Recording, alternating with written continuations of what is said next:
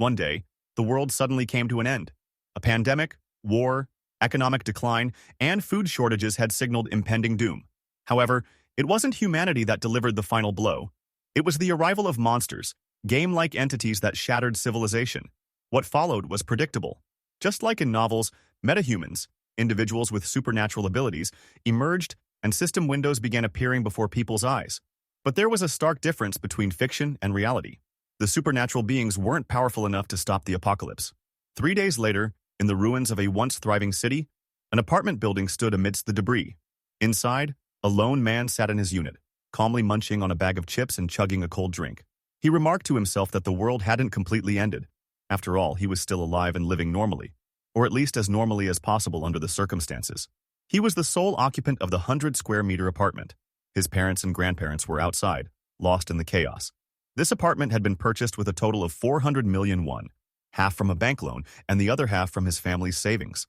The only reason he was here, despite not being wealthy, was due to a tax benefit that required someone to live in the property for 2 years. That obligation had now turned into isolation following the apocalypse. Checking his phone, his expression darkened. The screen displayed a poor connection message, confirming he was completely cut off. He sighed, unable to contact anyone, when suddenly, movement outside caught his eye. A massive bird-like monster was heading straight for his apartment. Panic surged through him. As the creature opened its beak, ready to strike, he instinctively shielded himself, eyes shut in terror. The moment stretched, but nothing happened. When he opened his eyes, a glowing system notification hovered before him. A subject who hasn't been permitted entry is trying to enter. Another message followed. Ultimate shut-in house declaration, passive. Level 1. No one can enter the house without the ruler's permission. Relief washed over him. He had survived, thanks to this mysterious ability. He got up, muttering that his survival so far had been entirely due to his strange power. However, as he approached the door, frustration set in. He tried to open it, but it wouldn't budge. Kicking and shoving made no difference. The door stood resolute. 3 days passed, and while he was grateful for his protection, reality hit hard. He was completely trapped. Sitting in despair, another system notification appeared. The ultimate shut-in cannot leave the house. Scoffing, he sneered at the absurdity. Ultimate shut-in? What kind of ability was this? Rubbing his head, he lamented his helplessness. The real problem was food. His fridge had lost power the previous day, and he had been rationing the last of his side dishes. Now, only a few packs of ramen remained. Before he could dwell further, another notification startled him. You have hunted a calican, level 23. You have obtained a great amount of experience points. Your skill level has increased. He stared at the message in shock. Looking out the window, he saw the monster that had tried to invade his home, now lying dead on the ground. A group of goblins had gathered around it, celebrating wildly. Did he hunt the creature just because it crashed into his house? Before he could process the thought, another notification appeared. You have obtained a new skill. A loot nearby has met the requirements. Calculating the loot. His surprise deepened as he read further. Loot calculation is now complete. 2,003,241 won has been deposited into the wallet of the ultimate shut-in. Staring at the message, he struggled to understand. Money? From nowhere? Before he could even think, he noticed something else. The electricity was back. Another notification explained. Ultimate shut-in house declaration. Passive. Level 3. No one can enter the house without the ruler's permission. Dignity preservation. Passive. Level 1. In order to preserve your dignity, half of your house's functions will be restored. His eyes widened in realization. The money in his wallet had triggered the house's partial restoration. Excitement surged through him. Rushing to his fridge, he confirmed it was running again. Turning on the faucet, water flowed freely. Checking his induction stove, he found it working as if the world hadn't ended. Joy turned to greed as he reached for his phone, wondering if the connection had been restored. However, the screen still displayed the same poor connection message. Frustrated, he scratched his head, cursing the one thing that refused to work. Then, something caught his eye. A USB drive lay on the table. Moving quickly, he plugged it into his computer. Photos began appearing on the screen. His childhood, his parents, his family. A picture of his mother cradling him as a newborn. Another of her holding his tiny hand as he walked to school. A snapshot of his father and mother standing proudly beside him. His most recent birthday where they had all been together. His chest tightened. Determination burned in his eyes. He had to bring his family here, no matter what. Rising from his seat, he walked toward the balcony, reaffirming his resolve. At that moment, a final notification popped up. Store level 1. You can buy items listed in the store at original prices. Blinking, he saw another prompt. You have 2,001,001 in your wallet. Would you like to list your first item? Staring at the message, he could only wonder. Just what kind of power had he awakened? The system notification appeared before the main character, informing him that store level 1 had been unlocked. He could now purchase listed items at their original prices. Curious, he placed a hand on his chin, wondering what this store was. Without hesitation, he clicked on the system notifications store icon. Immediately, the system displayed his wallet, showing an astronomical balance of 2,002,003,241. A prompt appeared, instructing him to list his first item with the option clearly presented. He walked over to his balcony window and attempted to leave the room. However, a chime from the system interrupted him, coldly stating that the ultimate shut-in could not leave the house. He sighed, realizing that, as expected, his skill level had increased slightly, yet he remained trapped. One thing was certain: hunting monsters would raise his level, granting him new skills. With each level up, he stood a chance of acquiring an ability that might allow him to escape. But the real question lingered. How could he kill monsters while being confined indoors? Recalling the previous incident where a monster had charged at his house and died upon impact, he acknowledged that such luck wouldn't strike twice. However, an idea sparked in his mind. Perhaps he could target goblins. Without delay, he moved to his fridge, retrieved a water bottle, and without aiming, hurled it outside. The bottle soared swiftly through the air. As he had suspected, it worked. Items could be thrown out of the house. Encouraged, he decided to test something heavier. He reached for a dumbbell but grew frustrated. Meanwhile, outside, the goblins had finished eating the remains of a monster and were preparing to leave. Cursing under his breath, he realized this was his only chance. Raising his right arm, he propelled a dumbbell with all his strength. The weight hurtled toward the goblins but missed, striking a bird monster's corpse instead. The goblins immediately turned, now on high alert. Seeing their reaction, he knew he was in trouble. Glancing around his room, he realized he had only one dumbbell left. Folding his hands, he contemplated his next move. He lacked any objects heavy enough to eliminate the goblins and wasn't strong enough to throw large appliances like TVs or computers. Suddenly, a loud guttural noise echoed. The goblins, furious, glared at his building. Their leader barked an unintelligible command, pointing in his direction menacingly. His heart pounded as fear gripped him. His body reacted before his mind did. He had wet himself. The goblins roared in unison, charging toward the building. But then, a realization dawned on him. This situation wasn't as bad as it seemed. At this distance, he still had a chance. Acting quickly, he opened the store window in the system. His balance remained untouched, and the list item option was still available. Without hesitation, he selected the dumbbell for listing. The system promptly scanned the object, confirming its status as a classic non-slip 3-kilogram dumbbell, priced at $16,991, the exact amount he had originally paid for it online. Seeing this, he deduced that the system's market prices mirrored those from before the world had ended. Then, an idea struck him. He could buy the dumbbell back. Selecting the purchase option, he confirmed his choice. Instantly, light shimmered, and two identical dumbbells materialized before him. A triumphant grin spread across his face. It had worked exactly as he had hoped. Without wasting time, he hurled one of the dumbbells out of the window. It plummeted and struck a goblin square on the head. Blood splattered upon impact. A system notification appeared, confirming that he had slain a level 7 goblin, earning experience points and a deposit of 3,345 into his shut-in wallet. Clenching his fist, he savored the victory. But the second dumbbell missed its mark. The goblins dodged, and he cursed in frustration. Thinking quickly, he purchased 3 more dumbbells. As they materialized, he grabbed them all, launching each one at the remaining goblins. Another goblin fell, and the system rewarded him with more experience points and currency. Then, another notification appeared. His skill level had increased. He had acquired a new skill. Storage level 1, an alternate dimension for storing items. Excitement surged through him. He ordered the system to open storage. Picking up a dumbbell, he confirmed its placement within the alternate dimension. The system acknowledged the action, presenting an option to summon items. He tested it, and in a flash of light, the dumbbell reappeared in his grasp. Realization dawned on him. He could summon items at will. A sinister smirk curled on his lips. With a single command, the storage interface opened once more.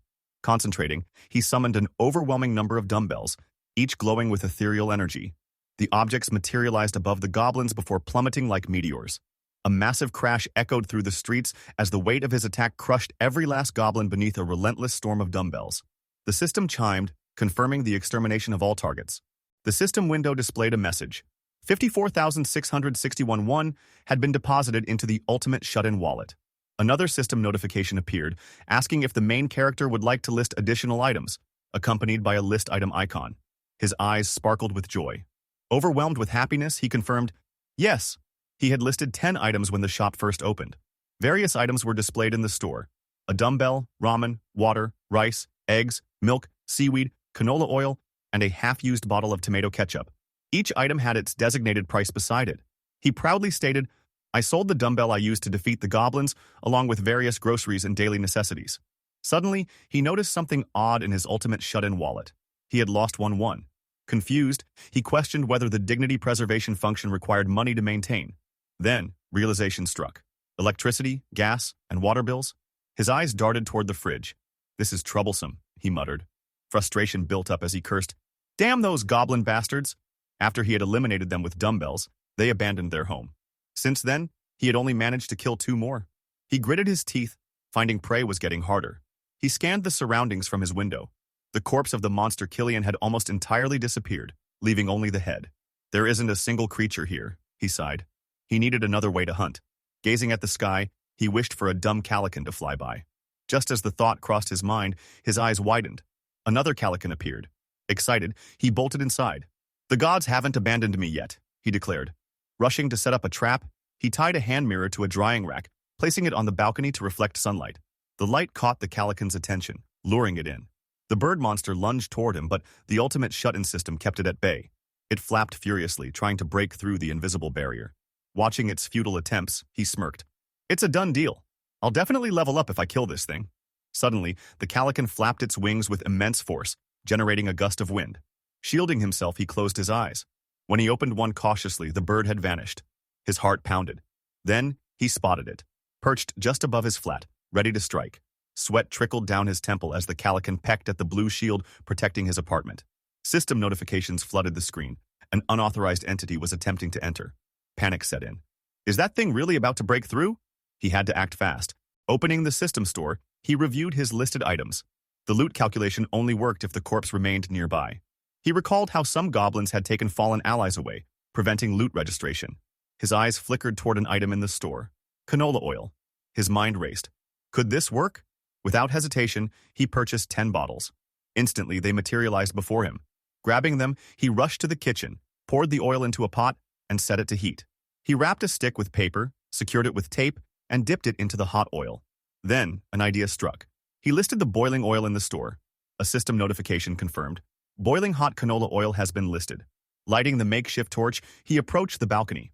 The calican still loomed above. Taking a deep breath, he summoned the boiling oil directly above the monster. A cascade of scalding liquid drenched the bird. It screeched in agony. Without wasting a second, he thrust the burning torch at it. Flames erupted. The calican writhed, plummeting to the ground. Watching from above, he grimaced at its agonizing cries. Moments later, its body stilled. A system notification appeared. You have successfully defeated a level 27 calican. Massive XP gained. New skill acquired. Loot calculation in progress.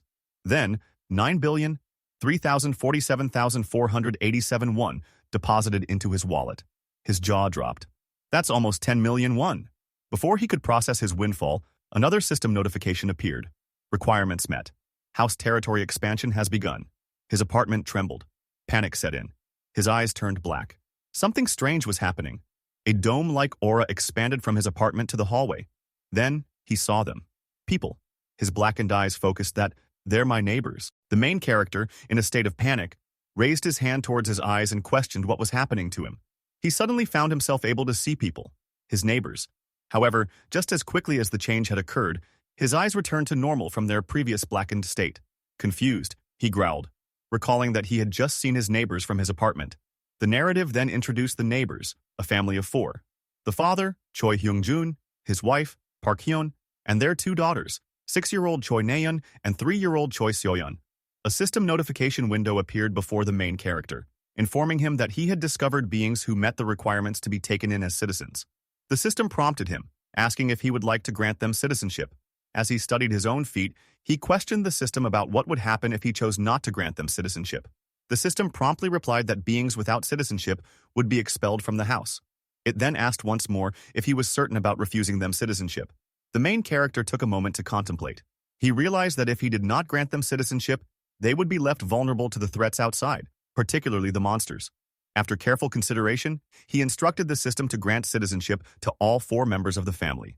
The system confirmed that Choi Hyung-jun, Park Hyun, Choi Naeun, and Choi Seoyeon had been given citizenship. As he observed the system window, he speculated that he might have unlocked additional skills related to citizenship. Deciding to investigate further, he checked his abilities. He discovered that he had gained a new skill, Ultimate Eyes. The skill description indicated that nothing within the house could escape his sight. Curious, he inquired if he had any abilities related to his citizens. The system displayed another skill, Ruler's Declaration, a passive skill at level 6, which ensured that no one could enter the house without the ruler's permission. Within the same tab, he noticed an option labeled Citizenship Management. Selecting it, he saw all 4 family members listed along with their trust levels towards him. The current population stood at 4 out of a possible 600 people. He was shocked to learn that he could grant citizenship to up to 600 individuals. Opening the profile of Choi Hyung-jun, he observed that the man was at level 9, with a trust level of 24 towards him. Choi Hyung-jun had no awakened ability, and both his experience point distribution rate and money distribution rate were set at 0%. Additionally, the system allowed him to assign quests and even expel citizens. Staggering at this revelation, he pondered the meaning behind the experience point and money distribution rates. He deduced that it referred to the amount of experience and money he could share with his citizens. Grinning, he questioned whether this was how he was meant to become stronger. Curious about the quest function, he selected the option to assign a quest to Choi Hyung-jun. A system window appeared, displaying 4 parameters: quest description, time limit, reward, and penalty for failure. He was astonished to find that he could manually input the quest details. Deciding to experiment, he created a simple quest, Hunt a Goblin. The time limit was set to 168 hours, with a small amount of experience as a reward and no penalty for failure. The system prompted him to confirm whether he wanted to issue the quest. However, an idea struck him. He wondered how far he could push the penalty for failure. He instructed the system to change the penalty from none to death.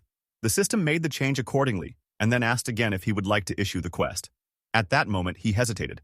Ultimately, he chose not to issue the quest, and the system confirmed that it had been cancelled. Sitting down on the floor, he contemplated the implications of this power. If he desired, he could kill his citizens at any time. He realized that he could create an impossible task and set the penalty as death, meaning he held the power over their lives. This realization made him grow serious. Reflecting on his newfound abilities, he activated his Ultimate Eyes skill, causing his eyes to turn black. He observed the family of 4 sitting around a table, their heads lowered in despair. The wife, Park Hyun, looked at her husband, Choi Hyung-jun, and asked what they should do next. Choi Hyung-jun, deeply troubled, placed his hand on his head and stated that he had no choice but to leave the house to find water. He instructed his wife to stay with the children and wait for his return. She protested, saying it was too dangerous. He acknowledged the risk but insisted they had no other option. She then questioned whether any place would still have water. Choi Hyung-jun, looking down, mentioned that he planned to check a nearby convenience store, reasoning that a store of its size might still have supplies. At that moment, their daughter, Nayeon, voiced her thirst. Park Hyun tried to console her, while Choi Hyung-jun, steeling himself, placed his hand over his wife's and reassured her. He asked if she trusted him, promising to return with something. Though unwilling to let him go, she knew she had no choice. Meanwhile, the main character deactivated his Ultimate Eyes and realized that the family's situation was far worse than he had initially thought. They had no water. He accessed the system store and examined his item list, wishing there was a way to store more supplies. He then opened his skill window and observed 3 skills under Ultimate Shut-In: Store, Dignity Preservation, and Storage. Each required 3 points to level up. Excited, he clenched his fists as the system asked if he would like to upgrade the Ultimate Shut-In Storage skill. He agreed, and a bright blue light shimmered from the system window. The store was now at level 2, increasing the number of items that could be listed by 20 and applying a 10% discount on all items. Contemplating further, he decided to invest his remaining 2 points into Store and Dignity Preservation. With Store now at level 3, he gained the ability to restore old items to their original condition. Pleased with this function, he felt that increasing the store's level had been worthwhile. Opening the store again, the system displayed that items could now be purchased at their original price. Without hesitation, he bought water and Jeju tangerines. Determined, he resolved to enhance his other skills as well. The system prompted him about upgrading the Dignity Preservation skill, and he agreed. He realized that by providing electricity and water to his neighbors, he could request many things in return. The system notified him that Dignity Preservation was now at level 2, unlocking the ability to register vassals. Perplexed, he asked aloud what a vassal was. Meanwhile, Choi Hyung-jun prepared to leave the house in search of food and water. His wife clung to their 2 daughters, her eyes filled with worry. He reassured her that he would return soon and asked them to protect the house in his absence. His daughter, Nayeon, tearfully questioned if he was truly going outside, fearing the monsters. A flashback revealed a past moment when the two sisters had been playing before a horde of goblins appeared, forcing them and their parents to flee. As their mother consoled them, Choi Hyung-jun thought to himself that this could very well be the last time he saw his family. However, before he could leave, someone knocked on the apartment door. The family tensed. Choi Hyung-jun, gripping a golf stick, prepared to defend them. A voice called out, asking for the door to be opened. Silence followed, and then the voice repeated its plea. Choi Hyung-jun hesitated, wondering if it was a human or a monster. The door opened, and light flooded into the dim room. Shielding his family, he shouted for the intruder not to harm them. But the voice that responded was calm. "Excuse me?" Turning slightly, with suspicion, he asked for the stranger's identity. The main character finally introduced himself. "I am Kim Jae-hyun. I live next door."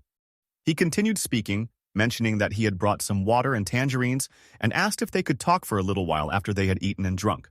Choi Hyung-jun looked at him in surprise. Overwhelmed, he stood up upon seeing his family. Turning towards the main character, he bowed respectfully and expressed his gratitude for the water and food. He stated that he had no reason to refuse such kindness, and considered the possibility that this person might be able to help them. Leading the way into his house, Choi Hyung-jun invited the main character inside. Inside, the two sisters observed the main character with suspicion, causing him to feel uneasy. He wondered if he had shocked them too much. Noticing the blackout curtains in the room, he thought to himself that it was a wise decision by the family, as it significantly reduced the chances of being attacked by monsters. Taking a slice of tangerine, he placed it in his mouth while contemplating. As he glanced towards the dark room, he decided that they needed some light. Issuing a simple order, a blue light appeared in his pupil, illuminating the previously dark room. Choi Hyung-jun, shocked, exclaimed that the lights had returned. The main character instructed Choi Hyung-jun to first give his children some water. Choi Hyung-jun accepted the water bottle with gratitude, thanking him. Calling out to his daughters, Nayeon and Seoyeon, he handed them each a bottle of water. As the sisters drank, they suddenly choked. Their mother, Park Hee-won, immediately turned to one of them and asked if she was all right. Observing the daughters, the main character suddenly asked them if they liked tangerines. Offering one to the younger sister, she accepted it and thanked him. Park Hee-won told her daughter, Seoyeon, to wait as she would peel it for her.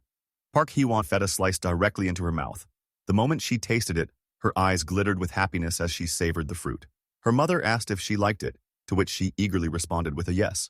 Seeing this, the older sister chimed in, expressing her desire to have some as well. Their mother then fed Nayeon a slice, and she too was delighted by the taste. A system notification appeared before the main character, indicating that the family's trust had increased. Citizen Choi Seoyeon's trust had reached 50, unlocking loyalty. Choi Nayeon's loyalty had surpassed 30, fulfilling the requirements to be registered as a vassal. A system window then displayed Choi Nayeon's profile, showing that she was level 2 with a trust level of 57, no awakened ability, and both experience and money distribution rates at 0%. Two options were provided: give quest and expel. The main character questioned whether she had truly met the criteria to be registered as a vassal, but he thought she was too young. Unlike citizens, he could only register 10 vassals, and he needed them to be at least at Choi Hyung-jun's level to effectively carry out orders. Looking at Choi Hyung-jun, a description appeared above him, revealing that his trust level was 31 and his level was 9. The main character realized that he needed to increase Choi Hyung-jun's trust further. At that moment, Choi Hyung-jun called out to the main character, who immediately became alert and asked what was wrong. Choi Hyung-jun expressed his gratitude, stating that he did not know how to repay such kindness. The main character suggested that they talk in the corridor. Choi Hyung-jun hesitated for a moment before agreeing. The scene shifted to the corridor, where the two engaged in conversation. The main character asked if Choi Hyung-jun had received the citizenship he had granted him. Surprised, Choi Hyung-jun responded with a question, asking if the notification window he had seen was related. He mentioned that his entire family had received it about 30 minutes ago. The main character inquired whether anything unusual had happened during that time. Choi Hyung-jun recalled that they had been unable to move their bodies for a short while. The main character remembered that individuals would be temporarily frozen until they fully received their citizenship. With a serious expression, the main character assured Choi Hyung-jun that he would help him return to the life he had before everything changed. Shocked by this statement, Choi Hyung-jun listened as the main character continued, promising that he could ensure monsters would not invade their home. Still sweating and bewildered, Choi Hyung-jun asked if such a thing was truly possible. The main character confidently confirmed that it was. Closing his eyes in thought, Choi Hyung-jun reopened them and acknowledged that such help would not be free. He asked what he needed to do in return. The main character warned that it could cost him his life and asked if he was still willing to proceed. A heavy silence followed as Choi Hyung-jun contemplated the risk. However, with determination in his eyes, he clenched his fists and declared that he would do it. He explained that even without the main character's involvement, he would have had to leave the house to find food and water anyway. The main character nodded, recognizing the gravity of his resolve. Choi Hyung-jun reaffirmed that he had already put his life on the line once before. Acknowledging this, the main character suddenly shifted the conversation, asking about a golf club he had seen earlier and how much it had cost. Puzzled by the abrupt change in topic, Choi Hyung-jun hesitated before replying that it had been around 400,000 or 500,000 won. The main character thought to himself that it was too expensive to list in the store, deciding that he needed to save money for the future. Confused, Choi Hyung-jun asked why the main character had suddenly brought up the golf club. The main character casually waved his hand and dismissed the question, suggesting they set that aside for the moment. He then inquired if Choi Hyung-jun remembered the day the monsters appeared. Choi Hyung-jun confirmed that it had happened on a weekend. Recalling the goblin attack on his family, he described the experience as truly horrifying. Placing a hand on his chin, the main character noted that those who had stayed home that day seemed to have survived. He reflected that, although a single goblin was not particularly strong and had a lower level than an adult male, their real danger came from always moving in groups. However, he considered that humans had the same advantage when united. Realizing that he needed to grow his army quickly, the main character addressed Choi Hyung-jun. When Choi Hyung-jun responded, asking what was the matter, the main character declared that from then on, he wanted him to help search for survivors together. The scene shifted to the exterior of the main character's building, where the sun was setting.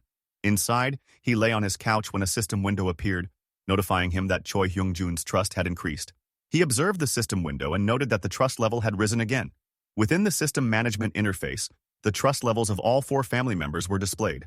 As he gazed at the window, he reminisced, contemplating the possibility of eventually reuniting with his family members by gradually bringing people in. With a solemn expression, he questioned the situation, his eyes filled with sadness. At that moment, a loud scream echoed through the air, startling him. He quickly moved to his balcony to investigate. What he saw below left him both shocked and surprised. People were engaged in battle with goblins. Assessing the situation, he considered the difficulty of assisting those on the ground. The focus then shifted to the battle below, where the goblins roared ferociously. One individual wielding a baseball hurled it with immense force at a goblin, sending it flying backward. The impact was so severe that the goblin's head burst, causing blood to splatter. Observing from his balcony, the main character muttered in disbelief. Meanwhile, an archer down below skillfully fired 2 arrows simultaneously, taking down 2 goblins at once. Another man, standing on higher ground, leaped down and crushed a goblin's head with his baseball bat. Witnessing their kind being slain, the remaining goblins panicked and fled for their lives. The victorious group stood over the corpses of the goblins. At that moment, the female archer sensed something unusual and turned to identify the source. Instinctively, she drew her bow and aimed in the direction of the disturbance. However, to her surprise, what she found was merely a packet of ramen. Looking up, she noticed the main character waving from the rooftop. He continued waving vigorously in an attempt to get their attention. The archer, perplexed, wondered what he was trying to do. Frustrated, he called out to them, flailing both arms. Just then, a knock came at his door. Choi Hyung-jun had arrived. Upon realizing who it was, the main character looked through the peephole and saw Choi Hyung-jun standing outside, holding a box. He opened the door and invited him in. But as Choi Hyung-jun attempted to step inside, a blue shield blocked his entry. A system notification appeared, indicating that Choi Hyung-jun was unqualified to enter. Confused, Choi Hyung-jun read the notification aloud, questioning its meaning. The main character, looking at the system window, realized the issue. Reflecting on the situation, he speculated whether no one could enter his home unless registered as his vassal. Choi Hyung-jun then handed the box to the main character, explaining that he had brought all items that could be used as weapons. Expressing gratitude, the main character opened the box to find knives and a toolkit inside. He then commanded the system to open the store, purchasing 5 bottles of water and 5 packets of ramen. Suddenly, the purchased items materialized out of nowhere. Choi Hyung-jun, witnessing this, was taken aback.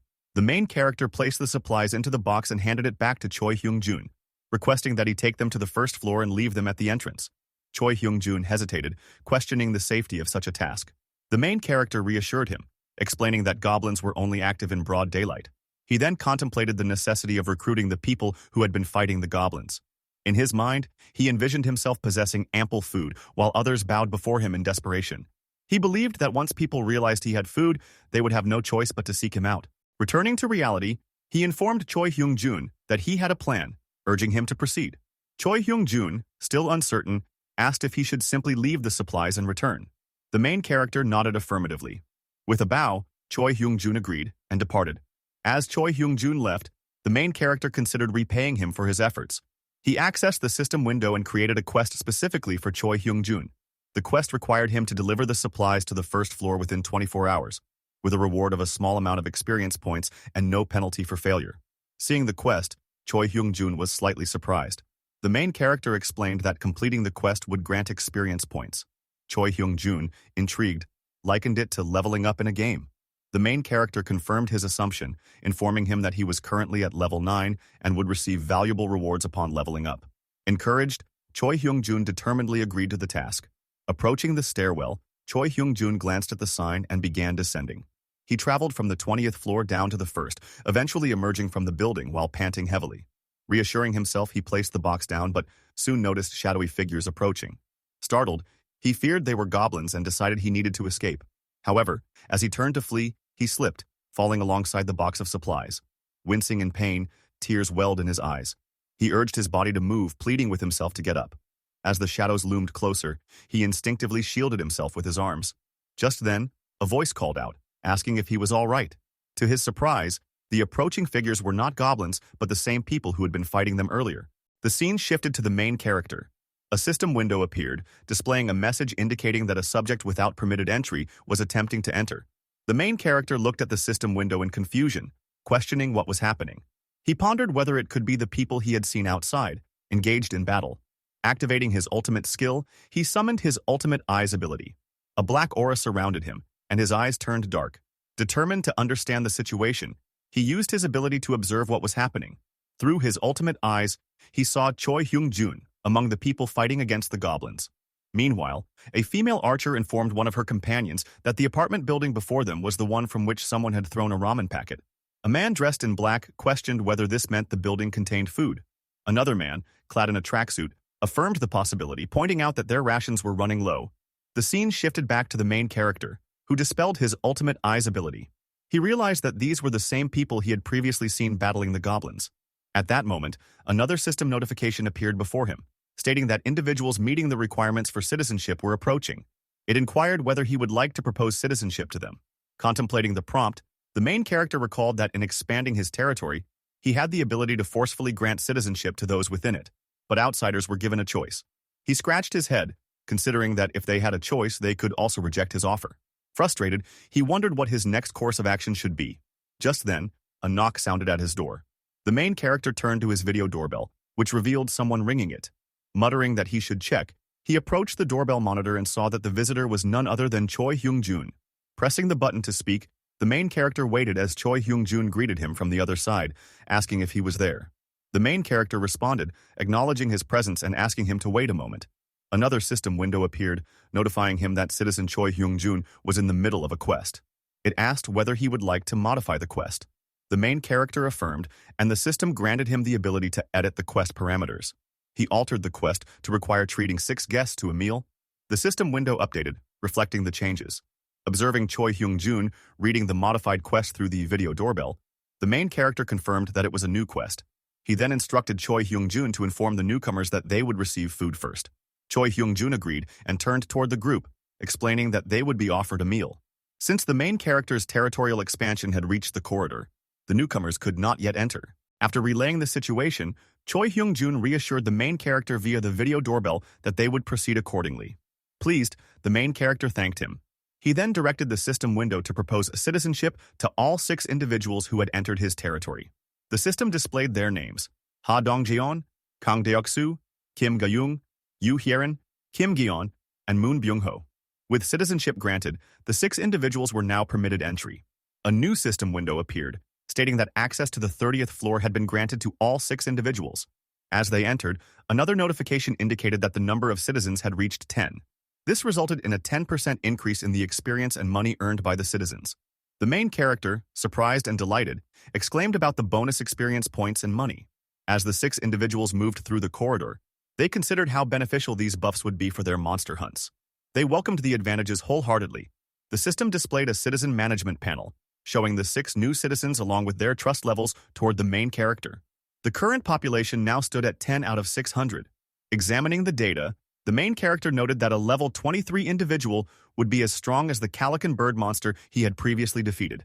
He selected Ha Dongjeon's profile, observing that his trust level was 19, and that his awakened ability was baseball throw, a D-rank skill.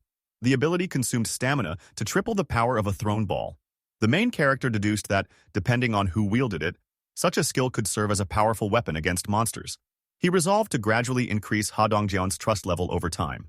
Directing the system, the main character adjusted the experience distribution rate for the 6 individuals to 70%. Once the system confirmed the change, he relaxed, satisfied that it was done. He concluded that he only needed to assign them quests to hunt monsters, allowing him to earn both experience and money effortlessly. It felt as if he were auto-hunting in a game. He envisioned his citizens battling monsters on his behalf. However, he reminded himself that he needed to get to know them in due time, as they could be the key to reuniting with his family. A system notification suddenly appeared, informing him that Ha Dongjeon's trust had increased. The main character, startled, wondered what had triggered this change. More notifications followed, revealing that the trust levels of Kim Ga-young and Yu Hyeon had also risen. Surprised, the main character speculated about the cause. Meanwhile, the scene shifted to Choi Hyung-jun's apartment, where he welcomed the 6 individuals. They expressed gratitude for his hospitality. His wife, Park Hae-won, questioned him about the situation. He assured her that he would explain later but requested her help in preparing food. She hesitated momentarily before agreeing, instructing the newcomers to wait. Ha Dongjeon respectfully thanked her. Observing Choi Hyung-jun, Ha Dongjeon curiously asked what kind of person Jae-hyun was. Scratching his head, Choi Hyung-jun admitted that he was not entirely sure. He only knew that Jae-hyun was his neighbor. Processing this information, Ha Dongjeon contemplated what it could mean. Choi Hyung-jun directed the newcomers to the dining area, remarking that Jae-hyun was an intriguing individual. He acknowledged that the electricity, water, and other essentials they were benefiting from were thanks to Jae-hyun's efforts. Ha Dongjeon deduced that Jae-hyun must be a metahuman. He unzipped his tracksuit, revealing a ramen packet inside, and speculated about the extent of Jae-hyun's abilities. Determined to impress Jae-hyun, Ha Dongjeon concluded that his power must be extraordinary, capable of sustaining electricity, food, and water in an apocalyptic world. Choi Hyung-jun offered them the opportunity to take a shower while waiting for the meal. 2 of the girls in the group became excited at the thought of warm water. Choi Hyung-jun confirmed that warm water was available, a part of Jae-hyun's abilities. He directed them to 2 bathrooms so they could bathe simultaneously. The archer girl was taken aback, while another girl bowed in gratitude. However, another companion interjected, suggesting that they should defeat Jae-hyun. Ha Dongjeon, angered, rebuked him, emphasizing the importance of gaining Jae-hyun's favor rather than antagonizing him. He reminded his group that their primary objective was to obtain food and instructed them to act cautiously. They all agreed. Noticing Byung-ho's solemn expression, Byung-ho, a weak-looking boy, seemed distant. Ha Dongjeon reassured him, apologizing for involving him. Byung-ho dismissed the apology, stating that he had chosen to come willingly. Ha Dongjeon promised they would gather food and then visit Byung-ho's grandmother. Though Byung-ho agreed, he harbored doubts, fearing that it was already too late for his grandmother. Encouraging Byung-ho to remain hopeful, Ha Dongjeon suggested they could reach her house if they worked together. Just then, a sound caught their attention. Someone was opening the apartment door. As the silhouette of a man appeared, Ha Dongjeon instinctively tightened his grip on a baseball. Feeling a sudden intensity in the air, they realized that the figure was none other than the main character. As he stepped inside, he assured them that he would help them all. Ha Dongjeon, contemplating the situation, thought that perhaps this person could save them from their despair. The group of 6 sat at the dining table with the main character, Jae-hyun.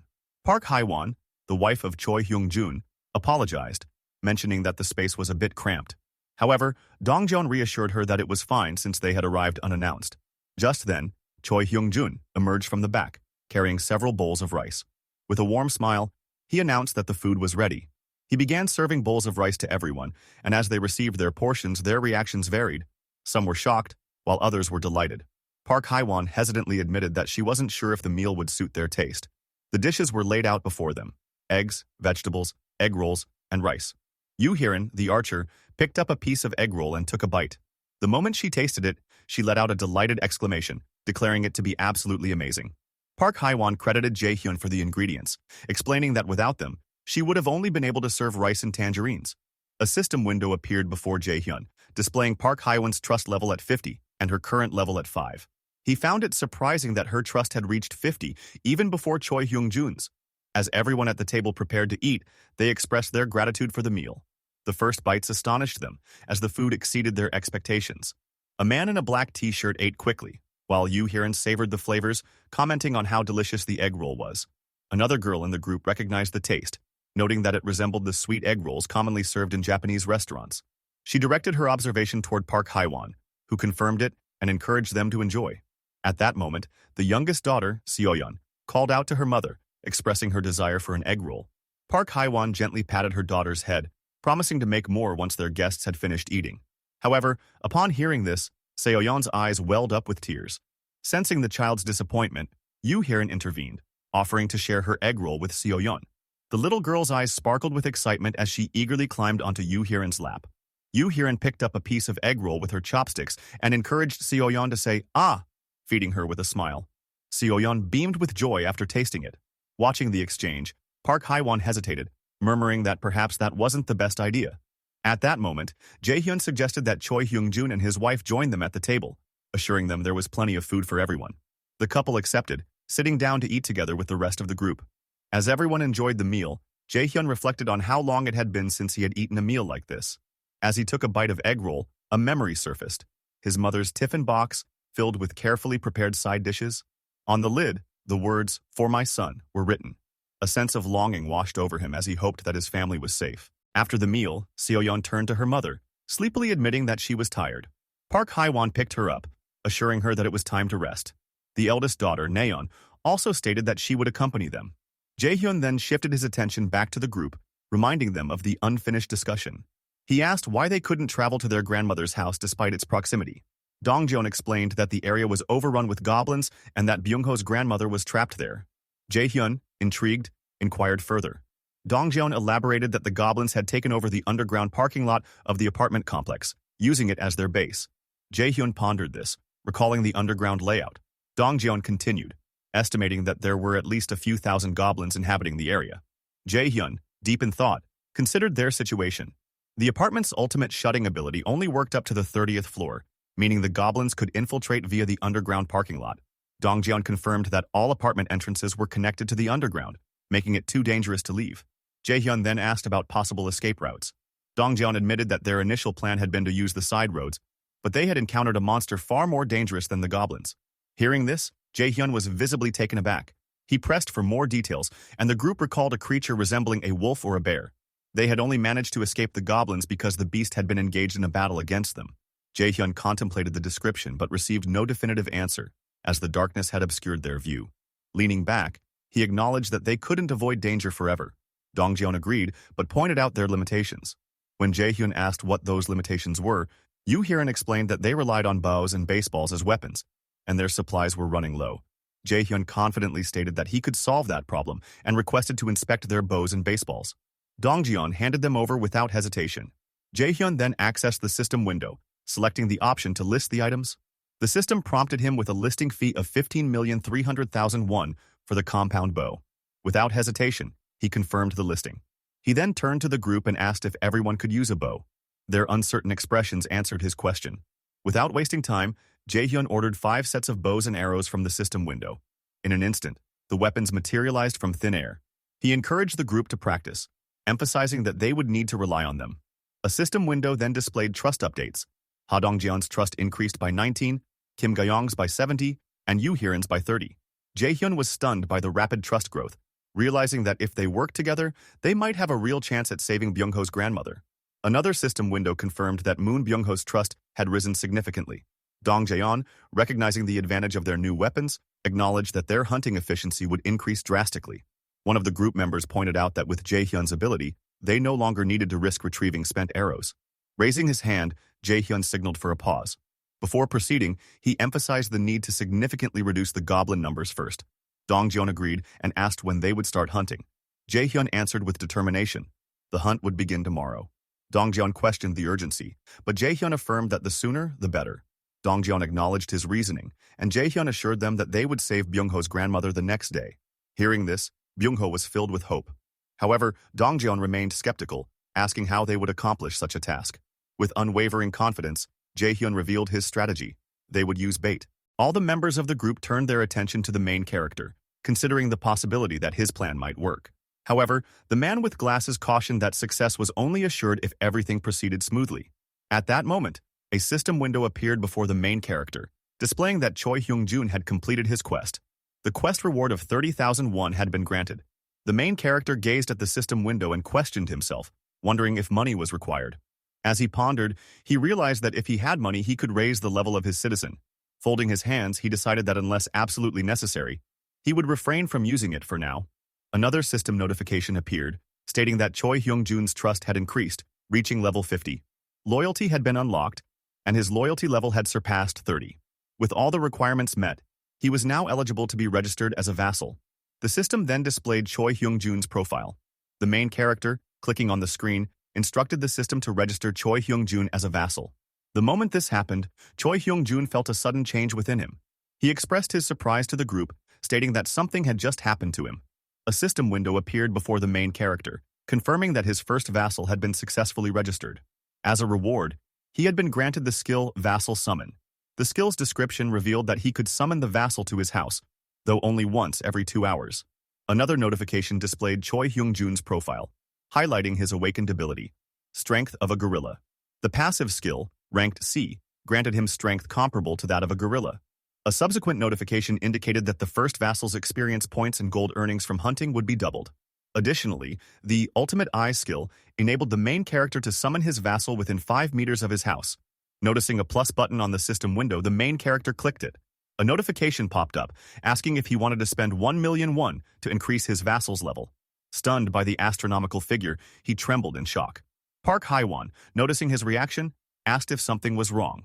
The main character quickly dismissed her concern, saying it was nothing. Turning to Choi Hyung-jun, he inquired about how he felt. Choi Hyung-jun, overwhelmed with newfound strength, confirmed that his power was surging and asked if the main character was responsible for this transformation. The main character affirmed it. Choi Hyung-jun marveled at his rejuvenation, stating that he felt 10 years younger. As he observed his growing strength, the main character smiled slightly and handed him a bow, requesting that he join the mission. Choi Hyung-jun, taken aback, hesitated before responding, "Pardon?" The main character considered that citizens gained an additional 10% experience, whereas vassals received twice the amount. The experience points Choi Hyung-jun would earn would be staggering. Holding the bow, Choi Hyung-jun expressed sadness, but ultimately accepted the mission, stating he would do it. The main character, giving him an encouraging smile, assured him, "I'll be counting on you."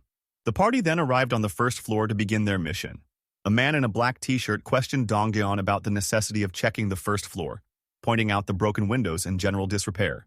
Dongjeon insisted that they check regardless, reminding him of the main character's orders. As a rescue team, their goal was to save any survivors in the building and transport them to the 30th floor. Dongjeon reflected that the core of the mission was to lure large numbers of goblins into the apartment building and eliminate them. Addressing the party, he emphasized the need to find as many survivors as possible. The black t-shirt wearing man acknowledged the plan, and Dongjeon gave the signal to begin their search from Unit 101, warning everyone to stay alert. Upon entering Unit 101, the team grew serious as they were met with a horrifying sight. Dead bodies scattered across the room. Dongjeon clenched his teeth and swiftly instructed the party to leave. They proceeded to another unit, only to find more corpses. Resting his hand on his forehead in frustration, Dongjeon lamented that there was nothing on the first floor and ordered the team to proceed to the second floor. Ascending the stairs, they encountered another gruesome scene, bloodied corpses lining the hallway. The sight made them hesitate, but Dongjeon quickly urged them to move on to the third floor. To their surprise, the third floor corridor was clean. Dongjeon began banging on an apartment door, calling out for any survivors. Yu Hiram and the others followed suit, knocking on doors and asking if anyone was inside, but no one responded. The realization that everyone might already be dead left them disheartened. Gritting his teeth, Dongjeon led them to the fourth floor. On the fourth floor, the team repeated their calls for survivors. This time, a shabby-looking man cautiously opened his door, suspiciously asking if they were really a rescue team. Dongjeon confirmed it. The man, clearly dehydrated, requested water.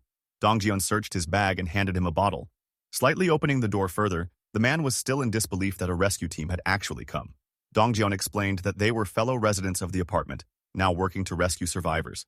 He assured the man that a safer place awaited him and urged him to come along. Shocked, the man hesitated before abruptly shutting the door in Dongjeon's face. However, moments later, he reopened it and welcomed them inside. Introducing himself as Hong Jung-soo, he apologized for his paranoia and extended his hand for a handshake. Dongjeon shook his hand and introduced himself in return, expressing his hope that they could get along. Turning to Gayung and Hiran, Dong Jian instructed them to escort the rescued survivors to the 30th floor and return. They acknowledged his command. Hong Jung-soo, surprised, questioned whether they weren't leaving the apartment entirely. Just then, his son appeared, exclaiming that he had faith in being rescued and suggesting that a helicopter was likely waiting for them. Yu Hyerin clarified that there was no helicopter, but going up would provide them with a warm meal and a shower. At the mention of a shower, Hong Jung-soo's daughter excitedly emerged, eager at the prospect. Behind her, Hong Jung-soo's face fell into disappointment, seemingly regretting their situation. Yu Hyerin reassured her that a warm shower awaited. Overcome with joy, Hong Jung-soo's daughter rushed to the team, urging her father to stop hesitating and move quickly. Hong Jung-soo, now convinced, conceded, expressing disbelief that they were truly safe. At that moment, a system notification appeared before the main character, indicating that the number of citizens had reached 40. Consequently, the experience points and gold earnings from his citizens had increased by 90%. The main character stared at the system window, processing everything that had happened. He now had 40 citizens. Thinking through his next steps, he decided that the children and the elderly would stay at Choi Hung-jun's house first. The scene shifted to show many elderly and children gathered inside the house. Continuing his thoughts, he determined that the rest of the people would live in the corridors. Just then, Dong Yeon approached him and reported that there were exactly 40 people. They were all they could find. The main character questioned Dong Yeon, asking if that was truly everyone. Dong Yeon confirmed, stating that they had searched thoroughly from the first floor to the 29th floor. It seemed that quite a few people had never left their homes from the start. The main character acknowledged Dong Yeon's efforts and praised him for his great work. Closing his eyes, he reflected on the situation. Choi Hyung-jun's house was nearly full, and for now, that would be enough. After a brief moment, he activated his ultimate eyes. His eyes turned black, and a dark mist formed around him. Through this ability, he observed Byung-ho carrying chairs, Choi Hyung-jun, and the man with glasses working on the wiring, and Yu Hyerin and Byung-ho handling wires. He then deactivated his skill and turned to Dong Yeon, stating that they would now proceed to the second stage of the Goblin Hunt mission. The scene shifted to Dong Yeon, who gathered everyone's attention as he began his briefing. He explained their mission, to lure out the goblins hiding underground. The group would split into two teams. The first team would draw out the goblins on the first basement level and eliminate them, then move on to the second basement level to finish off the rest. The man with glasses voiced his concerns, questioning what they would do if there were far more goblins than expected. Would they risk being trapped and isolated on the first floor?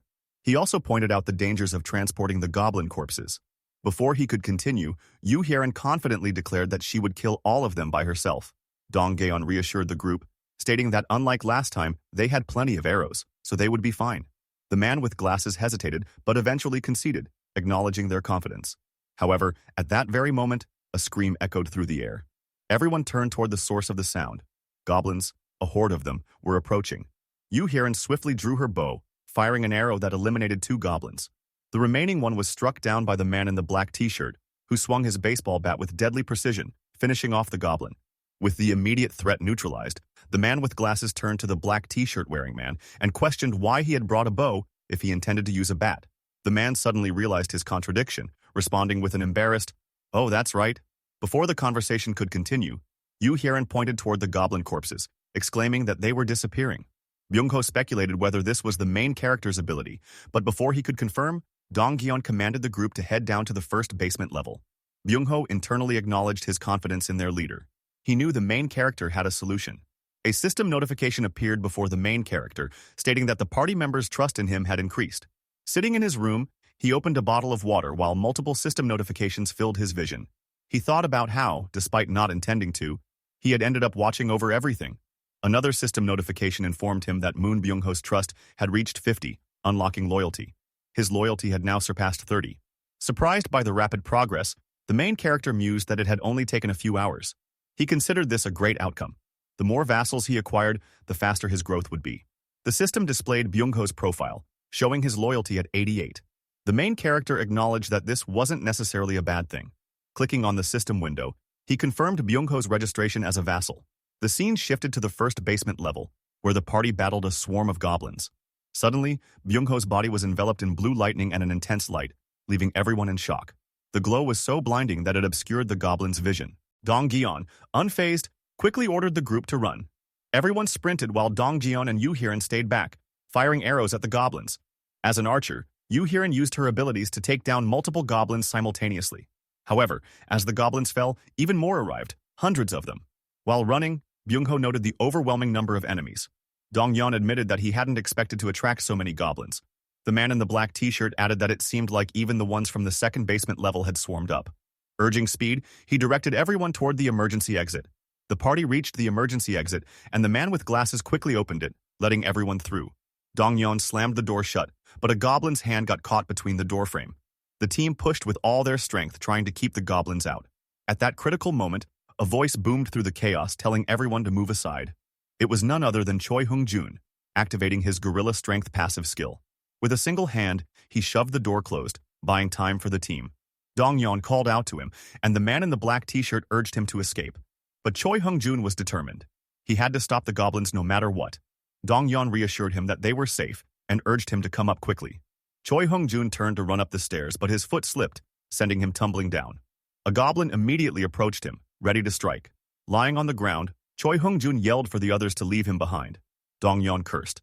But before the goblin could land its attack, the man in the black t-shirt lunged forward and crushed its skull with his bat. Extending his hand to Choi Hung-jun, he urged him to get up. However, more goblins rushed toward them. Just as one was about to attack, a black-purple mist enveloped Choi Hung-jun, and he vanished. The man in the black t-shirt was momentarily stunned, but had no time to process what had happened. More goblins lunged at him, and he retaliated with his bat.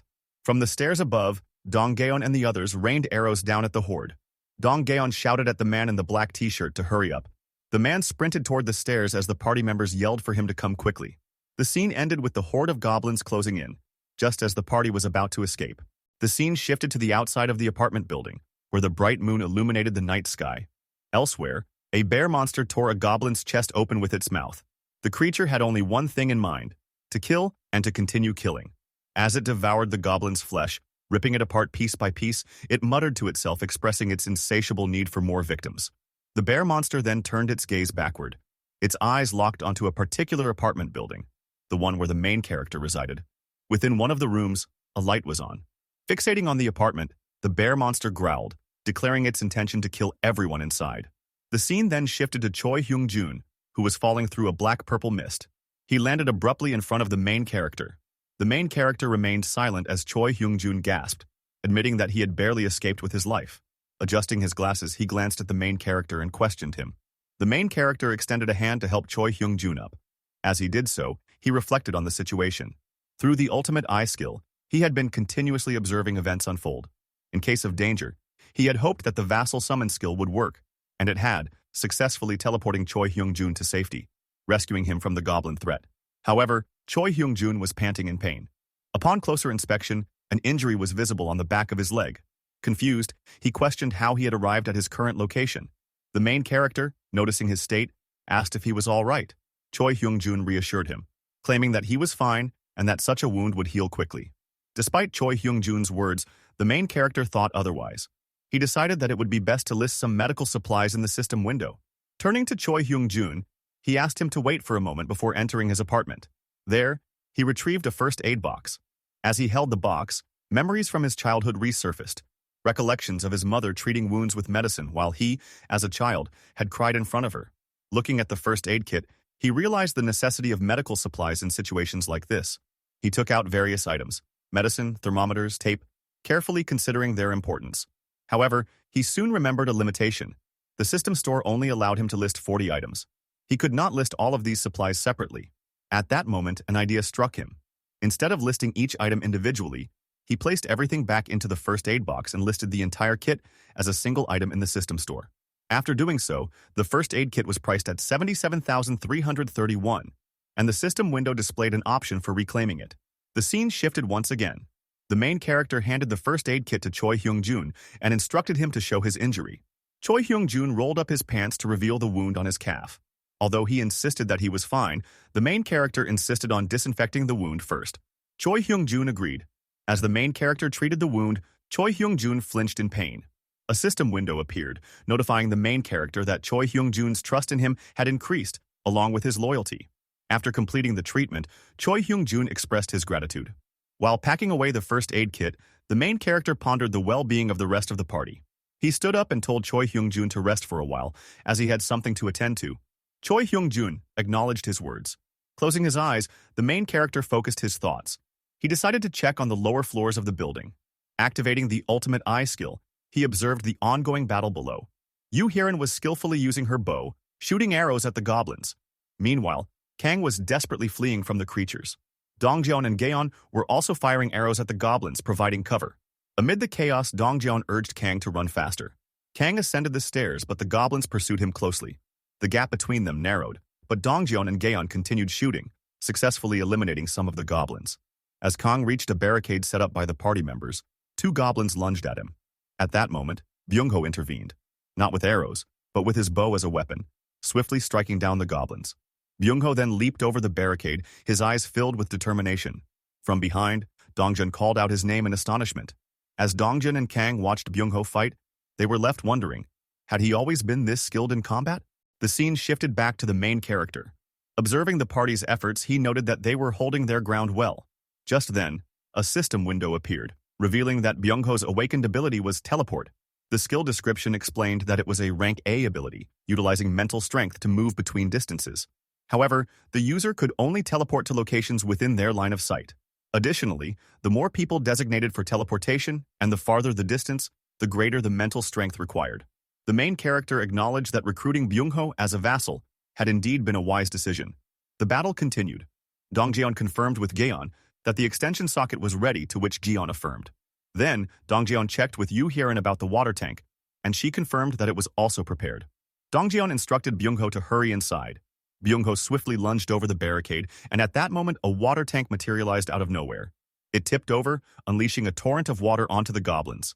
The creatures were drenched in the heavy flow. Seizing the opportunity, Dongjeon signaled Jian to activate the socket. Jian responded with a sharp Roger and switched it on.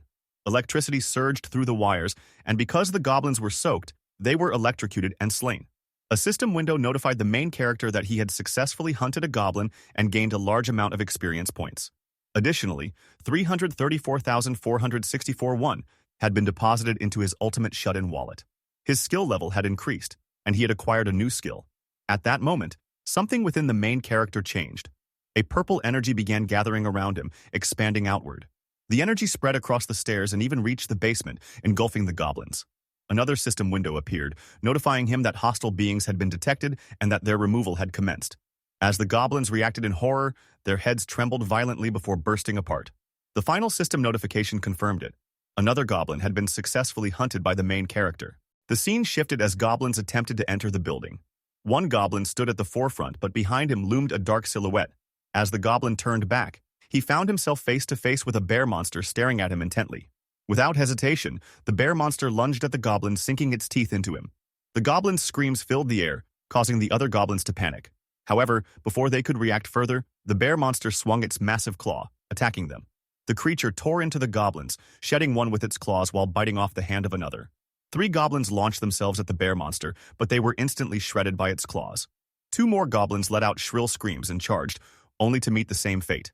One goblin managed to latch onto the bear monster's body, sinking its teeth into its flesh. Another goblin followed suit, gripping onto the monster and tearing into its body. Frustrated by the relentless assault, the bear monster entered a frenzy. More goblins swarmed onto its body, viciously tearing at its flesh. The bear monster let out agonized screams and growls, writhing in pain. Then, in a shocking turn of events, all the goblins' heads suddenly burst open, killing them instantly. The bear monster twitched, trying to comprehend what had just occurred. As the realization of the goblins' deaths settled, a system notification appeared before it, granting it citizenship. At that moment, the bear monster began to shrink. Gradually, its massive form diminished until it was the size of a normal bear. Then, a woman emerged from within, revealing that the bear monster had been a girl all along. The woman, exhausted and weakened, lost consciousness and collapsed onto the floor. All of this was observed by the main character through his ultimate eye skill. His gaze remained fixed on the unconscious woman lying amidst the lifeless goblins. Internally, he questioned who she was. Almost immediately, a system notification provided an answer. Her name was Oh Yeonju. The notification further revealed her trust level as 9, her awakened ability as werebear, and her level as 33. Another system notification displayed the description of the werebear skill, which was ranked at A. It explained that the ability transformed the user into a beast, maximizing all physical and regenerative capabilities. The revelation made it clear that Oh Yeonju was an awakened metahuman utilizing her werebear skill. The main character's eyes widened upon realizing that not only was her level 33, but she also possessed an A-rank ability. Before he could process this fully, another system notification appeared, stating that Citizen Dong Jian's trust had reached 50, unlocking loyalty. The same applied to Citizen Yu Heron, whose trust level had also reached 50. Yet another notification indicated that Citizen Kang's loyalty had surpassed 30, making him eligible to be registered as a vassal. Finding the development intriguing, the main character took a moment to think before issuing a command. Closing his eyes briefly, he then reopened them and gestured toward the system window, instructing it to register Kang as a vassal. Instantly, a system window opened, displaying Kang's profile. His title was listed as the third servant. His trust level was 52, and his loyalty stood at 31. His awakened ability, Iron Knight, was ranked at B. The skill description revealed that Iron Knight allowed the user to summon a halberd and iron armor that covered their entire body. The main character pondered over the correlation between a vassal's level and their awakened ability. He imagined Choi Hyung-jun, whose strength of a gorilla was a C-rank awakened skill, with a level of 20. Then, he considered Kang, who possessed the Iron Knight ability at B rank and was level 25. Finally, he pictured Byung-ho, who had the teleportation ability ranked at A and was level 30. He deduced that once individuals were registered as vassals, their levels were determined based on the rank of their awakened ability. As he continued contemplating, he imagined a random box, questioning whether the ranks of abilities were chosen randomly. He further speculated that if Byung-ho had gained an A-rank ability in accordance with his loyalty value, then Choi Hyung-jun, who had a higher loyalty value, should have gained a B-rank ability instead of a C-rank one. Additionally, Kang obtained a B-rank ability with a loyalty value of 31, making the factors influencing higher rank abilities an important mystery to uncover. Realizing the significance of this information, the main character acknowledged that he could only register 10 vassals for the time being. Thus, it was crucial to register individuals capable of obtaining higher rank abilities. However, he also recognized that not knowing what might happen if a metahuman were registered as a vassal posed a problem. At that moment, another system window appeared, stating that metahumans could now freely move between stairs, elevators, and corridors. The main character then walked toward an elevator. Placing his hand on it, he activated his ultimate eye skill. Through it, he observed Oh Yeonju lying unconscious in the basement. Soon, the elevator ascended to the 30th floor. The main character turned his head and addressed Choi Hyung-jun, calling his name. Choi Hyung-jun promptly responded. The main character then instructed him to bring the unconscious woman from the basement to the 30th floor. The elevator doors opened, and the scene shifted. At another location, the party members surveyed the aftermath of the battle, noting that all the goblins were dead, their heads completely gone. Kang, shocked, questioned what had just happened. He remarked that a swarm of goblins had suddenly charged at them, to which Kong added that it felt as if someone had caused it. As Kang and Kong gathered wire, Dongjeon silently contemplated the powerful ability that had annihilated the goblins in an instant. He clenched his lips and recalled how Choi Hyung-jun had praised the main character for providing food, water, and even warm showers.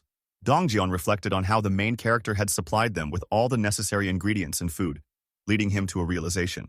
Imagining the main character's face in his mind, Dongjeon looked toward Byung-ho. He recalled how Byung-ho had once been introverted but had changed significantly after meeting the main character. Dongjeon concluded that the main character's abilities were something to be feared. However, no matter how powerful those abilities were, one undeniable truth remained. In this damned world, survival depended on being chosen by the main character. The scene shifted, revealing a child playing with a toy car in a park. An unknown figure observed him from a distance. The boy, turning around excitedly, called out to his mother. That woman was none other than Oh Yeonju. She looked at her son with a warm smile as he happily waved at her, his expression full of joy and innocence. However, Oh Yeonju's expression suddenly darkened. Beads of sweat formed on her forehead as panic overtook her. Behind her son, goblins loomed menacingly, preparing to attack. She screamed out to warn him, but it was already too late. As the boy turned to look behind him, he saw the creatures ready to strike. Terror reflected in Oh Yeonju's eyes as she watched helplessly, tears streaming down her face. She shouted in desperation, but in the next moment only the toy car remained, now stained with blood. With a jolt, Oh Yeonju awoke, gasping for breath. It had all been a dream, a nightmare. As she regained her senses, she turned to her side, where the main character sat. He called out to her, but she remained lying in bed, still processing her emotions. The main character watched her in silence as she slowly sat up, holding her head. Just then, he spoke, introducing himself as Kim Jae-hyun. Extending his hand for a handshake, he waited for her response. However, Oh Yeonju ignored the gesture and instead asked if he had done it. Without waiting for clarification, she pressed further, demanding to know if he had killed the goblins. Confused, Kim Jae-hyun hesitated before responding. Oh Yeonju, unwavering, repeated her question. Had he sent the goblins' heads flying? Was it his doing? With a composed demeanor, Kim Jae-hyun withdrew his hand and confirmed that, indeed, he was responsible. Suspicion filled Oh Yeonju's gaze as she studied him. The realization dawned upon her. His power was immense. If he could defeat an entire group of goblins with such ease, then perhaps he could do something else, something even greater. As this thought took root, her hands began to tremble and tears welled up in her eyes. With a shaky voice, she whispered a desperate plea. Would it be possible? Overcome with emotion, she called out to her son. Kim Jae-hyun, startled by her sudden outburst, watched as she trembled, crying uncontrollably. Begging him, she pleaded for her son's life, even if it was just for a single day. Her grief was overwhelming. At that moment, a system window appeared before Kim Jae-hyun, indicating that Oh Yeonju's trust in him had increased significantly. As she wiped her tears, though still sobbing heavily, she admitted how much she missed her son. Kim Jae-hyun clenched his lips, understanding that she must have lost him to the goblins. Watching her suffering, he pondered if there was anything he could do to help. An idea formed in his mind. He could grant a quest, a mission to slay 1,000 goblins with no time limit and no penalties. The reward? Her son's revival. Yet as he muttered the possibility, a system notification appeared, stating that the quest could not be granted. Clicking on the system window, he acknowledged the reality. Bringing the dead back to life was impossible. However, another notification soon followed. The system clarified that the quest was not denied due to its nature, but due to insufficient funds. If he acquired the necessary resources, revival might be possible. Shocked, Kim Jae-hyun realized the implications. If he had the money, he could bring someone back to life. He glanced at the room where Oh Yeonju still wept. Though uncertain of the exact cost, he now held on to the hope that her son's resurrection might be within reach. Turning back to her, he hesitated before speaking. When she responded with a tearful yes, he declared that he believed he could help her. Oh Yeonju, stunned, trembled as she sought confirmation. Could he truly bring her son back? Kim Jae-hyun affirmed it was possible, but not immediately. Even so, it was within reach. Before he could explain further, Oh Yeonju, desperate, declared that she would do anything. She begged to know what needed to be done. Kim Jae-hyun considered his options. Among Dongjeon's party, 2 members had already awakened their abilities, Kang and Byung-ho. If Oh Yeonju, who was at level 33, joined them, their battles against monsters would become significantly easier. Ideally, he wanted all 7 of them as his vassals. With that thought in mind, he encouraged Oh Yeonju to get up, wanting to introduce her to some people. The scene shifted to Dongjeon, who greeted Oh Yeonju warmly, introducing himself. She, in turn, addressed him directly, recalling his feats. He was the one who had hunted goblins by throwing a baseball. Surprised that she knew, Dongjeon hesitated, while Oh Yeonju turned her gaze toward Yoo Hiran. Identifying her as the archer, she left both in shock. Pointing to herself, she prompted them to recognize her. When they showed no sign of recognition, she gestured like a bear and insisted they had met before. However, the 3 remained confused. Then, in an instant, she activated her werebear skill. Fur sprouted across her body, and her mouth reshaped into that of a bear's. Yoo Hiran, startled, exclaimed in realization. The colossal bear now stood before them. Recognizing her, Yoo Hiran shouted that she was the beast from the side path. Oh Yeonju, now in her transformed state, clarified that she was indeed a bear. She revealed that she had helped them multiple times, though they hadn't realized it. Dongjeon, after a moment of recollection, admitted that their encounter had not been mere coincidence. Oh Yeonju confirmed it. Those who opposed goblins were her allies. At that moment, Kim Jae-hyun approached, pleased that everyone was already familiar with each other. His expression turned serious as he addressed the group. He announced that the plan to rescue Byung-ho's grandmother would be executed the following morning. With the goblin numbers significantly reduced, their chances of success had improved. The party members listened intently, but Kim Jae-hyun continued, informing them that Choi Hung-jun would not be participating due to his injuries. Recalling a previous conversation, he had asked Choi Hung-jun if he could borrow the master bedroom for Oh Yeonju's use. The injured man, teary-eyed, lamented that it had been his house and accused Kim Jae-hyun of being too much. Despite this, Kim Jae-hyun confirmed that Oh Yeonju would be joining the mission. She, in turn, assured the group that she was counting on them. Wrapping up the conversation, Kim Jae-hyun bid everyone good night, with the party members responding in unison. Just then, he called out to Byung-ho and Kang, catching them off guard. Gesturing toward the hallway, he instructed them to follow him. As night fell, the 3 stood apart from the others. Kim Jae-hyun turned to Byung-ho and Kang, posing a question. Did they know why he had summoned them? Both men exchanged puzzled glances, unsure of the answer. The main character continued speaking to Kang and Byung-ho, asking if they knew why only the 2 of them had been called there. Kang appeared uncertain, while Byung-ho admitted that he did not know. However, he speculated that it might be related to the power they possessed. The main character grinned and confirmed that this was correct. He then revealed that both Kang and Byung-ho had awakened their abilities, a revelation that left them both shocked. Turning to Byung-ho, the main character explained that his newly acquired ability was teleportation, while Kang had gained an ability called Iron Mind. Kang looked at the main character questioningly, trying to process this information. Meanwhile, the main character thought to himself that they needed to understand their abilities before embarking on their mission the following day. To begin, he accessed the system window and issued a quest. The quest required them to demonstrate their awakened abilities within an hour. The reward for success was an increase in strength, while the penalty for failure was having to sleep outside. As he looked at the system window, he noted that it was a party quest and deemed it sufficient for now. At that moment, Kang addressed the main character, confirming that he was now like Dongjeon and questioning whether this made him a metahuman. The main character affirmed this, and Kang, now visibly excited, exhaled sharply through his nose and declared, "Sick!" He then eagerly inquired about his ability, Iron Knight. The main character explained that Kang would be able to summon iron armor and a halberd. Eager to test his newfound power, Kang attempted to summon his ability. However, nothing happened, leaving him frustrated. A brief silence fell between Kang and the main character. Meanwhile, Byung-ho tried using his ability and excitedly announced that it had worked. He immediately thought about how he could use this power to save his grandmother. Just then, a system notification appeared in front of the main character, informing him that Byung-ho's trust and loyalty had increased. Byung-ho bowed deeply and thanked the main character, but the latter stopped him, prompting Byung-ho to ask why. The main character warned that it would be too difficult for him to reach his grandmother at that moment. Confused, Byung-ho asked for an explanation. The main character pointed out that there was no guarantee Byung-ho could fully control his ability yet, noting that his recent teleportation might have been a fluke. Hearing this, Byung-ho was visibly saddened. The main character then suggested that it would be best for Byung-ho to first determine the range of his teleportation ability and any potential penalties associated with its use. Understanding the logic, Byung-ho agreed. Just then, a shimmering light appeared behind them. Byung-ho turned toward it, and the main character also stared at the phenomenon. To their surprise, they saw that Kang had successfully transformed into an Iron Knight, complete with armor and a halberd. Wide-eyed, Kang exclaimed that it had worked. A system notification appeared, confirming that Kang's trust and loyalty had also increased. While Kang celebrated in the background, dancing in excitement, the main character turned to Byung-ho and pointed to a nearby building, asking him to try teleporting there. Byung-ho looked at the building thoughtfully before responding that he would give it a shot.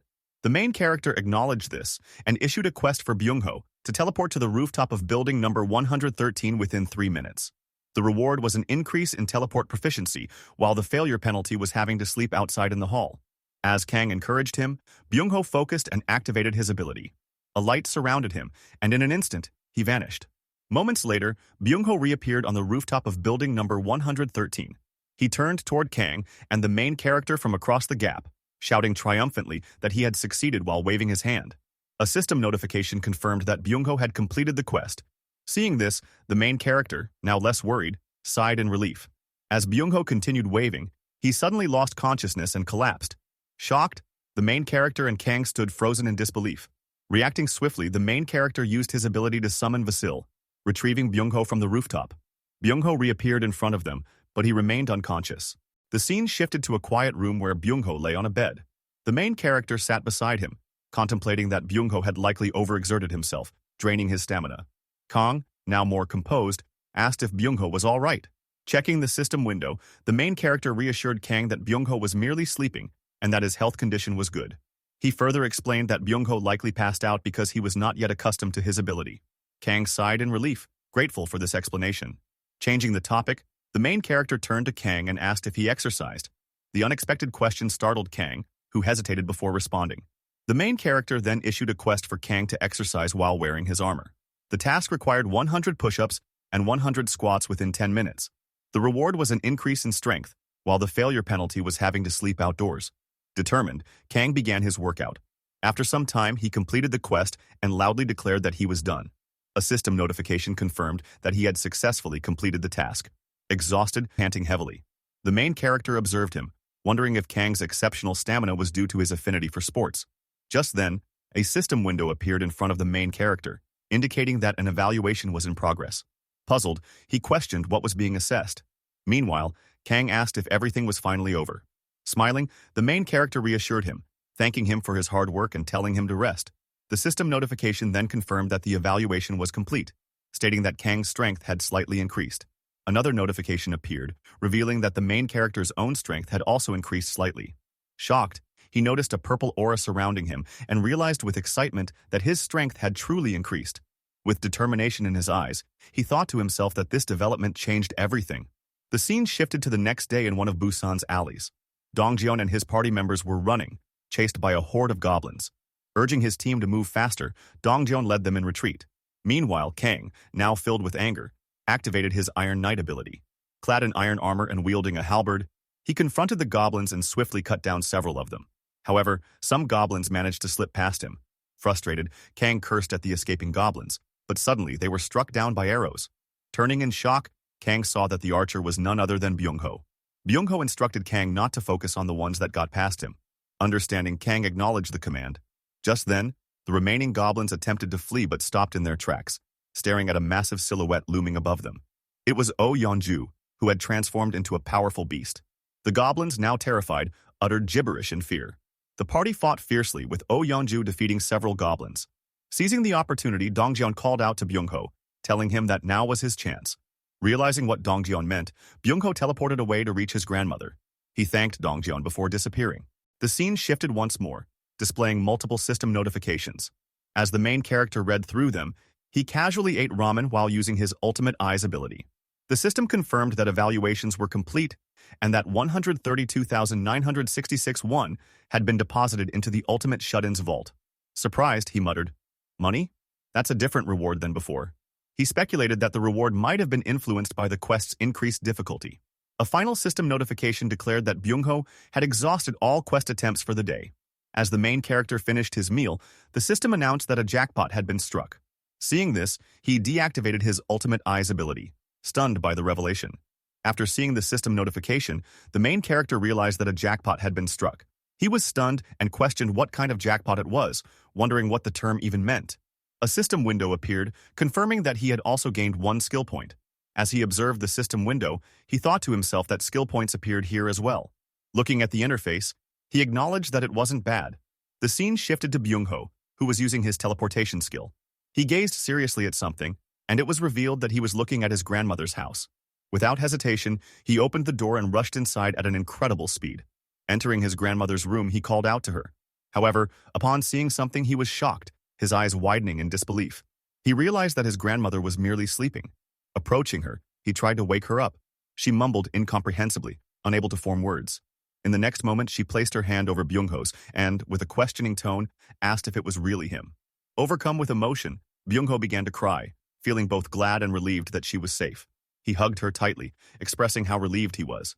While embracing her, he apologized, saying that he had taken too long to get there. As he held on to his grandmother, he silently began thanking the main character, repeatedly expressing his gratitude. The scene shifted again as the main character received a system notification. It stated that Citizen Byung-ho's trust had increased, and his loyalty had reached 100. Upon seeing this message, the main character was momentarily stunned. Another system window revealed that Byung-ho was already registered as a vassal, which resulted in an increase in the number of available vassal registrations. Shocked, the main character noted the new tab labeled Vassal Management in the system window. He then saw 3 vassals listed under his name, Choi Hung-jun, Byung-ho, and Kang. With his hand near his mouth in astonishment, he muttered that leveling up could be achieved in this way as well. He hadn't imagined such a possibility. Clicking on Byung-ho's profile, he decided to check the cost of leveling him up. A system notification appeared, informing him that he lacked the necessary funds. The message displayed the requirement. 100 million won was needed for Byung-ho's level up, and the process could only be attempted again once the money was acquired. Reading this, the main character was taken aback. He apologized to Byung-ho, admitting that he couldn't level him up yet, while slamming his hand against the table.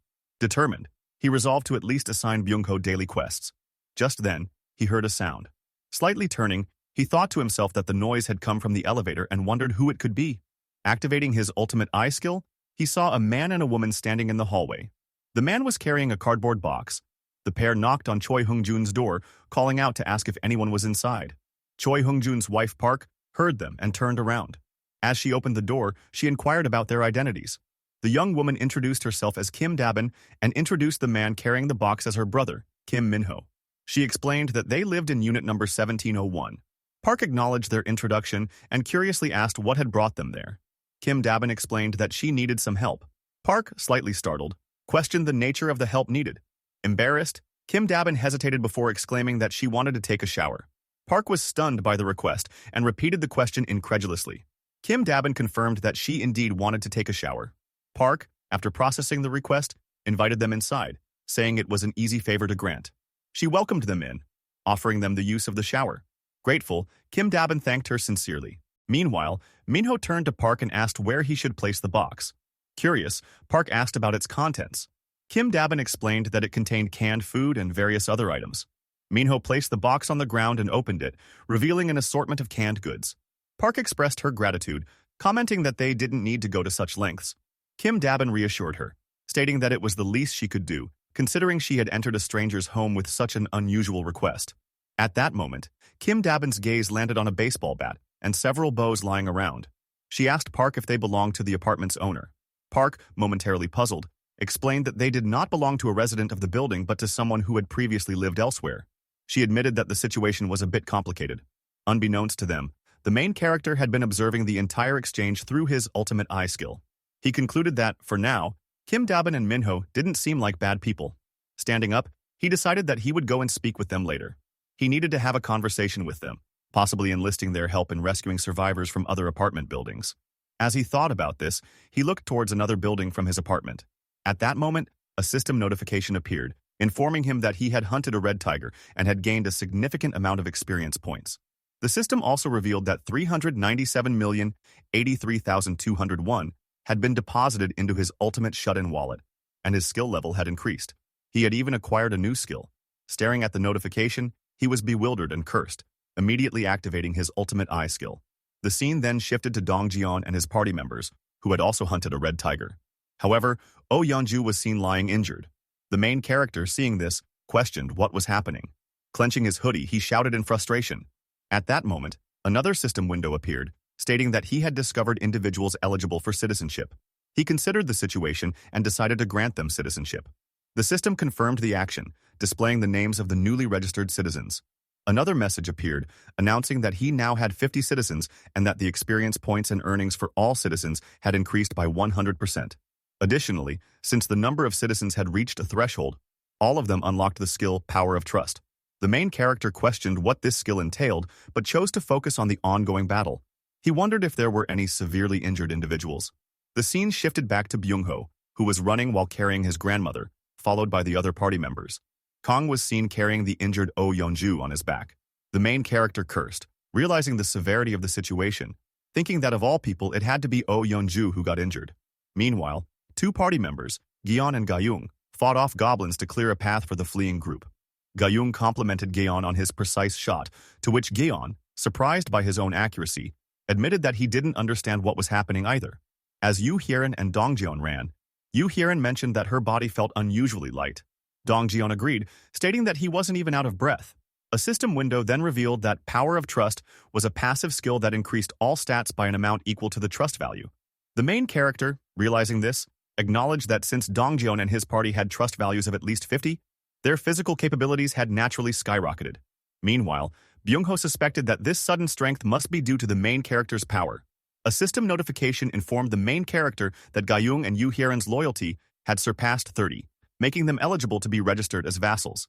Without hesitation, he registered both of them. As a result, both women felt a surge of power within them, realizing they had awakened new abilities. A system window appeared before the protagonist, displaying a message stating that Gayung had awakened the ability Poison Mist and had earned the title of Fourth Servant. Meanwhile, Yoo Hyeon held the title of Fifth Servant, and her awakened ability was Piercing. At that moment, the scene shifted. Yoo Hyeon raised her bow and fired an arrow at a goblin. The arrow struck its target, tearing through the goblin's head. However, instead of stopping, the arrow changed direction, piercing another goblin, then another, and continued on, eliminating multiple goblins in succession. Shocked, Yoo Hyeon questioned aloud what was happening and what was wrong with her arrow. The scene then transitioned to the protagonist, who was reading a message from the system window. The message revealed that Piercing was an C-rank awakened ability that consumed mental strength to fire a penetrating arrow. Acknowledging this, the protagonist instructed the system to issue a quest for Yoo Hyeon. The quest required her to use Piercing skill to hunt 10 goblins within a 10-minute time limit. The reward was an increase in Piercing proficiency, while the failure penalty was fatigue. As he contemplated the nature of abilities, the protagonist reflected that piercing seemed somewhat intricate. However, the ability that concerned him more was Poisonous Mist, a B-rank skill that consumed mental strength to generate a lethal toxin. While effective, he realized that if used incorrectly, it could pose a significant risk to other party members. Deep in thought, he placed a hand on his chin, deciding to keep that in mind and revisit it later. Just then, another system notification appeared, announcing that Yu Heron had successfully completed her quest. Furthermore, she had reached the maximum number of quests she could complete for the day, and her quest results were now under evaluation. Observing the system window, the protagonist mused that it seemed like a failure this time. However, shifting his focus, he decided to survey the citizens on the lower floors of the apartment building. Using his ultimate eye skill, the scene changed once again. He spotted a man inside an apartment standing in his bathroom, collecting water. Recognizing the foresight in this action, the protagonist acknowledged that the man had good instincts, gathering drinking water in advance. The perspective then shifted to another apartment, where a man and a woman were seen with supplies, a packet of ramen noodles, rice, and a stove. The protagonist deduced that this was why they hadn't felt the need to join Dongjeon's party. They were already capable of securing food and water on their own. However, at that moment, in another apartment, his attention was drawn to a woman lying down. Recognizing the urgency of the situation, he rushed forward. The system window soon provided her details. Her name is Kim De-jung. Her trust level was 18, and her awakened ability was Heal. Heal, a B-rank skill, consumed mental strength to restore injuries. Understanding the significance of this revelation, the protagonist realized why he had instinctively rushed to her side. With urgency, he declared, "A healer has appeared." The main character arrived in front of apartment number 2902. He slightly opened the door, but upon attempting to do so, he realized that it was locked from the inside. He pondered over what to do next, but at that moment he suddenly remembered something. He had recently acquired a new skill and decided to check it out. Opening the system window, he saw the Ultimate Shut-in's Invisible Hand skill at level 1. This skill allowed him to summon an invisible hand and control it. Feeling pleased, he banged on the door before imagining breaking the lock. Instead of forming a hand, he used the skill to create a tool that could cut the lock. He then used this tool successfully to cut through the lock. Once done, he fully opened the door and rushed inside. Upon entering, he saw a girl lying unconscious on the ground. He hurried to her side and gently shook her while calling out to her, urging her to wake up. However, seeing no response, he cursed under his breath, realizing that her condition was worse than he had initially thought. Observing her symptoms, he recognized signs of dehydration and immediately started scanning the area, wondering if there was anything nearby that could help her. At that moment, he noticed a water bottle containing water. This puzzled him. If she had access to water, why was she dehydrated? However, he quickly set aside his confusion, deciding that saving her was the priority. Opening his system window, he formulated an idea and questioned whether it could be done. A system window appeared, showing that he had granted a quest for the unconscious girl to take a single breath, with the reward being dehydration recovery. Due to the simplicity of the quest, it was instantly completed by citizen Kim De-jung. The main character had unknowingly spent 1 million won on the quest, but he paid no attention to this detail. Instead, he focused on the girl, noting that the quest had worked. Soon after, she opened her eyes slightly, prompting him to ask if she was okay. The girl, still disoriented, questioned his identity. In response, he introduced himself as Kim Jae-hyun, explaining that he lived in the unit above hers.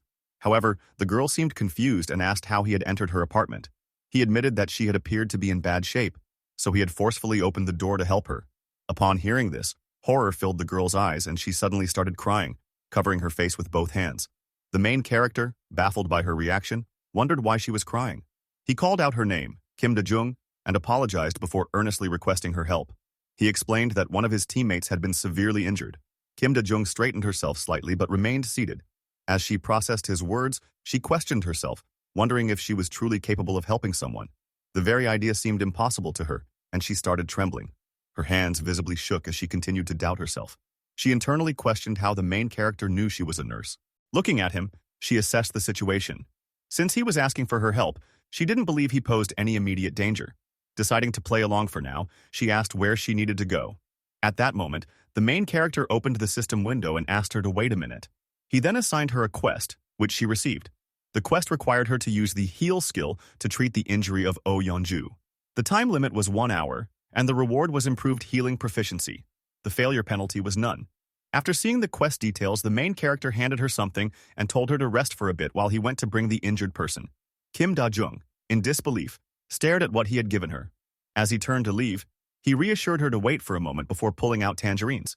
Seeing this, she was utterly shocked and stopped him, asking him to wait. When he turned back to her and asked what was wrong, she questioned what the floating window was and how the tangerines had appeared from that blue window. The main character simply told her he would explain later.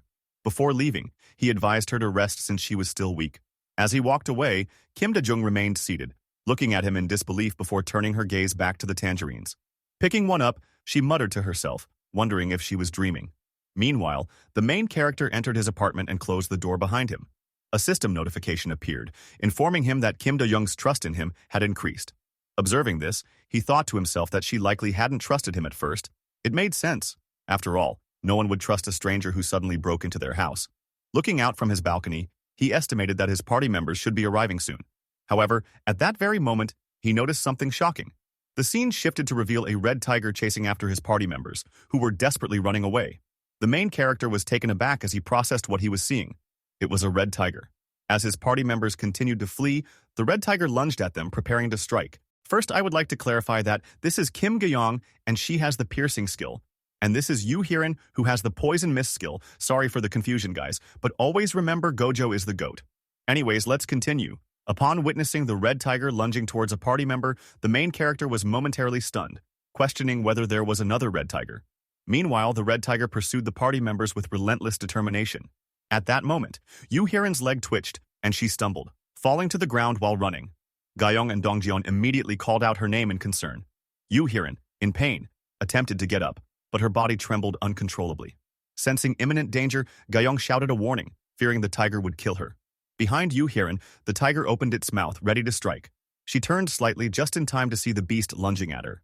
However, before it could reach her, a black-purple mist suddenly appeared, and she vanished from the spot. The tiger, now confused, searched frantically for its prey, but Yoo Hyun was gone. A slight mist lingered where she had disappeared. The scene shifted to Yoo Hyun, who appeared in front of the main character, panting heavily and in disbelief. She had been teleported by his skill, Vassal Summon. She coughed and struggled to catch her breath, while the main character, observing her state, thought to himself that it had been a close encounter. However, the maneuver had bought valuable time for the rest of the party, as the red tiger continued chasing them. At that moment, Byung-ho used his teleportation skill, appearing in front of the main character while carrying his grandmother. Suddenly, a system notification appeared before the main character, stating that he had discovered an entity that met the requirements for citizenship. The system prompted him to grant citizenship, and he did so for Byung-ho's grandmother. Looking at the main character, Byung-ho pleaded with him to take care of his grandmother. However, the main character, maintaining a serious expression, asked Byung-ho to wait a moment. Byung-ho, confused, questioned him, but upon seeing the resolute look in his eyes, simply agreed. Meanwhile, the red tiger continued its relentless pursuit of the party members. The main character considered using his skill, Invisible Hand, resolving to eliminate the beast with it. The tiger roared, continuing its chase, while the party members desperately ran. Dong-jeon suddenly stopped in his tracks, turned around, and held a baseball in his hand. Charging it with immense force, he hurled it towards the red tiger. However, the beast skillfully dodged the attack and roared in response. Ga-young, witnessing the scene, called out Dong-jeon's name in worry. As the tiger prepared to lunge at Dong-jeon, he gritted his teeth thinking it was too late. Suddenly, he veered to the right and shouted for everyone to run away, intentionally drawing the tiger's attention. The red tiger chased after him, quickly closing the distance. Dong-jeon braced himself, gritting his teeth in determination. Just as the tiger was about to strike, a massive weapon materialized out of nowhere and struck the beast, smashing its face into the ground. The tiger's legs trembled as the giant weapon clutched its neck, lifting it off the ground. Dong-jeon was stunned by the sight. The other party members called out to Dong-jeon, but at that moment a system notification appeared before Ga-young. She read it with a shocked expression, though its contents remained undisclosed. The scene then shifted, showing the party members observing the trapped tiger. They soon realized that the massive weapon was a manifestation of the main character's invisible hand skill. The main character, watching from his balcony, mused that his presence wasn't required in the battle, as Ga-young's hunt would yield 4 times the rewards. Ga-young, resolute, drew her bow. The tiger, visibly terrified, watched as she fired an arrow. In the next moment, the red tiger was dead. A system notification confirmed that the main character had hunted a level 28 red tiger, granting him a substantial amount of experience points and depositing 632,117,776 won into his wallet, labeled as the ultimate shut-in. Another notification stated that Byung-ho's trust had increased, as had Ga-young's trust and loyalty. Yoo Hyun's trust and loyalty also improved, while Dong-jeon's loyalty surpassed 30. fulfilling all the conditions to be registered as a vassal. The main character, delighted, exclaimed, "Awesome!" and promptly registered Dongjeon as a vassal. The scene shifted once more, showing Dajung using her healing skill on Yeonju. The wound on Yeonju's stomach gradually disappeared, and her face was revealed. The main character reflected on their luck, grateful they had found Dajung, a healer with such an ability. Turning to Dongjeon, the main character inquired about the red tiger, asking why another one had appeared despite the first being slain. Dongjeon explained that Byungho's grandmother had been living in the red tiger's territory. Although they had managed to kill one tiger, it appeared there had been another. The main character, pondering this revelation, realized that something had felt off earlier. He deduced that the absence of goblins in the area was due to the red tiger's presence. If goblins had occupied that territory, Byungho's grandmother wouldn't have been safe. In hindsight, they were incredibly lucky she had been in the tiger's domain. Another system notification appeared, stating that Gyeong had completed her quest and that the results were being evaluated. A total of 73,312 won had been deducted for the quest expenses. Meanwhile, Dajung announced that she had finished healing Yeonju. The main character praised her efforts, to which she replied modestly and asked if she could return home. However, before she could leave, Choi Hyung-jun interjected, asking the main character if they would always be gathering at his house. Though he attempted to laugh it off, his question was serious. The main character looked at Choi Hyung-jun and the other party members, who remained speechless, before reassuring them that there was no need to worry. He stated that he merely needed to explain the next course of action. The main character then informed them that apartment unit 2901 was vacant, complete with electricity and essential utilities, and offered it to them for residence. Choi Hyung-jun, still puzzled, looked at him in question. The main character then called out to Dabin, who responded affirmatively. He informed her that units 2101 and 2102 were also unoccupied and that he would ensure they had electricity. He requested that she relay this information to the other survivors, instructing them to use those units for showers and sanitation. Dabin agreed. The main character further explained that if they wished, 2 individuals could share a unit, while the rest would be accommodated in another. Shocked by the offer, Dabin asked if he was serious. The main character confirmed but mentioned he had a favor to ask. Dabin, curious, urged him to proceed. He then asked her to serve as a messenger between himself and the survivors. Dabin, puzzled, questioned what he meant. The main character clarified, instructing her to inform the survivors that the team that killed 100 goblins the fastest would be granted an empty house with unlimited electricity, water, gas, and food. Furthermore, if a team accepted 10 survivors, those survivors would also receive the same benefits. However, he cautioned that the delivery of perks might take longer depending on their housing floor. Imagining himself as a chess player, orchestrating the movements of the survivors like pieces on a board, the main character concluded that only those who proved their worth would receive what they needed. At that moment, he issued a quest to hunt 100 goblins within a time limit of 168 hours. The reward was a small amount of experience points, while the penalty for failure was being barred from using shared facilities. All survivors received the quest, marking the beginning of their next challenge. The scene shifted to reveal a man in a red jacket, panting heavily as he ran. Chased by a goblin, he was sweating profusely and muttering under his breath, cursing his predicament. Determined, he kept telling himself that he only needed to run a little further. Just as he pushed forward, a goblin's hand nearly grabbed onto him. In a desperate maneuver, he slid across the ground and shouted, signaling to his comrades, "Now do it!" At that moment, 3 men came into view. 2 of them were twins, both wearing hoodies, while the third had striking red hair. One of the hooded twins commended the red-jacketed man's efforts, saying he had done well. The other twin, wearing a cap, remarked on the sheer number of goblins he had led to them, expressing his amazement. These 3 had devised a strategy using a stretch tactic. The red-jacketed man swiftly slid into a room, and as soon as he entered, the others shut the door behind him and wielded their spears. They began to stab at the goblins relentlessly. One goblin attempted an attack from above, but it was struck by a spear and sent flying backward. The goblins shrieked as they were pierced by the weapons. One goblin, which had been struck, managed to get up and started running. Many others followed suit and retreat. Seeing this, one of the twins pointed out that they were escaping, urging his companions to attack quickly. The red-haired man, grinning wickedly, turned to the twins and asked if they wanted to see something fun. The hooded men looked at him, bewildered. Without waiting for a response, he charged his spear backward and, with incredible strength, hurled it at the fleeing goblins. The twins watched in astonishment as the spear pierced through one goblin's back, exiting through its chest. Pleased with himself, the red-haired man boasted about his skill and asked the twins if they had seen that. One of them merely responded with an exasperated sheesh. Adjusting his shoulders, the red-haired man then inquired how many goblins they had killed this time. The golden-haired twin counted 22, while the twin in the cap smugly announced that he had taken down 23, declaring himself the winner. The red-haired man noted that they had slain over 100 goblins with just the 3 of them. The twin in the cap, surprised, confirmed if they had truly reached that number already. The golden-haired twin, reflecting on their feat, expressed disbelief, admitting that he had thought it would take much longer. Just then, the red-jacketed man, now identified as Seungmin, angrily confronted the red-haired man, Seungyeob. He reminded Seungyeob of his earlier claim that there would be no more than 10 goblins. Seungyeob, unfazed, questioned Seungmin's frustration. Seungmin, still fuming, challenged him, asking if the number of goblins truly seemed like just 10. In response, Seungyeob nonchalantly pointed out that the outcome had been favorable. They were about to get a new house. This remark only further irritated Seungmin, who shouted in frustration, accusing Seungyeob of nearly getting him killed. Seungyeob, now visibly annoyed, reminded Seungmin that he was the one who had devised their hunting method and plan. The spears had been crafted by the twins, and Seungmin himself had claimed confidence in his running abilities. Seungmin hesitated, unable to counter.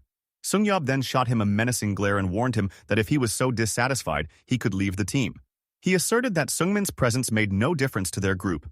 At that moment, one of the twins attempted to defuse the situation, telling Seungyeob to calm down and acknowledging that Seungmin had performed well. The other twin agreed, praising Seungmin's ability to lure the goblins effectively, comparing his speed to that of a train. Seungyeob, still irritated, complained about Seungmin's attitude, expressing his frustration at being talked back to. One of the twins advised Seungmin to apologize quickly. Grinding his teeth, Seungmin relented and muttered a forced apology. Seungyeob, unimpressed, dismissed it and announced that they would head to the 21st floor to claim their new home. However, as they arrived, Dabin appeared, apologizing to the party. She regretfully informed them that another team had claimed the reward first. Seungyeob, shocked, demanded an explanation, his face darkening with anger. Dabin confirmed that another team had killed 100 goblins before them.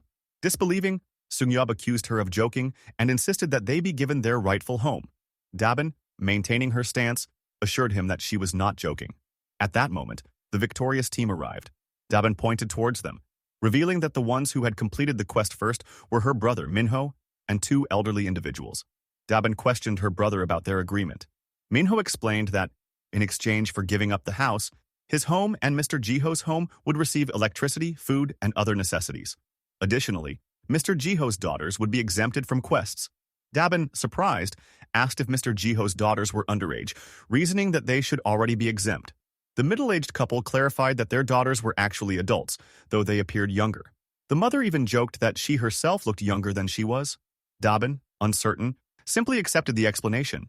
The elderly mother then remarked that their daughters were likely skilled with a bow, much like herself, but her husband worried too much about them.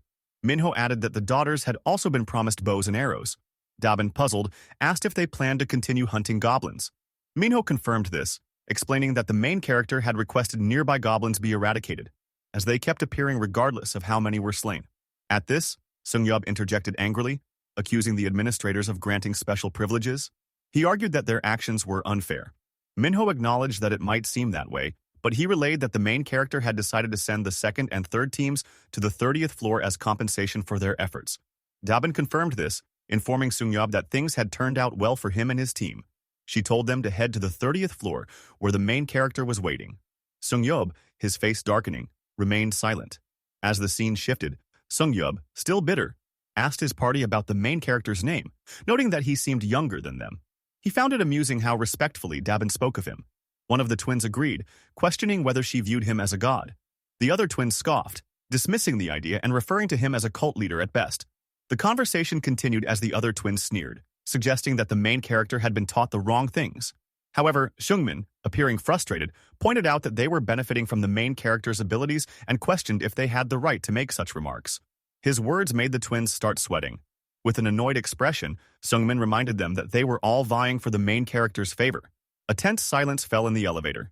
Seungyeob, irritated, cursed at Seungmin, but before the argument could escalate, the elevator arrived at the 30th floor and the doors opened.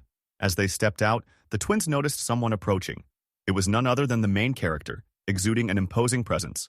He greeted them casually. The party members, upon hearing him, appeared as if they had just wet their pants in fear. Seungyeob introduced himself, extending his hand for a handshake. The main character grasped it firmly and, while shaking it, praised their hunting technique, noting their effective use of barriers. Seungyeob, now frightened, hesitantly asked how he knew about their strategy. The main character did not answer directly but instead announced that he would provide electricity, water, and gas to Units 1301 and 1502. Seungyeob, still skeptical, questioned if that was truly possible. The main character confirmed it with certainty, explaining that they had qualified by hunting 100 goblins. Then, with a grin, he added that he was neither a cult leader nor did he have any intention of becoming a god. At this, the party members' faces twisted in turmoil, realizing that he had overheard their entire conversation in the elevator, but the main character, unfazed, continued, stating that he had a request for them. With an evil grin, he left them wondering what was coming next. The scene shifted, revealing a group of people running in panic. It was none other than Sungyob's party, desperately fleeing from a group of giant orcs. They made a sharp right turn, but the massive creatures followed them without hesitation, continuing their relentless pursuit. At that critical moment, Sungyob urgently instructed Dongjian to throw it. Dongjian acknowledged the command, gripping a spear in his hand. He began channeling energy into the weapon, preparing for an attack. Suddenly, a system notification appeared, identifying Dongjian as the sixth servant, a knight, and a spearman. These three were his designated titles. His awakened abilities were revealed as throw and stab. With determination, Dongjian continued charging the spear, gritting his teeth. The system further elaborated that throw was a B-rank skill consuming mental strength to increase an object's attack power by 5 times, while stab was an A-rank skill temporarily manifesting a sword aura at the moment of impact. Without hesitation, Dongjian hurled the spear towards the giant orcs. Another system notification stated that the Knight title granted a physical boost based on loyalty stats, while vassals would gain 3 times the experience points and money from any monster they defeated. Additionally, Knights could grow stronger by allocating experience points to them. Another system notification described the title Spearman, indicating that attack power would scale based on the user's proficiency. The spear, infused with energy, struck a giant orc in the back, piercing it deeply. However, another giant orc, wielding a bladed weapon, charged forward. Just as the creature was about to strike Dongjian, an arrow soared from behind, piercing the orc's head and killing it instantly. The shooter was none other than Kim Gayong. Dongjian retrieved another spear from his back and swiftly hurled it at another giant orc, successfully striking and killing it. A system notification then appeared, confirming that an orc of level 90 had been hunted. Experience points were obtained, and 32,011,098 Vaughn was deposited into the wallet of the ultimate shut-in. The party quest of hunting 100 orcs was now complete, and this notification was shown to the main character. The scene then shifted to a boy wearing a school uniform, along with a middle-aged man and woman, all of whom appeared terrified. Dongjian approached them and guided them to safety. At that moment, a system notification appeared before the main character, stating that a subject without permission was attempting to enter. However, beings who met the requirements for citizenship were also approaching. The main character then granted them citizenship. Dispelling his ultimate eye skill, the main character acknowledged that 3 more individuals had joined him. Opening the system window, he remarked that this now made 200 citizens. Proposing citizenship to the 3 newcomers, he watched as a system notification confirmed their acceptance, officially increasing the number of citizens to 200. As this milestone was reached, a new skill, tax collection, was unlocked. The main character was startled as a system window explained the skill. It allowed him to collect 10% of his citizens' current balances as tax. However, it did not deduct from their actual balances, and it had a cooldown of 30 days. He contemplated the implications, realizing that the skill redirected a portion of the citizens' earnings back to him. However, he had no control over the percentage collected. At this rate, it would take 10 months to amass the needed amount. Time was running out. In order to save his parents, he had to send Dongjian and his team to Nambamindong as soon as possible. Clicking on the system, he decided to adjust the distribution rate. Settling on 30%, he rationalized it as an investment. A system notification then appeared, confirming an increase in his skill level. House Declaration had reached level 10, and 3 skill points were awarded. Suddenly, a wave of pain surged through him as his territory expanded to encompass an entire apartment building. A system notification announced that he had declared ownership of the entire structure and had been granted 1 billion won in funds. Additionally, a new function, construction, had been unlocked. Curious, the main character examined the construction function. A system panel displayed a list of facilities available for construction. A solar energy electricity generator costing 130 million won, a store facility for 219 million won, and a gym for 300 million won. The available funds amounted to 1 billion won, while the yearly production stood at only 30 million won. Shocked by the low yearly production, he considered the implications. Even though the electricity generator cost 130 million won, it would take at least 5 years to break even. The system panel prompted him to confirm construction of the solar generator, but he declined. He believed the funds could be better utilized to strengthen Dongjian and the others. However, a sudden realization struck him. Opening the system window, He confirmed that the 1 billion won fund was restricted to facility construction. This meant he could not use it to level up anyone. Acknowledging the distinction between these funds and the money in his shut-in wallet, he decided to proceed with the solar generator's construction. A system panel indicated that completion would take 23 hours, 59 minutes, and 59 seconds. The remaining funds stood at 867 million won. Still unsatisfied, he considered constructing another, but the system notified him that only one generator could be installed per apartment building. Turning his attention to the store function, he investigated its capabilities and was pleasantly surprised. The store was linked to his ultimate shut-in store skill, allowing him to register and sell items. Notably, the store did not require staff to operate, as items were materialized in real time upon payment. He realized this would significantly reduce the effort needed to distribute relief supplies. Determined, he ordered the system to construct the store immediately, designating Unit 101 as its location. A system notification indicated that completion would take 47 hours, 59 minutes, and 59 seconds. He then shifted focus to the gym, reading its description. The facility would serve as a basic training center, increasing training efficiency by 200% or 300% for citizens below level 15. Recognizing its value, he designated the second floor for the gym. A system notification displayed the construction time, 71 hours, 59 minutes, and 59 seconds. Now, with 3 skill points in hand, another system notification informed him that the ultimate shut-in store skill had reached level 5, increasing the registration limit to 500 items. A new function, commodification, was added. Examining the function, he discovered that items previously sold in bundles could now be purchased individually. Testing it, he noticed a wide variety of water bottles available in different sizes. He then checked other items and found many types of ramen packets. Realizing the utility of this update, he felt satisfied. Meanwhile, the scene shifted to Kang, who was battling the orcs with his halberd. One of the creatures attempted to stab him, but Kang's armor was so durable that the blade chipped upon impact. Seizing the moment, Kang retaliated, swiftly slaying the orc. From behind, Dongjun called out to Kang, who turned to ask what was wrong. Dongjun then pointed at Kang's halberd and asked what would happen if it were thrown. Taken aback, Kang questioned the sudden request. Dongjun insisted on borrowing it for a moment, eager to test something. Clenching the halberd, Dongjun charged it with energy and hurled it at full speed. Kang was shocked to see his weapon fly so far. Frustrated, he demanded to know why Dongjun had actually thrown it. However, Dongjun calmly instructed him to cancel the summon and then resummon it. Realizing what he meant, Kang summoned his halberd back to his hand. Astonished, he exclaimed in excitement, calling Dongjun a genius. Dongjun, unfazed, dismissed it as nothing special.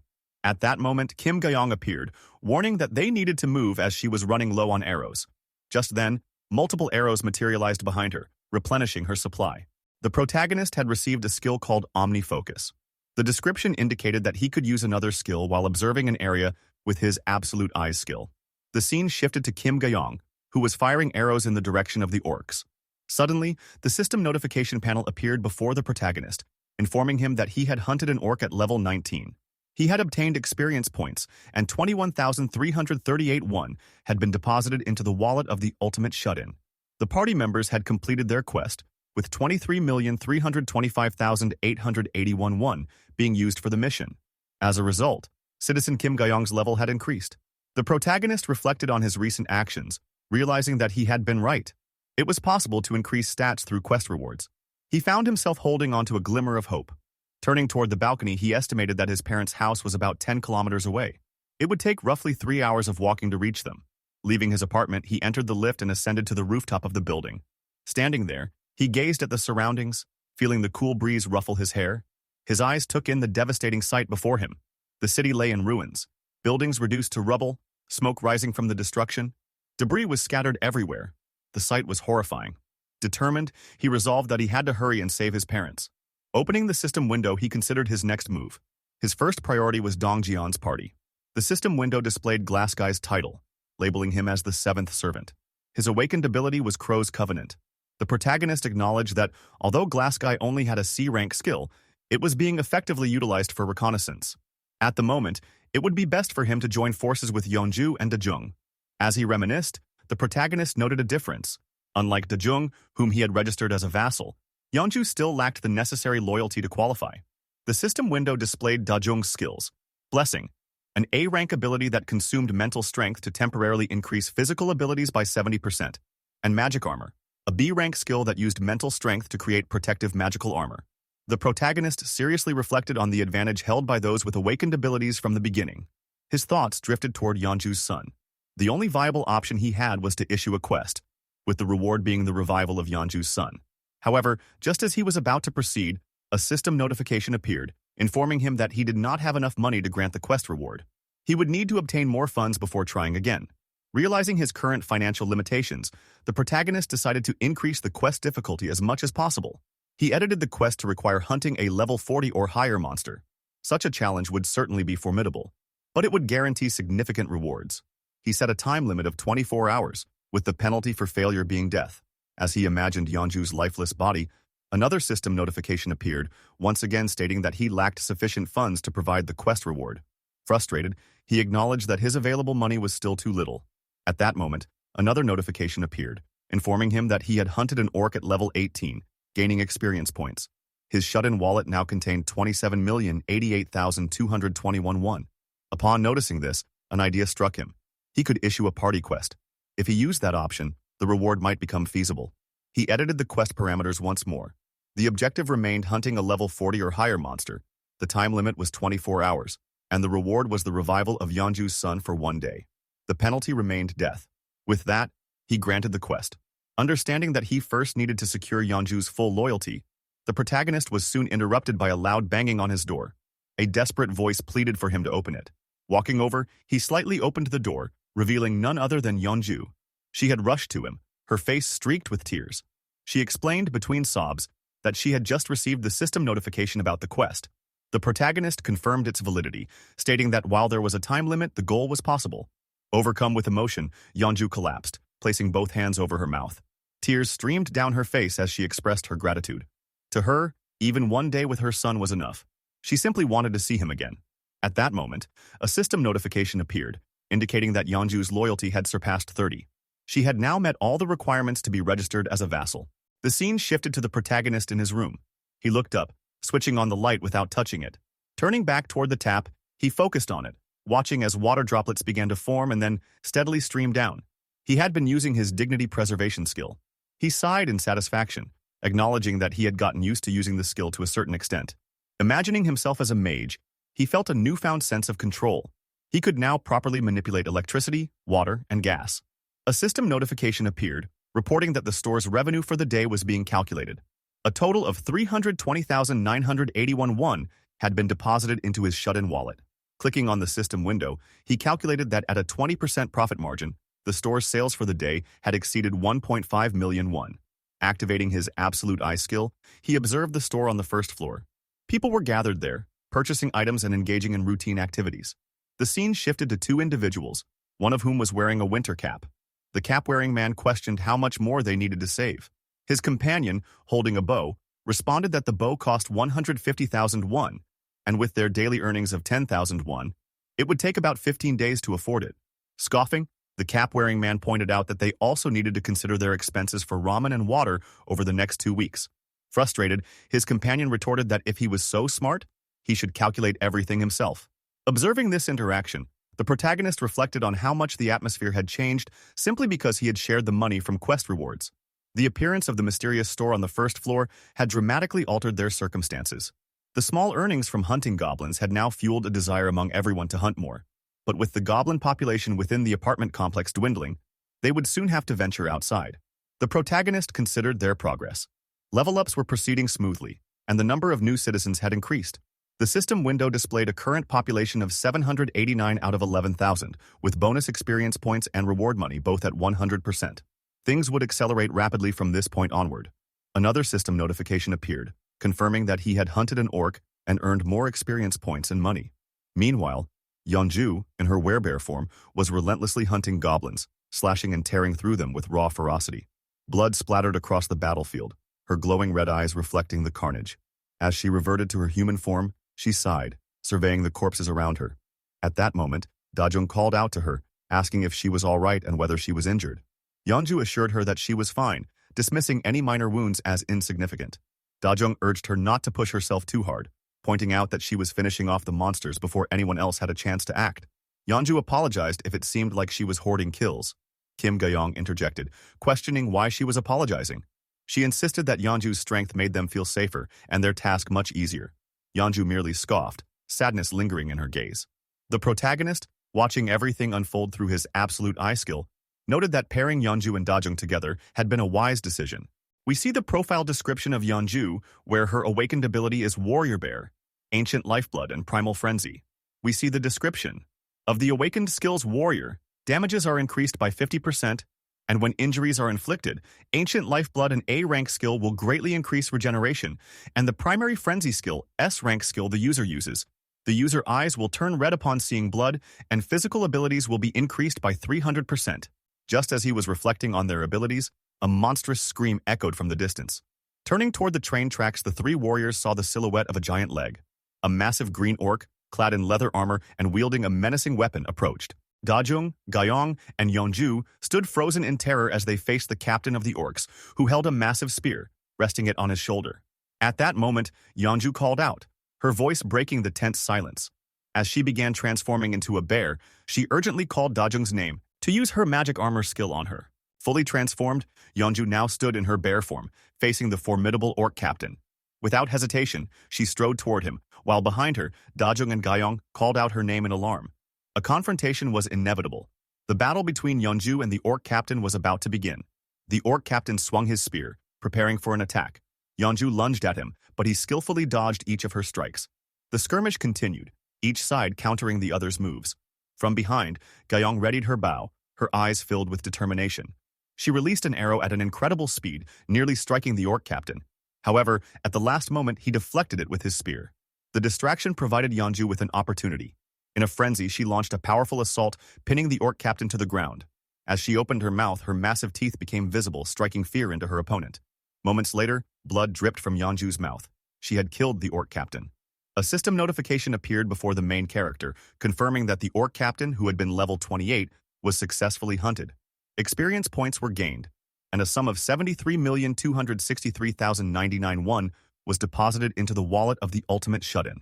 The system further announced that Yeonju had slain the leader of Jeonpo Station, thus fulfilling a requirement.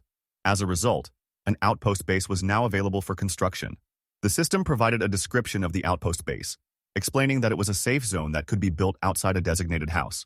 Once activated, the area would receive the same protective effects temporarily. However, the base would only function if a citizen with the title of knight or higher was present. Additionally, if an unpermitted individual remained in the zone for more than a day, the zone would be destroyed.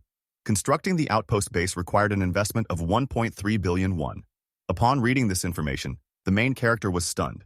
The cost was immense. However, with the recent defeat of the orcs, there was now an abundance of funds available. He contemplated whether the investment would be worthwhile. A system notification then appeared, stating that constructing the facility would take 7 days and would require 3 citizens holding the title of knight or higher. The main character was given the option to proceed with construction, yes or no. As he considered his decision, he hesitated. If he chose to build the outpost base, Yeonju, Dajung, and Dongyeon would be required to remain there for an entire week. Time was the greatest cost. He reflected on the situation. Most of the monsters around Jeonpo Station had already been eliminated by Dongjeon's party and the other citizens.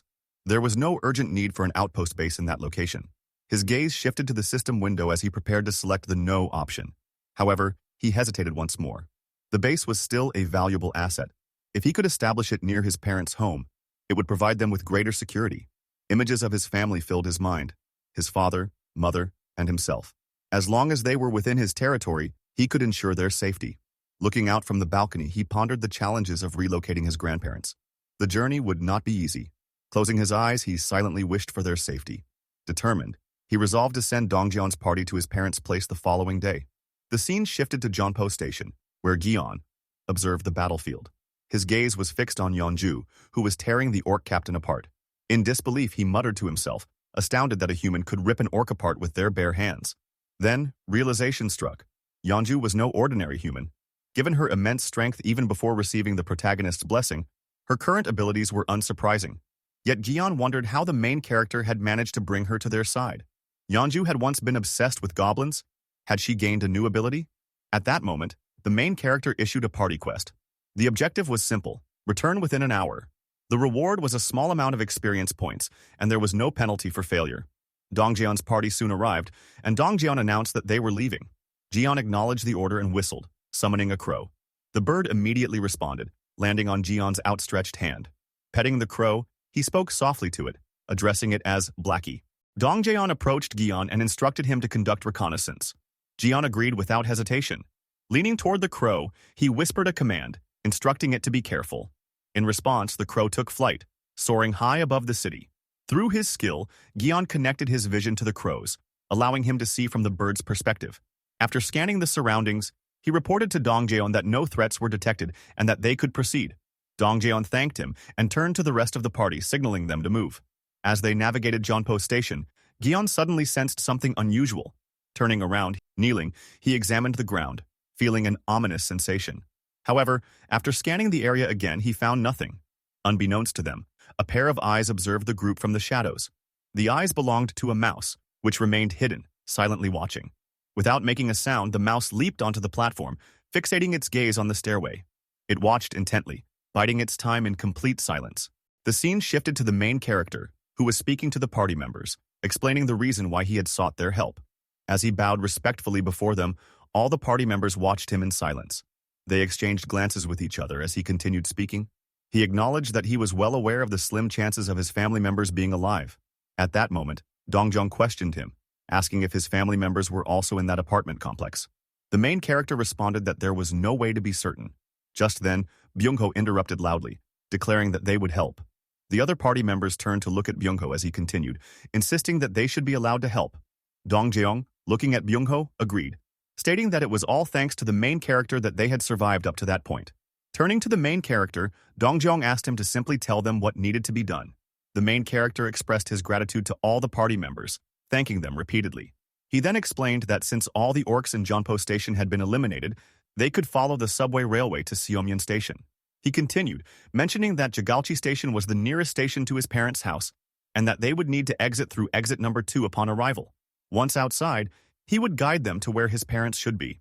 He reassured them that he was not asking everyone to leave immediately, acknowledging that this was something he personally wanted. He described it as a selfish request, but asked them to focus on taking over Seomyeon Station first.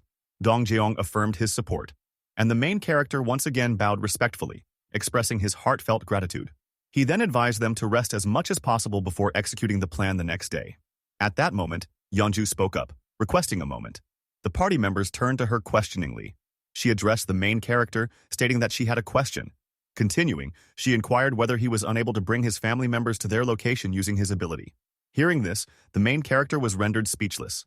He recalled that he had indeed tried. He had once hoped that having a target teleported as a quest reward would be possible. This was why he had been so excited upon seeing Byung-ho's awakened ability of teleportation. He had believed there was a chance Byung-ho could bring all of his family members there in an instant if things went well. However, a system notification had appeared, stating that such a reward was not possible. The result had been a complete failure. He speculated that this was due to his influence not reaching Byung-ho's grandmother's location. Scratching his head, he thought that if this were truly the case, there was nothing he could do. Even his parents were on the verge of death, all because they were outside his range of influence, his territory. Frustrated, he cursed internally. Finally, he responded to Yeonju, admitting that he was not all-powerful and that there were limitations to his abilities. However, he assured her that she need not worry. He vowed to keep the promise he had made to her, the revival of Yeonju's son. At that moment, a system notification appeared, stating that Yeonju's trust had increased.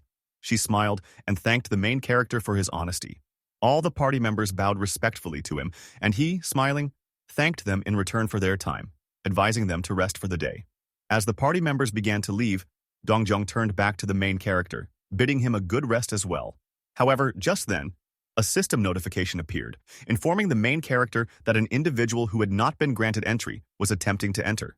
The notification further stated that a being who met the requirements for citizenship was approaching and asked whether he would like to propose citizenship to them. Activating his ultimate eye skill, the main character instructed the system to propose citizenship. A notification confirmed that citizenship had been proposed, and Seo Yejin had accepted the offer. Her profile appeared, revealing that she was at level 31 and possessed an awakened ability called the Queen of Rats. The main character pondered whether she was truly an awakened individual. The scene then shifted to a squeaking mouse. The main character was taken aback upon realizing that Seo Yejin was, in fact, a rat. An hour earlier, the mouse had been observing Dongjong's party members, wondering who they were. It was astonished that humans were capable of slaughtering orcs. Contemplating the situation, the rat considered the possibility that all of them were awakened, but found it difficult to believe. Deciding to follow them for now, the rat reasoned that uncovering the truth could prove useful. As it continued trailing Dongjong's party, it arrived in front of an apartment building. Just then, the rat heard the laughter of children and a child calling out to their mother. Witnessing the children playing, the rat was utterly shocked. It questioned why there were children in the playground and why so many people were gathered only inside the building.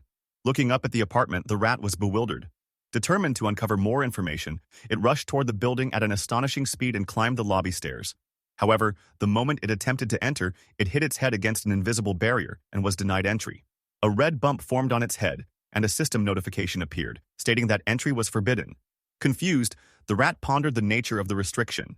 Suddenly, another notification appeared, asking whether it would like to obtain citizenship with the options yes or no. Without hesitation, the rat chose yes, but nothing changed. Frustrated, it wondered whether becoming a citizen was impossible in its current form. Just then, a system notification confirmed that citizenship had been granted. The rat was overjoyed, exclaiming that it had worked. Entering the apartment building, it was immediately met with alarm as people noticed it. Panic ensued, with everyone shouting about a rat's presence and attempting to stomp on it. The rat desperately dodged each attack, tumbling and running to escape. Eventually, it stumbled into the gym, where Dongjong's party members were exercising. Inside the gym, Kang and Dongjong were doing dumbbell exercises while Jian was performing bench presses with Byungho's support. Gayung was lifting weights, damn her got cute, and damn mommy Yeonju, she was stretching. Hello Manhwa Munch here. Can I be her son instead for one day only? Anyway, let's continue simping. Let's continue the story instead. Witnessing this, the rat was overwhelmed, struggling to comprehend what kind of place this was. The scene then shifted, revealing a girl wearing a black cap. This girl is the actual Seo Yejin. She clutched her head in pain before sneering slightly, a small smile forming on her lips. Laughing softly, she declared that she had finally found a way to survive. However, she acknowledged that the real challenge would be reaching her destination. She bit her thumb in contemplation, realizing that reaching Jeonpo Station was her only option. Though the subway railway offered a path, she knew that the monsters at Seomyeon Station posed a significant threat. Still, she saw an opportunity precisely because of their presence. Determined, she resolved to move forward, confident that there was no place she couldn't infiltrate. Behind her, a swarm of rats gathered, ready to follow her lead. The scene shifted as the main character received a system notification stating that he had hunted a tamed rat and obtained a small amount of experience points. This indicated that someone had killed the rat that had entered his apartment building. Another system notification appeared, revealing that the Queen of Rats was an A-rank awakened skill. The skill's description explained that all rats encountering its wielder would swear their loyalty to her as their queen. Once tamed, the rats could be controlled, and their senses could be freely shared. Seo Yejin possessed this ability. The main character contemplated the nature of her ability, realizing that it granted her control over rats. While activating his ultimate eye skill, he mused that an A-rank awakener had come to him voluntarily.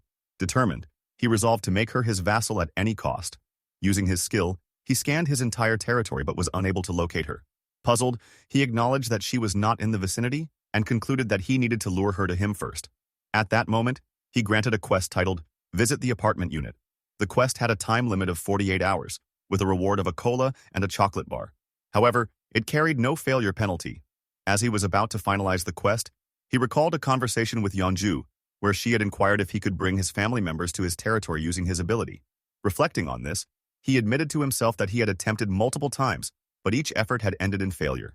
He theorized that if his family was outside his influence, a target granted citizenship should technically fall within his domain. He confirmed this assumption since he received money and experience points regardless of his citizens' locations, whether inside or outside his territory. With this realization, he edited the quest, reducing the time limit to 10 seconds while keeping the rewards unchanged. After implementing the modification, he considered it a success. He marveled at his ability to exploit the failure penalty in such a manner. The failure penalty, in this case, was a forced summon. And given that Seo Yejin was far outside his territory, she would inevitably fail the quest within the allotted time. This meant that she would be summoned directly to him. He acknowledged that he was essentially using the failure penalty as a cheat code. He resolved to test the system, believing that if he could summon citizens from outside using this method, he could potentially bring his family to safety. He hypothesized that if an outpost base was activated, it should temporarily function as an extension of his main territory. He considered the idea of sending Dongjong's party there to establish an outpost base, grant his family citizenship, and then use the system's quest function to summon them. Recognizing that the outpost base functioned as a safe zone outside his main influence, he understood that it required citizens holding the title of knight or higher. Since Dongjian's party met this requirement, the base could be set up where his parents resided. His plan was to grant them citizenship and then summon them using an impossible-to-complete quest, thereby ensuring their arrival at his location. While the plan seemed solid, he questioned how much money it would cost to create a quest with a failure penalty leading to summoning. Clicking on the system window, he decided to test it and granted the quest. As the system countdown began, 10, 9, 8, and so on, he anxiously hoped that the cost wouldn't be too excessive. Moments later, a system notification appeared, indicating that citizen Seo Yejin had failed the quest and that the amount spent was precisely 31,067,494 won. Sighing in relief, he acknowledged that the quest had cost 30 million won. Just then, Seo Yejin was summoned before him, appearing terrified and confused. As she looked around, bewildered, she questioned her whereabouts. The main character glanced to his left, confirming that his plan had worked. While he observed her, Seo Yejin was alarmed upon seeing an unfamiliar person before her. In an attempt to calm her, he greeted her with a simple, hello. Panicked, she demanded to know who he was and asserted that he should already know who she was. He responded, identifying himself as the person who had granted her citizenship. Confused, she hesitated before realizing where she was. Before she could fully articulate her thoughts, he clarified that they were at the top level of the apartment complex she had previously observed through her rats. Casually, he retrieved a can of Coca-Cola and some chocolates from his system window and presented them to her. Bro is flexing food at this point. Apologizing for the sudden summoning, he acknowledged that she must be surprised. Introducing himself formally, he stated his name, Kim Jae-hyun. He handed her the cola and chocolates, which she accepted. Seo Yejin then questioned whether he had just brought her there and mentioned a strange quest that had appeared before her. He confirmed that he was the one who had issued the quest. At that moment, Seo Yejin clasped her hands together in hope, and, despite acknowledging the shamelessness of her request, pleaded for the acceptance of the people she was taking care of. Confused, the main character asked her to clarify. She explained that she had intended to bring everyone with her, but the distance made it impossible. She had therefore taken a gamble. When asked how many people she was referring to, she answered that there were 35. He considered this information and realized he had not anticipated her having others with her. Apologizing, he stated that bringing all of them would be difficult. Seo Yejin, with sadness in her eyes, questioned his response. He elaborated that it would be impossible for him to transport all of them with his current ability. Desperate, Seo Yejin grabbed his jacket and pleaded, explaining that her mother and younger sibling were still there. She begged him to help, insisting she would do anything to save them. Seeing her desperation, he paused to think and requested a moment to consider the situation. He then recalled that he had granted Seo Yejin citizenship without her physical presence, implying that his territory recognized the rat as part of her. This revelation suggested that his plan could work. A system window appeared, displaying Seo Yejin's details. Her trust level was at 37, and her awakened ability was Queen of Rats. Observing this, he noted that her trust level was already high, perhaps due to her dire circumstances leaving her no choice but to trust him. Addressing her directly, he questioned whether she was truly willing to do anything. Seo Yejin nodded without hesitation, confirming her resolve. He then informed her that he had a way to help but required her complete trust. Raising his hand slightly, he emphasized that if she placed her full trust in him, he would ensure her family's safety. Swallowing hard, she considered his words before urgently shouting her agreement, expressing her willingness to do whatever it took. At that moment, a system notification appeared, indicating that Seo Yejin's trust had significantly increased. Her trust level reached 50, unlocking loyalty. Since her loyalty had surpassed 30, she had met the requirements to become a vassal. The main character promptly registered Seo Yejin as his vassal through the system window. As he did, a blue aura began swirling around her. Seo Yejin, surprised, looked around in shock. The system displayed her new title, 10th Servant, Knight, and Tamer. Her Tamer title enhanced tamed creatures' stats based on her loyalty value and accelerated their growth according to her trust level. It also allowed tamed creatures to evolve upon reaching a certain threshold. The main character inquired whether Seo Yejin had any tamed rats near her family's location. Still enveloped in the blue aura, she urgently nodded. He instructed her to send the rats directly to her family. Complying, Seo Yejin sat in a meditative pose and focused.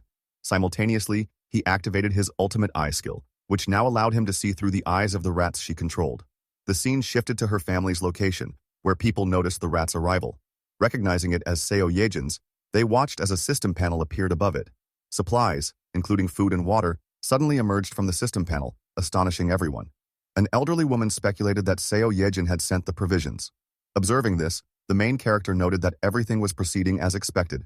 He realized that Seo Yejin's ability, combined with his ultimate eye, provided him with an unparalleled reconnaissance advantage, thousands of rats navigating sewers as his eyes, making them the ultimate scouting force. The scene shifted to the protagonist's room where Seo Yejin was present. She asked the protagonist if when referring to Nambu-Mindong he meant the area near Songdu-si. The protagonist confirmed that she was correct, thinking coincidentally about Seo Yejin.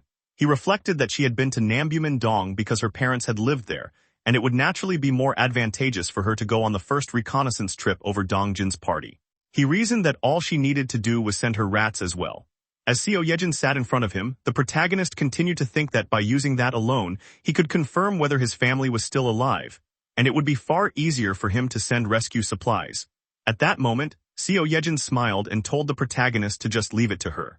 Right then, a system window notification appeared in front of the protagonist, informing him that Seo Yejin's trust had increased, followed by another indicating that her loyalty had also risen. The protagonist questioningly asked her if she could start right away. While playing with her rat, Seo Yejin replied that of course she could. Looking down at her, the protagonist suggested that since she was doing this, it would be nice if she could go along the subway rails. Seo Yejin, looking at him questioningly, asked if he was talking about Busan Line Number 1. He confirmed that he was, explaining that he planned to use that line as a route for rescue operations in the future. Suddenly, Seo Yejin's facial expression darkened, and in a tone of panic and terror, she told him that he couldn't do that.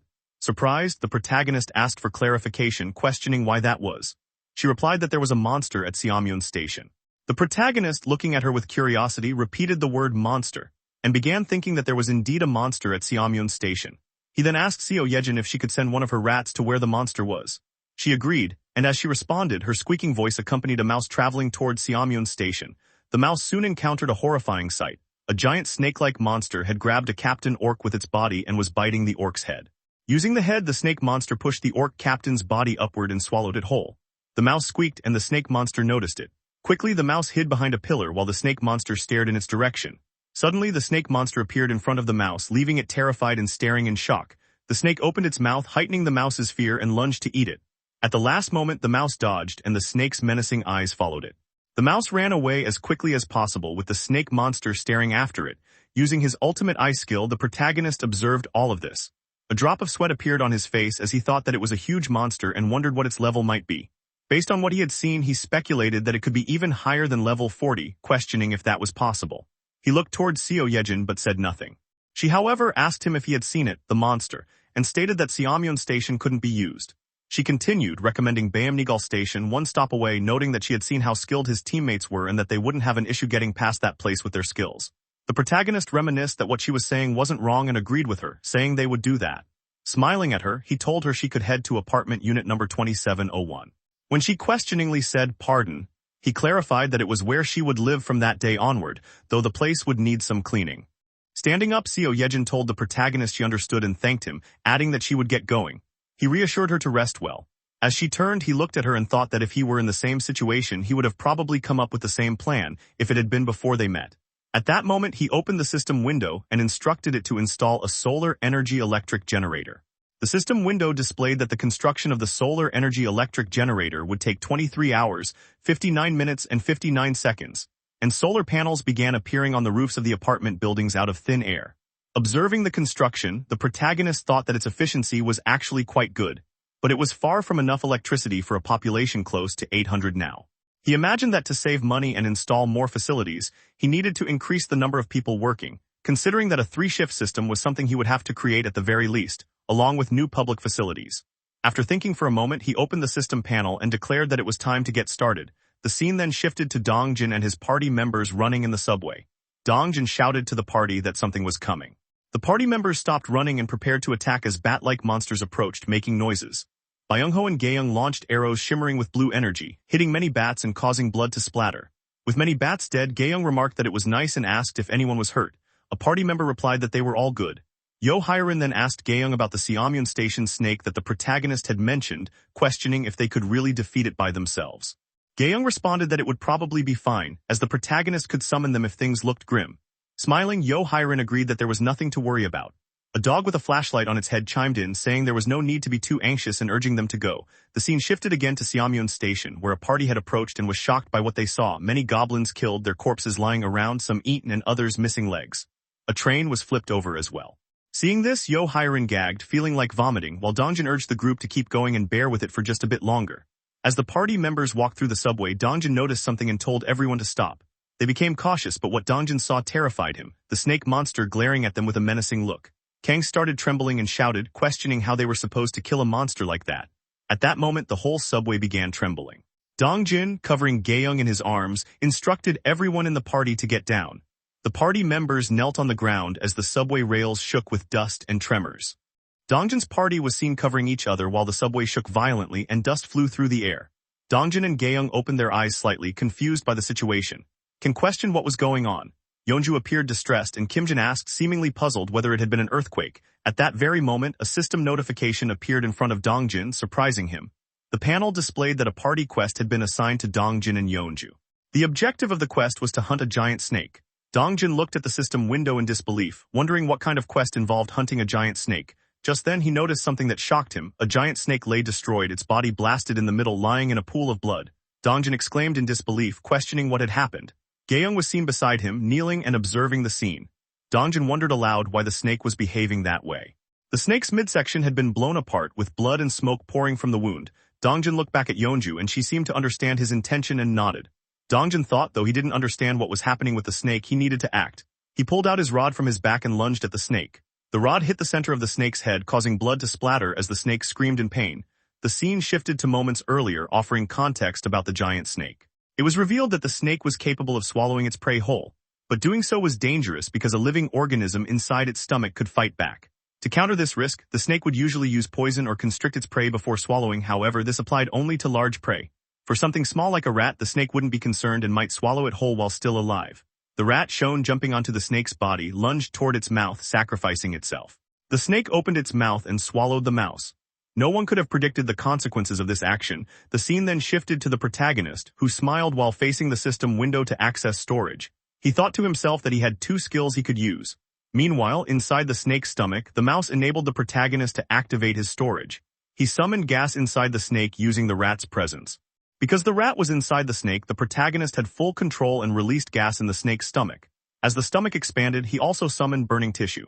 The ignition of the gas caused a massive explosion inside the snake. The scene then cut to Seo Yejin, who felt a sudden pain due to the severed connection with the rat. The protagonist asked if she was okay. She replied that she was fine, just a little surprised. He commended her, though she seemed uneasy and simply responded affirmatively. The protagonist observed the scene using his ultimate eyes and realized he could never defeat the snake monster himself. The scene returned to Dongjin's party, where Yeonju also received a system notification indicating that they had killed the giant snake monster. The protagonist concluded that it had to be the knight vassals, Dongjin and Yeonju, who delivered the final blow, allowing him to gain 6 times the experience and gold. The scene replayed Dongjin's attack as he hurled the rod into the snake's head. Simultaneously, Yeonju used her bear-ware skill to transform into a bear. With a menacing red aura forming in her hand, she lunged at the snake monster and delivered the killing blow, piercing its face before landing gracefully. After killing the snake, Yeonju looked back at its corpse. A system notification appeared in front of the protagonist, stating that he had hunted a king snake level 40 and had gained a massive amount of experience. Another notification revealed that over 1.8 billion won had been deposited into the ultimate shut-in wallet. A further panel confirmed that Dongjin and Yeonju had defeated the boss monster of Seamyeon Station, unlocking the ability to build an outpost base there. The protagonist's skill level increased, and his house declaration skill reached level 15. He gained 3 skill points. Following this, he experienced a sharp pain as his territory expanded beyond the apartment building.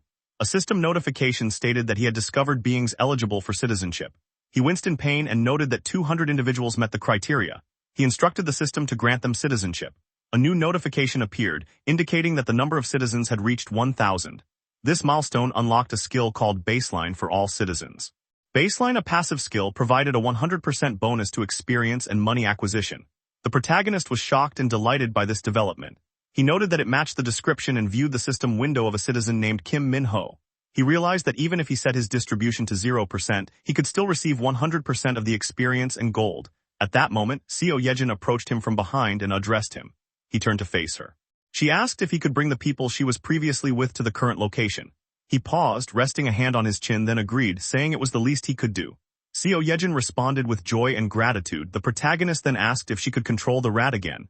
Seo Yejin, determined, assured him that she could. He instructed her to guide the others by having them follow the rat she controlled. She acknowledged the request.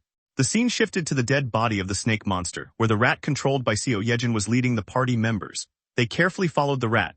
Dongjin was shocked upon seeing many dead orcs lying around. Yeonju greeted him and Dongjin, confused, asked if she had killed all the orcs. Yeonju clarified that it wasn't her, they were already dead when she arrived. Realizing someone else had killed the orcs, the party looked on, stunned and terrified. Dongjin speculated whether this had originally been the orcs' territory. The subway was littered with bodies and splattered with blood, yet the party continued to follow the rat.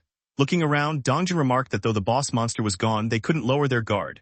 Gaeyoung added that there might still be hidden monsters lurking. At that moment, the rat gestured urgently, urging them to hurry. Ken commented to Kang that the rat was remarkably smart. Byung-ho asked if the rat was also part of the protagonist's abilities. The protagonist observed all this through his ultimate eye skill, thinking that for now there was no major threat. He then noticed he had 3 remaining skill points. Looking at the system window, he considered where to invest them. Since his activity range had expanded, he decided the first investment should be in the ultimate eye skill, which synergized well with Seo Yejin's ability. He invested a skill point and as before experienced pain as his eyes twitched and he held his head. After enduring the pain, he gained the ability to see the levels of monsters. A system notification appeared describing a goblin, level 8, 103 cm in height, living in groups, possessing basic intelligence, able to use tools, and having excellent eyesight, capable of seeing in the dark. The protagonist observed this and thought it was perfect. It was exactly the ability he needed. He planned to find monsters of appropriate levels and assign quests to others, saving resurrection costs. He then focused on his next skill upgrade, dignity preservation. Knowing he would meet many people, he understood that earning their trust and loyalty was crucial. He upgraded the dignity preservation skill and immediately afterward his eyes widened in shock. He turned suddenly, hearing a loud sound. He wondered to himself, was that a gunshot? The protagonist was seen looking back in horror after hearing a gunshot. He panicked, thinking that this wasn't the right place. At that very moment, the scene shifted to reveal many goblins dressed like humans, wielding revolvers in their hands and firing them. The protagonist was baffled, wondering what the hell was going on and questioning why goblins were using guns. A horde of goblins appeared, armed with blades, swords, and revolvers. Standing before them was their leader, who was also wielding a revolver and firing shots.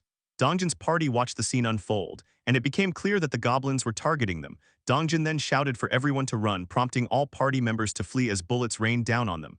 The group quickly entered a nearby non-functioning train and observed the goblins from within. Gaeyoung expressed her disbelief, asking how those creatures had managed to acquire guns. Dongjin, sweating, admitted that they couldn't face the goblins head-on.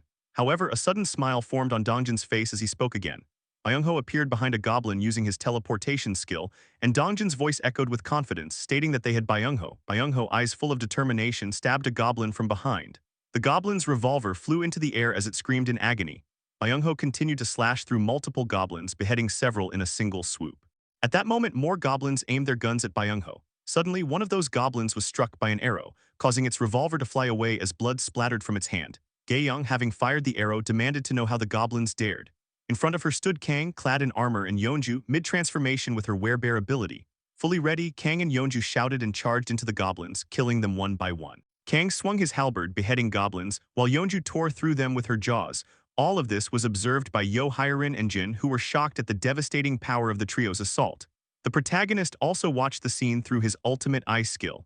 He noticed a revolver and a bullet, and immediately registered them as items. A system notification panel appeared in front of him, revealing that the revolver was an S&W Mu, priced at 476,321, and a set of 100.38 caliber bullets cost 158,401. Looking at the system panel, the protagonist thought about the gun. He reflected on the significance of acquiring such a weapon. He then contemplated the implications of displaying a firearm in the store. Though it had many advantages, he believed it would make people more proactive about hunting monsters. He imagined civilians in his domain using guns to fight off goblins. He further considered that even regular people below level 10 might occasionally take down orcs. This would lead to a massive increase in experience points and monetary rewards for the citizens. The protagonist envisioned the joyful expressions on the faces of his people. However, his thoughts grew grim as he realized that trusting every citizen was not a viable option. He admitted to himself that he had been accepting people randomly without any proper standards. He had believed that he could control any situation, regardless of who entered his domain. Although more people meant more benefits, the introduction of guns changed the dynamics entirely. He feared that with so many people, there was a chance someone with malicious intent could be among them. He imagined citizens becoming envious, jealous, and turning against one another. He thought that something terrible was bound to happen eventually, and in the worst-case scenario, someone could be killed.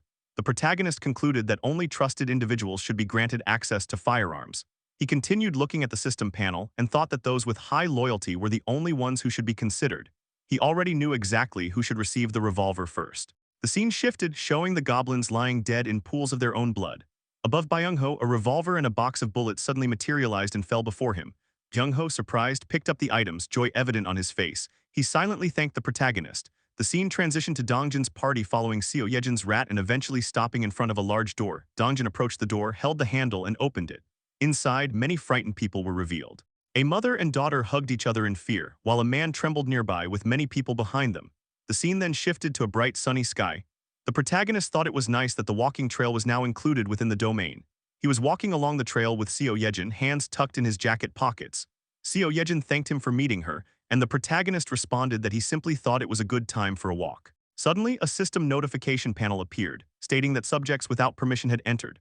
The protagonist informed Seo Yejin that the guests had arrived and granted them citizenship. Someone then called out Seo Yejin's name, surprising her. She turned to see her mother and her sister, Yojin. Seo Yejin ran to hug them both. Her mother, emotional, asked why she had left without saying anything and how worried she had been. Seo Yejin apologized to her mother. Yojin backed away from the hug and with shining eyes commented on how good her sister smelled, asking if she had showered.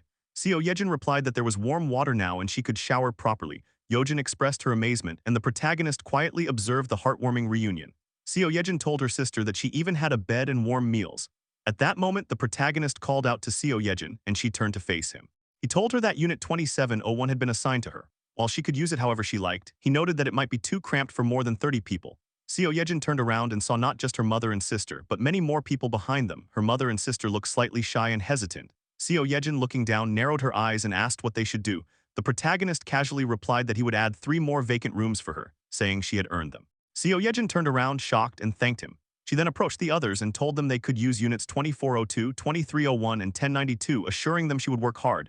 Behind her, her mother and sister appeared overjoyed. A system notification panel appeared in front of the protagonist, indicating that Seo Yejin's trust and loyalty had increased, along with that of many other citizens. The protagonist read the system message. However, something in it surprised him, and he exclaimed, remembering that he had leveled up but hadn't checked his new skill. A system notification then announced a skill called Beast Management, which had 10 slots. Looking at the panel, the protagonist wondered what Beast Management was. The system then revealed that summoning a beast would cost a staggering 10 billion won. Stunned, the protagonist questioned whether the system had actually said a billion won. Suddenly, someone called out to him and he turned to see who it was. A voice asked if he had a moment.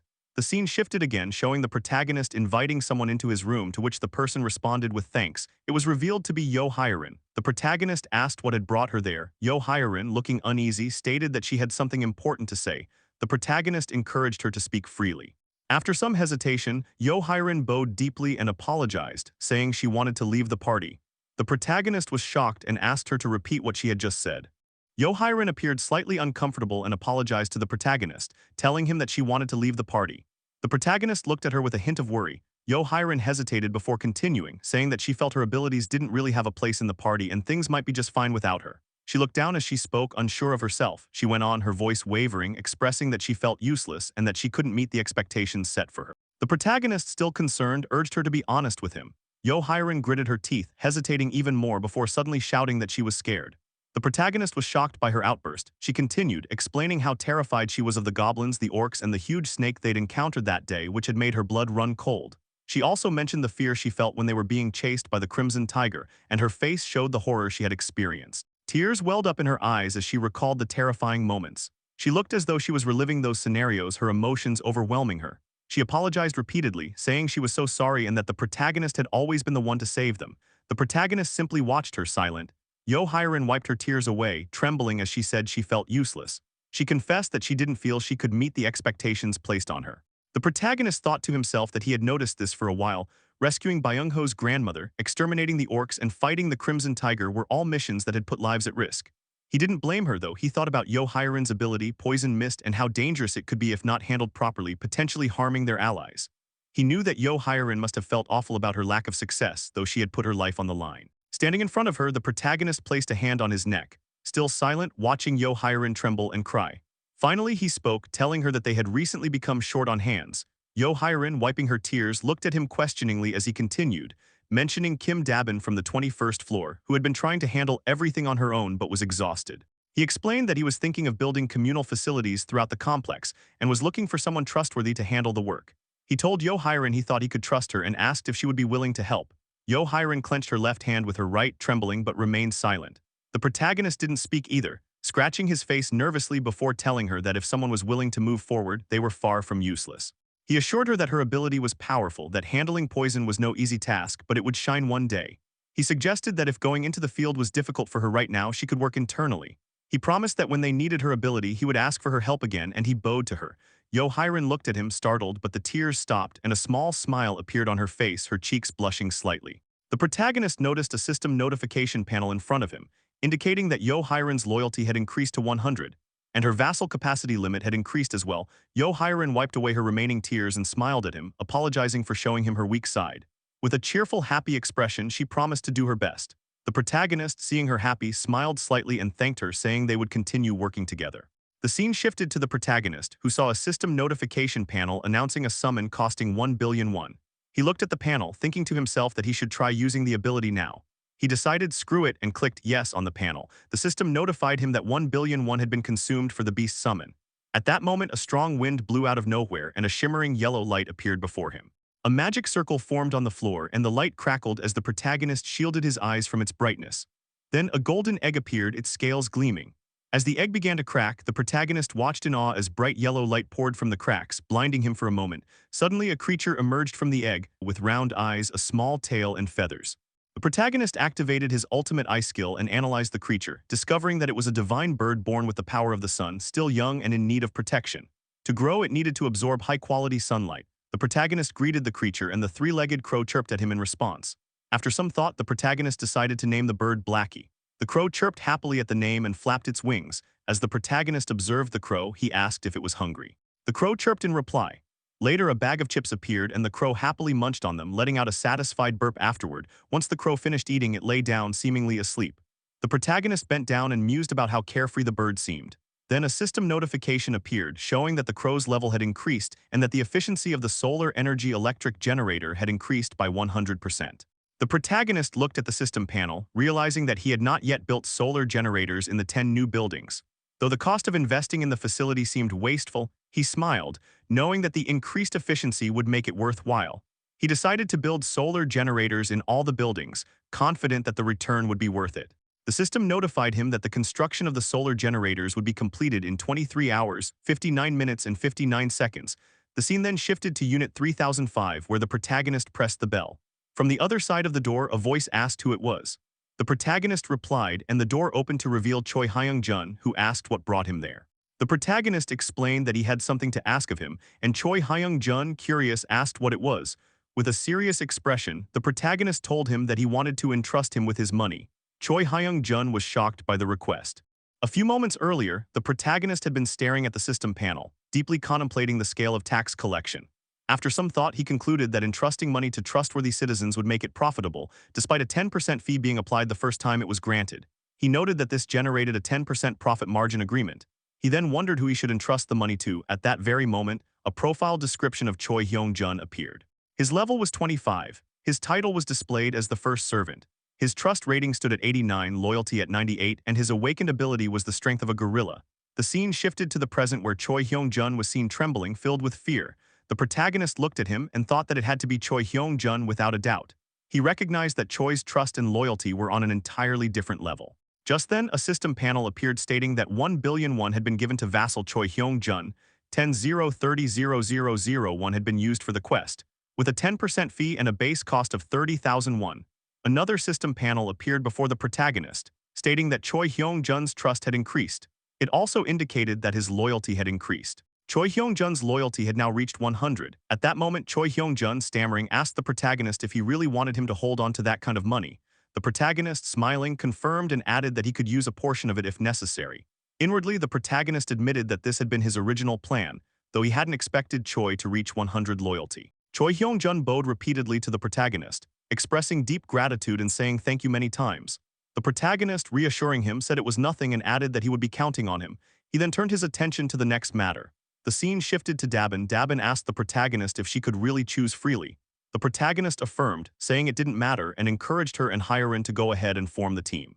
He reminded Dabin that since she was the team leader for 2023, he would double her weekly compensation. Upon hearing this, Dabin's eyes sparkled with excitement, and a system panel appeared showing that her loyalty had increased. She promptly pulled Hyerin towards herself and, saluting the protagonist, promised to do her absolute best.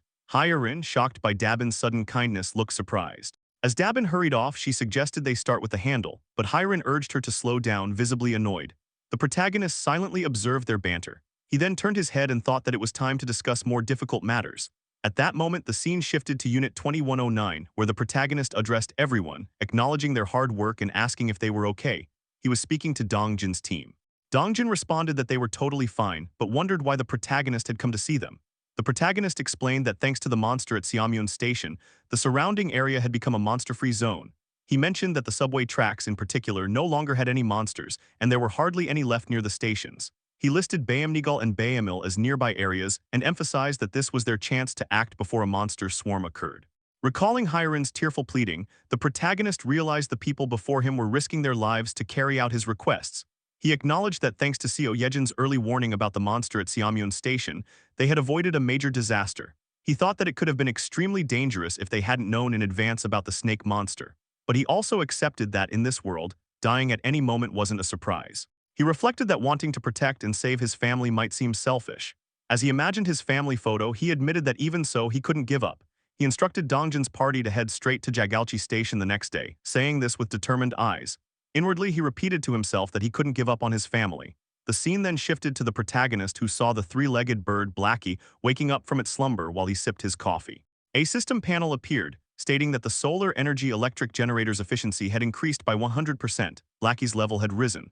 The protagonist noted that Blackie was already at level 5.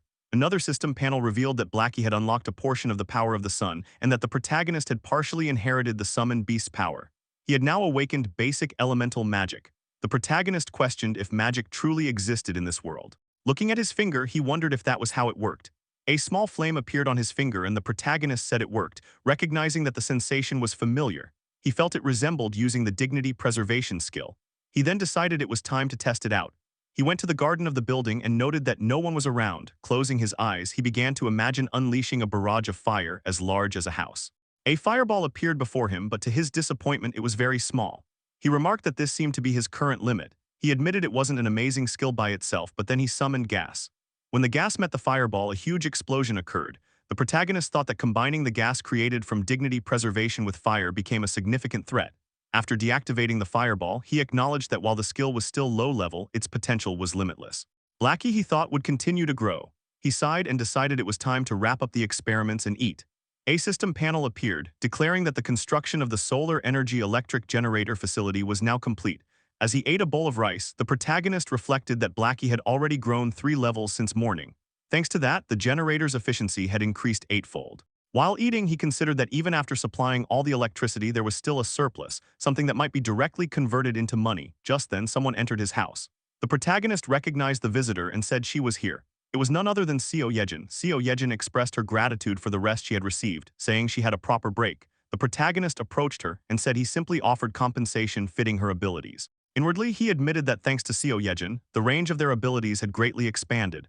Looking at her, he thought he couldn't help but take care of her. He then told her that they should do their best again today. He mentioned that Dongjin's party was currently at Seamyeon Station and asked her to escort them. Seo Yejin informed him that she had already sent some rats along the subway route. She continued that they could reach as far as Choryang Station without issues. Startled, the protagonist asked if there was a problem beyond that station. Seo Yejin confirmed, saying the issue was at Busan Station. She suggested it was better for him to see it himself. She activated her ability and connected with her rat, and the protagonist activated his ultimate eye skill to connect as well. He saw debris everywhere and water flooding the station. Using his ultimate eye, the protagonist remarked that at that rate they couldn't get through. Seo Yejin explained that due to the track conditions, she had tried sending rats above ground instead. But what the protagonist saw next shocked him. He saw the entire city devastated and destroyed. He was stunned, thinking there wasn't a single intact building. Everything had collapsed, and he wondered what could have happened. He then saw a large footprint on the road. Realizing the cause, he gritted his teeth and cursed, now understanding why no buildings remained standing and every road was destroyed. Just as he was about to say something, the building shook violently. The protagonist and Seo Yejin quickly became alert. The entire building trembled and Seo Yejin covered her head. The protagonist thought with a growl that if it continued at this rate, the building would collapse. The entire apartment building was trembling and shaking. The protagonist asked Seo Yejin if she was okay. Seo Yejin, while panicking, replied that she was fine but quickly added that the more important question was what had just happened. The protagonist was equally panicked and began thinking. He questioned internally about the tremors just now. At that moment, someone began banging on the protagonist's apartment door and calling out to him. The protagonist and Seo Yejin looked toward the door, trying to identify who was knocking. The person banging on the door called out that the protagonist needed to see something. The protagonist told Seo Yejin that they should get out first. Seo Yejin agreed, and just then they realized it was Choi Hyunjun who had been banging on the door. The protagonist questioned Choi Hyunjun about what was going on. Choi Hyunjun, scared and panicked, apologized and suggested they head to his apartment first. The protagonist and Choi Hyunjun were then seen running toward Choi Hyunjun's apartment. While running, the protagonist thought that this was ominous. He considered that whatever had caused the building to tremble must be visible from Choi Hyunjun's apartment, which had a clear view of the Seommyeon station area. As they ran, tension was visible on the protagonist's face. He recalled the loud explosion from earlier and reflected on how urgently Choi Hyunjun was pulling him along. He thought there was no way this was something minor. As soon as they entered Choi Hyunjun's apartment, Choi Hyunjun directed the protagonist toward the balcony, saying, "This way." Protagonist cursed under his breath and looked out from the balcony window. What he saw horrified him. He questioned why it always had to be like this and what the hell that thing was. It was revealed that a giant monster bigger than buildings and anything imaginable was destroying the city. It had 4 hands, a tail, and the protagonist, observing this disaster, thought bitterly that his bad feelings were always spot on. The scene shifted, showing the monster lunging with its claws and destroying everything in its path. The protagonist, witnessing this horror, activated his ability Vassal Summon, and Dongjin's party was summoned. Because they were summoned suddenly, Yeonju thought to herself, asking what this was. Dongjin questioned why they were there, and Byung-ho guessed it must have been the earthquake just now. Before they could continue their discussion, they saw the horrendous monster from the balcony window. Everyone looked horrified and asked, "What is that?" It was a disaster-walking monster. They continued watching, and the monster seemed to be looking at their building from the balcony window. The monster stomped its hand on the ground and gripped something from the road. Choi Hyunjun, panicking, said it was coming. He repeated, "It's coming over here." Dongjin also expressed confusion, asking what was going on. The protagonist, looking at the one-eyed monster, said they had to stop it, but inwardly he wondered how. He continued thinking, wondering if his ability could withstand the monster's attack. Trembling, he gritted his teeth, feeling powerless. At that moment, someone called out to the protagonist. It was Yeonju. With resolute eyes, she requested, "Please let me do this." The protagonist looked back at Yeonju and thought to call out her name. He noticed the determined expression on her face, confident that she could handle it. He reflected on how her fighting spirit was blazing against the giant. After a moment of contemplation, he smiled slightly and asked her if she thought it was possible. Yeonju, like a soldier, replied that she would make it possible. A system panel appeared, and the protagonist granted the quest to everyone. The quest description was to hunt the Cyclops with a time limit of 24 hours. The reward was the resurrection of Yeonju's son for 1 day, while the penalty for failure was extreme pain for a day. The protagonist announced that he would now give the mission briefing and asked everyone to listen carefully. After giving the briefing, he asked if everyone had understood. They all responded with a yes. The scene shifted to the apartment building's lobby, where the protagonist stood in front of Dongjin's party. He divided the members into 3 teams. Team 1 consisted of Yeonju, Dongjin, Kang, and Dajung.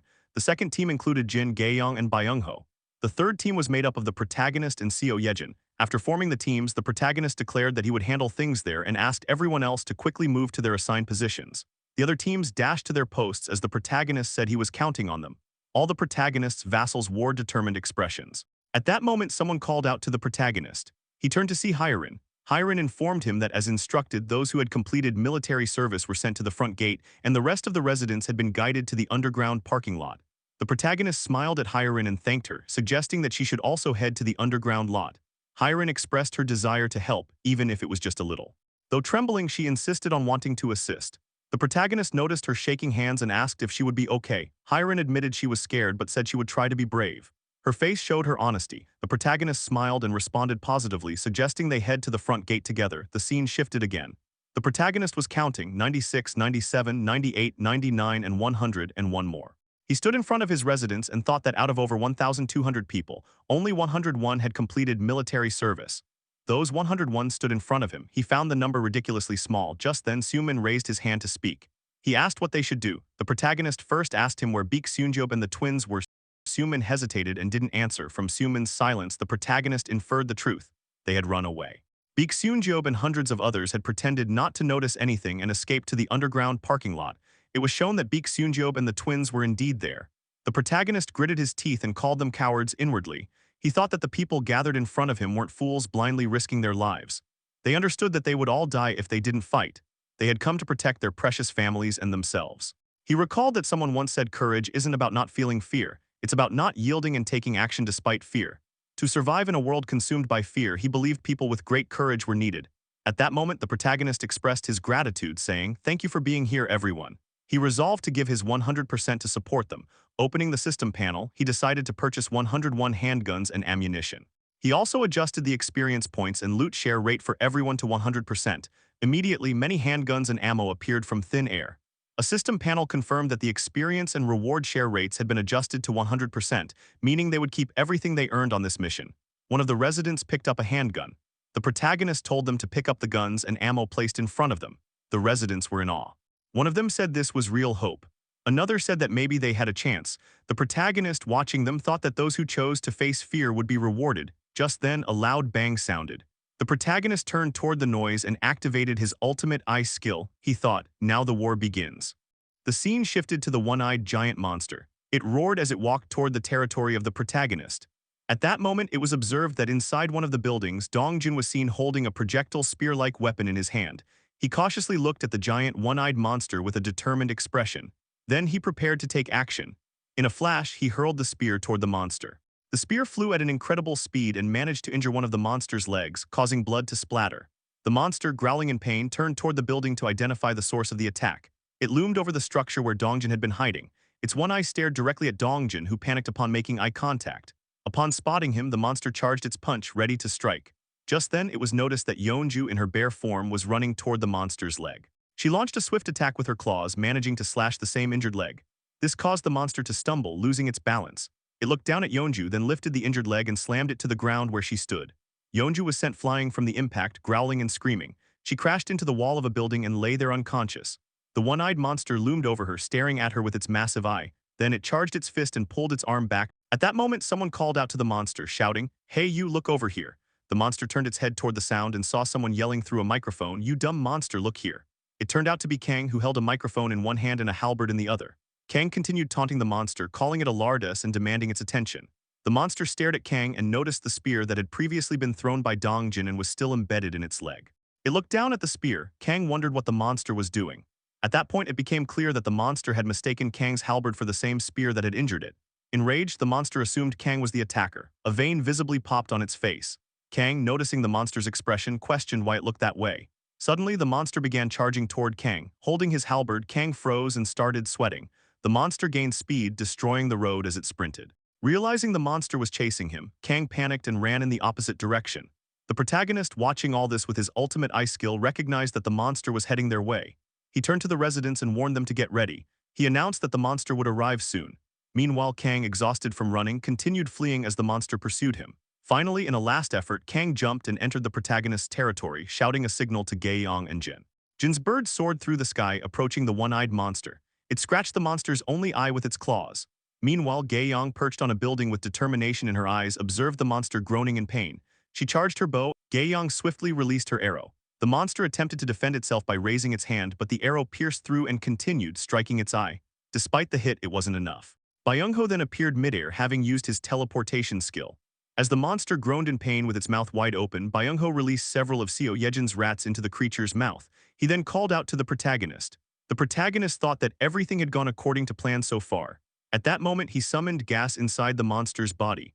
The monster's eye widened as gas began puffing from its mouth.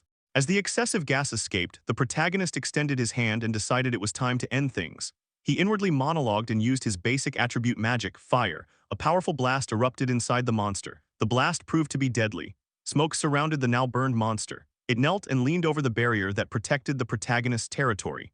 The residents wondered what had happened as they watched the giant lean toward them. The protagonist instructed everyone to hold their positions. He believed everything was unfolding perfectly and hoped the final blow would be dealt by his vassals. Ideally, he wanted Dongjin or Yeonju to finish it, though they had not yet arrived. He considered that even Seo Yejin, who held the knight title, could be suitable. Suddenly, Choi Hyunjun called out to the protagonist and, trembling, urged him to look behind. The protagonist replied that it was fine, believing the monster would fall over the defensive wall. However, the horror on Choi Hyunjun's face suggested otherwise. The protagonist turned and was shocked and terrified by what he saw. The one-eyed monster was still alive, staring directly at him from behind the defensive wall. It was as if the ground had vanished beneath the protagonist's feet. He muttered in disbelief that there was no way the creature could have withstood the fire and gas attack. But it remained very much alive, looming above the wall. At that moment, the monster raised its hand and with immense force delivered a powerful smack to the defensive wall's barrier. After hitting the defensive wall barrier of the protagonist, a system notification appeared indicating that a subject without entry permission was attempting to enter. The protagonist looked at the one-eyed Cyclops and grew worried, noticing the creature staring directly at him. He believed that the Cyclops' attack had been successfully blocked. At that moment, Choi Hyun-jun instructed the residents to open fire.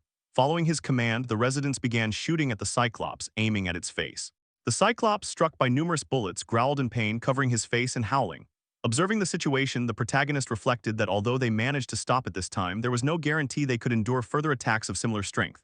He knew that a single breach could result in catastrophe. Thinking quickly, the protagonist raised his hand and summoned an invisible hand, enlarging it through gigantification, a feature unlocked by investing saved-up skill points. He had prepared this for emergencies. Meanwhile, the Cyclops, now enraged from the earlier attack, raised its hand again, attempting to strike the defensive wall.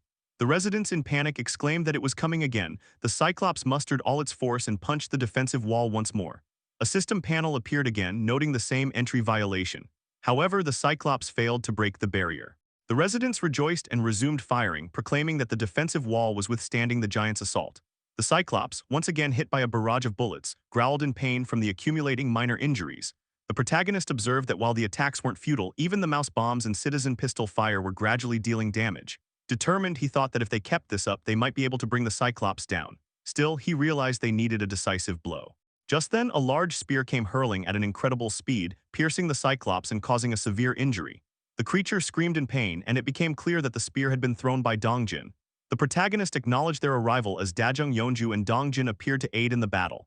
After taking the hit, the Cyclops grew furious and screamed. The protagonist expressed his trust in the newcomers and summoned standard supply spears. Multiple spears materialized around Dongjin, who grabbed one and with determination hurled it at the Cyclops. He then threw all the spears at once and they closed in on the Cyclops. The Cyclops attempted to defend itself using its forearms while Dongjin continued the relentless attack. Amidst this, Gaeyang charged her bow and declared that they would also provide cover. From atop a building, Yeonju shot arrows at the Cyclops one after another. A system panel then appeared before the protagonist, indicating that the level of the three-legged crow had increased. The solar generator's efficiency had doubled, and it had reached maximum efficiency. Surprised, the protagonist read further as the system notified that the three-legged crow had partially unlocked the power of the sun and that a part of its power had been inherited. Basic fire magic had evolved into intermediate fire magic. Another panel stated that the crow had detected an enemy intrusion and requested a power release, prompting the protagonist with a choice to permit it. Puzzled by the term power release, the protagonist thought of Blackie, the three-legged crow. He assumed that the Cyclops was being referred to as the intruder and questioned what such a small creature like Blackie could possibly do. Contemplating whether to proceed, he noticed the cost of the power release, 300 million won. However, it was too late. Blackie had already initiated the power release. Energy from all the rooftop solar generators converged on the protagonist's apartment where Blackie resided. The protagonist watched as all the energy was channeled into his apartment. A sudden blast of energy erupted from the apartment. Turning to look, the protagonist saw a black crow with massive feathers and a giant beak, Blackie in a phoenix-like form, roaring menacingly in the sky. Blackie opened its mouth, gathering energy, and the Cyclops, noticing the massive creature, turned in alarm, but it was already too late. Blackie unleashed a beam of energy, striking the Cyclops and piercing through it. Blood poured from the Cyclops' mouth as it screamed. Dongjin witnessed the attack just before someone zoomed past him at incredible speed. It was Yeonju, now in her bare form, lunging to deliver the finishing blow. The Cyclops looked at her approaching figure. With a menacing expression, Yeonju struck and killed the Cyclops instantly. A system panel then appeared before the protagonist, stating that he had hunted a level 51 Cyclops and received an enormous amount of experience. A sum of 31,925,374,089 won was deposited into the ultimate shut-in wallet. Another system panel revealed an increase in the protagonist's skill level. He groaned in pain as his territory expanded, now encompassing various buildings, roads, and facilities. A congratulatory panel announced the declaration of dominion over the apartment complex, along with a 10 billion won construction grant. The protagonist collapsed to his knees, gasping for breath. Blackie, now back in his small and cute form, appeared before him, striking a smug JoJo pose. Annoyed, the protagonist scolded Blackie for using 300 million won without permission. Blackie avoided eye contact, trying to dodge the confrontation. Still, the protagonist smiled, recognizing that Blackie's final blow had been decisive. He patted Blackie's head in appreciation, acknowledging a job well done. Reflecting further, he realized that although summoned beasts seemed restricted to his territory, using 300 million won to gain 30 billion was incredibly cost-effective. Opening the summon system panel, the protagonist considered summoning all 10 beasts. With performance like this, there was no reason to hesitate.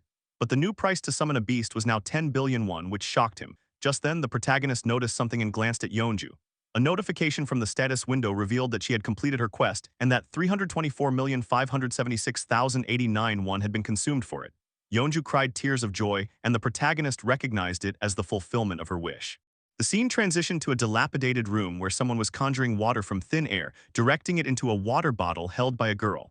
The bottle was almost full. The girl holding it thanked the man with purple hair who continued using his ability to produce water. He called out for the next person and while distributing water thought to himself that their food supplies had run out. Although he could create water, the food they had obtained by fighting nearby monsters had completely vanished. A line of people had formed to receive water from him. As he continued filling bottles, he internally admitted that this was their limit. In the end, they would have to leave. Biting his lip in frustration, he stood silently. Suddenly, the entire place shook, throwing everyone into disarray. The purple-haired man stumbled and questioned if it was an earthquake. Panic spread among the people. At that moment, someone called out his name, Junhyuk. It was revealed that the purple-haired man's name was indeed Junhyuk. A silver-haired boy came running in panic, urging Junhyuk to come upstairs immediately. Junhyuk was shocked by the urgency in his voice. The silver-haired boy shouted that something terrible had happened. A monster. Junhyuk and the boy rushed up the stairs to the rooftop of a destroyed building, where Junhyuk laid eyes on a horrifying sight, a one-eyed cyclops roaring loudly. Junhyuk cursed and instructed the silver-haired boy to tell everyone to stay hidden underground and not to move. The silver-haired boy trembled with fear and asked what they should do now. Scratching his hair, Junhyuk muttered in despair, questioning what they could possibly do against such a creature. He emphasized that it was evident they couldn't do anything. While they conversed, a beam attack suddenly appeared behind the cyclops. In the next moment, the cyclops was devastated by a single attack. Junhyuk said all they could do was pray that the creature didn't come their way. That was the best they could hope for. As the explosion from the attack echoed around them, both were left baffled and shocked in the middle of their conversation. Junhyuk gasped in disbelief.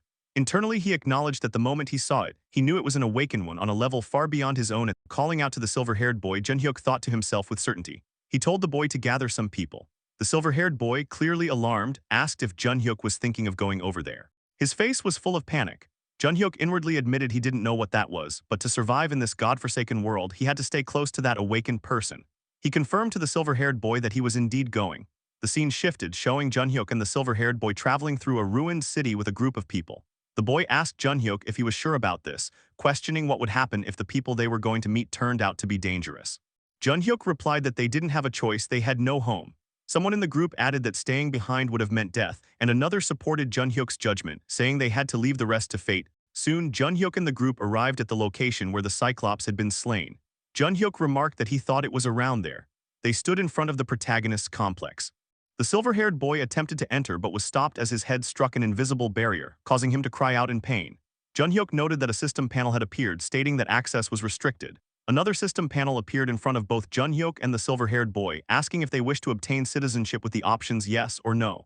Confused, Junhyuk decided to proceed. They gained citizenship and a party quest was issued to them. The quest instructed them to locate the 30th floor of Building 114 within an hour.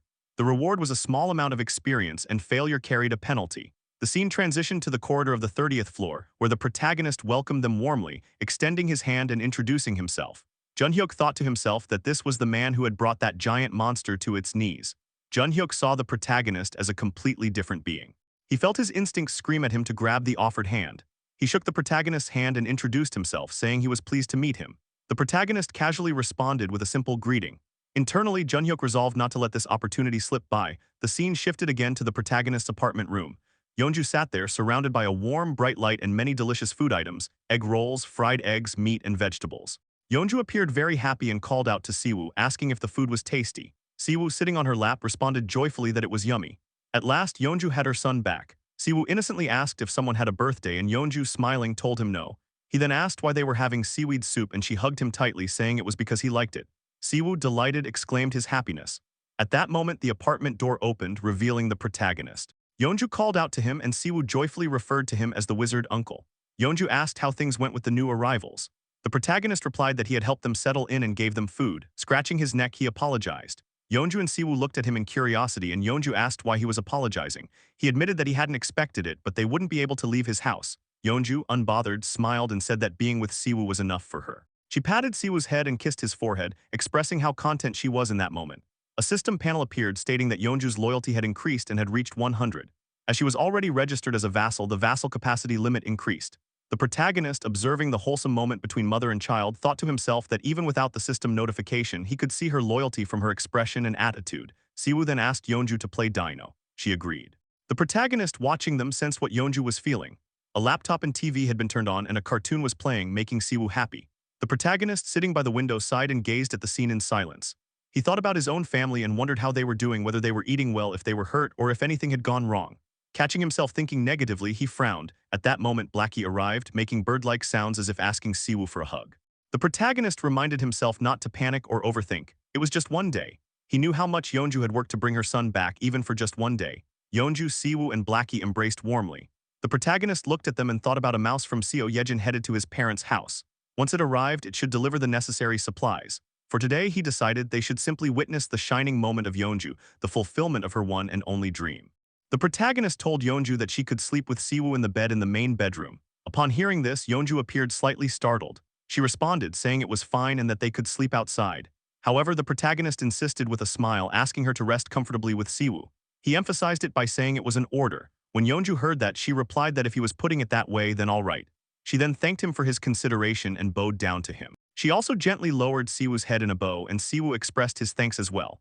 Yeonju then took Siwoo's hand, and as they walked toward the bedroom, Siwoo called the protagonist wizard uncle and said goodbye. The protagonist simply looked at Siwoo and gave a relaxing smile. As night arrived, Yeonju and Siwoo were seen sleeping in the main bedroom. Yeonju was singing lullabies to her son. The door to the bedroom remained slightly open. From the sofa, the protagonist could hear the soft lullaby. Lying there, he began to reminisce. In that moment, Yeonju's gentle lullaby quietly echoed through the door. The protagonist thought that he was too old for lullabies, but for some reason, as he listened, his eyes began to droop. He imagined his mother singing lullabies to him when he was a small child and pictured himself resting his head on her lap. Gradually, he drifted off to sleep to the sound of the lullaby. The scene shifted to the next day, which passed uneventfully as the protagonist narrated. They ate the food Yeonju had made, spent time with Siwoo, and watched the comics he liked. However, because Siwoo kept chasing after Blackie, who was trying to bask in the sun, Blackie became annoyed. They all took a nap together and played with the toys the protagonist had bought from the store. In this peaceful routine, time flowed by. As the sun began to set, Siwoo was seen hugging his mother, Yeonju. The protagonist, visibly saddened, observed the moment, with Blackie perched on his shoulder, also sobbing. The protagonist reflected that it was only one day, that was all the time he could give to them, to Siwoo and Yeonju. While hugging her mother, Siwoo called out to her, but Yeonju held him tightly, not letting go. Siwoo then asked her if she was crying. Yeonju, with tears dripping down her face, denied it. Siwoo, with genuine curiosity, lifted his small hand and gently stroked her face, wiping away her tears. He softly said, "You are crying." With a worried expression, he added, "Mom, don't cry." Despite his words, Yeonju continued crying, calling out to her son, and in her emotional state, she confessed while hugging him tightly, "I'm scared. I'm terrified of a world without you." At that moment, Siwoo wrapped his small arms around her and reassured her by saying, "I'm right here." After hearing those words, Yeonju clutched him even tighter as she broke down in tears. The protagonist narrated that upon hearing Siwoo's warm voice like sunlight, Yeonju finally let her emotions overflow. Siwoo then backed away slightly from the tight hug and called out to his mom. He said, I'll always stay right by your side. You know that, right?" After those words, Yeonju completely broke down, looking at her son with an expression that words couldn't capture. Her tears rained down her face, knowing what was about to happen. She called out to her son one last time, her vision blurred by tears. She said, "No, not yet. There is still so much I couldn't do for you." Siwoo looked at his mother while his body began to fade away. Tears welled up on his face as he smiled at her and said, "I love you more," while fading like petals with tears of happiness on his face. Yeonju watched her son fade away, and the protagonist monologued about yet another inevitable farewell. Yet, trembling, Yeonju clenched her lips and whispered to her son, "I love you too, my dear Siwoo." The tears on her face, once filled with sadness, now turned into tears of happiness as she bid farewell to her son. The protagonist noted that she smiled through the tears. Siwoo gave one last goodbye with a smile, and in the next moment he completely faded away like petals, calling out to his mom for the last time. After Siwoo had disappeared, Yeonju, now trembling, knelt down and cried with deep emotion. The protagonist, standing behind her with a saddened expression, witnessed it all. He narrated that Yeonju remained there until the very last trace of Siwoo's warmth had vanished. He then reflected, "Hope. Hope is a flower that only blooms in the depths of despair. So those who can grasp hope must always be surrounded by despair. It's so cruel." At that moment, the protagonist reached out his hand to Yeonju and told her not to be too discouraged, assuring her that this wouldn't be the last time.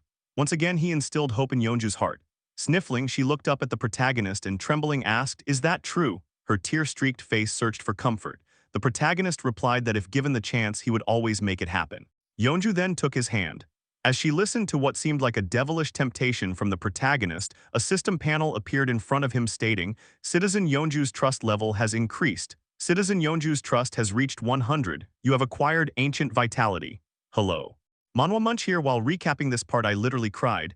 This part was so emotionally well written I can't even express with mere words, because I have been recapping this story from the start. This moment left me with a bittersweet feeling that Yeonju can see her son again, but it's the time to say goodbye now. To all my viewers, I genuinely want you all to comment heart on this video please for this particular moment. Anyways, let's continue with the recap. The scene shifted to Seunjob, who appeared visibly furious as he shouted, "Damn it!" His voice echoed with frustration as he continued ranting, declaring that his supply spear, his orc spear, and everything he had were all gone. His anger flared even more as he stamped his foot, exclaiming that it had all been stolen. In front of him stood the two twins, watching the furious Seunjob.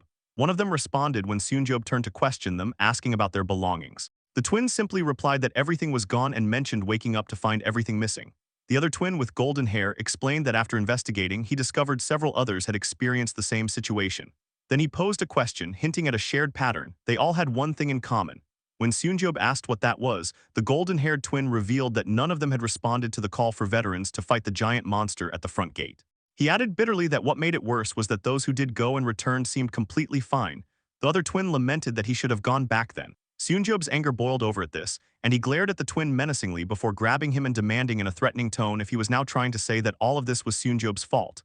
The twin quickly clarified that it wasn't what he meant. Still furious, with veins bulging on his face, Seunjob shouted in rage. He reminded them that they had all agreed not to join the battle and accused the twin of being the one who had said that anyone who followed those orders was just a puppet of their protagonist. The twin quietly admitted, "Yeah, sorry, Seunjob." Seunjob let go of the twin, still visibly seething. He then voiced his concern that they could get kicked out. He recalled a past incident where, according to rumors, a citizen had attempted to assault a minor and was immediately expelled. That same man, he remembered with a scowl, had ended up being found dead on the streets, killed by goblins. He reflected on how, after the giant subjugation, survivors had begun gathering at their apartment complex. With the growing number of residents, going against the protagonist now seemed far too risky. He realized that if he opposed him, he might be the next to get kicked out. Seunjob cursed under his breath, venting his frustration about Suman, the only one who had responded to the draft call from their protagonist. That bastard, he muttered, was the only one who had gained anything and had even received a gun. With a sigh, Seunjob questioned aloud how things had come to this point. Unbeknownst to him, someone had been silently observing everything, none other than the protagonist himself. Using his ultimate eye skills, he watched the entire exchange between Seunjob and the twins. The protagonist quietly reflected that Seunjob likely still didn't understand that everything he had endured so far was just the beginning. He mused about what kind of treatment Seunjob could expect from the survivor groups after being punished by him. At that moment, a quest panel appeared behind Seunjob. Noticing it, Seunjob turned and exclaimed, "What the hell is this?" The protagonist narrated with cold clarity that Seunjob would soon learn the kind of responsibility required to remain within the safe zone. In front of Seunjob, the quest panel displayed its message. The objective was to hunt 20 goblins within 24 hours. The reward was a small amount of experience points. The penalty for failure, however, was brutal 1 minute of intense pain. Seunjob stared at it in horror, exclaiming, "What the hell, extreme pain?" He was completely unprepared for the kind of burdens he would have to shoulder, just to survive within the so-called safe zone. The protagonist narrated that one of the A-rank skills possessed by Yeonju was called Ancient Vitality. This skill drastically increased regeneration in proportion to the severity of injury received. He expressed disbelief at the reward he had received for hitting 100 trust with Yeonju, realizing that the reward turned out to be a skill she actually owned. However, he admitted that it wouldn't be useful at the moment. Since he wasn't going to be involved in combat and rarely left the house, he found it unlikely that he would get hurt enough to use the skill. Still, he acknowledged that gaining a skill as a reward for Yeonju's trust reaching 100 was certainly noteworthy. Soon, he noted, Byung-ho's trust would also reach 100. If he could obtain Byung-ho's awakened ability, teleportation, the power to move to any location within sight, he contemplated its potential. He theorized that if he activated the outpost and then used his ultimate eyes to teleport, he could travel as long as he had sufficient mental strength. It should be possible to teleport to that location. The system panel then presented a description of the outpost base. The base was a safe zone that could be built outside of the house. When activated, any designated area marked as part of the house would temporarily receive the same effects. However, activation required a citizen with the title of knight or higher to be present. If an unpermitted subject remained in the zone for more than a day, the zone would be destroyed. Reflecting further, the protagonist realized he needed to increase his mental strength.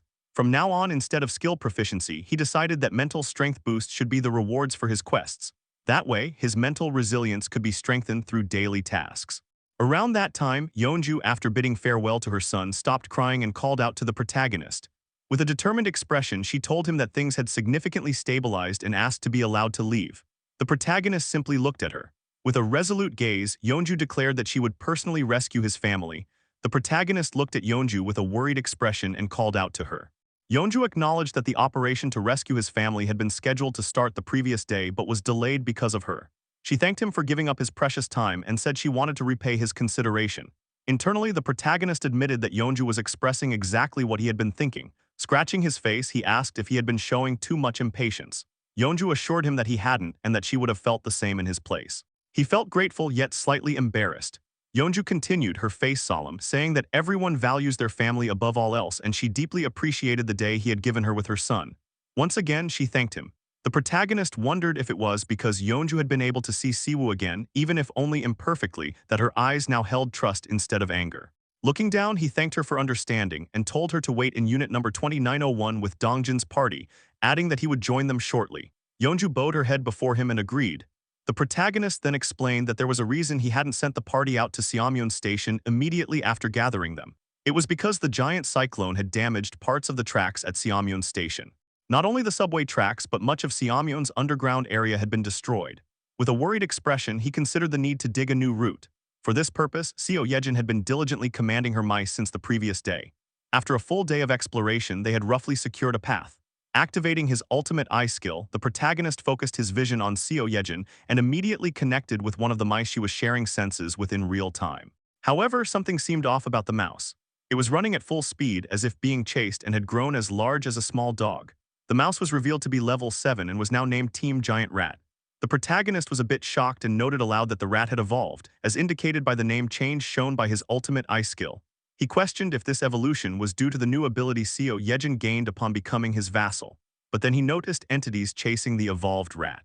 These beings had vacant eyes, limp limbs, blood-drenched bodies. They were walking corpses. He wondered aloud what was chasing the mouse. It was revealed to be a horde of zombies. Among them were level 11, 13, and 9 zombies. The protagonist was shocked by the sight. The zombies weren't merely chasing from behind, they were closing in from all sides, naturally forming a blockade around the rat. The rat stopped and glanced around. The protagonist thought it was over for the mouse.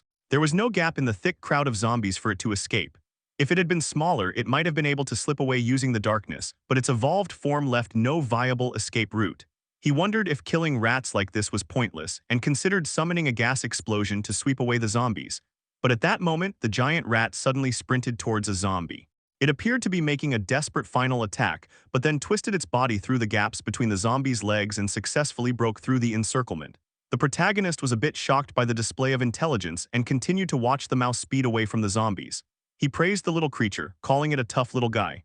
As the mouse wore a smug expression, it coincidentally found an exit in the area it had escaped to. The protagonist commanded the rat to go straight up, pointing out the exit. As the mouse ran up the stairs and looked toward the light at the end, the protagonist encouraged it, telling it to keep going just a little more.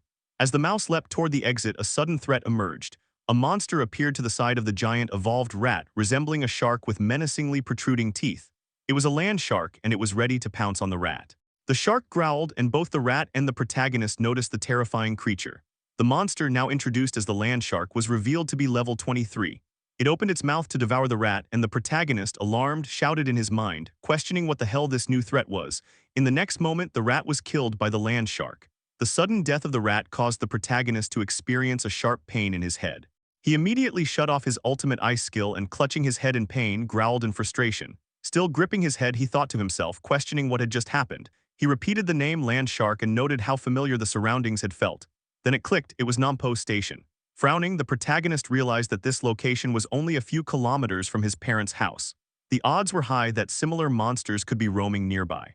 Urgency filled his thoughts. He had to rescue his parents quickly. The scene then shifted to a corridor where Dabin was hard at work. She appeared exhausted, wiping sweat from her face as she carried out her duties.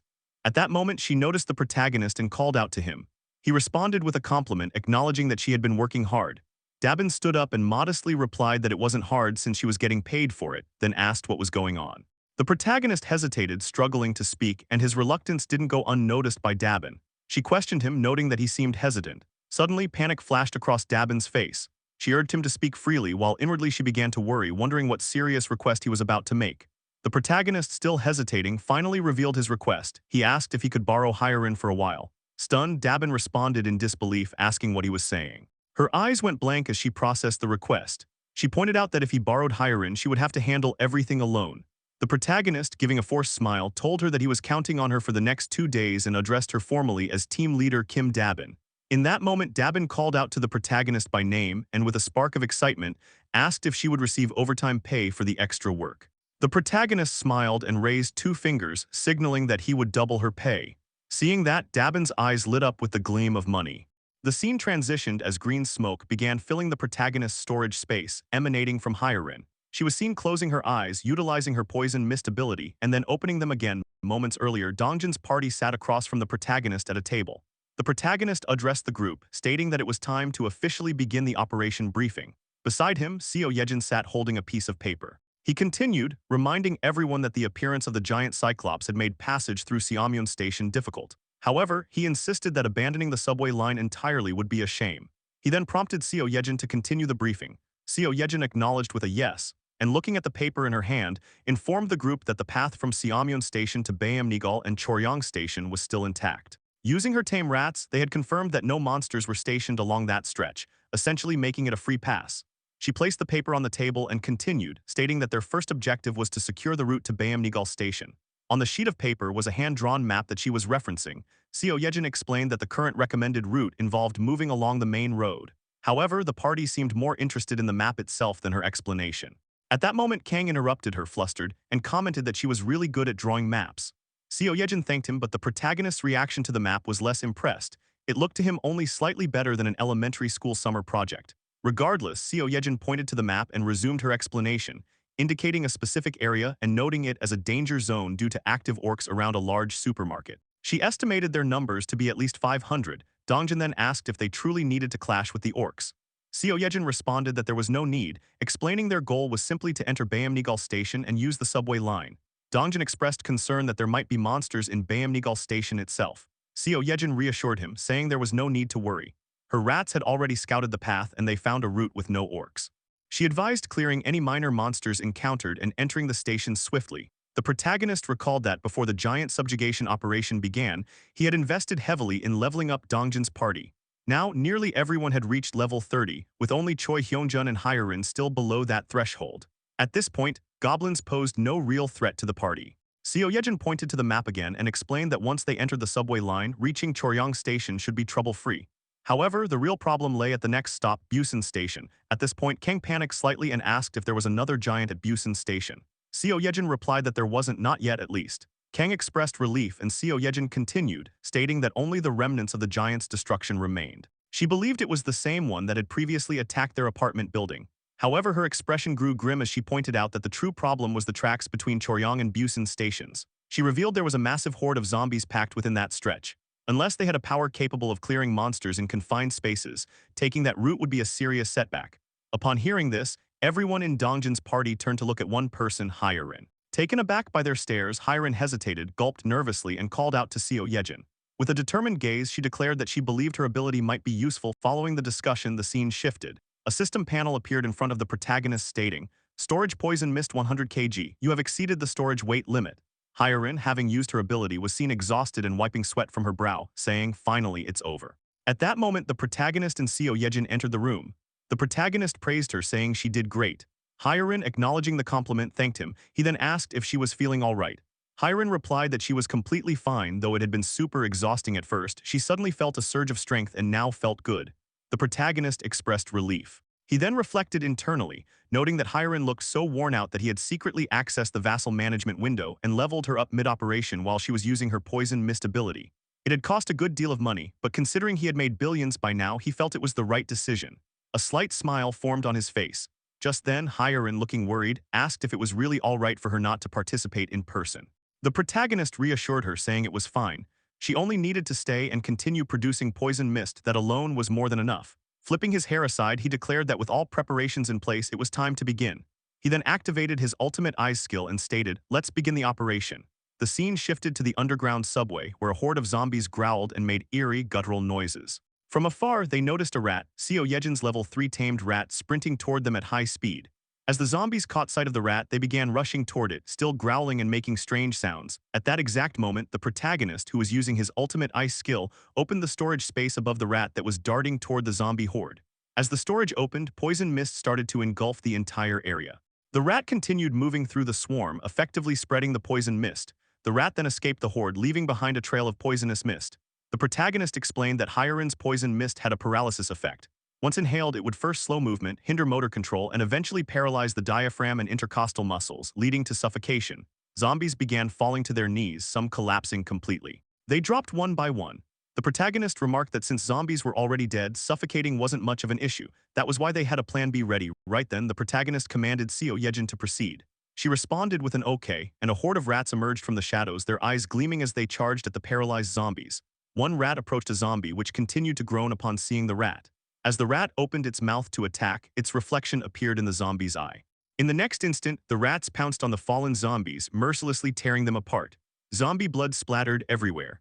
A system panel popped up, notifying the protagonist that a level 11 zombie had been hunted, awarding him 120,000 experience points and depositing 85,000 into the ultimate shut-in wallet. Then came another notification. A level 12 zombie had been hunted, granting 212,112 experience points and more money deposited into the wallet. Dozens of rats were now slaughtering the paralyzed zombies who had fallen due to the poison mist. Suddenly, Seo Yejin called out to the protagonist in panic. As he looked at her and asked what was wrong, she replied that something was off with the rats. The rats now looked zombified, their eyes glowing a fierce red. Some of the rats had even evolved into tamed giant zombie rats and were now at level 9, looking ferocious. The protagonist observed all this with a serious expression, acknowledging that it had been too close for comfort. He reflected on the danger. Getting hit by zombie blood could turn someone into a zombie. This was especially risky for frontline fighters like Yeonju, who fought with claws and teeth and were more susceptible to infection. Yeonju could have been infected through bites or claw wounds. He sighed with relief, thinking that they had narrowly avoided the worst-case scenario. In his mind, he pictured Yeonju slaying a zombie, only to be splashed with its blood and turning into a zombie herself. The protagonist then asked Seo Yejin whether the mutated rats were still following commands. She replied that they were, although they appeared slightly more aggressive. Among the horde, the smaller rats seemed fearful of the zombified ones. The protagonist considered it a good sign that they were still obedient. He reflected that everything was progressing smoothly. If they could safely reach Jagalchi Station, he might finally reunite with his family. At that very moment, a system panel appeared, notifying the protagonist that a subject without permission was trying to enter. He was stunned by the sudden notification in the midst of the operation. The system panel continued, stating that a nearby group met the criteria for citizenship and asked whether to grant it. The system displayed the number 157 people. The protagonist was taken aback and repeated the number aloud. Then without hesitation, he granted citizenship to all 157. Another system panel appeared, indicating that the citizen population had reached 3,000. A new skill, Economic Activity Subsidy, had been unlocked. As he looked at the panel and the newly acquired skill, a bit of sweat formed on his face. In the next moment, the protagonist smiled and said that this could be a pretty good skill. The system panel appeared in front of the protagonist, explaining the skill known as Economic Activity Subsidy. It was detailed that this skill assigned titles to citizens and provided them with subsidies. These subsidies were distinct from the funds in the ultimate shut-in wallet. The breakdown was as follows. A daily wage of 100,000 won for staff, 150,000 won for assistant managers, 200,000 won for managers, 250,000 won for deputy general managers, and 300,000 won for general managers. The protagonist examined the panel, reading the description of the Economic Activity Subsidy skill. Smiling inwardly, he thought that assigning titles to Kim Dabin and the Public Facility Management team would be ideal. He noted that the previously planned weekly wage of 700,000 won and the daily wage of 100,000 won for employees matched perfectly. There was now no need to deduct any fee when distributing the money.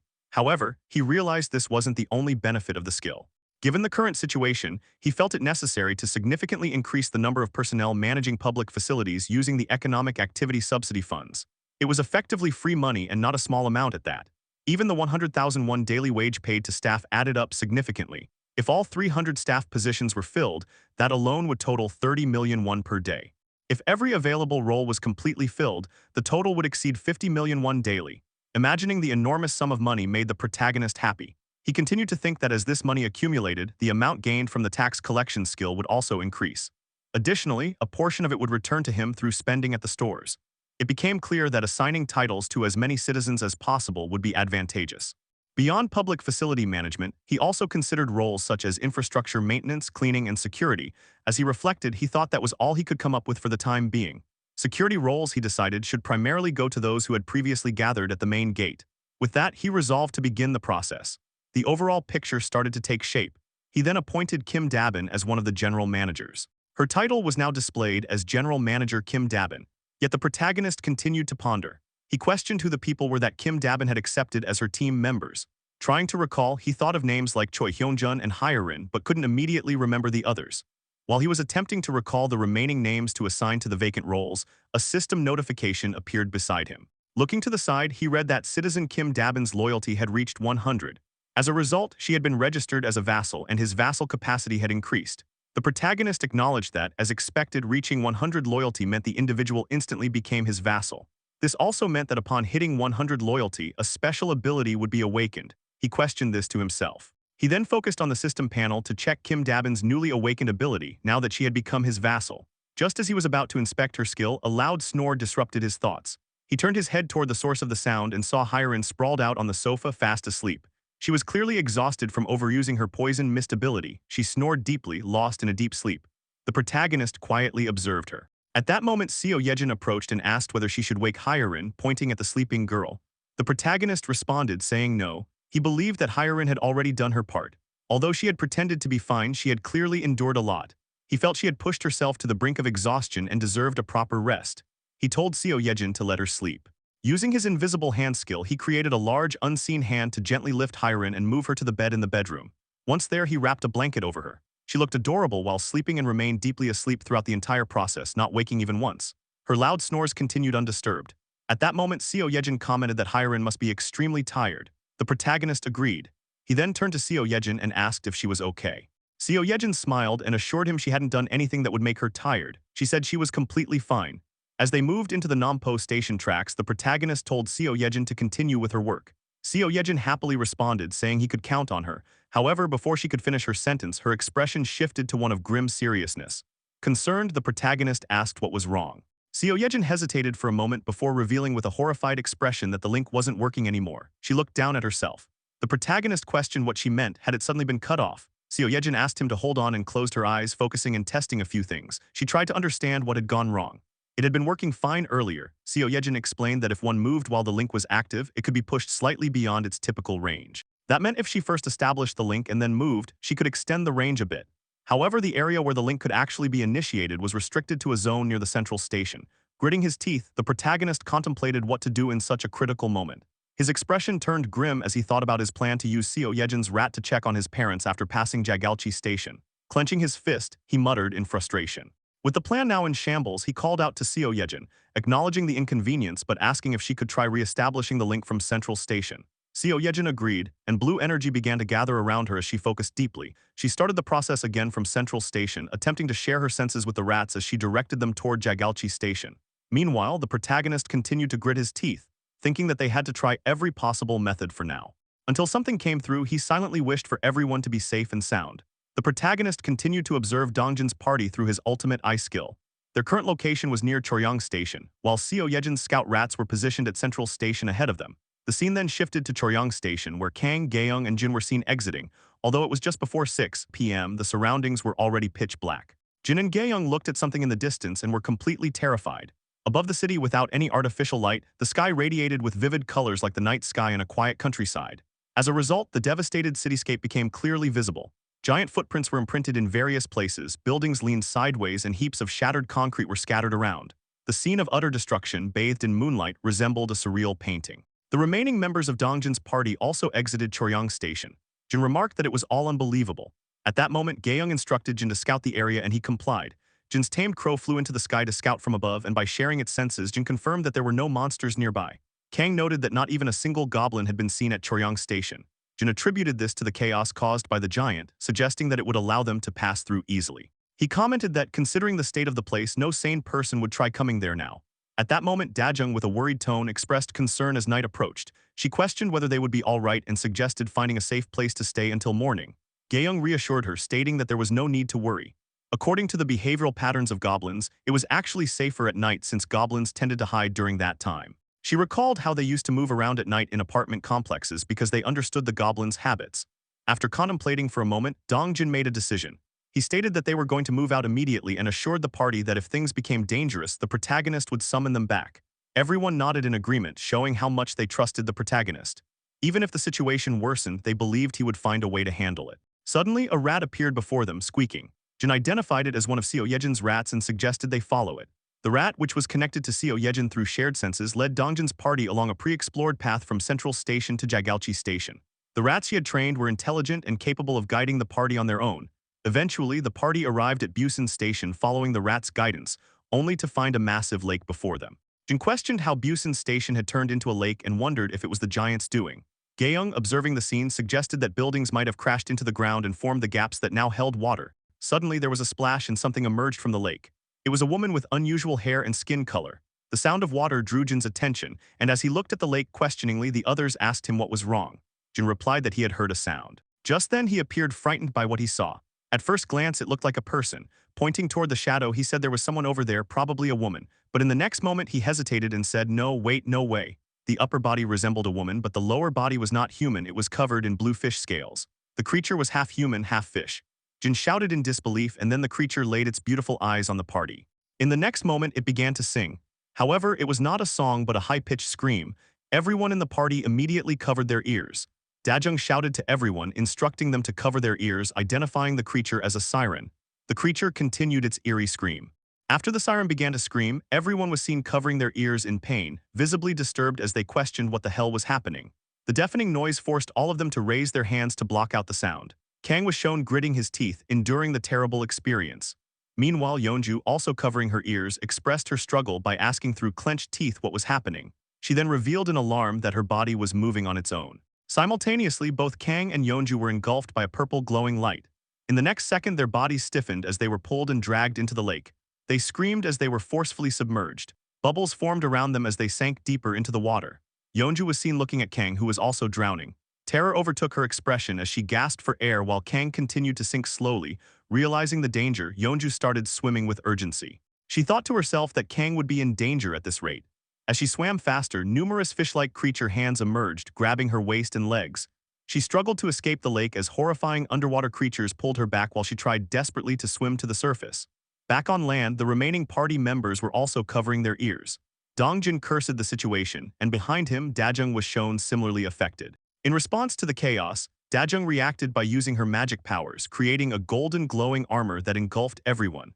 Once the magic armor surrounded them, Dongjin noted that the situation had improved, saying he could bear the scream now. Dongjin then questioned Dajung about the nature of her power, but she was in no condition to explain.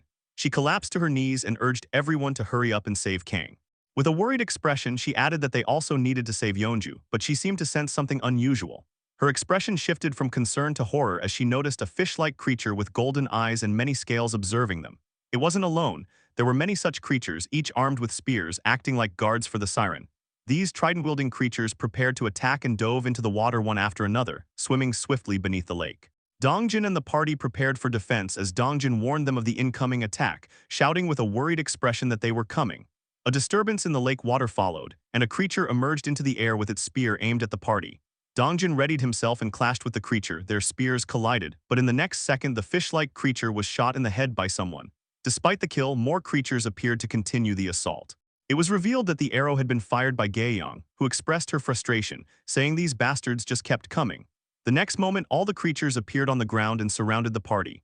As they fought back, Dongjin thought with a horrified expression that they couldn't afford such delays and needed to hurry to save Yeonju and Kang. Amid the chaos, two fish-like creatures were suddenly thrown back by a powerful burst from the lake. All the creatures turned to look. It was Yeonju in her bare form, carrying Kang in her arms as she launched herself from the lake to the ground. She was huffing, her eyes glowing red with fierce resolve, clearly having dealt with the underwater monsters. At that moment, Kang awoke and coughed up a large amount of water. After nearly drowning, he admitted he thought he was going to die. The party was visibly relieved upon seeing Kang and Yeonju safe, calling out their names. Kang gave a thumbs up to Yeonju and thanked her, saying she had saved him. Yeonju, still in her bare form, smiled and said it was alright since he had helped her many times before. Just then, one of the fish-like creatures growled, triggering a renewed attack by all the others. Kang noted with exasperation that the bastards weren't giving them a break. He transformed into his armored state, halberd in hand. Dongjin and Yeonju also prepared to finish off the attackers. In an instant, Kang used his halberd to behead and kill several creatures, declaring they should handle this. Yeonju too readied herself as two creatures approached her. She fought one off with her claw, sending it flying into a wooden pillar. The impact caused the pillar to crack. As it broke, a goblin strangled up inside was revealed. The damaged pillar began to fall toward the party. Kang shouted in alarm while Dongjin urged everyone to move away. The pillar crashed to the ground, raising a cloud of choking smoke.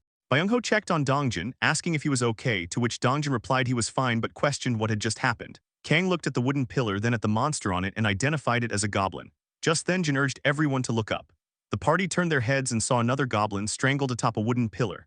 But it wasn't just one, there were many. Dongjin, horrified, admitted that they had been so focused on what was below that they hadn't noticed what was above. Seeing the grim sight, he cursed the perpetrators, wondering aloud whether they cared if it was monsters or humans had killed so many. In front of them was a graveyard of wooden pillars, each strangling either a human or a monster. Dongjin, shaken, repeated his question, just how many had they killed? At that moment, Gaeyang dropped her bow. Words failed her. Trembling and unable to speak, she covered her mouth, devastated by what she saw. With horror in her eyes, she whispered, "Dad." But there was no time to rest. Fish-like creatures began approaching. Dongjin noticed them just as one lunged at Gaeyang, its claws ready to strike. Frozen in fear, Gaeyang couldn't move. Dongjin shouted to Yeonju to warn her, and just as the creature was about to attack, a gunshot rang out. A bullet pierced the fish-like creature's head before it could reach Gaeyang. While Gaeyang remained in shock after seeing what she believed to be her father, the creature collapsed to the ground. The shot had come from Byung-ho, who asked Gaeyang if she was okay. Dongjin praised him with a nice one, but quickly turned to Gaeyang, noticing something was wrong. She fell to her knees, covering her face. Jin called out to Dongjin, who turned to him. Jin revealed that he believed he had found a way to handle the situation. He had been watching through Blackie the entire time and explained that the siren appeared to be commanding the fish-like creatures. Dongjin was shocked at this revelation. Jin continued, saying that although he couldn't understand her words, every time she opened her mouth and gritted her teeth, the fish-headed creatures responded. He speculated that taking down the siren might cause the others to retreat without their commander. Dongjin looked toward the siren, his face filled with worry. He said it was worth trying, but doubted they'd be given the chance as the creatures were ready to attack the party. At that moment, Kang spoke up, asking if all they needed to do was take out the siren. Dongjin looked at him, questioning what nonsense he was talking about. But Kang continued confidently, declaring he would take that piece of shit down himself. He had a plan. The scene then shifted to the siren, who kept moving her mouth. In response, the fish-like creatures began shifting formation. Dongjin, gritting his teeth, cursed their movement. Jin, while loading his gun, observed that they must have realized the party was targeting the siren.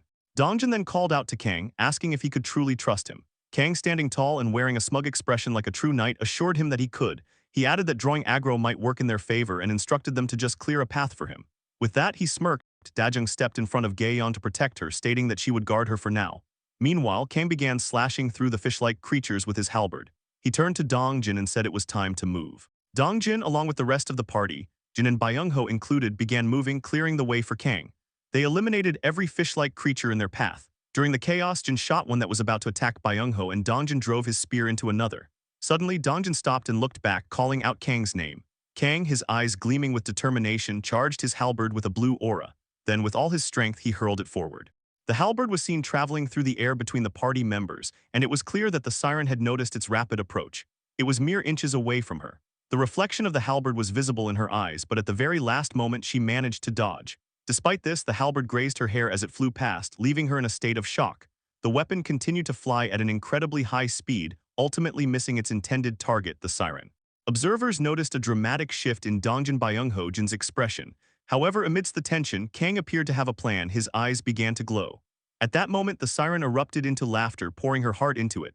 Her laughter carried a mocking tone as the party questioned Kang, asking if he hadn't told them to trust him. The fish-like creatures that were her minions joined in, laughing at the party as well. Just then, Kang's smile widened into a smirk as he turned to Dongjin and asked if he had forgotten something. Dongjin, clearly agitated, snapped back, demanding to know what Kang was talking about all of a sudden. But almost immediately, Dongjin seemed to understand. Kang then posed a rhetorical question, asking if they knew the best way to deal with a fish.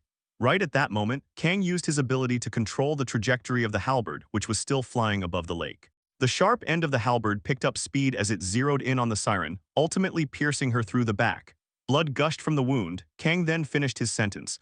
The best way to deal with a fish was to get a hook through them. After being struck, the siren groaned in pain. A system panel appeared stating that a level 33 siren had been hunted.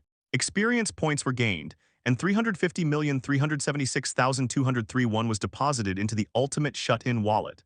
The siren's lifeless body fell, and Kang caught the returning halberd in his hand like Thor wielding his hammer. The fish-like creatures were thrown into confusion and began to retreat. Byung-ho sighed in relief and thanked the goddess, saying it was one less thing to worry about. In the background, Kang's nose had grown large and pointy with pride as he asked the others how that was, boasting about being a total genius. Jin responded with a thumbs up. At that moment, Dongjin ran towards Gaeyang and urgently asked if she was okay. Dajung then turned to Dongjin and questioned what she should do. Dongjin looked at Gaeyong, who was now down on her knees. Gaeyong, trembling, called out to Dongjin and revealed that her dad was hanging up there. Upon hearing this, Dongjin's expression darkened with fear. He questioned in disbelief, asking what she meant and saying, "No way." He quickly turned around, frantic to see for himself, while internally rationalizing that it couldn't be. Why would his father-in-law be up there? He told himself it must be a mistake, yet disbelief filled his thoughts. As Dongjin processed all this, Gaeyong, crying, called out to him again and asked what she should do. The scene revealed a man who had been strangled and tied to a wooden pillar. A badge on his chest bore the name Kim Dia-kun, Gaeyong's father. Seeing this, Dongjin also fell to his knees, and together they looked upon the lifeless body of Gaeyong's father, hanging from the wooden pillar. The scene abruptly shifted as the protagonist granted a quest change, targeting Gaeyong with the reward being the resurrection of her father. However, when he attempted to issue the quest, a warning appeared from the system, stating that beings who die outside the ultimate shut-in's territory could not be resurrected. Frustrated, the protagonist desperately clicked on the system panel, but it turned red. Despite the rejection, he didn't give up, sweat rolling down his face. He continued clicking, hoping the quest would still go through, but the system refused to accept it. Seo Yejin called out to him in worry, but he lowered his gaze, dejected, realizing he couldn't do anything for Gaeyong. A heavy silence fell upon him as he reflected inwardly. He admitted to himself that he had trusted Dongjin's party. If it had truly been a life-threatening situation, he would have summoned them without hesitation. But summoning them without an outpost base would have meant starting over from scratch, a risk too great. He convinced himself they had no choice. Yet seeing his reflection, he couldn't help but feel disappointed in himself. He questioned if he really had no choice. Scenes of Dongjin's party members being dragged underwater by weapon-wielding merfolk flashed before him. He wondered if that wasn't life-threatening, then what was? He acknowledged that deep down, he already knew the truth, that worrying about one's family and wanting to see them again soon wasn't a desire unique to him. Everyone had families, everyone worried. He had just chosen to ignore it because he was focused solely on saving his own. He admitted that everyone had given in to him and he had always known it. Trembling, he issued a new quest. His hands shook as he granted it on the system panel. This time it was a party quest, to make a grave for Gaeyong's father. The time limit was 1 hour. The reward was a small amount of experience points and there was no penalty for failure. Upon seeing the quest, Gaeyong cried even harder, devastated by the fact that she had to make her own father's grave. Dongjin knelt beside her, trying to comfort her. Meanwhile, the protagonist slammed his hand against his forehead, helpless and unable to change the situation. A grave eventually formed for Gaeyong's father, and Dongjin's party stood silently in front of it mourning. Dongjin then asked Gaeyong if she was sure about this. She replied that her father would have liked it there. He had been a workaholic with a lot of pride and often sang about wanting to be buried along the railroad tracks even in death. Gaeyong placed her father's name badge on the grave and reflected that she used to think it was an absurd wish, but life had come full circle. Though sorrowful, she found solace in having fulfilled her father's last wish. Tears streamed down her face as she accepted the situation and his death. She stated that his wish had come true. The protagonist narrated that with every word Gaeyong spoke, his heart ached. He feared that one day it could become his story too. He resolved that their grief should never become his and vowed never to make them grieve again. For that, he realized stronger allies were needed. Determination overtook his expression as he considered who currently held the most potential. The scene shifted, showing a splash of water cutting through goblins. It was Junhyuk, using his water abilities in battle. A system panel appeared, stating that Citizen Junhyuk's loyalty had exceeded 30 and that he had met the requirements for vassal registration. Junhyuk's fierce figure stood in the midst of battle as the system confirmed his registration as a vassal. At that moment, a party member behind him called out, and Junhyuk looks behind, and the woman noted that Junhyuk's body is glowing.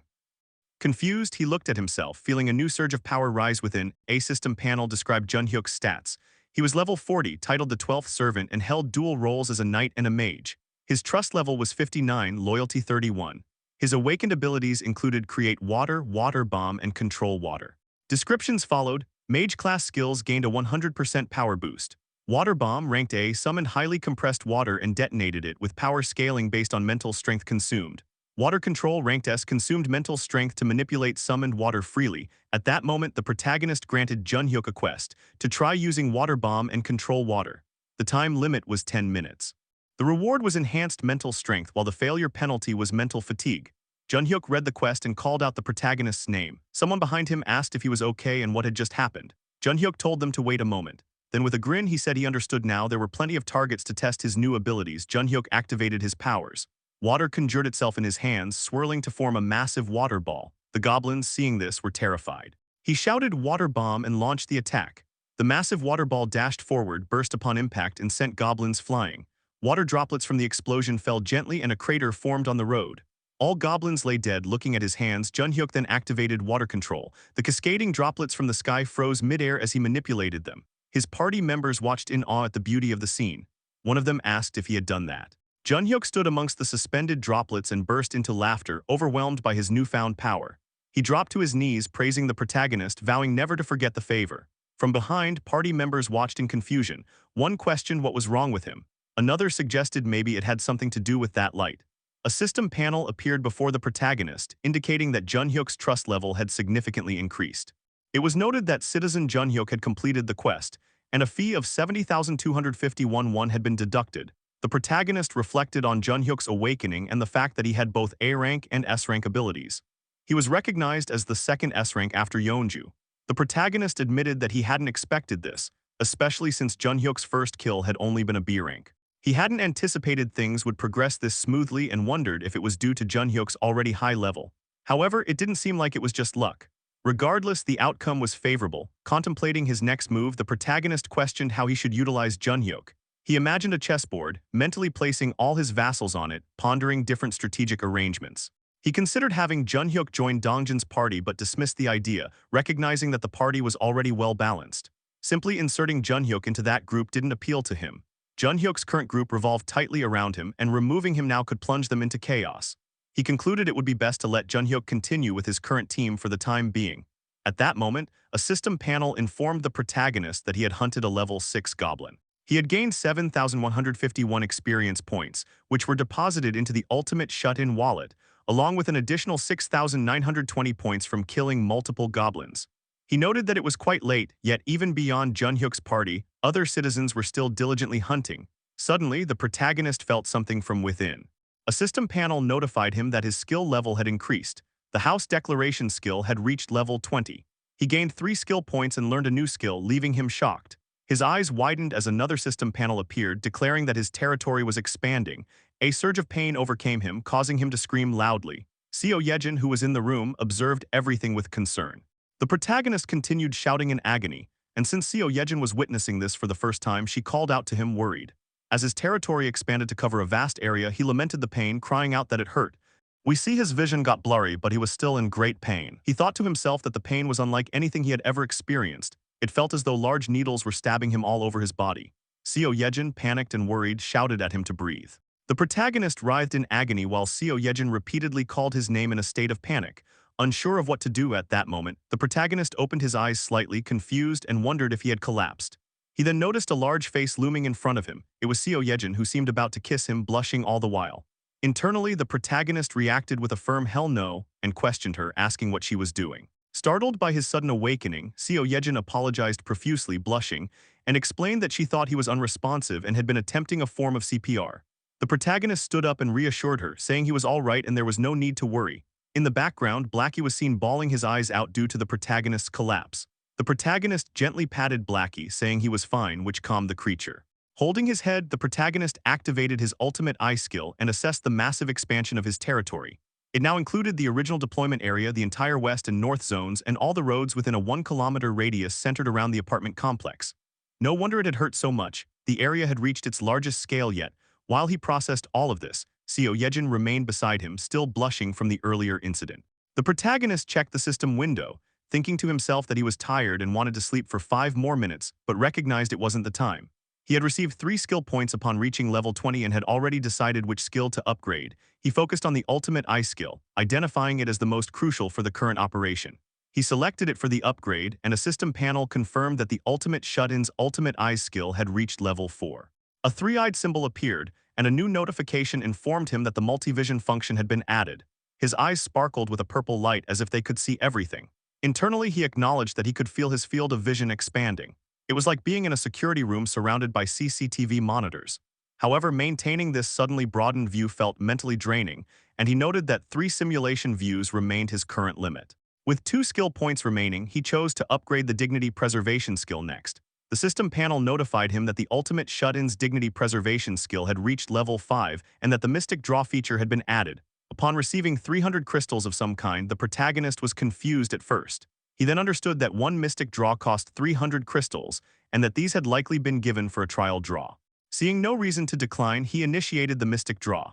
a large magical circle appeared on his apartment floor, emitting a blinding golden light that dazzled both Seo Yejin and Blackie. The golden light rose into the air and eventually transformed into a ring.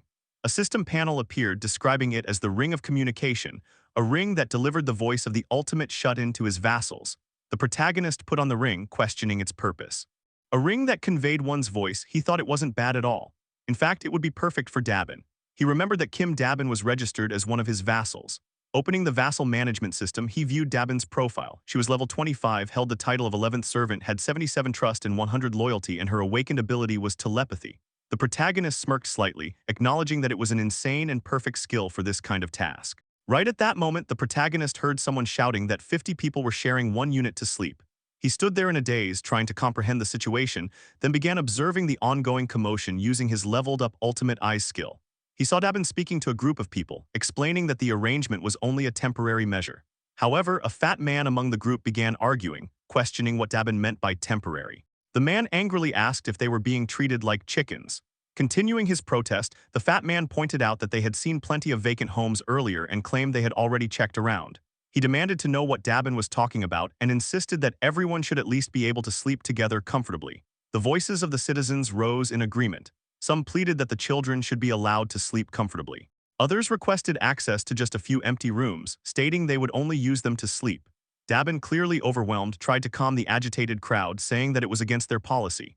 Witnessing this, the protagonist grew increasingly angry. While Dabin attempted to console the raging crowd, apologizing and reaffirming that the policy did not permit the request, a notification appeared for the protagonist. He had gained a new skill upon leveling up. The skill was called Ultimate Shut-In Door, Level 1. And its description stated that he could now connect doors within his declared territory, effectively allowing him to teleport using doors. The protagonist noted internally that the new skill had appeared when he hit level 20 and was surprised to be using it so soon. Meanwhile, the fat man continued to argue with Dabin, accusing them of trespassing into others' homes even in such an emergency. He insisted they should be helping each other and questioned Dabin's entitled behavior. At that moment, a voice echoed, claiming to be the one who supposedly trespassed. The fat man was startled to hear it. The protagonist had appeared in the corridor using his ultimate shut-in door ability. Dabin called out to him. The protagonist stepped forward and declared that if anyone didn't like the policies he had established, then they were welcome to leave his house. His sharp gaze fixed on the fat man, and with authority he told him to get out. The fat man, enraged, asked what the protagonist had just said and questioned how a mere kid could speak that way. But before he could finish, the protagonist pointed at him and commanded, "Evict Sung Yoon Sik." In the next moment, the fat man disappeared as though he had never been there, forcefully ejected from the protagonist's domain. The crowd erupted into commotion, but the protagonist, with a terrifying expression, stated that things had quieted down now. He then asked if anyone else had any complaints. The crowd fell silent. Continuing his declaration, the protagonist informed them that from that moment onward, electricity, water, and gas would be shut off for their entire unit. One woman from the crowd protested, saying he couldn't be serious. The protagonist retorted by asking her what she thought was really happening. He pointed out that their arrival coincided with the group's defeat of the giant Cyclops, a total of 157 people. He accused them of coming there because they saw the group as capable and sought protection. He explained that hundreds of people with the same idea showed up every day wanting protection. He asked if they understood what he was saying, then laid out the consequences of giving in to their demands. First, empty rooms would run out quickly, making it impossible to accept new arrivals. Second, existing residents would begin to feel resentment. And third, once they gave in, there would be no end to the demands. He made it clear that the basic rights and welfare they expected did not exist there. He urged them to look around, reminding them that the South Korean government had already collapsed and that he was not its representative. Internally, the protagonist acknowledged that some might view him as a tyrant abusing his power. But he believed that in the brutal world they now lived in, naive ideas like rights and welfare were no longer practical. Fuming, he declared that if they wanted privileges, they needed to prove they were worth it. He reflected on how other survivors were enduring harsh conditions and adapting. They took turns sleeping in shifts, optimized space, and sought guidance from those who had adjusted earlier. Even amid discomfort, there were those who looked out for the children and strove to survive together. Yet the people before him now had chosen to make demands instead of seeking solutions. Boiling with anger, he pointed at the crowd and ordered them to return to their assigned accommodation immediately. Internally, he concluded that they had likely grown too comfortable. With a menacing expression, he repeated his warning, "Return to your assigned accommodation immediately, unless you want more things taken away from you."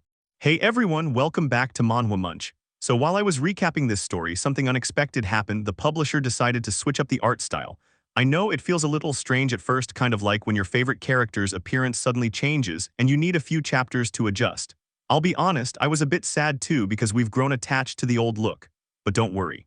The heart of the story is still beating strong, and in the end, it's the journey and the plot twists that really keep us hooked. So let's enjoy this together because the artwork may change, but the story is what truly matters.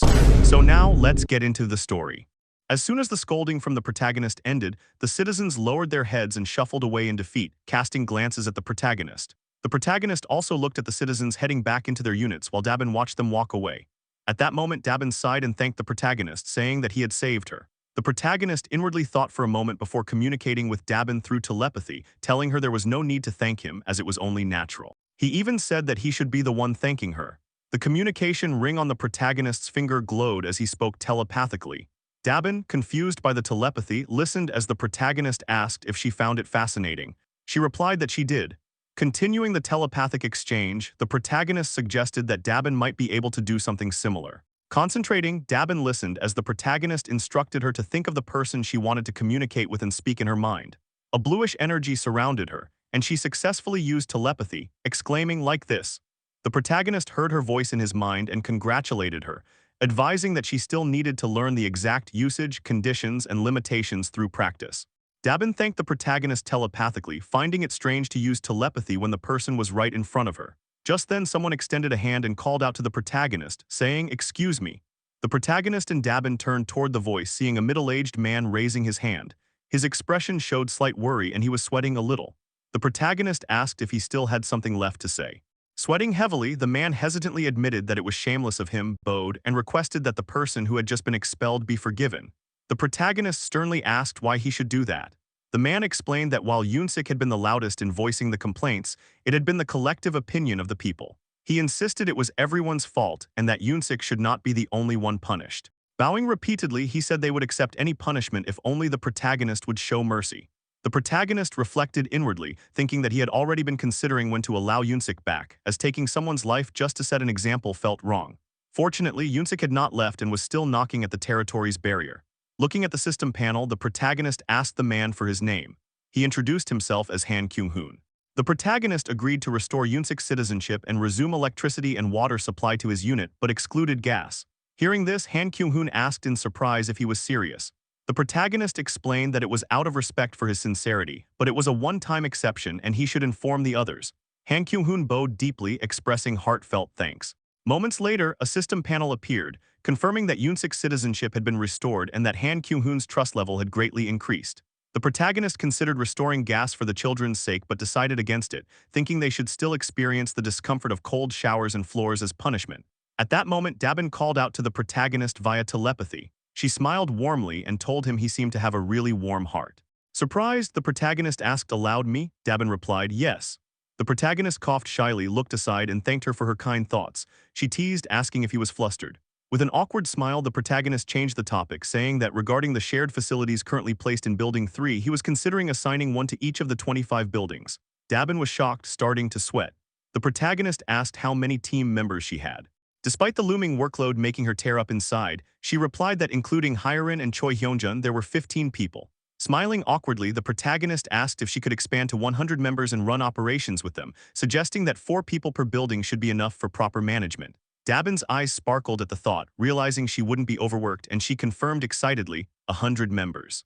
The protagonist reaffirmed the plan, adding that everyone would be paid 100,000 won per day, ensuring stable operations. The elevator reached the 21st floor and opened as the two continued their conversation. Dabin remarked that her influence in discussions would also become stronger. While they spoke, someone stepped forward and a voice echoed, "Hello." The protagonist and Dabin turned to look behind them upon hearing the voice. They saw a man wearing glasses with a slight mustache and beard. The protagonist questioned this man, asking if he was new there and if he had come for something. The man confirmed, replying that it was true. It became clear that he was not alone, as behind him stood 2 women. The man then asked the protagonist if they happened to need a medical team. His face was now visible, and he introduced himself as Dr. Lee Sung-min, Associate Professor of Nephrology at Busan Park Hospital. Moments later, the scene shifted to the protagonist speaking with Dabin. Dabin told the protagonist that she had sent the doctor back for now, but asked what they should do. The protagonist replied that skilled personnel must be treated accordingly. He then suggested giving them a room and turning that area into a hospital. Dabin agreed, saying it was a great idea.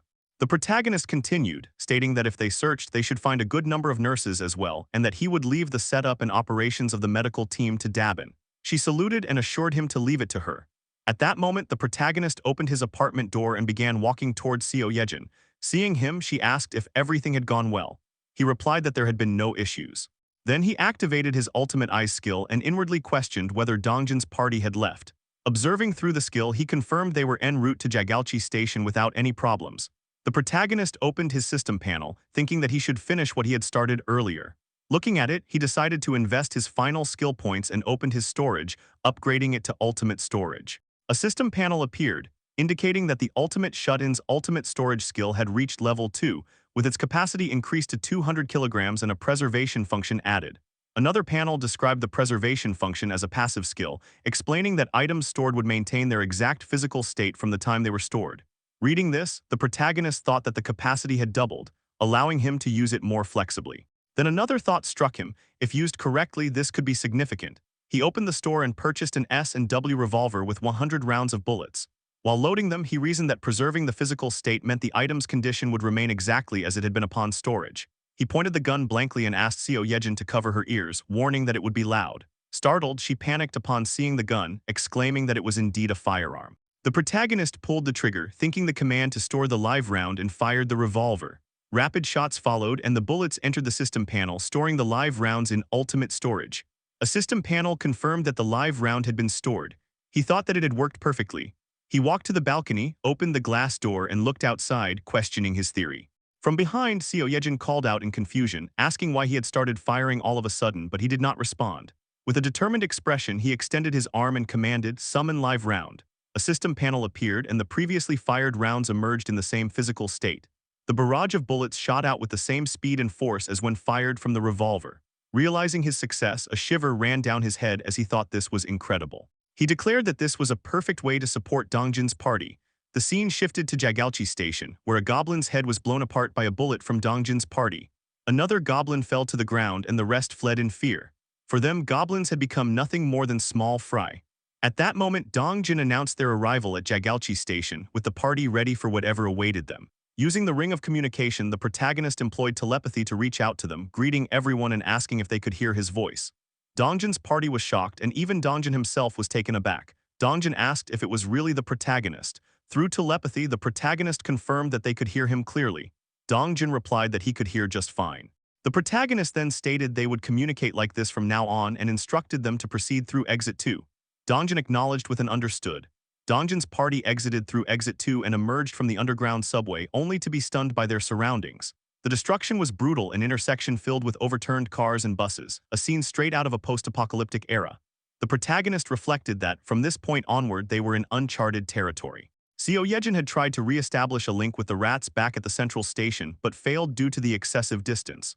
Unlike before, where they had scouted and cleared the path ahead, they were now entering completely unprepared terrain.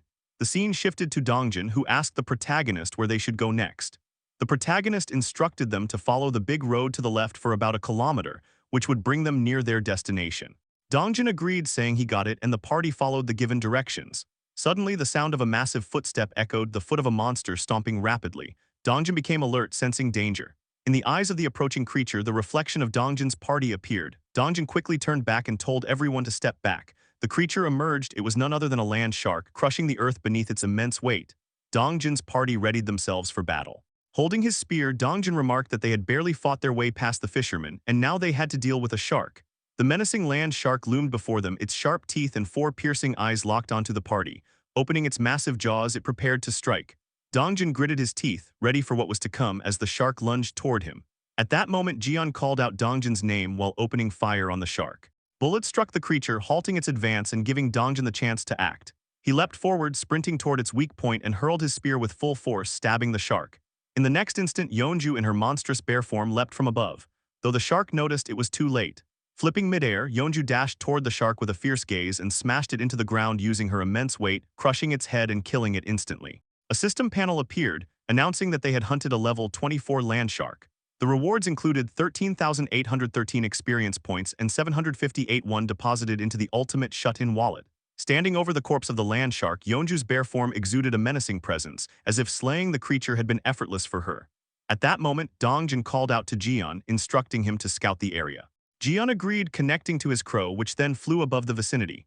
Through the crow's eyes, Jian spotted something shocking. He muttered in disbelief and quickly called out to Dongjin, saying he thought the area was swarming, though they still didn't know with what. Suddenly, a massive creature emerged, a giant crab monster blocking the path in front of Dongjin's party. It was the size of a large truck. Jian warned that this was not the only threat. Kang then alerted the group to something above them. They soon noticed fish-like creatures hovering in the sky, locked onto the party.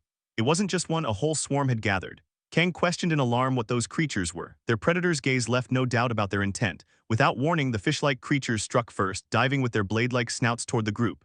The party readied themselves. Dongjin called out to Kang, instructing him to stop them. Kang transformed into his silver-clad armored form, summoning armor from thin air. With his halberd, he delivered a powerful strike, cutting one of the creatures clean in half.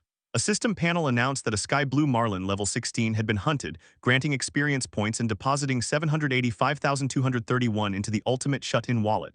The battle raged on. Jian and Byung-ho fired their revolvers while Gaeyang supported them with skill-infused arrows.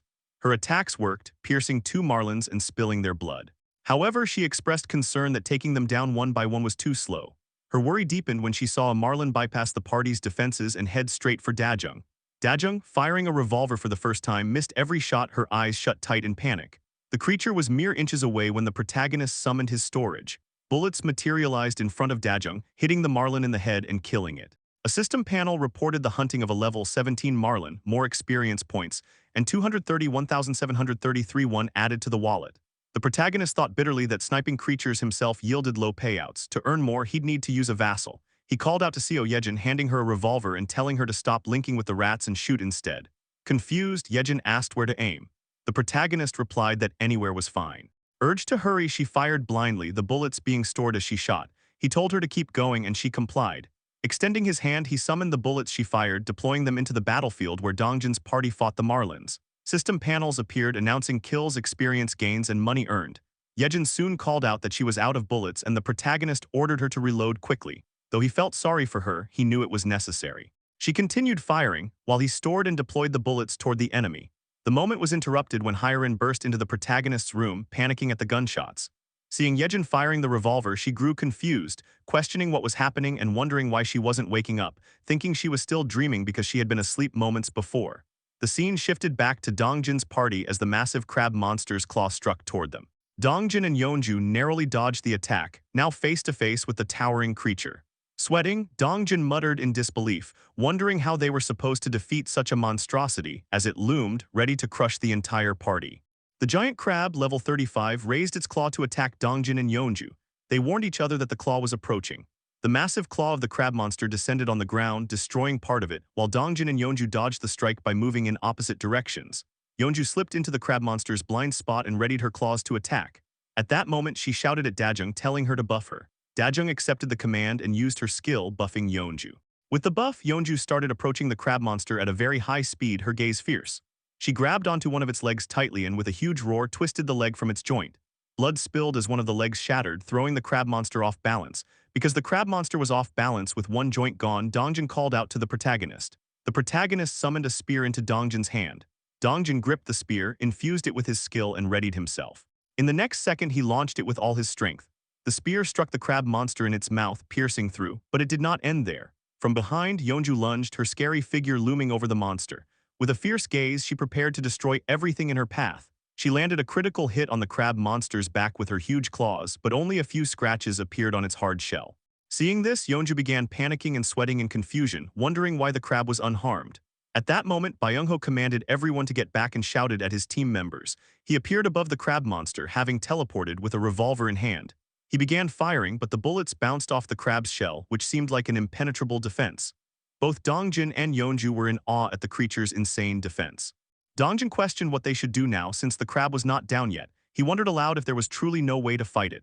The protagonist observed everything, realizing that the shell was no ordinary defense. It looked like they needed a certain level of impact, like the force of a hammer's strike, to break it. An idea struck him, and he began searching frantically within his territory, certain he had seen something before. Finally, he found what he was looking for. He summoned his storage and, using the ring of communication, called out to Yeonju. He told her that when he gave the signal, she should jump onto the crab's shell. Yeonju understood and agreed. The protagonist extended his hand, recalling something that could break the shell. He summoned a barbell which materialized outside the apartment building. Closing his eyes, he thought of Minyu, apologizing silently and promising to buy him a new one later since the barbell belonged to him. For now, he decided to maximize the barbell's kinetic energy through gravity. He let it fall, gaining energy as it descended.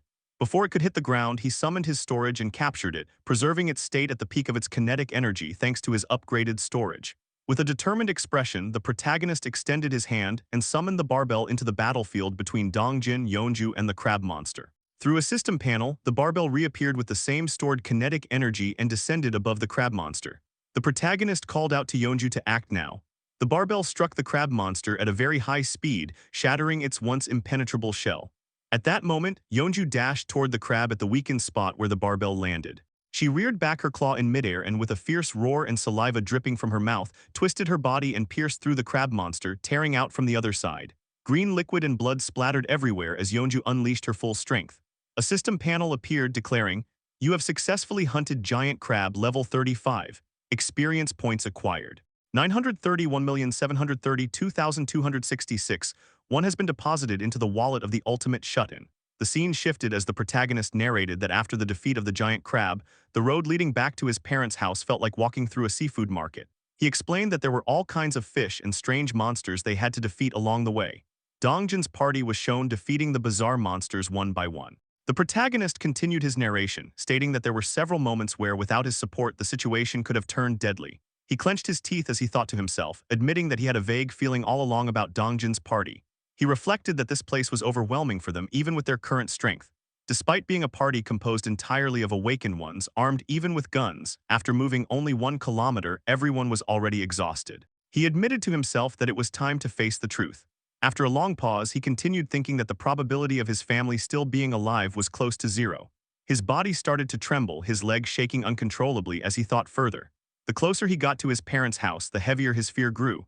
But he resolved that even if there was only a 1% chance, he could not let go of that thread of hope. While narrating, the party arrived at a place where a massive tree stood in the middle of the road out of nowhere.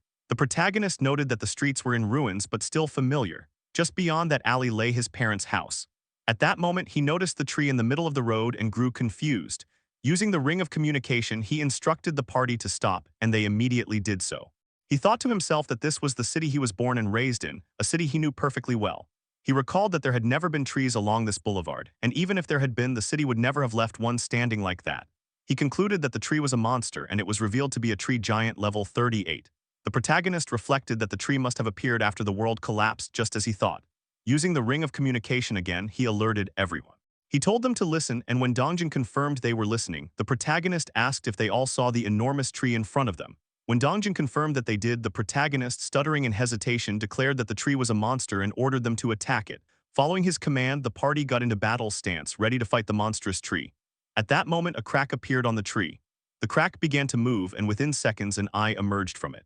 Soon after, a mouth appeared, and the roots acted like legs while the branches writhed like tentacles. The party was startled and shocked at the sight. After the protagonist commanded the attack, Gaeyong fired an arrow infused with her skill at the giant tree monster. The arrow zipped past and struck, destroying part of it. However, the trunk of the tree then shifted, acting like hands, and the monster rose from its spot as though Gaeyong's attack had done nothing. Its single eye glared menacingly at the party. Without wasting time, Dongjin hurled his spear toward the monster, but the roots lashed out like tentacles, blocking the strike. The tree then stomped the ground with its massive root leg, as if announcing its arrival, leaving the party staring at the monstrosity. Dongjin appeared confused after his attack failed, but Byung-ho quickly teleported behind the tree and opened fire with his revolver, bullets striking the trunk. In the next moment, Yeonju sped toward the monster with killing intent. The giant tree sensed her approach and whipped its tentacles to attack, but Yeonju swiftly dodged each strike as she closed the distance. She delivered a critical blow, creating a massive hole in the trunk, yet immediately more root tentacles emerged from the ground, showing her attack had been ineffective. While Yeonju was still in midair, the tentacles coiled around her, gripping her tightly. The party cried out her name in worry as she struggled against the crushing hold. The giant tree then raised another tentacle high above, preparing to strike down on her.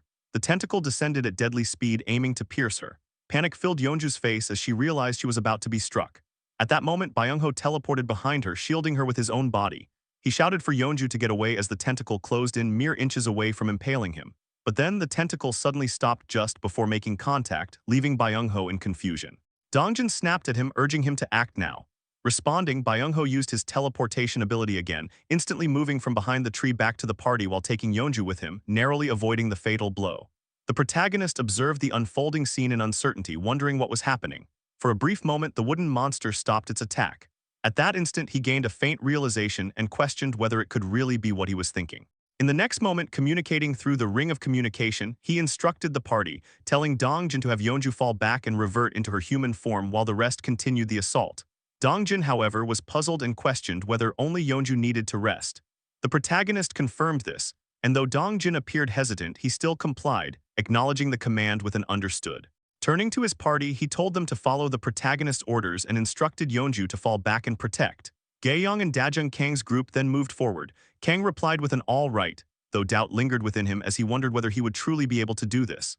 Dongjin reassured him, reminding him of his solid defense, saying he would manage. Kang, with a blank face, accepted and responded with all right then. At that very moment, the tree stirred once more, turning back and moving, which left Kang and the party confused. Kang cursed at the giant tree monster, demanding to know what was happening.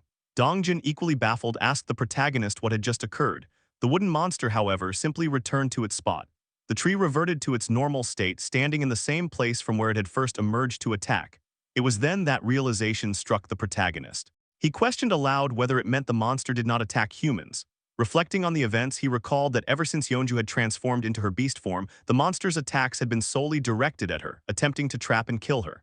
This led him to deduce that it was Yeonju's beast form that had provoked the creature. Yeonju too was uncertain, but in that moment she pointed out that the monster was getting up again. The giant tree monster began to rise once more. The reason soon became clear as a land shark appeared nearby. The shark opened its jaws and lunged at the giant tree monster. In response, the monster lashed out with its tentacles, striking the land shark. Within moments, multiple tentacles pierced the shark, killing it instantly. Seeing this, the protagonist became certain of his deduction.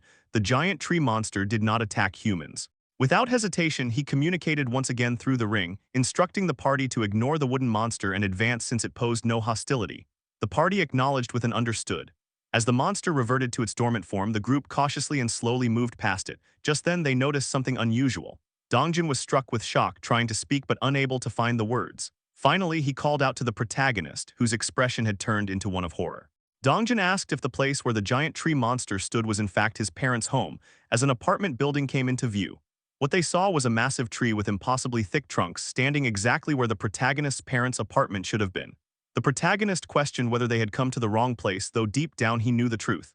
He admitted there was no mistake and trembled, declaring that the place should indeed be his parents' home. A mix of anger and emptiness filled his eyes as he thought of his father, mother, grandfather, and grandmother who should have been there. Overwhelmed by uncontrollable rage, he believed the enormous tree was responsible for whatever had happened to his family. He thought the monstrous tree had no right to be there and vowed to kill it, certain that only then would he feel satisfied.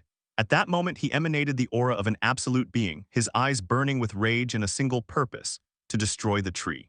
He began devising ways to kill it, considering filling it with gas and blowing it up. He reasoned that Dongjin's group could be summoned back through their vassal summons and insisted that they would destroy the monstrous tree right then. Yet in his fit of rage, his eyes went blank as a system panel suddenly appeared before him, stating, "Detected presence of the ultimate shut-in, blood relative nearby." The chilling system message silenced his burning fury, leaving him frozen. In that tense moment, an old man's voice suddenly rang out, shouting fiercely, "Who's there?" A flashlight beam cut through the darkness, directed toward Dongjin's party as the man demanded to know who they were and accused them of daring to bully their little pea-poppy. From the shadows emerged three senior citizens, leaving Dongjin's party on guard. The three elders, an irritable old man, an old lady, and a bald old man, appeared visibly furious. The elderly group had walked towards the tree, and one of them, wearing a cap, looked at the condition of the tree. He expressed his concern, saying, "What on earth should they do about this?" The elderly people then discussed among themselves, noticing that there was a hole where the tree had been pierced right through. They remarked that it must have hurt and asked Poppy if he was okay. Together, the elderly examined the state of the giant tree Poppy. They discussed how heartbroken the chief would be once he found out about its condition. At the same time, the party was sweating nervously, knowing they were the ones who had pierced a hole into the tree. They felt guilty in that moment. The elderly man wearing a cap shouted at the party, questioning if this was their doing. The party admitted that it was. The grumpy old man in the cap then demanded to know why they would do such a thing to Poppy, who wasn't harming anyone. The party members bowed and in unison apologized. Just then, someone called out to the elderly man in the cap, telling him to look over there. The man turned and saw another middle-aged man calling out, saying that Poppy had done them a great favor once again.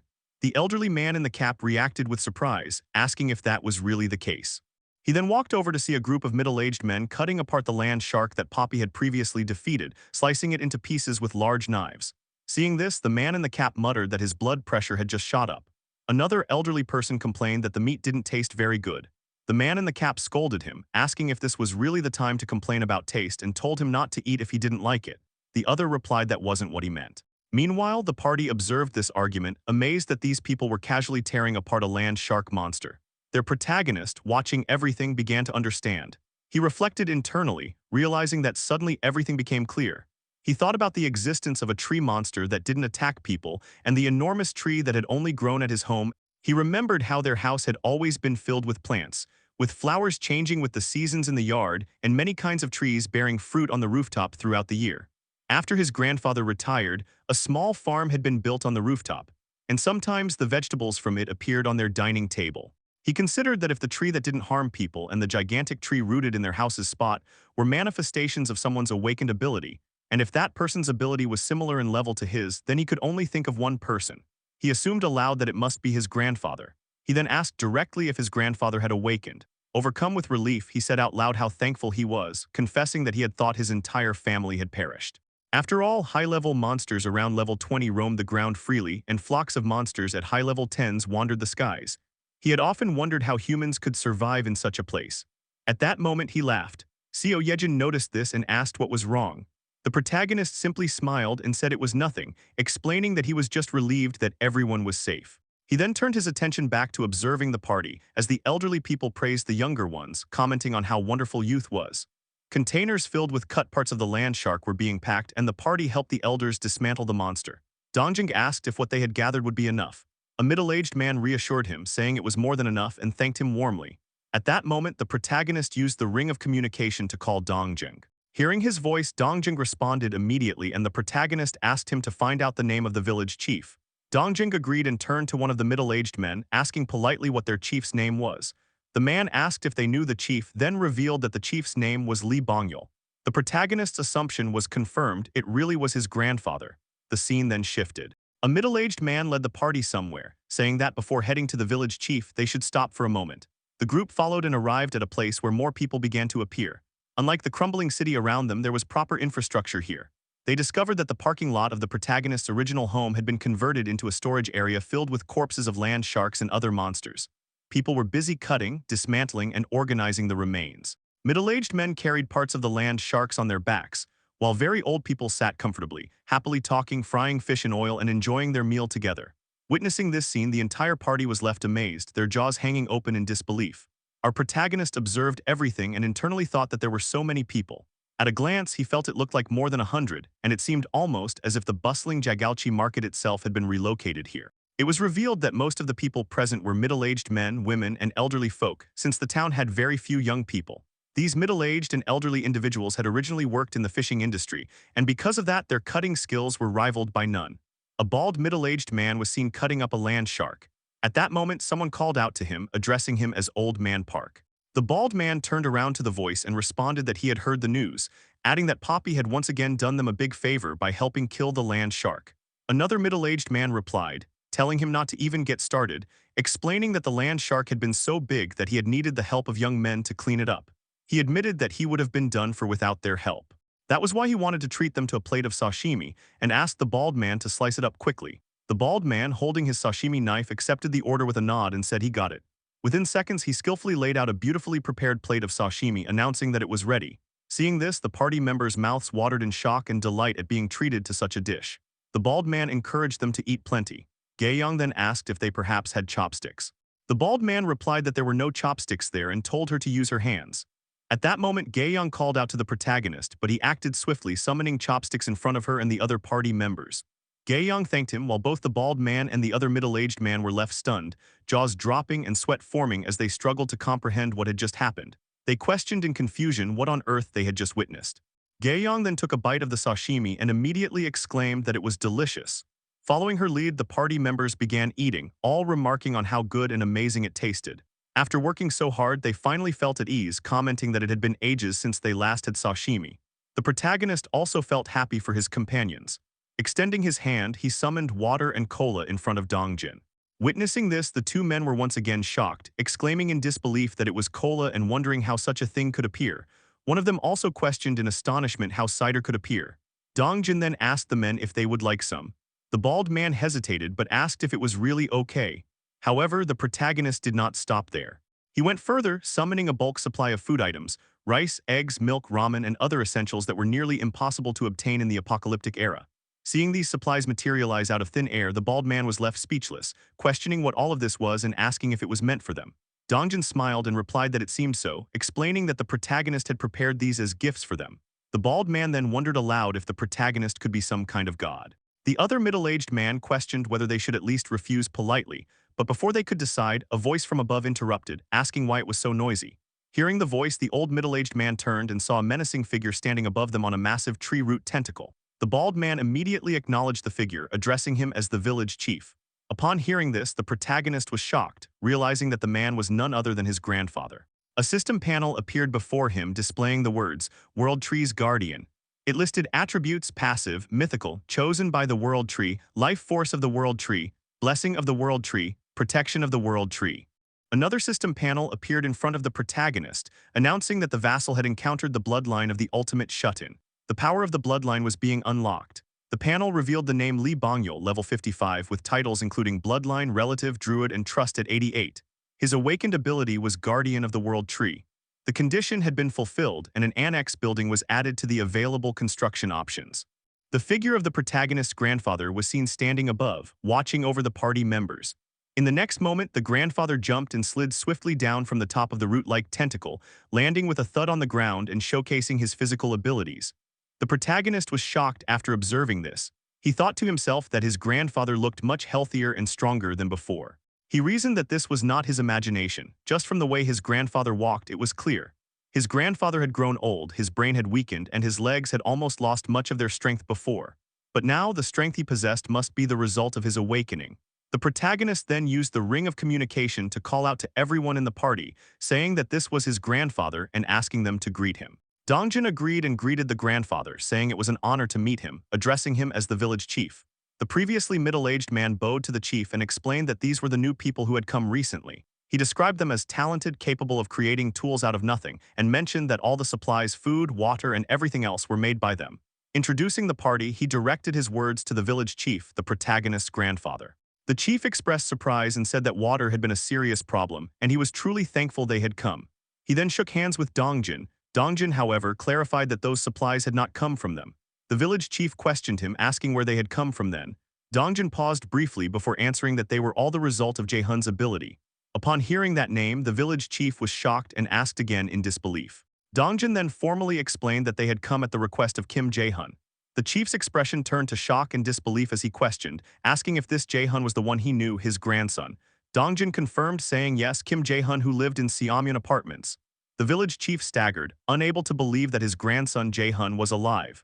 Overwhelmed, he declared that if it was true, they should come with him immediately. Approaching the root-like tentacles, he was followed by the observing party.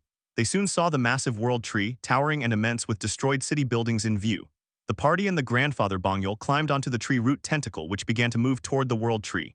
Inwardly, the protagonist questioned if his family members were all up there, thinking that soon he would get to see his mom, dad, and grandma again. A slight smile appeared on his face as he thought further. Though there was no direct way yet, once the outpost base was complete, he could use the ultimate shut-ins door skill to reach them directly. Opening a system panel, he reflected that when he had met his grandfather, a new construction option was unlocked, so he began to examine it.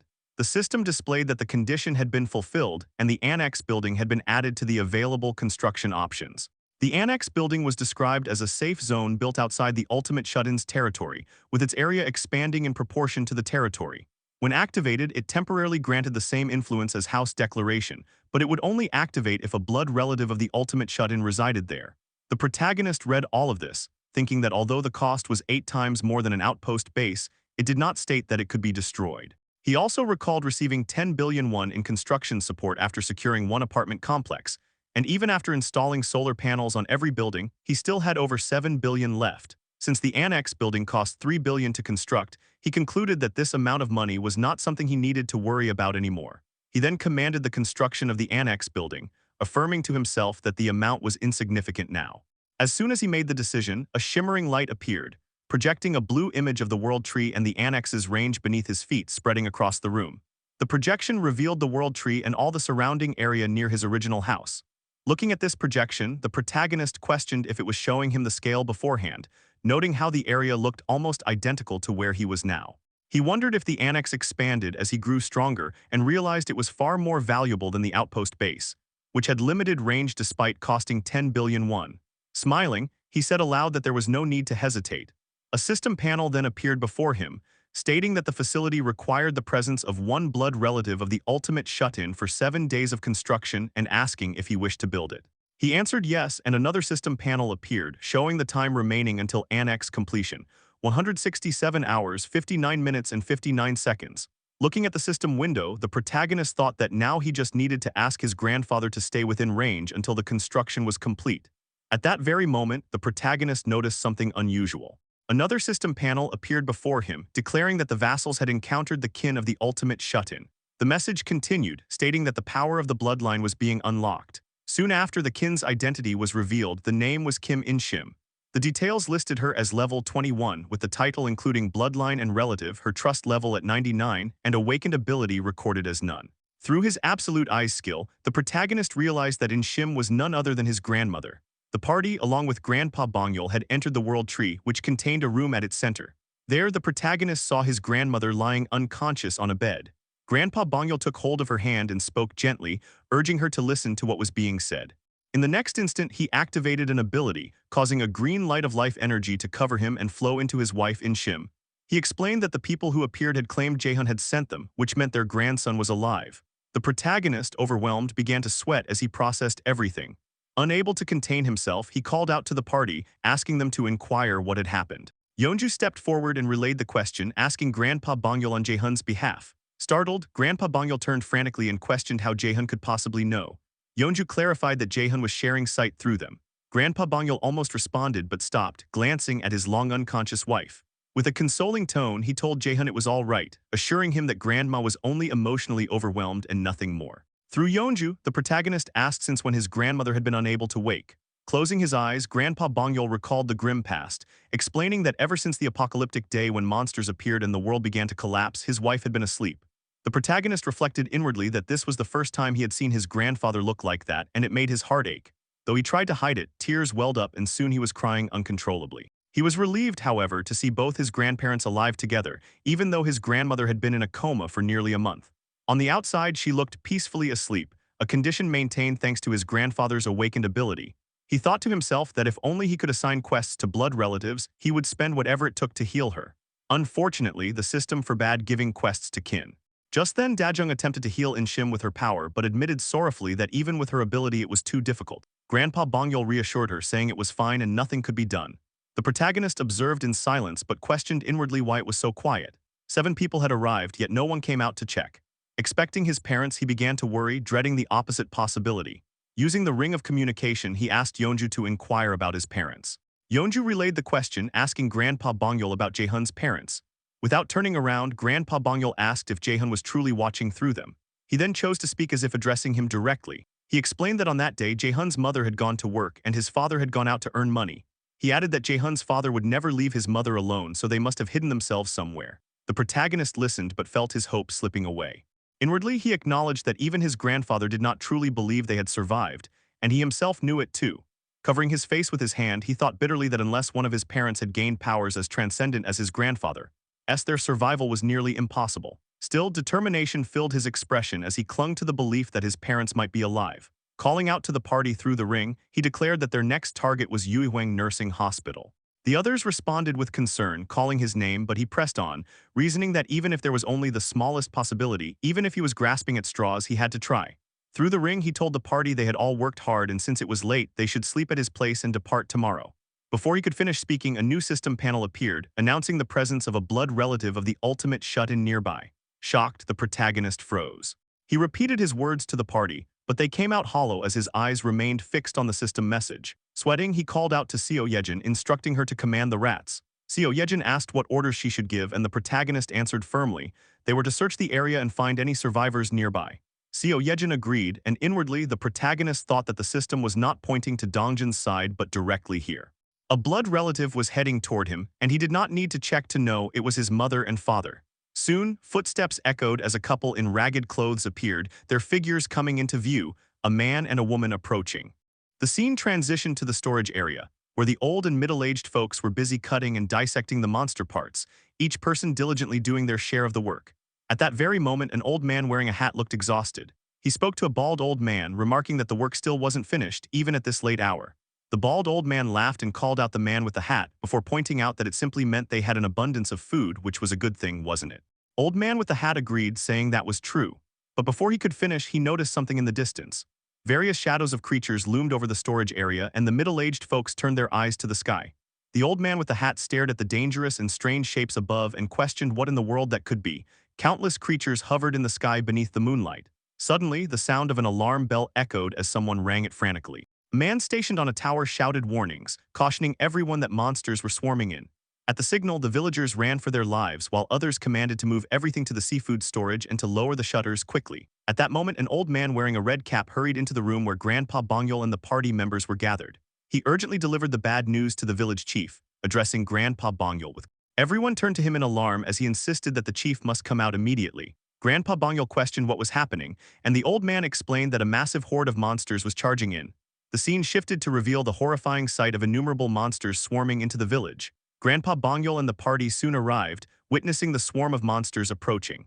Dongjin worriedly questioned if all those creatures were truly coming their way. Grandpa Bongyol extended his hand and cautioned everyone to fall back. As his hand moved, giant tree monsters were summoned through his power, rising up to protect the village. Grandpa Bongyol then noticed Poppy's condition and questioned why he was so badly injured. Gaeyoung and Yeonju were drenched in sweat, knowing the wound had been inflicted by their own party. Dongjin stepped forward from behind Grandpa Bongyol and announced that they would help as well. But Grandpa Bongyol, the true aura farmer, firmly told them to stay back, explaining that the horde wasn't actually targeting them. Dongjin, confused, asked what he meant. Grandpa Bongyol clarified that, from his perspective, the monsters seemed to be fleeing from something rather than directly attacking. Still, he acknowledged that they wouldn't pass through without causing damage. With that, he activated his powers, summoning glowing, root-like tentacles of the world tree from beneath the ground, ready to meet the threat. The horde of monsters advanced, facing the towering tree monsters summoned by Grandpa Bongyol, while the party watched the creatures that hovered in the skies above. Strangely, the airborne monsters simply passed by without attacking, which left Dongjin sweating and realizing the truth. However, those charging across the land were inevitably bound to collide with them. Dongjin worried that there was no way Grandpa could deal with such overwhelming numbers alone. Land sharks surged forward, ready to clash with the tree monsters. Concerned, Dongjin called out again, offering their aid. Grandpa Bongyol, growing irritated, sharply commanded them to stay inside the building, insisting there was no need for their help. Dongjin argued that Grandpa would struggle alone, but Bongyol dismissed them entirely. He stomped his right leg on the ground with sheer force, summoning root-like tentacles that erupted from the world tree and pierced the incoming monsters, killing them instantly. In anger, he warned the group once again to remain inside. His overwhelming display of power left the entire party stunned, jaws dropping in shock. The monstrous bodies hung lifelessly, pierced and suspended by the roots.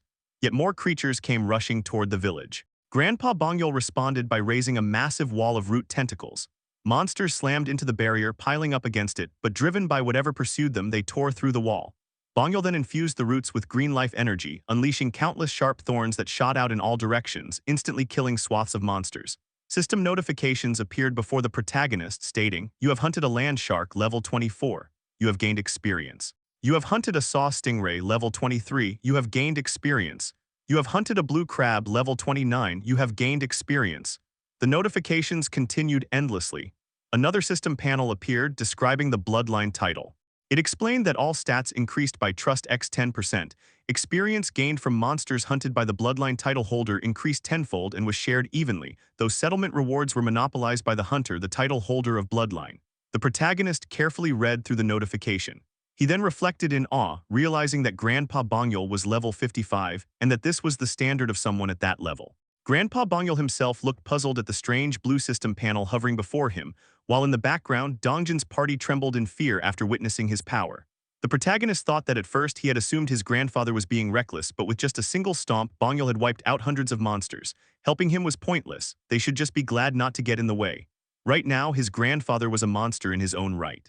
More system panels appeared, describing the hunting of giant crabs, lobsters, sawtooth crabs, and countless other monsters, as Grandpa Bongyol's overwhelming power continued to unfold. In the next second, a system panel appeared, announcing to the protagonist that his skill level had increased. After reading the message, he was shocked and unprepared, questioning aloud whether he was already leveling up.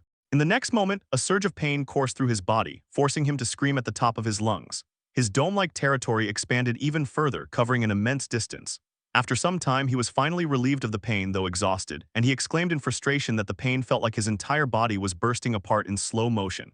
He continued to think that no matter how many times he experienced leveling up and the accompanying agony, he never grew accustomed to it. Right at that moment, another system panel appeared before him, stating that he had discovered beings eligible to be taken in as citizens. It asked whether he would like to grant them citizenship. The protagonist frantically gritted his teeth, realizing that among those beings his parents might be included. He rummaged through the list of citizens within the system, checking the newly registered names, but he could not find his parents. He thought to himself that the number of newly added citizens was far too great to check individually.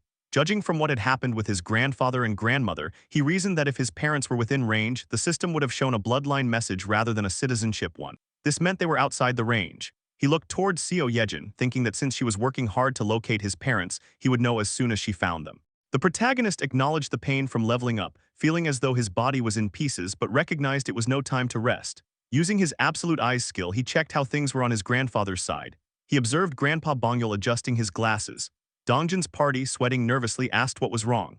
Grandpa Bongyul replied that their treatment of him had certainly changed, and it was only natural given the monstrous strength he now displayed, for he was the true aura farmer. He then pointed out that back then, the monsters he killed would vanish but leave some remains. However, now not even bones were left behind, they disappeared completely. Dongjin clarified that this was likely due to Jae-hun's ability, since ever since they had come under his influence, corpses no longer remained. Grandpa Bongyul asked if that was so, and then added that the strange letters appearing in the air must also be the protagonist's doing. Dongjin confirmed this, and Grandpa Bongyul remarked that it was indeed a peculiar ability. Turning to Dongjin's party, Grandpa Bongyul stated that since the situation seemed under control, they should head to the warehouse and bring some people. The group seemed puzzled and asked why. Grandpa explained by pointing at monsters still trapped alive within the roots. If they intended to eat the monster's meat, someone had to kill them fresh so that the flesh remained suitable for consumption. Dongjin and his party agreed and promised to bring them right away. Observing this, the protagonist thought that he had never considered such inconveniences since he had never thought about eating monsters before. At that moment, he noticed the corpse of a swordfish-like monster slain by ordinary old folks.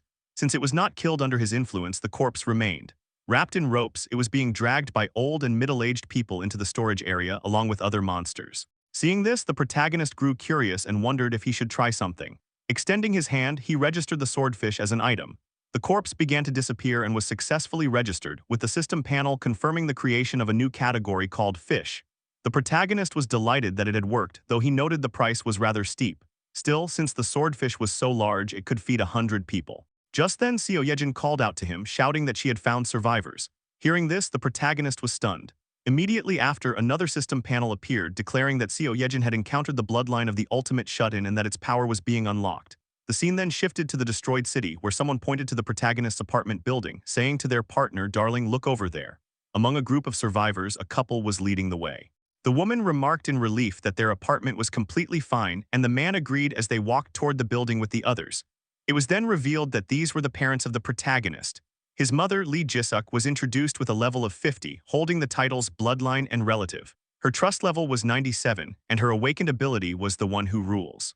His father, Kim Dong-hyuk, was introduced with a level of 42, bearing the titles Bloodline, Relative, and Escort Warrior. His trust level was 93, and his awakened ability was Enhanced Defense Aura. At this point, the whole family is Aura. They have the royal blood in them, truly the rulers of this apocalypse. One of Seo Yejin's rats encountered them, and through it the protagonist saw them and, overcome with emotion, burst into tears of happiness, exclaiming that it was truly his mother. The long-awaited reunion between the protagonist and his parents was now very near. A system panel appeared, declaring that citizenship would be granted to 23 people subordinated under Lee Jisuk, the one who ruled the bloodline. At that moment, the protagonist narrated that the place where his parents were located lay at the very edge of the expanded domain. Without hesitation, he used his ultimate shut-in door ability to teleport there. He ran frantically wildly, while continuing to narrate that, judging from his parents' path, they would soon enter his domain. Since the power of the bloodline had already awakened, they would not be blocked by the transparent wall. Right then, a group of survivors entered his domain. The protagonist, still running, suddenly stopped when he spotted the group. His eyes widened in disbelief as he saw something truly precious, his parents. At last, their figures appeared clearly, and the protagonist shouted with all his strength, calling for his mom and dad. Hearing this, Jisuk, his mother, called to her husband in shock, asking if what she thought could be true. His father questioned aloud whether he was dreaming, astonished that their son was alive. Both parents looked at their son, who was waving at them from a distance, and declared joyfully that it was indeed their son. The protagonist cried tears of happiness, calling again to his mom and dad, insisting it was him. Overcome with emotion, the couple began running toward him, calling his name with deep affection. The next moment, they embraced him warmly. His mother sobbed, asking in disbelief if this was truly their son. He reassured her, saying yes, it was him. His father immediately asked if he was hurt anywhere, the natural question of a parent reunited with a child after so long. The protagonist assured them that he was fine and had been doing well. His father, relieved, expressed his gratitude over and over, thankful that his son was safe. Their reunion was filled with tears and joy, but the protagonist soon noticed something behind his parents, a group of survivors. He recognized many as nurses from the hospital where his mother had worked. He realized that all 23 of them were awakened, or rather granted abilities by his mother. At that moment, he also noticed 2 dogs unable to enter his territory. A woman holding their leashes questioned in confusion what was happening to the animals. The protagonist thought to himself that she likely possessed a beast-controlling skill. Animals like dogs and cats could not be granted citizenship, which was why they had been unable to enter until now. Granting them permission, he watched as the dogs finally crossed into his domain. The protagonist then reflected on his mother's skill, which resembled his own vassal registration system. A system panel explained her ability, the contract of subordination. It allowed her to form contracts with up to 100 subordinates and awaken their abilities, an overwhelmingly powerful gift. He realized that when she formed such a contract, their abilities awakened as a result. Considering how crucial awakening was for survival in the early stages, his mother's ability was unbelievably powerful. His parents continued to express their gratitude to the heavens, his mother thanking God, Buddha, and anyone else she could name, endlessly repeating her thanks.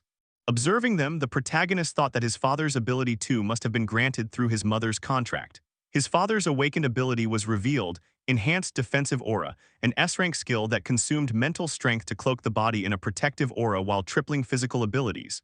The protagonist marveled at the absurd power of this skill. He reasoned that its strength lay in the word triple. Unlike simple percentage increases, a tripling effect multiplied other buffs to staggering levels. He explained that if 2 abilities increased stats by 200% and 300%, stacking them would yield 500%. But if combined with a tripling skill, the 300% would be multiplied, resulting in 900%. His father therefore already benefited from the buffs of citizenship, 93%, and the bloodline effect, which added another 930%. This brought him to 1123% efficiency. When tripled by his aura, the total reached an astonishing 3369% efficiency. The protagonist could only think that it was insane, a level of enhancement capable of surpassing several stages at once. He then observed the rest of the survivors, deducing that most of the 23 awakeners under his parents were ranked around B to C still, compared to non-awakeners. They were on a completely different level, which explained how they had survived thus far. But now he thought it was enough of that. Extending his hand, he resolved to bring everyone back with him, knowing they must be exhausted from the journey. He spoke aloud, promising to provide each of them with supplies equivalent to 5 households. If they needed rice, ramen, or anything else, he would provide it. He urged them to take warm showers and rest in heated rooms. Shock spread through the group, including his parents, who were baffled by his words. In this apocalyptic age, the mention of rice, ramen, and hot showers seemed impossible. His mother began crying again, telling her husband in despair that their son must be pretending, acting fine when he was not. His father grew worried as well, wondering if their son had lost touch with reality due to the shock, unable to distinguish between the apocalypse and the past. Hearing this, the protagonist quickly denied it, sighing as he prepared to show them the truth.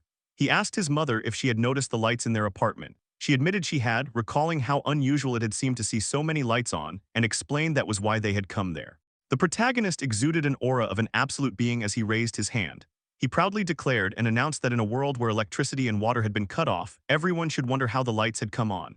In the next second, he snapped his fingers and told everyone to take a good look. Instantly, all the lights in the surrounding destroyed buildings turned on. The lifeless buildings once again emitted bright lights, and the survivors, along with his parents, gazed at the sight. They were shocked and in awe as they looked at the glowing buildings under the moonlight.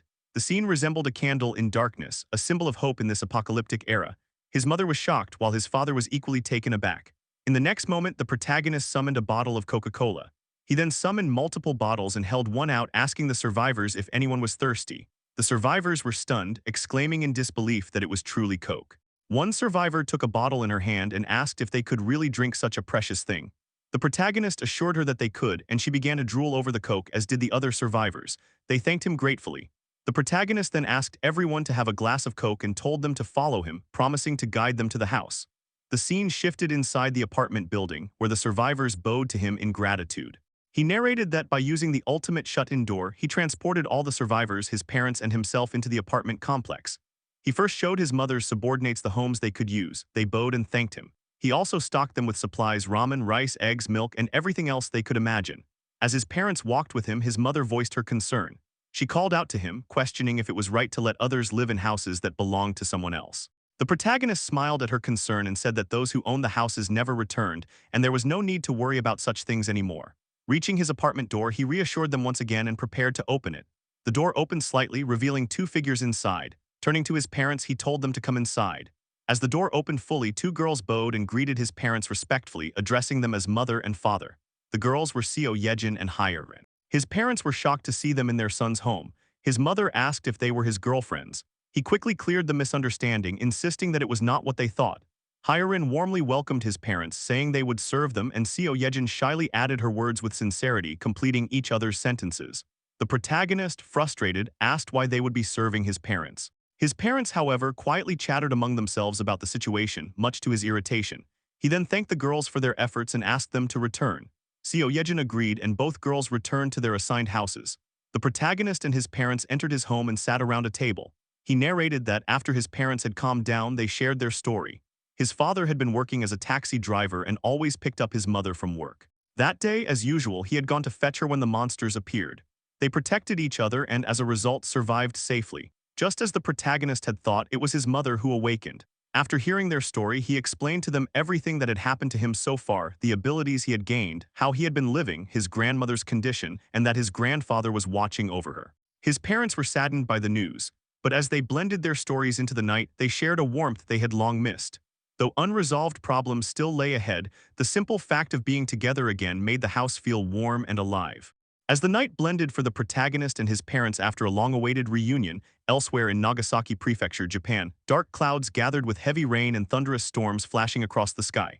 Two men stood near the shore as the waves crashed aggressively and retreated, restless and violent. One of the men suddenly noticed something amidst the stormy darkness, and peering into the distance, he called out aloud in shock, asking what in the world that thing was. His face turned pale with dread as the rain poured relentlessly around him.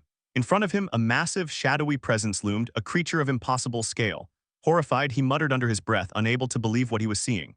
As lightning crackled above, the creature's monstrous form was briefly illuminated. It looked like something out of another world. When it turned, its massive body came into full view, gliding through the ocean waves under the raging storm. The man could do nothing but watch, frozen between fear and awe, as the creature continued its slow passage across the water. Internally, he thought that wherever this monster was headed, destruction and ruin were bound to follow. Soon after, the enormous being disappeared into the deep ocean, its colossal wings slicing through the waves as it departed. The scene shifted to the next morning, where a bright sun shone across the land. The protagonist was seen recording a message on his phone for his grandfather, informing him joyfully that his parents had returned safely. The recorded message reached Grandpa Bongyol, who was overwhelmed with happiness upon confirming the survival of the protagonist's parents. His face lit up with joy, as if he could leap from his chair in celebration. Both the protagonist's mother and father were alive and well. The scene then returned to the protagonist's house, where Jisuk called out to her son, asking if they could also see a recorded video of Grandpa and Grandma. The protagonist replied that he would ask them to record one soon. Soon after, Dongjin recorded a video of Grandpa Bongyol and Grandma, which the protagonist and his mother watched together. As Jisuk watched the video, tears welled in her eyes, tears not of sadness but of joy and relief. The protagonist gently comforted her, assuring her that they would be able to meet Grandpa and Grandma soon. Internally, the protagonist thought that once the annex building was completed, he could use his ultimate shut-in door ability to cross over to his parents' house where his grandparents lived. In the meantime, he asked Dongjin's party to continue hunting monsters using the main house as their base until the annex construction was finished. His reasoning was simple: time.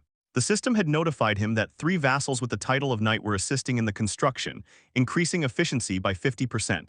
Because of this, just having Dongjin, Yeonju, and Dajung nearby boosted the project's progress immensely. A project that would normally take a week was now estimated to finish in only 5 days. Furthermore, after the previous day's monster wave, the number of monsters near his parents' house had skyrocketed. Since the monsters in that area were higher level, it was much more efficient to continue hunting there rather than return to his own territory. However, due to the expansion of his territory, citizens had stopped hunting nearby. Many wandered into their old hunting grounds only to discover that those areas were now part of the expanded territory, where no monsters remained. The goblins and other creatures that once roamed those lands had been wiped out instantly when the protagonist leveled up, as his territory expanded and annihilated everything within it. Because of this, the citizens now had to venture beyond the newly expanded borders to hunt. Using the ring of communication, our boy contacted Dabin. When she answered, he told her there was something he wanted her to announce to the people. Dabin listened attentively and asked what it was. The protagonist instructed her to explain to the citizens that the territory had expanded and that they would now need to go beyond Siamyon Station if they wished to hunt. Dabin confirmed her understanding. Then he gave his next command to establish a relief team. He emphasized the need for people capable of rescuing survivors within the territory and instructed that those from Busan Park Hospital be included as well, believing they would prove useful for the mission.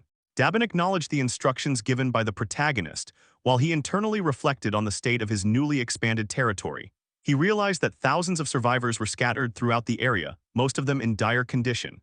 Even within his own proclaimed safe zone, more than 10 people had died since the previous day, and that wasn't because of monsters. The biggest reason was the lack of drinking water. No one could step outside due to the lurking threats, and though relief supplies were distributed whenever citizens were found in danger, it was still far from enough. He thought to himself that he wanted to save as many as possible. They had to rescue as many as they could, and if necessary, he was ready to use his ultimate shut-in door to go directly to those in need or find other ways to treat them. Amidst these thoughts, Jisuk called out to her son, the protagonist. She asked him what was wrong and why he was wearing such a serious expression. The protagonist then explained the situation to his mother. Once she understood, she calmly replied that she could help. Her offer surprised and shocked him. He recalled that among the people his parents had brought, some possessed healing or care-type abilities, which were particularly effective against dehydration, fainting, or poisoning. His mother believed that if she formed a contract of subordination with the relief team, many of them would awaken similar powers. Just as she predicted, more than 80% of them gained healing-related abilities. Most were D rank or C rank, so their overall level wasn't high, but once the relief team started moving, the situation stabilized quickly. After 3 days and nights of tireless efforts and with the help of Seo Yejin's rats scouting for survivors, they visited every house within the territory and managed to save countless lives. Exhausted, the protagonist lay down on his sofa, finally able to breathe. He muttered to himself that the last few days had been so busy he hadn't even had time to rest. But just as he was about to relax, a system notification appeared, interrupting his rest. The system stated that beings meeting the requirements for citizenship were approaching and asked if he wished to propose citizenship to them. The protagonist, tired from his efforts, replied in a low voice to offer it. He thought about how ever since the expansion of his territory, new citizens kept arriving. The population had already reached nearly 10,000 people. As he sat there, heavy rain poured outside his house. He got up from the sofa, walked to the balcony, and gazed at the downpour, wondering aloud what was with all that heavy rain. Just then, Dabin contacted him telepathically. When he responded, she informed him that the relief team had suggested rescuing people outside their territory. The protagonist questioned her in concern, asking if she meant outside the territory, as that was too dangerous. He explained that he had tried to talk them out of it, but they insisted it was the golden time to rescue survivors. He understood their reasoning. When his territory had just expanded, only a few people were on the brink of death, mostly from hunger or thirst, but now every survivor outside was at their limit. This was the best chance to save as many as possible because once he leveled up and expanded his domain further, they might only find corpses instead of living survivors. He understood the relief team's intentions, but the outside world was no longer what it once was. It wasn't just goblins anymore, even sea monsters that should have remained in the ocean were invading the land. It had become an environment where ordinary people couldn't even imagine stepping outside. Despite that, he acknowledged that the people still trying to rescue others were incredible. Many of them were former firefighters. He admired them for their bravery. Using the ring of communication, he told Dabin to wait for now and said he would assign a hunting team as their escort.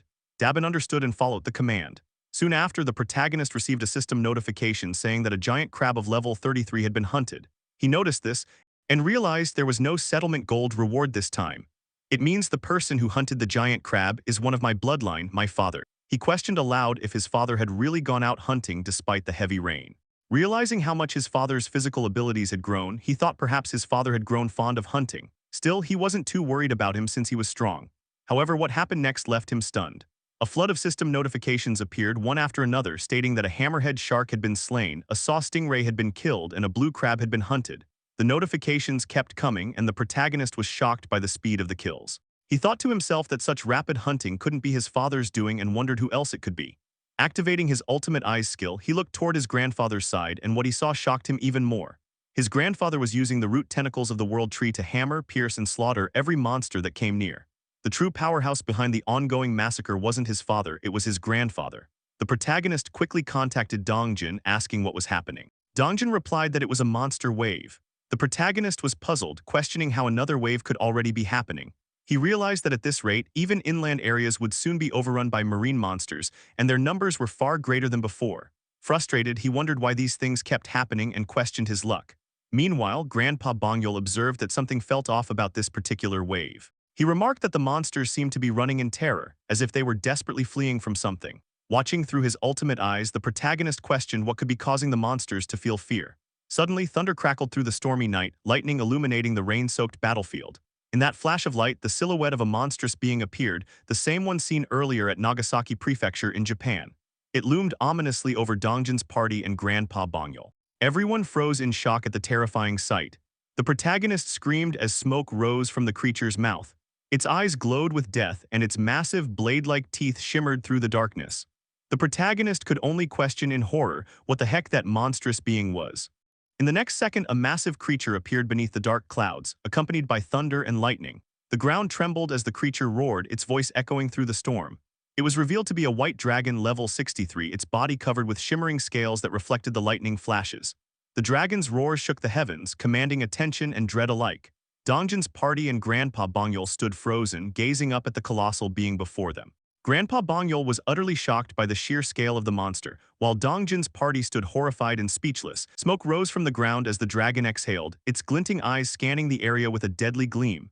Their protagonist, witnessing the scene, questioned in disbelief if the being before them was truly a dragon. He felt both terrified and awestruck. Thinking quickly, he considered using his vassal summoning ability to save Dongjin's party by bringing them instantly to his side.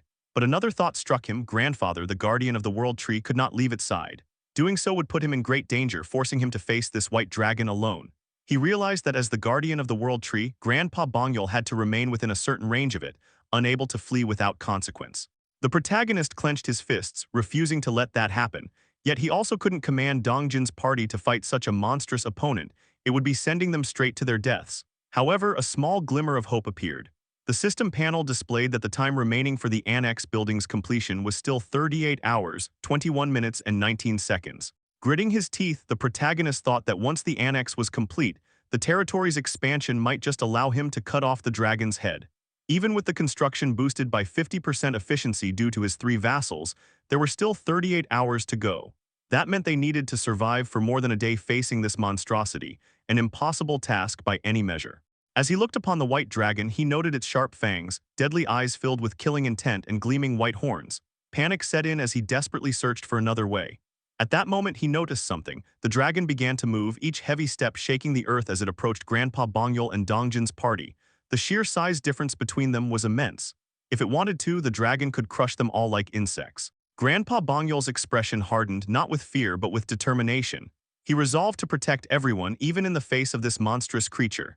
He instructed Dongjin's party that even he would struggle to take the dragon on alone. He ordered them to take everyone and escape while he held the beast back, but Dongjin's party refused to abandon him. They declared they would fight together. Yeonju transformed into her bare form, Kang donned his silver armor and wielded his halberd, while Byung-ho, Jian, and Dajung raised their guns. Dongjin readied his spear and Gaeyang notched her bow, prepared to strike the dragon. Seeing their resolve, Grandpa Bongyol looked back at them with a faint smile and a bead of sweat on his face. He finally agreed, saying, "Fine then." The air tensed as the dragon advanced toward them, but the unyielding Grandpa Bongyol ordered everyone to strike first. In an instant, he summoned massive root-like tentacles from the world tree to attack the white dragon. Dongjin's party followed, their spirits fired up as they prepared for the inevitable battle. Just then, before the fight could begin, the protagonist's voice rang out through the ring of communication, commanding everyone to stop immediately. Hearing this, Dongjin questioned him in confusion, but the protagonist insisted, telling them to trust him just for a moment. He called out to Byung-ho, asking him to relay the message to Grandpa Bongyol and tell him not to act. Without hesitation, Byung-ho used his ability to teleport in front of Grandpa Bongyol, stopping him just before he attacked. Grandpa Bongyol, startled, demanded to know what Byung-ho was doing and if he realized how vital it was to strike first. Byung-ho apologized and explained that it was the protagonist's message urging restraint. Grandpa Bongyol froze in disbelief. His mind reeled as he processed the command. Meanwhile, from the protagonist's perspective, he had just discovered something crucial.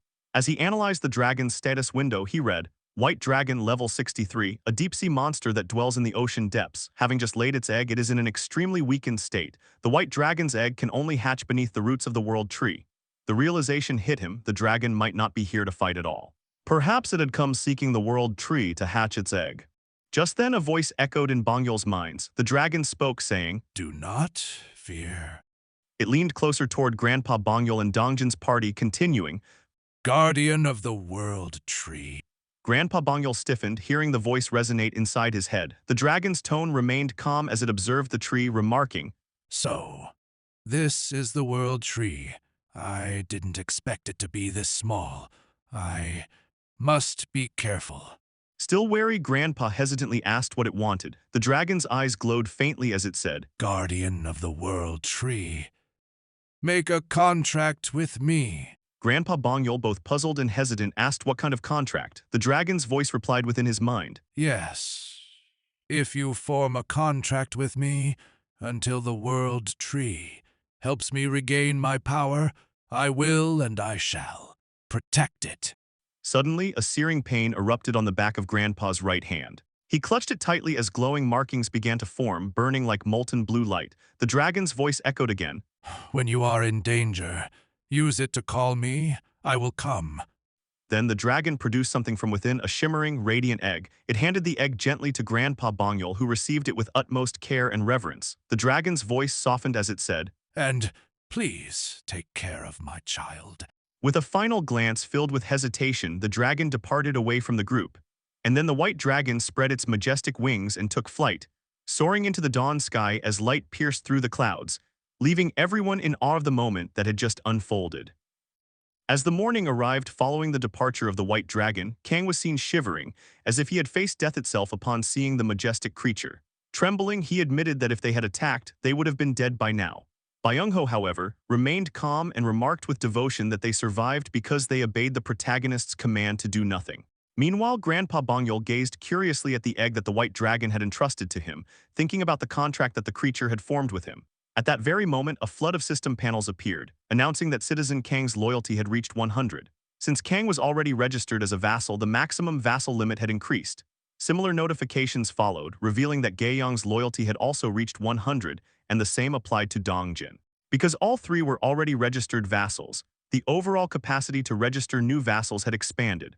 The protagonist looked at the system notifications and thought to himself that with Kang, Gaeyong, and Dongjin all reaching full loyalty simultaneously, his vassal capacity had increased by 3, now totaling 18. He realized that at this rate, he could eventually command over 100 vassals. He reflected on how convenient it would have been if he could register the people his mother had turned into awakened using her ability. But after attempting, he found it impossible. Those who had entered a contract of subordination with his mother fell under her command and could not be registered by him. Scratching the back of his head, the protagonist wondered if there was any way for him to create awakened individuals himself. However, he knew that naturally born awakened were extremely rare. Just then, his eyes widened as a new system notification appeared, stating that Citizen Byung-ho's trust had reached 100, unlocking the skill Teleport. Another panel congratulated him on acquiring the item Awakening Pill, Teleport. A pill materialized in front of his hand, leaving him baffled. He wondered how he could be this lucky every single time, even to the point of scaring himself. The purpose of the Awakening Pill was clear. It could grant the teleportation ability of Byung-ho to whoever consumed it. The protagonist contemplated who should receive this gift and quickly decided on the best candidate. Using his communication ring, he contacted Dabin and asked her to bring his father to him. Moments later, his father, Kim Dong-hyuk, appeared before him, looking puzzled as he called out to his son and asked what was happening. The protagonist extended the pill toward his father, explaining that it was a gift.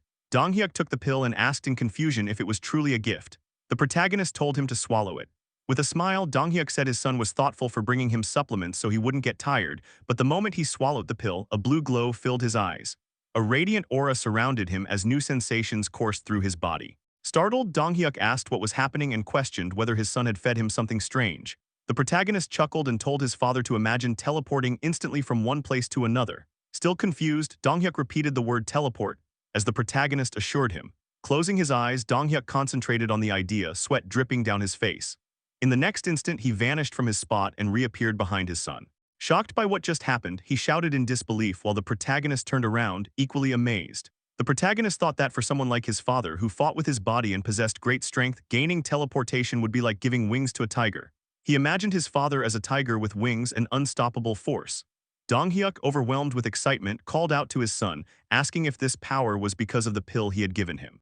At that moment, a new system notification appeared, revealing that Kim Donghyuk's trust had reached 100, granting the protagonist a new skill, Enhanced Protection Aura. Staring at the system panel in awe, the protagonist realized that even blood relatives' abilities could be obtained when their trust reached full capacity. A sudden thought crossed his mind. If he could raise his mother's trust to 100, he could obtain her ability too, the contract of subordination. He quickly checked the system panel and found that her trust was currently at 97. With only 3 points left, he grinned mischievously, thinking there was no need to rush. He still had a secret method to raise her trust quickly. As he spoke those words, the image of an annex under construction appeared, his secret plan. Once completed, it would allow him to reunite his mother, Jisuk, with Grandpa Bongyul, fulfilling the 3 required points of trust. As the scene transitioned to the next morning, a system notification appeared before the protagonist, announcing that the construction of the annex building had been completed. Soon after, a dome of light formed around the world tree, enveloping the nearby vicinity. The dome now protected the area surrounding the world tree, signifying that it had become an extended part of the protagonist's main territory. With the completion of the annex, his new territory as well as the main territory was clearly visible. Another system notification soon appeared, stating that hostile entities had been detected. The system declared its intent to eliminate them, and instantly all nearby monsters around the world tree were slain as their heads burst apart. Because of this massacre, the protagonist's main territory expanded even further. A flood of notifications followed, informing him that he had hunted a land shark, a sky swordfish, a giant lobster, and a sawtooth crab. Finally, a message confirmed that his skill level had increased, verifying the main territory's expansion. The protagonist winced in pain, enduring the familiar agony that accompanied his level-ups. Due to the annex's construction, all surrounding monsters had been defeated, allowing him to level up and extend his main territory even more. Exhausted from the intense surge of pain, he sat down on his couch, reflecting that leveling up first thing in the morning, right after the annex was completed, had cleared every monster from the newly added area. Although the experience points gained were minimal, every kill counted as his, and he noted that the total accumulation was still significant. Blackie looked at him with concern, but the protagonist reassured his companion that he was fine. Just then, another system message appeared, indicating that beings meeting the requirements to become citizens had been discovered. As always, the protagonist granted them citizenship. Soon after, another message announced that the citizen count had reached 10,000. Since a certain threshold had been met, the citizens could now acquire professions. A new facility, the Profession Research Lab, was unlocked for construction. Though the notifications were important, the protagonist felt something even more urgent required his attention. Rising from the couch, he opened a door and called out to his mother, Jisuk. She turned to him, asking what was wrong and if he had something to tell her. Smiling faintly, he extended his hand toward her and gently said that she had waited long enough. Like an angel granting a wish, he told her that they could now visit Grandma and Grandpa together. He urged her to get ready right away. Jisuk's eyes widened in shock and amazement, her emotions overflowing as tears of joy streamed down her face before she even realized it. Trembling, she asked if it was really true, her desperation clear in her eyes. Moments later, a door appeared inside the World Tree's room. The protagonist opened it, revealing that it connected directly from his apartment to Grandpa Bongyul's room. The protagonist called out softly, telling his grandfather that he was there. At first, Bongyul didn't notice, his attention focused on caring for his wife. But upon hearing the familiar voice, he turned in surprise, asking who was there. When the protagonist stepped forward, Bongyul was left stunned to see his grandson suddenly appear through a mysterious door. Before the old man could react, Jisuk ran forward, calling out to him not as Grandpa Bongyul but as Dad. Shocked, Bongyul realized that his daughter was standing right behind his grandson. Overwhelmed with emotion, Jisuk lunged forward and embraced her father tightly. Bongyul, his eyes welling with tears, called out her name in disbelief. The two wept as they held each other. Between sobs, Jisuk apologized repeatedly for being late, saying she should have come sooner. Her tears flowed freely as she expressed her regret. Bongyul, crying as well, comforted her, saying that she and her husband had suffered enough. He thanked her for staying alive, their reunion radiating warmth and sorrow that could move anyone to tears. At that moment, a system notification appeared before the protagonist, declaring that Jisuk's trust level had reached 100, granting him a new skill, the contract of subordination. Watching the touching scene, the protagonist thought about his father, who couldn't join them yet because he was still out rescuing survivors with the relief team. He felt content, knowing that bringing his mother to meet her parents was enough for now. A faint smile formed on his face as he watched the heartfelt reunion before him. Later, Grandpa Bongyul was seen watering various plants on the rooftop. The protagonist joined him and remarked that the world tree had completely grown around and enveloped the house. Bongyul admitted that he too had been shocked when he first saw it. The protagonist then asked about the state of water and electricity, pointing out that they shouldn't be functioning normally. Bongyul explained that electricity was running on backup generator power, and water came from what little remained in the tanks, though both were nearly depleted and the gas had long run out. Standing up, the protagonist confidently told his grandfather that he might be able to fix that. Bongyul, puzzled and skeptical in this apocalyptic world, watched curiously as his grandson looked toward the water tank above. With a calm smile, the protagonist asked if his grandfather wanted to see how it was done. Within seconds, the nearly empty tank refilled itself with water. Shocked, Bongyul climbed the ladder to confirm it and was astounded to find it full again. The protagonist explained that he had done it himself, restoring both electricity and gas as well. From now on, he assured his grandparents could live normally again, free from monster attacks. Amazed, Bongyul asked if all of that had been his grandson's ability. The protagonist nodded, confirming it. Impressed, Bongyul praised him warmly, saying it was truly an incredible power.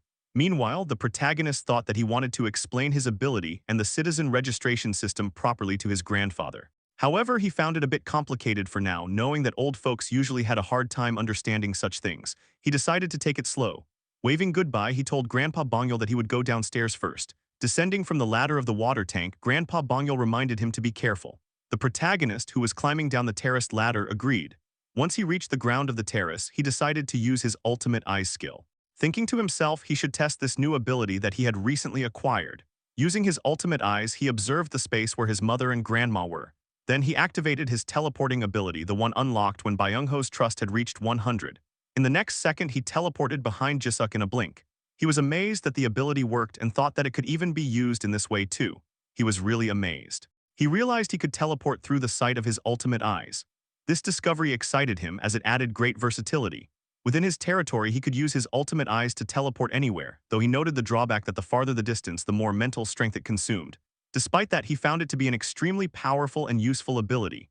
Noticing his sudden arrival, his mother, Jisuk, looked back and questioned if he had not been on the rooftop just moments ago. The protagonist explained that Grandpa was still working up there and then asked about how Grandma was doing. Jisuk replied that she seemed to be just asleep, her complexion thankfully looking better. The protagonist sighed in relief, but right at that moment, a system panel appeared before him. The notification stated that a beast summon required 10 billion won, and an option was given to activate it. Taken aback, the protagonist noticed that the 10 billion summon button was active. He smiled happily, thinking that after witnessing the full power of his first summon, the three-legged crow, there was no reason to hesitate for another. Without hesitation, he activated his next summon. Another system notification appeared, confirming that 10 billion won would be consumed to summon the beast. A magic circle appeared on the ground beneath them, glowing with green energy. Jisuk, seeing this for the first time, was startled and asked worriedly what was happening. The protagonist calmly explained that it was his ability and told her not to be alarmed, asking her to close her eyes for a moment. The glow from the magic circle intensified by the second, and both he and his mother closed their eyes. Despite doing so, Jisuk screamed as the light grew even brighter. In the next second, an egg made of fresh green leaves and vines appeared, surrounded by flickering green lightning. It rose from the glowing circle, levitating in the air. Soon the leaves began to uncoil, revealing a small, cute creature inside, a fairy dressed in a peach-colored outfit with delicate wings, peacefully asleep. This was a level 1 fairy. Slowly the fairy opened her eyes as if entering a new world. Then with an angelic smile she woke fully and began to fly with her tiny wings, scattering luminous particles around her. Jisuk, still shocked, asked what the creature was. The protagonist extended his hand and the fairy flew to perch on it. He explained that she was like Blackie, a beast he had summoned. His mother finally understood. At that moment, Grandpa Bongyul entered the room and Jisuk greeted him, saying he was back. Grandpa replied affirmatively, mentioning that the protagonist had taken care of everything. Surprised, Jisuk asked if he really had. Grandpa confirmed, saying that the kid was something else. Then he walked toward the unconscious grandma and began channeling life energy. As the green energy flowed from Grandpa Bongyul's hand into Grandma, the little fairy near the protagonist suddenly noticed something. Her eyes widened and she swiftly flew away from him, leaving the protagonist momentarily startled. The fairy positioned herself between Grandpa Bongyul and Grandma, catching Grandpa off guard. Before he could react, the fairy began absorbing the green life energy he was emitting. A system notification appeared, announcing that the fairy's level had increased and that the natural recovery rate within the territory had risen by 100%. The fairy now radiated a bright green glow as she happily hovered over Grandma, scattering luminous particles around her. Grandpa Bongyul, shocked, demanded to know what this creature was. Then anger flared within him and he shouted for it to stay back, scolding that cute little thing and beginning to say, "You brat, that power," before being interrupted by a familiar voice. It was Grandma. Sleepy but awake, she said, "Old man, what did I tell you?" Everyone turned in shock as she continued, asking how many times she had told him to wash his hands after coming down from the rooftop. Grandpa Bongyul was left speechless, staring at his wife who was finally awake. Grandma Inshim, noticing his expression, teasingly asked why he was looking at her as if she were a ghost. Behind her, the smiling fairy hovered, her glow indicating that this miracle was her doing. Overcome with emotion, Grandpa Bongyul softly called out to his wife, addressing her as dear. After Grandma Inshim woke up, she felt an overwhelming drowsiness wash over her within moments. She yawned softly, covering her mouth as her eyelids grew heavier with every passing second. In a tired voice, she wondered aloud why she felt so sleepy before eventually drifting back into slumber. Grandpa Bongyul, witnessing the sudden turn of events, stood in utter shock. His wife, who had been asleep for so long, had woken up only to fall unconscious again within seconds. In a panic, he rushed to her side, gently shaking her while calling out desperately, "Darling, darling, wake up." But Grandma Inshim remained unresponsive, her breathing calm as before. Turning toward the small fairy nearby, Grandpa Bongyul demanded, his voice trembling, "What did you do?" The fairy, startled by his sudden outburst, remained silent, her expression confused and uneasy. Desperation flooded Grandpa Bongyul as he transferred his green life force energy once more into the fairy, urging her frantically to try again. "Please, just one more time," he pleaded, "wake her up." But the fairy, exhausted and distressed, closed her eyes wearily even as he continued channeling energy into her. "I said do it," he shouted, refusing to stop. At that moment, their grandson intervened, calling out to his grandpa and asking him to calm down. Hearing his grandson's voice, Grandpa Bongyul slowly composed himself, lowering his head in regret. Looking at his wife lying unconscious once more, he apologized softly to his grandson for losing his temper. Meanwhile, the fairy appeared visibly fatigued from absorbing so much life energy. Tears welled in Grandpa Bongyul's eyes as he murmured an apology, sorrow evident in his trembling voice. Their grandson, however, assessed the situation carefully. He concluded that the fairy's level was still too low to sustain Grandma's awakening for long. He advised his grandpa to continue supplying life force energy to the fairy regularly, explaining that as the fairy's level rose, Grandma would be able to stay awake for longer periods. Internally, he felt hopeful. Perhaps he had truly found a way to bring Grandma back. Grandpa Bongyul, upon hearing that increasing the fairy's level could extend Grandma's consciousness, asked in disbelief, "Are you serious?" The grandson reassured him with quiet confidence, and Grandpa Bongyul sighed in relief, whispering, "Thank goodness." His eyes softened as he looked at the tiny fairy who had fallen asleep, snoring softly like a child after exhaustion. Observing her, the protagonist thought that beast summoning wasn't just an ordinary ability. This fairy, for example, seemed connected to the world tree, a deeper link than he had initially realized. Perhaps every summoned creature had its own summoning condition. Though uncertain of the specifics, he felt content for now, knowing that he had found a way for his grandmother to awaken again. Just then, he was startled by a sudden system notification. Turning to Grandpa Bongyul and his mother, he excused himself politely, saying he was a bit tired and would rest in his room. Grandpa Bongyul nodded, telling him to go ahead and call them if he needed anything. Once inside his room, he closed the door and finally checked the notification. It stated that a citizen named Shim Kuntik had died. Concern flickered across his face. He thought it was likely one of the new citizens who had just moved into the annex building. With rescue teams working tirelessly across apartment complexes, treating the injured, many more deaths were inevitable. Clenching his teeth, he reflected bitterly on the apocalyptic state of the world. People were dying everywhere, whether from monsters, hunger, or entrapment within their homes. Survival depended purely on where one happened to be when it all began. He realized it wasn't just their nation's suffering, the catastrophe was global. People perished in countless ways, some surviving only by luck or by obtaining powerful abilities, while others died helplessly without any at all. In the heavy silence that followed, he thought about the saying, "With great power comes great responsibility." Maybe that was how it went. He didn't know why monsters had appeared or why only his family had received such extraordinary powers, but he had long since accepted that the world never provided answers. He would have to find them himself once again. Clenching his fists with determination, he vowed to save his country, or at least as much of it as he could. That was the answer he had resolved upon. Later, the system revealed that he could currently grant citizenship to 220,000 people, though he had only managed to reach 10,000 so far. He decided to continue expanding and leveling up by constructing more buildings like annexes. If he persisted, perhaps he could truly save Korea. He also recalled that surpassing 10,000 citizens had unlocked something called professions. The system had stated that citizens could now obtain professions, yet no new management options were visible in the interface. Pondering this, he speculated that he might need to build a professional research lab first. Switching into construction mode, he reviewed the details. The lab would cost 2.5 billion won and was described as a facility where citizen professions could be researched, allowing individuals to freely acquire them upon completion. The currently available profession was hunter, obtained through hunting prey. Reading through the information, he realized this was a new type of construction.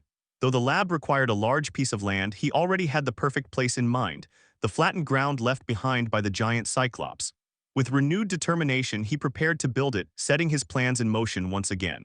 But then a new system notification appeared, stating that the facility required 30 citizens for 7 days to complete its construction. The project was identified as the Professional Research Lab, and each participating citizen would receive a daily wage of 20,000 won. Following this, the system asked whether to proceed with the construction. The protagonist envisioned the layout of the Professional Research Lab and noted the available option to confirm the project. After some thought, he decided to have Dabin gather 30 laborers for the task. Moments later, he reflected internally, acknowledging that ruling the world began with self-discipline. He reminded himself of the principle to cultivate one's character, maintain order within the household, govern the state wisely, and ultimately bring peace to all under heaven. He reasoned that one must first set oneself right before saving a nation, and thus his immediate priority was to locate the families of his loyal vassals. As this thought formed, he pictured Dongjin's party in his mind, remembering how they had risked their lives for him countless times. It was now his turn to take action for their sake. Activating his ultimate eye skill once more, he focused on Dongjin's party and observed their current situation. He noted that Dongjin's group had advanced close to Jagalchi Station on their mission to find Gaeyong's mother, who was located in Dishendong. During the annex building's construction, the team had steadily made progress toward that area.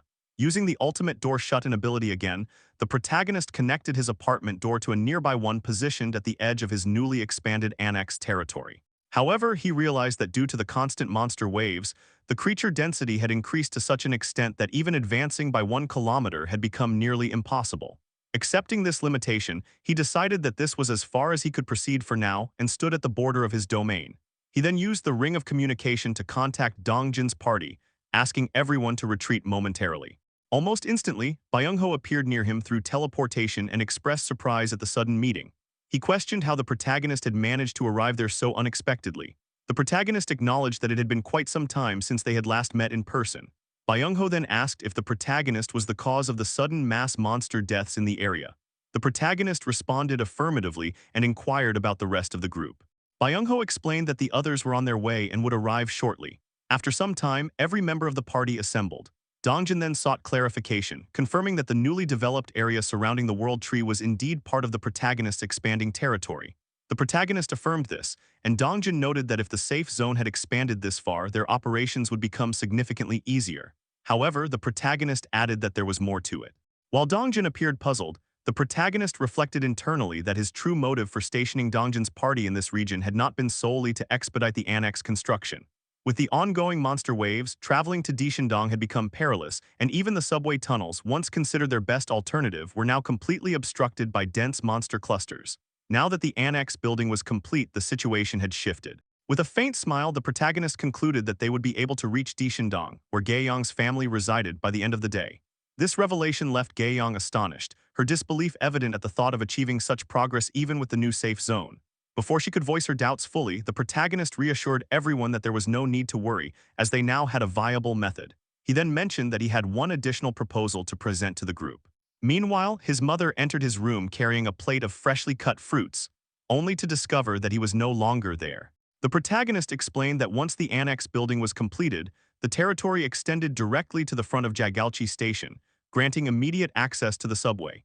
He noted that with Seo Yejin's rats deployed, the poison gas strategy could once again be implemented. The professional research laboratory had also finalized its staffing with Kim Dabin, marking the completion of all necessary preparations. The only step remaining was a crucial command given to Seo Yejin, after which she began scouting the tracks from Jagalchi Station to Dishendong Station.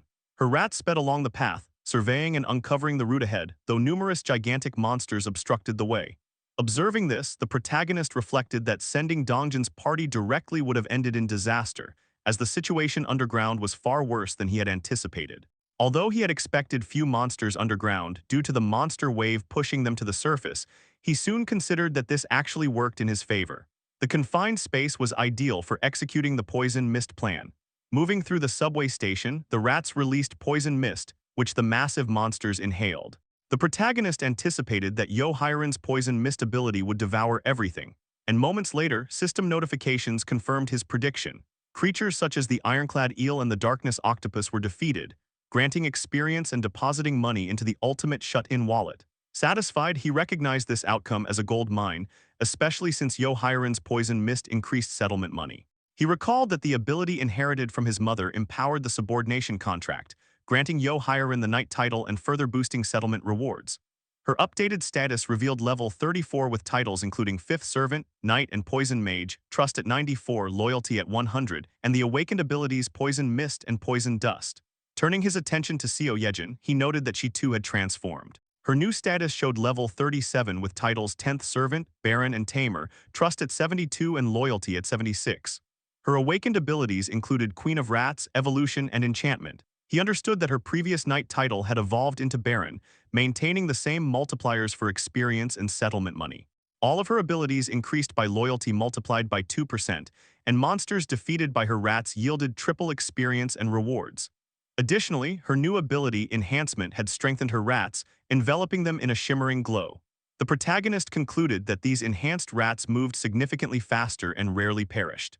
Once Seo Yejin announced that the subway track sweep was complete, signaling that all monsters had been eliminated, the protagonist thanked her internally, while acknowledging that Yahello and Seo Yejin were not the only ones bound to him by the subordination contract. The scene shifted to the past, where the protagonist had gathered Dongjin's party to present a proposal, his offer for them to enter a subordination contract with him. Moments later, the contract was completed with all members. With preparations finished, the party was ready to ascend and search for Gaeyong's family. Each member's stats had improved through the contract. Dongjin and Dajung received Baron titles like Seo Yejin, while Yeonju received an even higher rank. Her status revealed level 45, with the titles Ninth Servant, Viscount and Warrior, Trust and Loyalty both at 100, and awakened abilities including Werebear, Ancient Lifeblood and Primal Frenzy. The protagonist described the Viscount title as similar to Baron but superior due to its ability to raise limits. This title increased all abilities by loyalty multiplied by 3, granting triple experience and settlement money from monsters hunted by vassals. It also expanded the vassal registration limit by 3, raising the protagonist's maximum number of vassals to 21. At that moment, Kang prompted the party to proceed. His updated status displayed level 32 with titles Third Servant, Knight and Commander, Trust at 93 and Loyalty at 100. Testing his newly acquired ability, he uttered the command just like Sung Jin Woo, "Arise," that summoned multiple knights from the ground, each armed and intimidating. His awakened ability, Steel Knight Order, allowed him to summon not only his silver armor but also armored golems. The golems effectively carried out their tasks, fighting through hordes of monsters, slashing, piercing, and eliminating them instantly. After observing this, Kang encouraged the group to move swiftly, and everyone agreed. The party advanced at full speed while the night golems continued to hold back the remaining monsters. Soon after, they reached their destination. Dongjin informed the protagonist that they had arrived at Jagalchi Station Exit 2. Using the Ring of Communication, the protagonist confirmed that the path was clear and instructed them to continue towards Seo Dishin Station. The party complied without hesitation. The protagonist estimated the track length to be approximately 3 kilometers, a distance the party, now far stronger than ordinary humans, could traverse within minutes.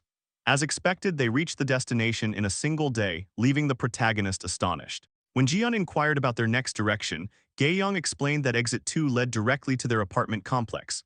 However, the group soon discovered a horde of goblins blocking the path, producing strange noises as they obstructed the way.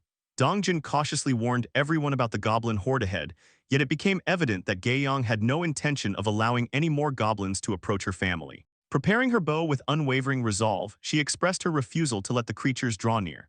As she drew back the string, her arrow shimmered with a vibrant blue light gathering force. With a fierce battle cry, she released it with immense power, the arrow propelling forward with such intensity that even the goblins appeared overwhelmed with fear. They barely had a moment to comprehend the threat before they were instantly annihilated, swept into the heavens by the devastating force of Gaeyong's shot. Moments later, a series of system notifications appeared, confirming the defeat of multiple enemies.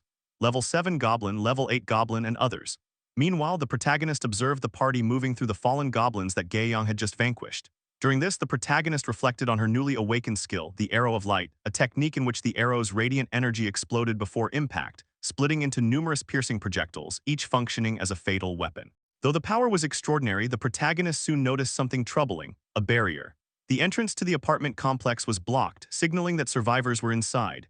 Dongjin immediately began breaking through the obstruction before instructing the party that he and Gaeyong would proceed upward while the rest held their position. The others acknowledged his command and, apart from the pair, remained vigilant. They formed a circular defensive formation while Kang summoned night golems to fortify their stance. As Gaeyong and Dongjin ascended the stairs at remarkable speed, they raced toward Gaeyong's home. Upon reaching her floor, she abruptly stopped in front of her door and began pounding on it, calling for her mother. However, no response came from within. Overcome with dread, she questioned the silence, fearing the worst as panic overtook her. Weakness surged through her legs, bringing her to her knees as she pleaded for nothing more to be taken from her. Tears streamed down her face as sorrow overwhelmed her. The protagonist, witnessing her anguish, wondered if this situation could be tied to the king's desperate wish for her family to ascend to the heavens. Just then, the once unmovable door creaked open. A small figure appeared in the doorway, Gae-yong's younger sibling. Recognizing the boy, the protagonist noted the blend of relief and sorrow in Gae-yong's eyes, as she softly acknowledged her brother Myungwon. As soon as Gae-yong saw her brother, she reportedly questioned him about their mother's whereabouts. Her brother responded that their mother was inside and appeared startled to see that Dongjin had also arrived. Moments later, their mother came running frantically while shouting Gae-yong's name. When she reached her daughter, she embraced her with overwhelming relief, expressing how grateful she was that Gae-yong was safe. Gae-yong, overwhelmed with emotion, burst into tears as she called out to her mother. Being a caring parent, her mother immediately began checking on her, asking whether she was physically unharmed, if she had been injured, and whether she had eaten. However, Gae-yong could only sob uncontrollably, tears flowing endlessly as she felt immense relief at seeing her family alive and well. Her mother, noticing her tears, attempted to comfort her, wondering why she was crying on such a reassuring day, though the truth about Gae-yong's father weighed heavily in the background. When Gae-yong hesitantly mentioned her father, her mother's expression shifted to dread, shocked by her daughter's tone. She began to plead in denial, trembling as fear consumed her. Unable to speak the full truth, Gae-yong let out a wail, indirectly conveying that their father was gone. Her mother struggled to accept this reality, while the rest of the family began crying upon understanding the unspoken truth. Without any explicit words, her brother and mother grasped what had happened, and the family was thrown into despair by his absence, weeping bitterly as their sorrow echoed around them. The protagonist observed this scene with a subdued sadness, though he acknowledged that he had no time to dwell on grief. His next objectives involved addressing the needs of the families of Dongjin, Kang, and Jian, who were all located in Jangjiandong. Determined, he resolved that he would never again allow others to suffer as they had. Afterward, he moved Gae-yong's family into a safe area, used vassal summons to locate missing individuals, and then continued toward Jangjiandong to find the remaining families. At that moment, he received a telepathic report from Kim Dabin, informing him that the communal facility had reached full capacity. She confirmed this when he mentally acknowledged her update. Dabin then asked if he could expand the facilities, but he instructed her instead to send residents who own nearby homes back to their houses. When she asked whether that was acceptable, he explained that he intended to establish additional shared facilities outside the complex, such as community centers and district offices, and was already setting up small shops in multiple locations to make living outside the main area more manageable. Internally, he reflected that reaching maximum capacity had been inevitable. Fortunately, many of the newest arrivals already owned homes within the expanded 1-kilometer safe zone, which included numerous vacant houses. Sending these residents back would ease the burden. He also planned to establish several perimeter bases to support hunting teams and open additional shops around the area. Using the ring of communication, he instructed Dabin to recruit staff for the new bases. She assured him she would handle it. He then opened the system panel and accessed the construction menu. The system prompted him to confirm the establishment of stores at selected points, including essential utilities such as electricity, water, and gas. He approved the construction, and new shops immediately began forming. He then wondered how far Dongjin's party had progressed and used his ultimate eyes skill to observe them. He noticed they had already reached Jayati Station and noted that their pace was impressive. However, he acknowledged that Hyarin's poison mist formation only extended up to that point. Beyond it, the group would need to clear the path themselves, especially since the line from Jayati to Dongni rose above ground midway. Still, there was encouraging news. Jian commanded his crow to tear apart a monstrous blue marlin, and the crow, now larger and stronger due to Jian's new skill, efficiently took it down. A horde of goblins appeared but was swiftly eliminated by Gae-yong's arrows. Byung-ho emerged unexpectedly to shoot the remaining monsters, supported by the invisibility skill he gained after forming a subordination contract. Jian's rapid growth skill further strengthened the team. Dongjin's party had become significantly more powerful than before. Kang summoned his iron golem knights to crush nearby monsters, while Dongjin instructed the group to stay behind the summoned knight unit. The party advanced with minimal conflict and soon began sprinting forward, slipping past monsters as the golem knights held them off. However, they eventually halted when Dongjin ordered a stop. The party found themselves facing a dead end, completely cut off. Dongjin decided they had no choice but to descend below. The protagonist noted that most buildings in the area were only 3 stories tall, and with the party's average level in the mid-30s, the drop would not pose a problem. The greater concern was determining what had destroyed the bridge blocking their way.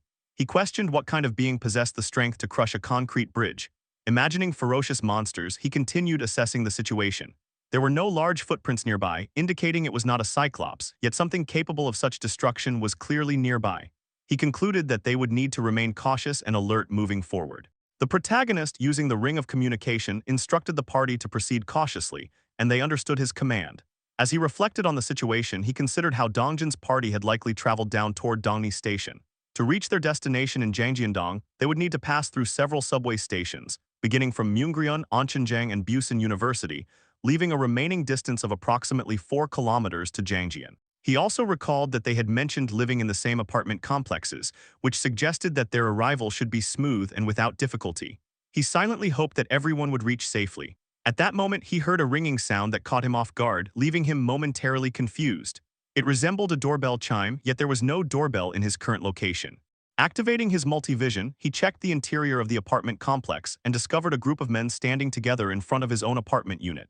He wondered in puzzlement if the ringing sound was coming from his residence. He then considered whether incidents like this began happening after he had delegated various tasks to Kim Dabin. While many citizens had approached him for different reasons, Dabin usually handled those encounters, so occurrences like this had become rare. He informed Seo Yejin that he would briefly check his apartment, and after she acknowledged him, he teleported directly to his home using his teleportation skill. Curious about the situation, he prepared himself to see who had gathered and what issues awaited him. Upon arrival, he saw a man repeatedly knocking on his door, asking if anyone was inside. Another member of the group questioned whether they had the correct apartment. Their leader expressed confusion, stating that it should indeed be the right place. Before the group could deliberate further, their expressions shifted to shock as the protagonist opened the door in front of them. Their mouths hung open as he appeared, prompting him to ask what the matter was. The leader hesitated, but at that moment the protagonist noticed that the trust levels of 3 individuals had risen significantly the moment they saw him. The group's leader then nervously asked if he was Jaehun, to which the protagonist confirmed his identity. The leader explained that they needed a favor before hastily revealing their request. They wanted him to lend them firearms. The protagonist was taken aback, questioning why firearms were necessary. The leader insisted that the weapons were not intended for use inside the safe area. With visible hesitation, sweat forming on his face, and a resolute expression settling in, the man finally disclosed their intention. They were planning to go outside. The man leading the group once again expressed that they wished to go outside, prompting our boy to wonder if their intention was to hunt monsters. The leader clarified that it was not for hunting, but for rescuing their families, speaking with earnest sincerity. Observing them closely, the protagonist listened as they pleaded for help. In that moment, the protagonist reflected that these individuals were just like him, people lying awake at night, consumed with worry about their loved ones, and weighing every possible option until desperation pushed them toward action.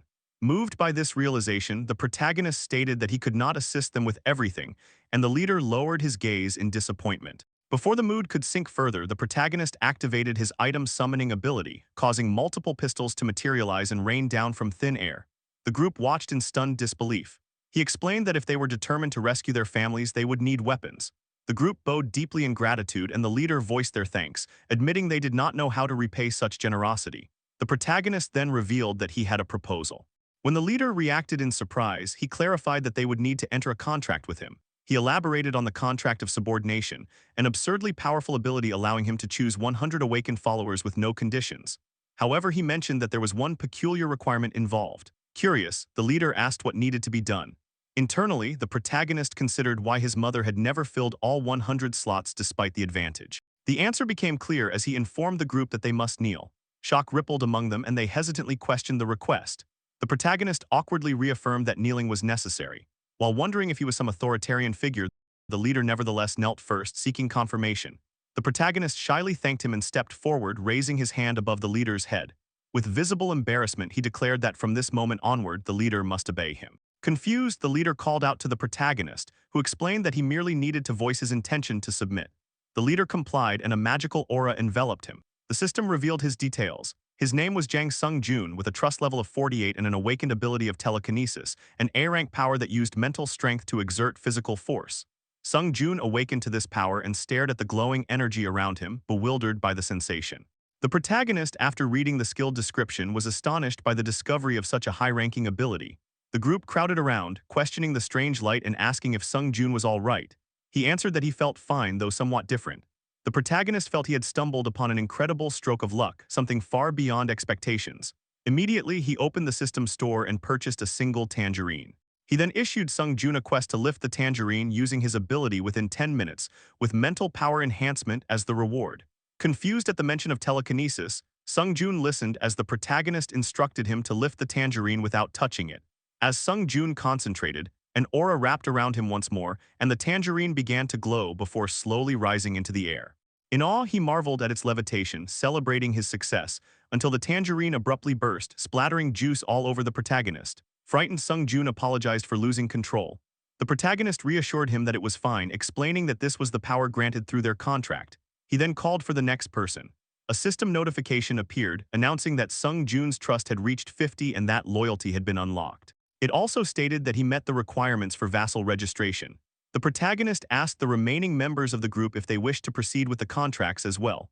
After registering Sung Joon as a vassal, the rest completed their contracts, awakening with average abilities ranging from D to C rank. Regardless of their rankings, the protagonist found the results acceptable. As the group prepared to depart in search of their families, he felt that obtaining Sung Joon alone was already a tremendous gain. Now officially a vassal, Sung Joon could receive basic support. Before leaving, the protagonist asked Sung Joon to confirm that his home was at the OO apartment complex in Yeonjidong. Sung Joon affirmed it, and the protagonist wished the entire group good luck. Once they departed, he remarked to himself that it was time to return. He immediately activated his teleportation ability and reappeared behind Seo Yejin, startling her. He announced his return and asked if anything had happened during his absence. Seo Yejin informed him that things had taken a bad turn. At Dongjin's party, a massive creature, a twin-head ogre level 45, had appeared. The beast towered over the party, glaring fiercely. The protagonist recognized its enormous size and realized it was the same monster that had destroyed the bridge. The ogre launched an attack, forcing the party members to dodge. Jeon's crow struck swiftly, injuring one of the creature's eyes. Byung-ho used teleportation followed by invisibility, then fired his gun at the already wounded head, and Kang commanded his armored knight golem to strike at the ogre's leg. However, the twin-head ogre retaliated by smashing its leg down and destroying the golems. Still unfazed, it glared menacingly at the party. Kang clenched his teeth, realizing the creature had not even flinched. Dongjin wondered what they could possibly do and thought that if they could create even a small opening, they might stand a chance. At that moment, the protagonist used item summon to conjure a barbell above the ogre and sent it crashing down. The heavy impact drove the beast to its knees. The protagonist contacted the party through the communication ring, apologizing for his late arrival. The shift in the party's mood was immediate, lifting their spirits. He assured them that from this point onward he would support them fully. The scene opened with the twin-headed ogre lying on the ground after being struck directly by a barbell dropped by the protagonist from above. Although the attack landed cleanly, the absence of a monster elimination message made the protagonist realize that the creature was still alive. Using the ring of communication, he warned the party to remain cautious. And in the very next moment, a sudden force surged outward, pushing everyone back as the furious ogre rose again, clearly enraged and very much still capable of fighting. The protagonist quickly contacted Yeonju, asking her if she could slow the creature's movements. Unsure but willing, she said she would try, prompting the protagonist to rely on her as she sprinted toward the ogre while calling for Dajung to buff her. Dajung activated her support ability immediately, and Yeonju lunged forward, closing the distance between herself and the ogre. At the same time, the protagonist activated his item summon, causing multiple system panels to appear simultaneously as a barrage of bullets shot toward the monster, inflicting continuous pain. With the bullets distracting it, Yeonju reached the ogre and swiftly struck its left leg, causing the creature to collapse to the ground. The protagonist then turned to Gaeyong, who was already aiming her bow at the weakened monster. As she drew her arrow, the protagonist believed that just one arrow of light would finish the fight, until the ogre suddenly grabbed a nearby dilapidated car and prepared to hurl it. The protagonist alerted everyone, though the party was already aware of the incoming threat. The ogre hurled the car toward them, but Gaeyong countered by releasing her arrow of light, destroying the vehicle midair. The attack, however, was only the beginning, as the enraged creature began throwing multiple vehicles at the party. Amid the chaos, the protagonist anxiously called out to Yeonju, who attempted to close the distance once more. But now aware of her presence, the ogre threw another object directly at her. A massive truck then barreled toward the party, and Gaeyong called out to Yeonju in alarm. Fear filled her eyes as the truck came mere inches away, while the protagonist, terrified and helpless, felt himself break down at the thought of losing someone precious again. Desperate for a solution, he agonized over finding any possible way to save them. In that critical moment, a sudden pulse of purple-black energy shot toward the truck, blasting it away entirely. The beam pierced the vehicle and stopped it from harming Gaeyong. A massive hole formed in the truck's body, leaving Gaeyong standing unharmed as she stared at the destruction and questioned the black flames she had witnessed. The whole party turned around in shock when they saw Dongjin emanating black flames, his fierce figure emerging with overwhelming intensity. Dongjin urged everyone to move aside, declaring his intent to kill the monster. Pure rage and immense power radiated from him, leaving the protagonist collapsing to the ground in disbelief. Confused about what was happening, he barely registered Seo Yejin's concerned question from the room. He assured her he was fine, claiming his leg had simply given out, though his mind was consumed with confusion over what he had just witnessed. He was certain that the ability Dongjin used was not part of Dongjin's awakened skills, raising questions about the true nature and origin of the black flames. Meanwhile, Dongjin summoned his spear, immediately drawing the ogre's attention. As the creature roared and hurled more cars, Dongjin gripped his weapon tightly, black flames swirling around both him and the spear. When another car approached, he dismissed it as ineffective, threw his spear, and cleaved the vehicle in half before the weapon continued toward the monster. The spear struck its target, and in the next instant, the ogre was overwhelmed as a massive explosion obliterated its upper body completely. A system panel appeared, confirming that the level 45 twin-headed ogre had been hunted, granting a substantial amount of experience and depositing money into the protagonist's ultimate shut-in wallet. Dongjin stood tall and victorious, prompting Kang's surprised yet joyful reaction as he celebrated their victory. Dongjin smiled at the party while Gaeyang checked on Yeonju, who gave a trembling thumbs up to indicate she was fine. Byung-ho then questioned Dongjin about the ability he had used. Dongjin, still confused, admitted he had not been the one to activate it and suggested that perhaps the protagonist had somehow helped. Meanwhile, the protagonist continued thinking about the black flames, wondering whether the ability appeared only under certain conditions, or whether it even belonged to either of them at all. Everything remained a mystery, though he knew that was not the immediate concern. Another system panel appeared, indicating that the protagonist's skill level had increased. As his territory expanded once more, an intense surge of pain overwhelmed him, and he screamed as the effects took hold. The protagonist endured the familiar agony that always accompanied his level-ups, clutching his chest as low growls escaped him under the weight of the pain. Seo Yejin noticed his condition and called out to him in concern, but he reassured her that he was fine and had grown accustomed to the sensation to some extent.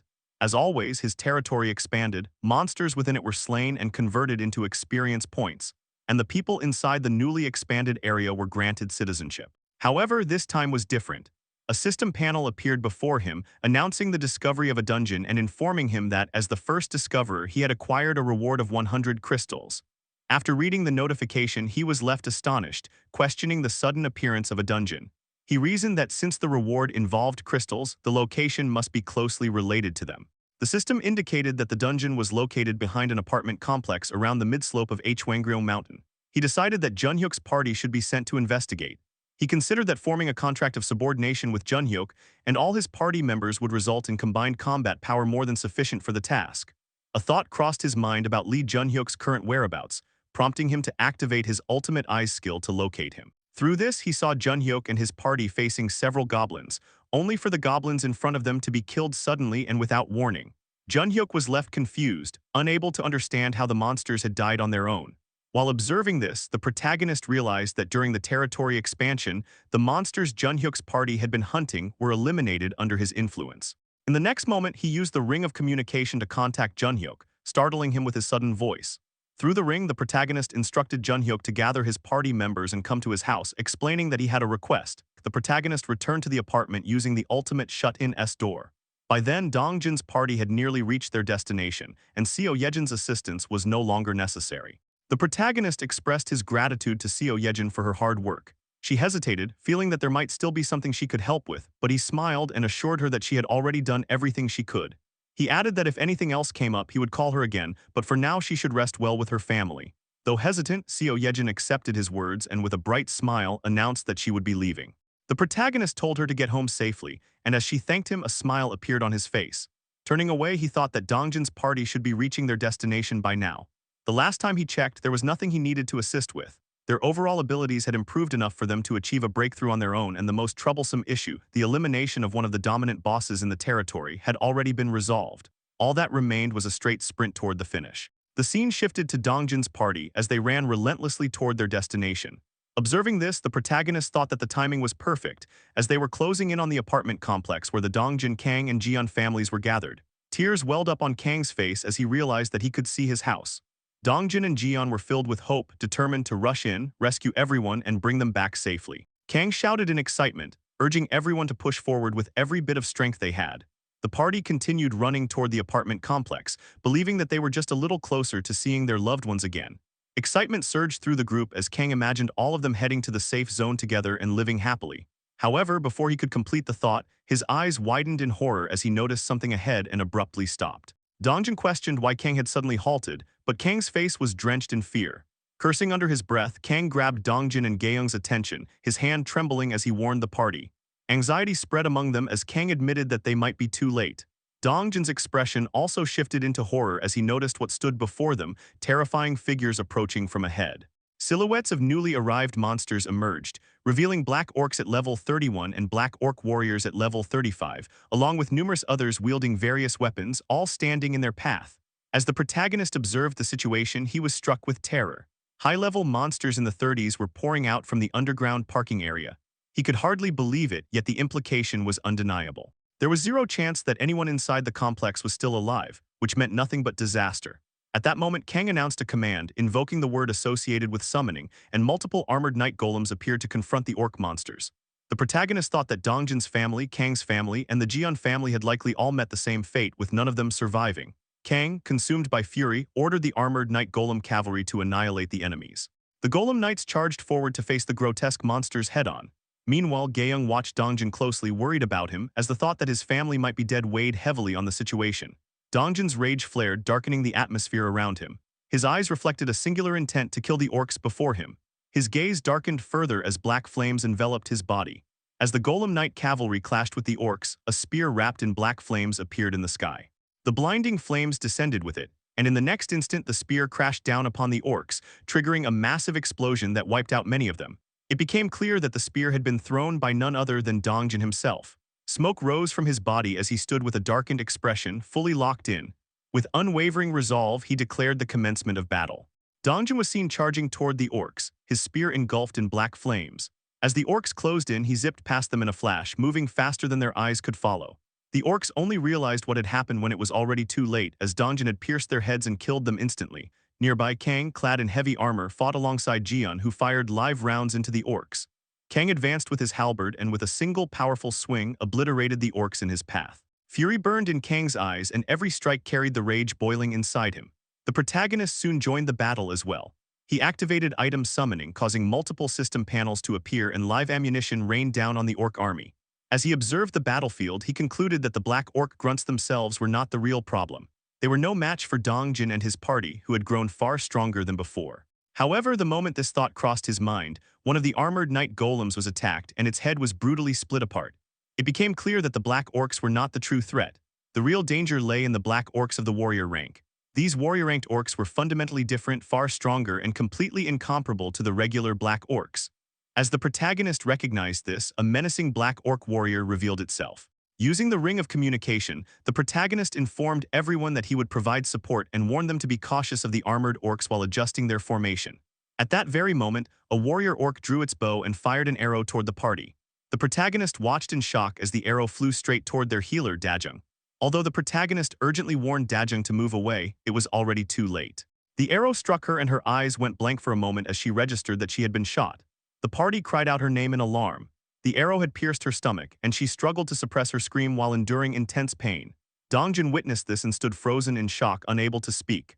The protagonist observed that Dongjin, who usually assessed situations calmly and issued orders without hesitation, was now completely unable to give a single command. Of all possible targets, the enemy had aimed for the weakest point in Dongjin's party, the healer. With the arrow embedded in Dajung's stomach, healing magic would be ineffective, and her support could no longer be relied upon. Yeonju, possessing strong regenerative abilities, could endure to some extent, but as the battle dragged on, the balance would inevitably tilt against them. The protagonist realized that the battle's beginning and end had effectively already been decided. If they were going to retreat, this was their final chance. He resolved to use a vassal summon to help them escape, believing that was the correct course of action. However, at that critical moment, a black orc warrior prepared to attack Dongjin. The protagonist shouted Dongjin's name to warn him. Just then, Dajung did the unthinkable by pulling the arrow out of her own stomach with her bare hands and throwing it aside. The protagonist was stunned as she declared that she was fine, her voice reaching every party member. She urged everyone to snap out of it and keep going and immediately began healing her wound. She then reminded them that they would not know anything until they checked the complex and confirmed the safety of their families. At the same time, Dongjin regained his focus as the axe of the black orc warrior descended toward him. He successfully parried the blow and struck the orc in the chest. The protagonist reasoned that even though Dajung had managed to remove the arrow, she would be overwhelmed by pain for a while. Ordinarily, the logical decision would have been to order an immediate retreat. Yet, just like the others fighting on the battlefield, the protagonist found himself consumed by the same rage. Fury ignited within him as he opened the status window, and instead of choosing to flee, he decided to empower his allies. The protagonist called out Dongjin, Kang, and Jian by name and issued a command to the system to raise all of them to level 40. A warning appeared in the system window, stating that leveling them to that point would require 1 billion won per level. Without hesitation, the protagonist proceeded. Instantly, Dongjin, Kang, and Jian reached level 40, and Dongjin immediately sensed that something had changed. The protagonist informed them that he had raised their levels and declared that they would crush every last enemy standing before them. The leveled-up party now faced the Black Orc warriors head-on, with the protagonist providing support from behind. Kang invoked his power and summoned far more armored golem knights than ever before. The protagonist reflected that even if the cost exceeded 10 billion won for the level-ups alone, he did not care. The armored golem knights charged toward the Black Orcs, and when one orc warrior attempted to strike a knight with an axe, the blow failed to even scratch its armor. In return, the knight cleanly beheaded the orc with a single seamless strike. As the battle intensified, the protagonist reflected that he had previously used the party's earnings to reclaim territory, cover utilities such as electricity, gas, and water, and construct new facilities. At that moment, Jian raised his hand and summoned multiple crows, ordering them to attack. The crows swarmed the orcs relentlessly. The protagonist concluded that if that was the case, then at the very least he could do this much for the party. He proceeded to raise Dongjin, Yeonju, and Kang to level 45, spending 18 billion won in the process. The protagonist reasoned that if such an amount ensured the party's victory, then it was worth spending for Dongjin's sake. Empowered by their newfound strength, Yeonju, Kang, and Dongjin charged forward toward the orc warriors, determined to slaughter them after reaching level 45. The protagonist narrates that the fighting continued for quite some time. Over the course of the battle, the protagonist levels Gaeyong, Byungho, and Dajung. All three reach level 40. The protagonist further explains that he adjusted all the remaining members to level 40 as well, resulting in everyone now being level 40 or higher. Among them, the three individuals who demonstrated the greatest efficiency in battle, Dongjin, Kang, and Yeonju, reached level 45. The protagonist explains that level 45 is the same level as the twin-headed ogre they had previously fought.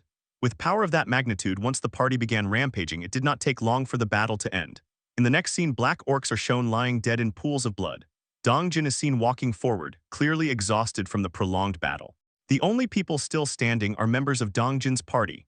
The party members begin climbing the stairs, but Dongjin remains in a very serious mood. He looks down the hallway of his apartment complex's lower floor, which is littered with blood, scattered shards of glass, rocks, and various debris. On the lower floors, Dongjin continues moving upward, leading his party, as the aftermath of the brutal bloodbath becomes increasingly evident. As he climbs the stairs, his body is covered in bloodstains. At that moment, small droplets of water begin to fall from the sky and the clouds grow dark, as if the world itself is mourning and signaling that something tragic has occurred. Dongjin walks through the corridors of his apartment complex and eventually stops in front of his own apartment. He extends his hand toward the doorknob, but just then, Gaeyong catches his arm and calls out to him. Despite this, Dongjin remains trapped in a sad and grim state of mind. Kang also understands the situation, realizing that Dongjin's parents are most likely no longer alive. In the next instant, Dongjin opens the door and is confronted with bloodstains covering the floor. He enters his apartment and notices massive footprints, bloodstains smeared across the bookshelves, and signs of violent destruction throughout the room. As Dongjin moves further inside, the scene remains soaked in blood. His expression stays completely blank despite what he sees. Kang, Jian, and the others are visibly devastated by the sight. Dongjin continues checking the remaining rooms, clinging to even the slightest hope that his family might still be alive, but all he finds is disappointment. He eventually steps back outside and tells everyone that they should leave. Although sadness is clearly etched across his face, Dongjin insists that he is fine. In the next moment, Gaeyong hugs him tightly and begins to cry, urging him to cry as well. Dongjin, however, states that this was something he had already expected. After a brief silence, he repeats that he is fine. The party proceeds to check other houses, but the results are the same everywhere. Jian collapses onto the ground, and beside him, Kang asks whether it has been confirmed. Jian responds that it has. Jian remarks that this is simply the reality they live in, and that this is how things usually are. Kang observes Jian, who looks completely hollow as if his soul has been drained from him. The protagonist narrates that they have failed. Unlike Kim Gaeyong, who still had family to grieve with, there was not even anyone left for the others to mourn alongside. No matter how hard they tried or how much effort they put in, they had ended up completely alone in the world. The protagonist reflects that while he once believed he could save the country with his abilities, he could not even save the people right in front of him. Inside the apartment complex, Dongjin addresses everyone, stating that he did not find any bloodstains in their homes, meaning their families might still be alive somewhere. Even if that were not the case, he insists that they still have to keep living and that there is no reason to give up hope. The protagonist notes internally that even fragile hope made their situation slightly better than Dongjin's, who had already lost his family. Soon after, Dongjin calls out to the protagonist, asking whether he is there. The protagonist confirms his presence. Dongjin apologizes and asks if the protagonist could summon them, explaining that he wants to rest a bit. In the next moment, the protagonist activates his vassal summon, and every party member appears in front of him, as if materializing from thin air. As this happens, the protagonist reflects internally that a single thought keeps forcing its way into his mind. He wonders whether his greed in wanting to save his own family first caused them to arrive too late to save the families of the others. He questions whether going to save them even slightly earlier might have changed the outcome and whether he could have saved them. While the protagonist is lost in these thoughts, Dongjin states that he will be heading off to rest. The protagonist continues his internal reflection, realizing that he might not have needed to struggle hard at all. His parents survived using their abilities and made it here safely, and his grandfather also survived thanks to his strong abilities. This leads him to believe that even if he had not gone to find his family, they likely would have been fine. Although the party members do not say anything, the protagonist feels that they might be resenting him for bringing about this outcome. To them, he believes he is essentially the person who caused the deaths of their families. The protagonist begins to shiver, then bows deeply. He apologizes, acknowledging that it was his fault. He admits that his greed to save his own family first led to this tragedy. He confesses that because of him and his selfishness, he threw away their chance to save their precious families. Kang and Jian listen silently as the protagonist continues bowing and expresses his sincere remorse. Dongjin listens to everything in silence, then suddenly turns and begins walking toward the protagonist, his face completely expressionless as he looks down at the protagonist still bowing before them. Dongjin, instead of placing blame on the protagonist, made it clear that the fault was not his. Even so, the protagonist continued to cry, overwhelmed by regret, believing he could have done more. Dongjin then urged him to lift his head and look around, emphasizing that everyone present, including himself, had been saved by the protagonist's abilities. He gently consoled him, explaining that their ability to live without constant fear of hunger, thirst, or monsters was entirely because of him. Without his actions, it would have been impossible to save Byung-ho's grandmother or Gae-young's family. Dongjin firmly declared that the protagonist was a savior, and those words struck deeply, leaving the protagonist stunned. Dongjin continued, explaining that without the protagonist, they would never have known whether their families were alive or dead, nor would they have had a chance to take revenge on those responsible for their suffering. As the protagonist listened, he sensed a brief tremor in Dongjin's voice and could feel how tightly he was clenching his teeth, enduring his own pain just to appear composed. Dongjin went on to state that there was no way ordinary people like them could have defeated the monsters through their own strength alone. He reflected that the world was filled with sorrow, but those tragedies were not aimed at anyone intentionally. They were scattered randomly, like water splashing everywhere, and the protagonist did not need to bear responsibility for all of it. This was the world's fault, not his. Dongjin urged him not to shoulder everything himself and said it was enough for him to remain standing like a huge tree, simply by creating shade where people could truly rest. He expressed sincere gratitude before turning away to leave. As Dongjin departed, the protagonist reflected that Dongjin was far tougher and more mature than he had expected. He realized that he should have been the one comforting others, yet instead he was the one being comforted. At that moment, Kang and Jian called out to him, telling him to cheer up and assuring him of their gratitude. Gae-young encouraged him to hang in there, while Byung-ho admitted that without him, he would never have been able to save his grandmother. Dajung the healer acknowledged that she would have died in her house back then if he had not saved her. Yeonju added that she would likely have gone insane without his help. One by one, everyone in the party thanked him, leaving the protagonist standing there alone. He found the situation strange. Until now, he believed he had only acted for his own sake. Even when he helped others, he saw it as simple give and take. They helped him, so he helped them, yet they were calling someone like him their savior. He questioned whether he truly deserved that title. Dongjin's words echoed in his mind, reminding him that it was enough for him to stand like a huge tree. He imagined a massive tree that provided shade where everyone could rest without fear. Filled with resolve, he thanked everyone and decided to try becoming that one tree, the huge tree Dongjin believed he could be. At first, the protagonist reflected that his goal of saving all of South Korea had only come from feeling burdened by the immense power he had been given. He thought he had to do at least that much, but it was never a goal he desperately wanted, nor one he felt confident he could truly achieve. His original plan had been to continue hunting monsters, raising his skill levels, placing outside bases, and gradually expanding his territory. Now he decided to abandon the grand ambition of saving the entire nation. Instead, he chose to become a huge tree, creating a place where anyone who stepped into his shade could rest more securely.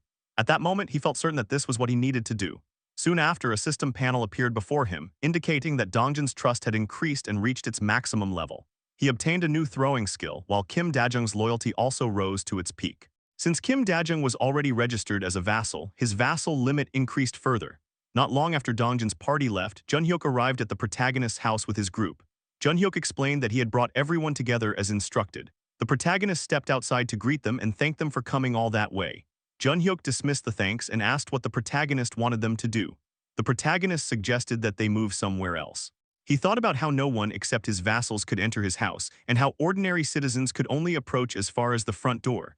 That was precisely why he had called them all there. At that moment, he activated his ultimate ability, the shut-in door. When he opened his apartment door, the entire party was left in shock because the door now led directly to their own house.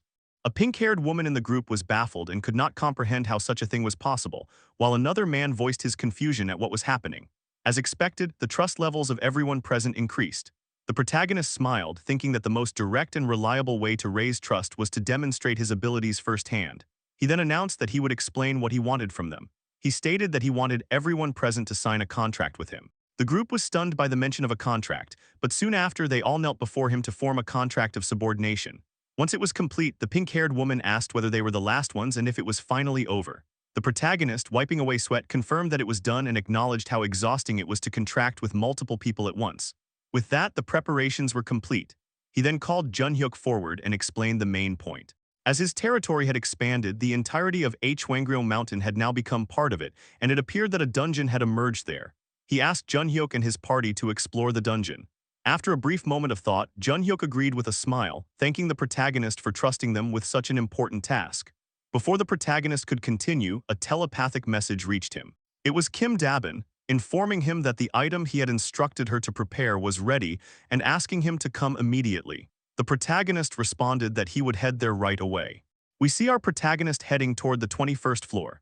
In the elevator, he reflects that thanks to Junhyuk readily agreeing to take on the dungeon raid, matters related to the dungeon have finally eased up for a moment.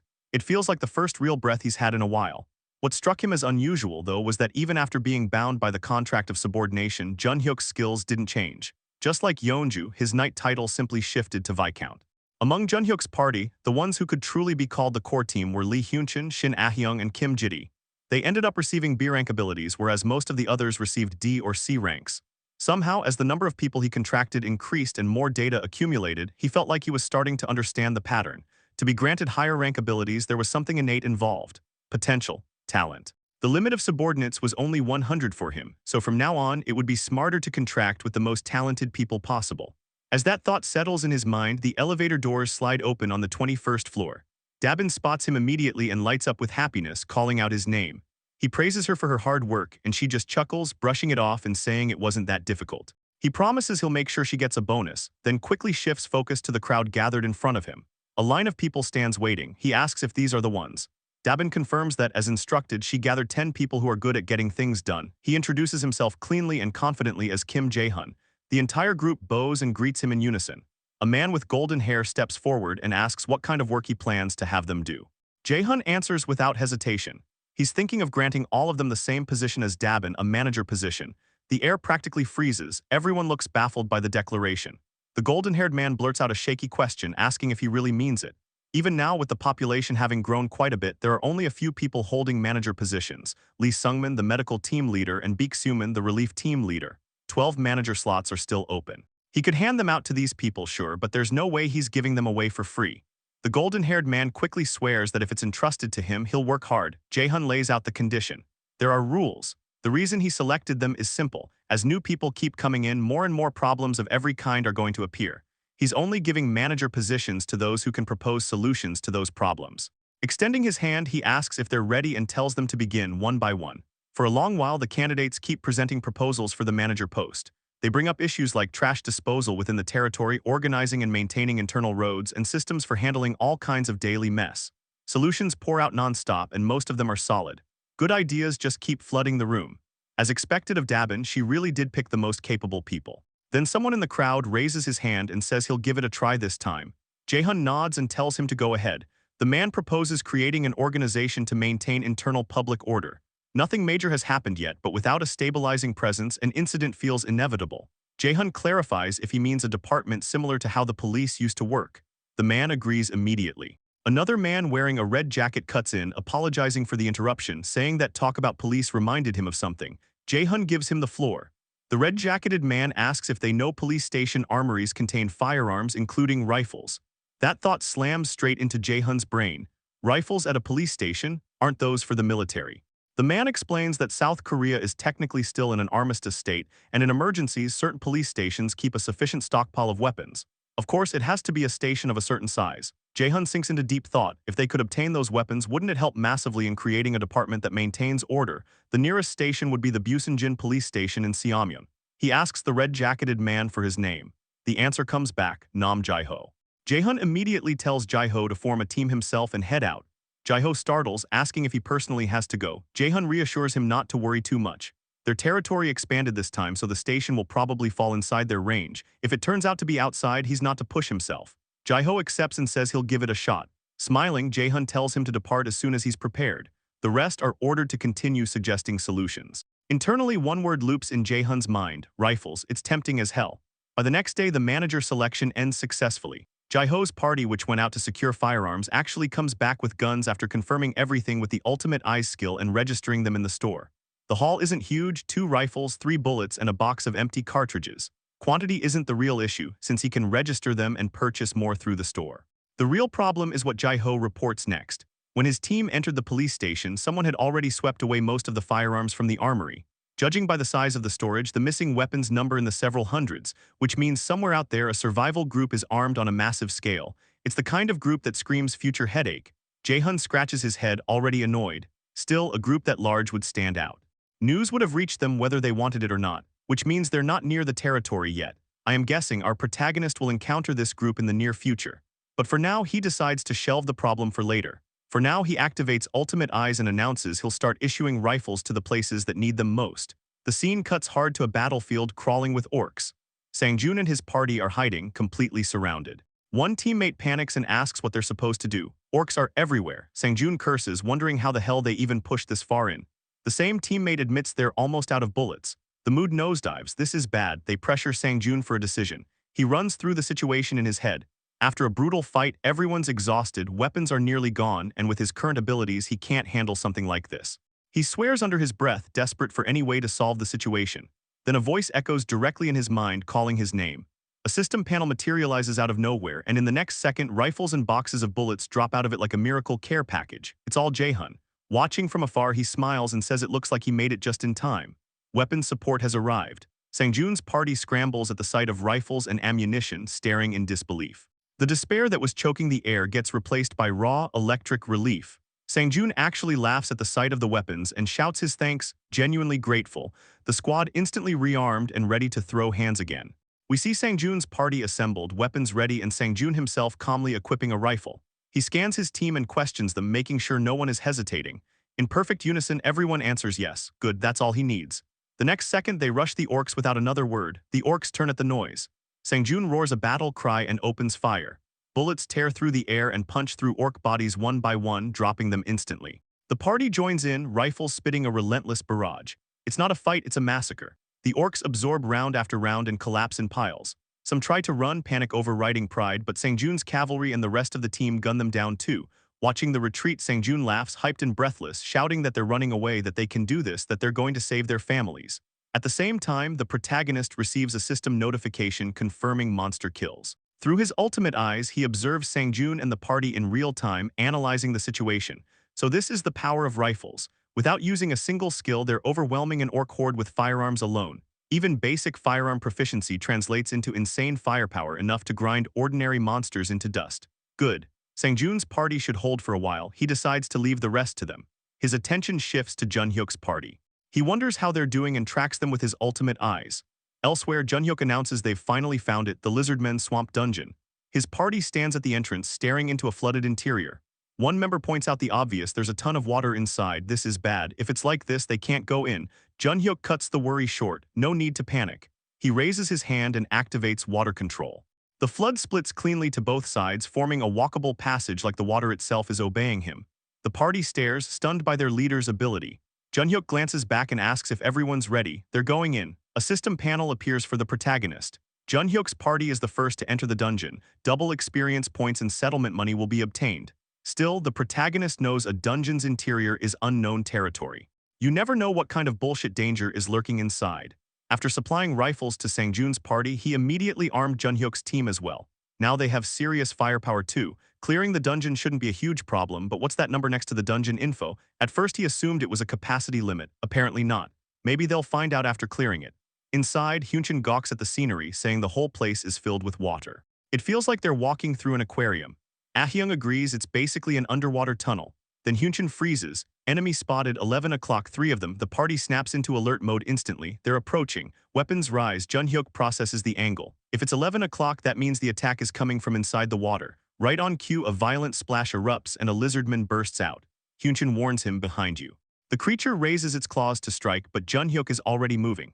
With water control, he slices the lizardman clean in half. Hyunchin yells for everyone to stay focused. 2 left. The party fires into the water, but the bullets keep missing. The lizardmen move freely underwater like it's their home turf. Hyunchin curses, these bastards are impossible to hit like this.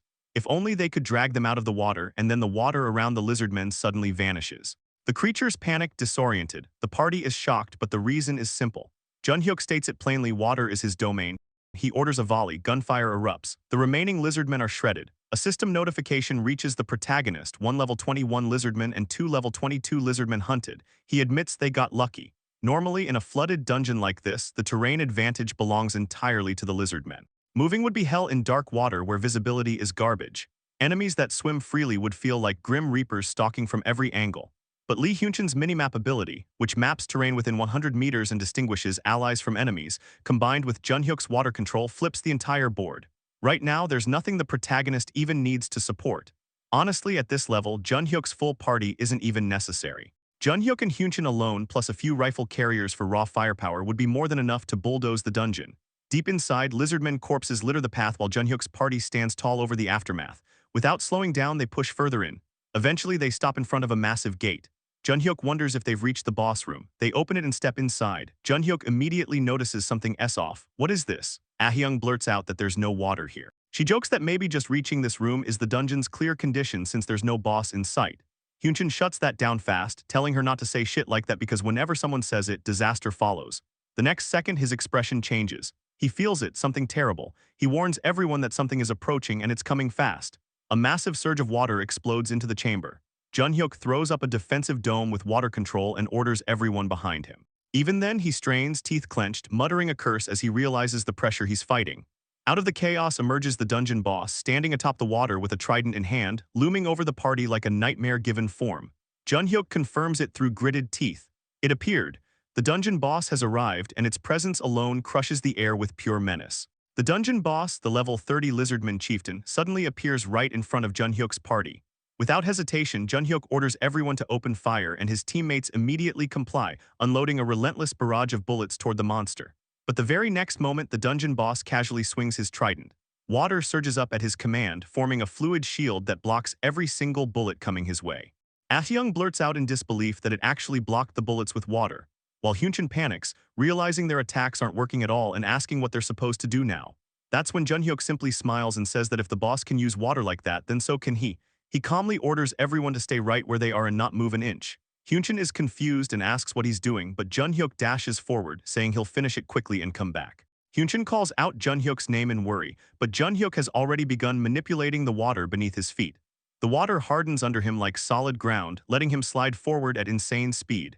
In seconds, he closes the distance between himself and the lizardman chieftain. With a fierce gaze, Junhyuk activates his water control ability in earnest. He hurls compressed water like deadly projectiles toward the boss. The lizardman chieftain swings his trident wildly, physically deflecting the incoming water attacks. But in the very next second, his expression shifts to shock. Junhyuk smiles and points out the flaw. If the boss is blocking the attacks physically, that means he can't move the water Junhyuk controls. That's when it's revealed the previous assault was just a distraction. Junhyuk has already appeared behind the dungeon boss.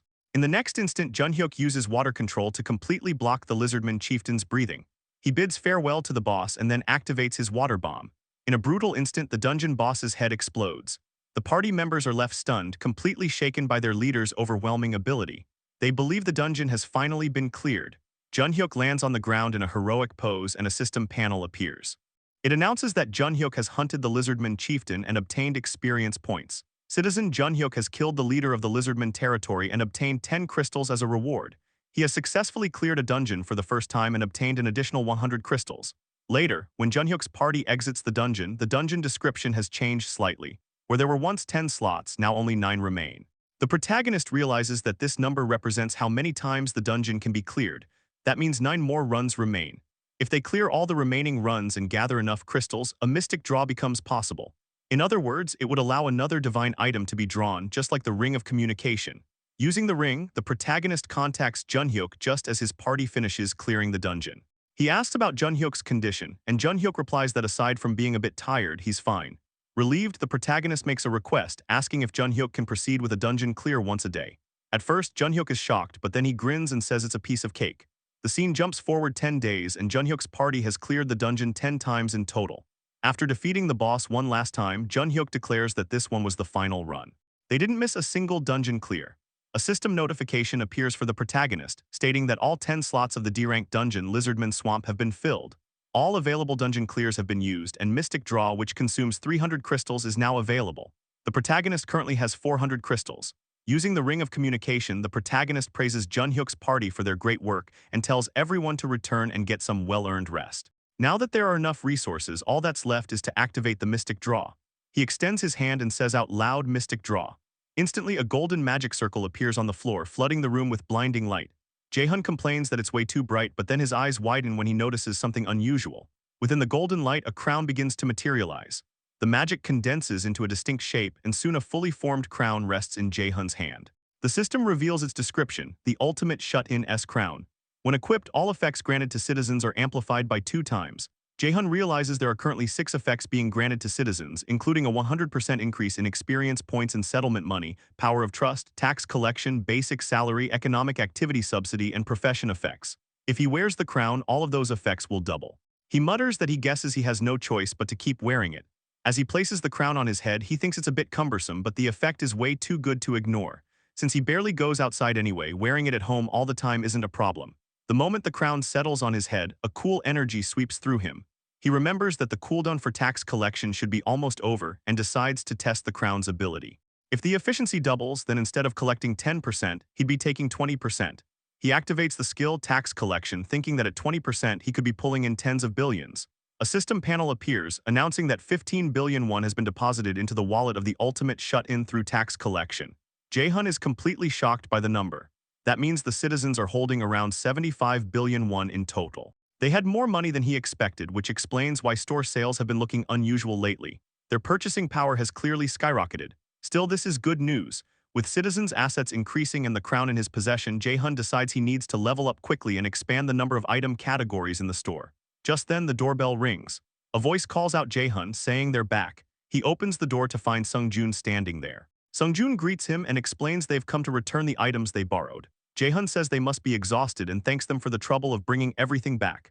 Sung-joon replies that it's only right. Then, hesitating, Sung-joon asks what Jae-hun is wearing on his head. Jae-hun startles and almost drops the crown, brushing it off and saying it's nothing. He quickly changes the subject, congratulating Sung-joon on safely reuniting with his family. Sung-joon says it's all thanks to Jae-hun. If they'd been any later, he might never have seen his family again. Thanks to the firearms Jae-hun supplied, they were able to save them miraculously. Jae-hun responds that all he did was provide support and that they're the ones who saved their family. Sung-joon insists that they desperately needed that chance. In the next moment, Sung-joon and his party bow deeply in front of Jae-hun, thanking him once again. Jae-hun simply smiles and says he's glad he was able to help. A system panel appears stating that Jang Sung-joon's trust and loyalty have both increased. After some more conversation, Sung-joon's party leaves together with their families. Jae-hun then organizes the firearms they returned and wonders if that's everything. Suddenly, an alarm goes off. A system panel appears announcing that many citizens have died. Jae-hun is shocked. More than 10 citizens died in an instant, something that has never happened before. Then another strange system panel appears, leaving him stunned. It declares that a low-grade vampire, level 18, has been hunted. Only later would Jae-hun understand that this alarm was the starting point of something enormous that was about to unfold. Elsewhere, bodies are scattered across the ground, lifeless, painting the area with death. In the middle of it all, a woman is crying and pleading, desperation tearing through her voice. A man clings to her, his grip tight, his intent obvious. In the very next second, he sinks his fangs into her neck. Her scream cuts the air, then abruptly dies. Almost instantly, her body looks completely drained, like all life has been sucked straight out of her. The man casually tosses her corpse aside, and without hesitation, his lackeys pounce on the remaining women. With a grin, the man orders his vampire lackeys to eat up, openly calling the place a total gold mine. The narration shifts into his point of view as he reflects on how he first discovered this so-called safe zone entirely by luck. A transparent wall blocked his path one day, then suddenly offered him something called citizenship. Without thinking much, he accepted. The moment he entered, he was stunned, completely shocked beyond belief. Everywhere he looked, it was nothing but food. By food, he meant people. Humans packed densely inside the protagonist's territory. He continues narrating, explaining that it wasn't just the sheer number of humans that made this place insane, the quality was leagues above anything he had hunted outside. Feeding here would be far more efficient. With this kind of hunting ground, it was possible. If he devoured everyone here and grew strong enough, he could become one of them, a powerful vampire like the bastard who once tossed him aside as if he were worthless. In his imagination, the image of that powerful vampire looms large. He believes he could rise to middle tier soon, just a little more time and he'd have power equal to that bastard. But equality wasn't enough. He needed more human blood, far more to surpass him. And for that, not only did he need to grow stronger, but his swarm had to evolve as well. At his current level as a low-tier vampire, he could command 5 of the lowest-tier vampires. One of them died during this hunt, but he doesn't care. It doesn't matter. This place is crawling with humans, and creating another lowest-tier vampire would be easy. He smiles devilishly as he thinks ahead. Once he becomes a middle-tier vampire, his underlings will evolve from lowest-tier into low-tier vampires one by one. When those guys start producing lowest-tier vampires like they're breeding nonstop, his hive will grow explosively. Then he'll devour every human in the area without discrimination. After that, he'll hunt down that bastard. By then, he'll have more than enough power to completely overwhelm him. When that time comes, he'll finally achieve it, his blood vengeance. Bro needs to chill. Just then, a door suddenly emits a strange purple light. The vampire's attention snaps toward it immediately. His eyes light up as he mutters, almost amused whether another piece of prey has arrived. He commands his lackeys to attack, mocking whoever is about to step out, wondering if they came here just to die. His lackeys rush forward without hesitation.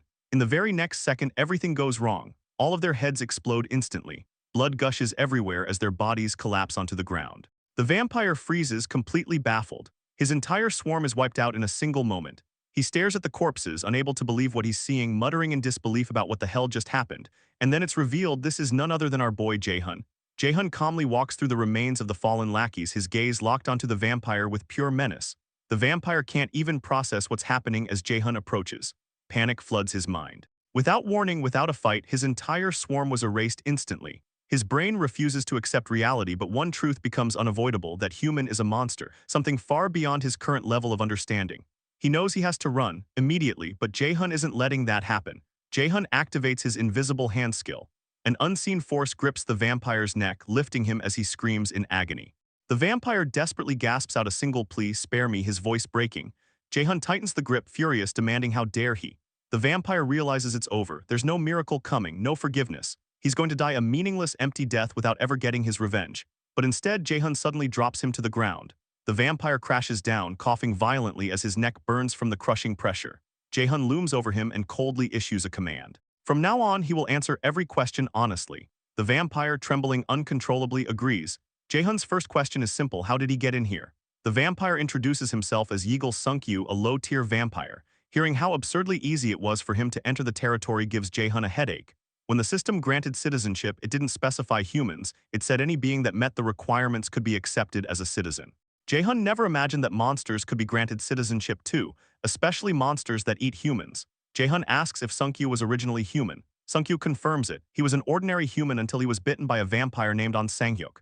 Jae-hun realizes that might be exactly why citizenship was granted, because Sungkyu had once been human. He tells him to keep talking. Sungkyu explains that during his early days as a lowest-tier vampire, his memories were hazy. By biting humans, he eventually grew from lowest tier into a low-tier vampire. Jae-hun presses further, asking about the difference between lowest tier and low tier. Sungkyu explains that vampire ranks exist. Lowest-tier vampires are essentially beasts, driven only by instinct, retaining just enough intelligence to follow orders. Starting from low-tier vampires, however, their human sense of self returns, and they gain the ability to create and command a swarm. Jae-hun then asks what rank Sang-hyuk was. Sungkyu answers that he was a middle-tier vampire. Jae-hun processes this information internally. Sungkyu is currently a low-tier vampire at level 28, meaning a middle-tier vampire would be at an even higher level. Jae-hun doesn't know how far the hierarchy goes, but at the very least it reaches high tier. That means the level scaling is probably insanely bloated. Finally, Jae-hun asks one last question. Jae-hun stares him down with a deathly gaze and delivers his demand: "Tell me where he is." Sungkyu is still on his knees, trembling and broken, right on the edge of spilling everything about Sanghyuk. The tension is suffocating, the atmosphere heavy, and finally he caves in. He reveals the location of Sanghyuk, that is Deondong. Sanghyuk is hiding in an apartment complex there. Just like that, the last piece of the puzzle drops. Jae-hun acknowledges it, but Sungkyu suddenly panics, begging him to wait. He insists he will personally guide them, swearing he wants to see divine punishment fall on that bastard who ruined everything, his desperation painfully obvious. Right then, a system notification pops up, stating that Sungkyu's loyalty has increased. Instead of relief, Jae-hun feels pure disgust. Watching someone's loyalty rise out of sheer fear and survival instinct has never felt this revolting. Whether Sungkyu was once human or not doesn't matter anymore. To Jae-hun, he's just a monster who devoured innocent citizens, and he has zero intention of valuing that loyalty. He has already heard enough. If Sungkyu wants revenge that badly, then he can earn it himself. Jae-hun immediately issues a quest. The mission is simple: kill An Sang-hyuk. The time limit is 24 hours. The reward is a small amount of experience points. The failure penalty is death. It's basically a death sentence disguised as an opportunity. Standing over him with cold, suffocating pressure, Jae-hun tells Sungkyu to do it himself. Internally, he has no intention of sparing him. There is no mercy here. His voice carries a threatening edge as he orders Sungkyu to go find Sang-hyuk and kill that bastard on his own. Sungkyu completely freaks out and begs to drink human blood. He claims that if he just reaches the middle tier, taking down someone like Sang-hyuk would be easy. Jae-hun instantly shuts that down. If Sungkyu even lays a finger on a human, his head will explode on the spot. The terror hits immediately. Sungkyu is basically shitting in his vampire pants. Jae-hun knows the quest is almost guaranteed to kill him, but he also knows he can't let this guy become desperate and start attacking random people, so instead he opens the store. In front of Sungkyu, an M16 rifle and 100 rounds of ammunition materialize out of thin air. The vampire is completely stunned. Jae-hun wonders if planting even a tiny bit of hope will push him forward. He tells Sungkyu this is his chance, a chance to take revenge on the one who turned him into this. Sungkyu grips the rifle tightly. With this, he believes it's possible. He accepts the mission. Jae-hun then gives a final warning: do your best and wipe out every last vampire. But if he uses that weapon against anyone who isn't a vampire, Jae-hun will kill him instantly. The message is crystal clear. Sungkyu nods frantically and runs, fear driving every step. After that, Jae-hun uses the ring of communication and contacts Seo Yejin. He confirms she can hear him and tells her he wants her to attach a surveillance rat to a certain man. He asks her to come to his house soon. She agrees without hesitation. Standing among the corpses of his fallen citizens, Jae-hun reflects on the reality of the situation. If there are monsters nearby feeding on humans, the only correct answer for everyone's safety is extermination. Vampires must be wiped out. He needs to form a dedicated team to hunt them. Looking at the bodies lying in pools of blood, the weight of failure crushes him. Only one word escapes his mouth: damn it. Soon after, people arrive and begin closing the eyes of the victims, giving them what little dignity remains. Jae-hun had already asked Dabin to dispatch a relief team, and together they begin clearing the horrific scene. The scale of the tragedy is overwhelming. Dabin reports that everything is ready, but they found nothing to confirm the identities of the victims or locate their families. Without the internet or communications, tracking them is nearly impossible. Jae-hun knows it can't be helped, but the guilt still burns. This is a tragedy that could have been prevented if vampires had been filtered out from the start. At the very least, he wanted to find their families. He apologizes to the dead for failing to protect them. Then he activates his middle-tier elemental fire magic and burns their bodies, promising revenge. He vows to carry their anger and grief in their place. He asks them to rest in peace as the flames consume the scene, his hatred for vampires growing even stronger. The scene shifts to Deondong. A dilapidated apartment complex stands. Sungkyu is charging through the area, screaming, clutching the M16 as he opens fire on every lowest-tier vampire in sight. Bodies drop one after another as he rages. He shouts that he has come back to kill Sang-hyuk, his voice echoing through the building. Meanwhile, Seo Yejin's rat provides real-time surveillance to Jae-hun and Seo Yejin. Jae-hun calmly observes everything. Using his ultimate eyes, he realizes something ridiculous. Sungkyu is spraying bullets non-stop. He was only given 100 rounds, yet he is wasting them on lowest-tier vampires. Sungkyu claimed that low-tier vampires have their intelligence, but watching him now, Jae-hun can only think that Sungkyu is just a dumb fuck. From the start, Jae-hun never expected him to succeed anyway. Right then, the rifle runs out of ammunition.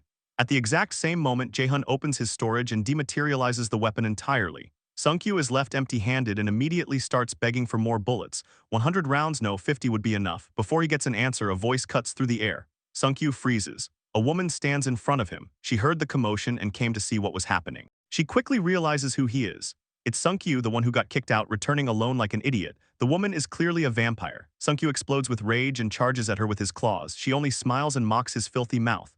With a simple gesture and glowing red eyes, she orders the low-tier vampires to attack. They swarm him instantly, piling on and restraining him. Sungkyu struggles, screaming and cursing as they cling to him. The woman yawns, calling the situation boring. She asks if he even knows why he was thrown away in the first place. It's because he's stupid. He demands an explanation while struggling under the weight of the dumb monsters. She mocks him. He can't even handle low-tier vampires. He can't even take care of himself, yet he wastes food. Even while pinned down, Sungkyu continues cursing her, calling her a fucking bitch. She demands honesty. She noticed the marks on the walls and the noise earlier. She knows he brought a gun and wants to know where he hid it. Instead of answering, Sungkyu spits in her face and tells her to frick off. The woman's expression turns cold. This is why stupid bastards don't live long. She orders the lowest-tier vampires to kill him. Their mouths open wide as they loom over him. In the next moment, blood spills, meaning Sungkyu is dead. Sungkyu dies in the very next second, just like that, gone. Our protagonist, Jae-hun, receives the system notification confirming Sungkyu's death. Just then, the lowest-tier vampires who killed Sungkyu begin to change. Their bodies start trembling, steam rising and leaking from their skin as if something inside them is boiling over. The vampire girl watches this and realizes something insane is happening, thinking their nutritional condition was better than expected, and she didn't even know their kind could evolve. The vampire woman immediately takes control and orders them to search around and see if there is anything like a gun. The vampires obey without hesitation, sprinting through the area to find weapons. But suddenly she notices something strange, an unusual smell lingering in the air, something that doesn't feel right. Meanwhile, on the other side, Jae-hun is already prepared. He remembers what Sungkyu demonstrated, that vampires can die if they get shot, meaning bullets work on them. This realization changes everything. Jae-hun orders Seo Yejin to get ready, and as he extends his hand, she agrees without hesitation. Internally, Jae-hun thinks about how the vampires being fixated on finding guns bought them precious time. Above Seo Yejin's rat, a system panel appears and gas starts leaking from it, slowly filling the entire floor. The vampire woman realizes it too late. The whole place is already saturated. Panic sets in. She understands the trap, but there is no time to escape. Jae-hun shouts for Seo Yejin to cut the link with the rat.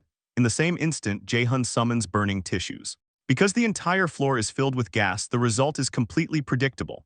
The space erupts in a blinding flash, and in the next moment, the entire floor explodes, wiping out everyone there. System notifications flood in front of Jae-hun, confirming he has hunted a low-tier vampire, level 28, hunted lowest-tier vampires, level 18, and more. The biggest confirmation is that the vampire woman has been successfully killed. Jae-hun exhales in relief, thinking, damn vampires, they were way closer than he thought. He realizes that if he levels up and his territory expands, there is a high chance their area will become part of his territory.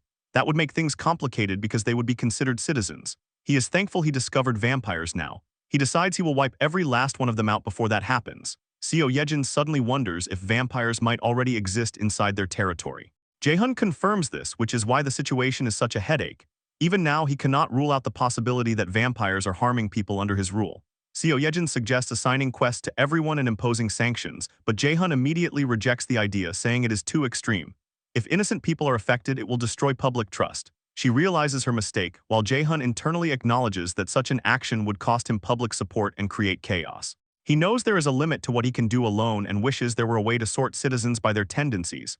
Right at that moment, a system panel appears. The number of citizens has reached 30,000. Because of this, the achievement system has been unlocked. Jae-hun is shocked and curious. He checks the feature and learns that when a specific achievement is completed, he can grant titles with custom effects. Immediately, he realizes how insane this is. He sets the achievement condition as killing a person with citizenship. The system confirms the setting and asks him to choose a title and effects. This will help filter vampires because they are the ones most likely to kill citizens, though there is still a small risk of citizens killing citizens, which he believes he can manage. Jae-hun asks if he can delete titles whenever he wants, and the system confirms he can. Relieved, he names the title Murderer and the effects. All stats reduced by 80%, both hands sealed, and a visible murder brand appearing on the forehead. The system shows the cost, 40 million won to set and 4 million per activation. Jae-hun proceeds without hesitation. The achievement is successfully registered. One of his biggest worries is now solved. He can punish violent crimes like murder instantly and visibly. Criminals can be branded in a way everyone will see.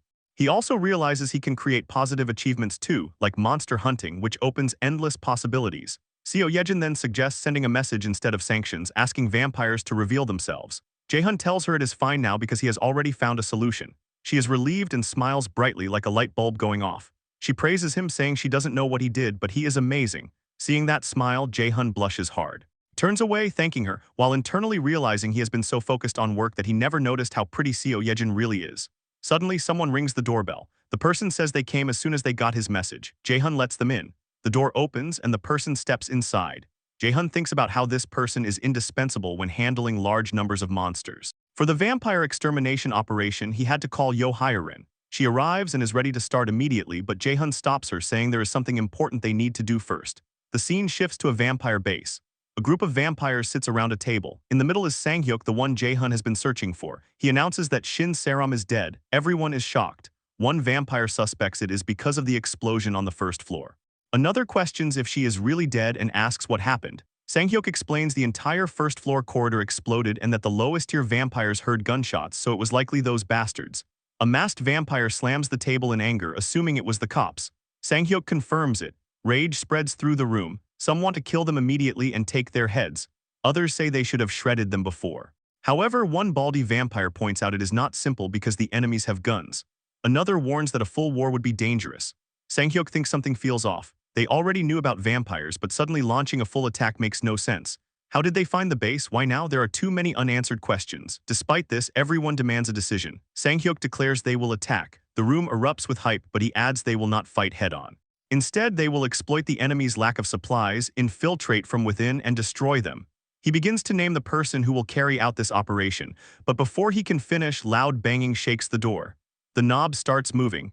In the next second, the door swings open. Someone suddenly interrupts Sang-hyuk's meeting, and the guy is clearly annoyed as he demands to know what the hell the interruption is about.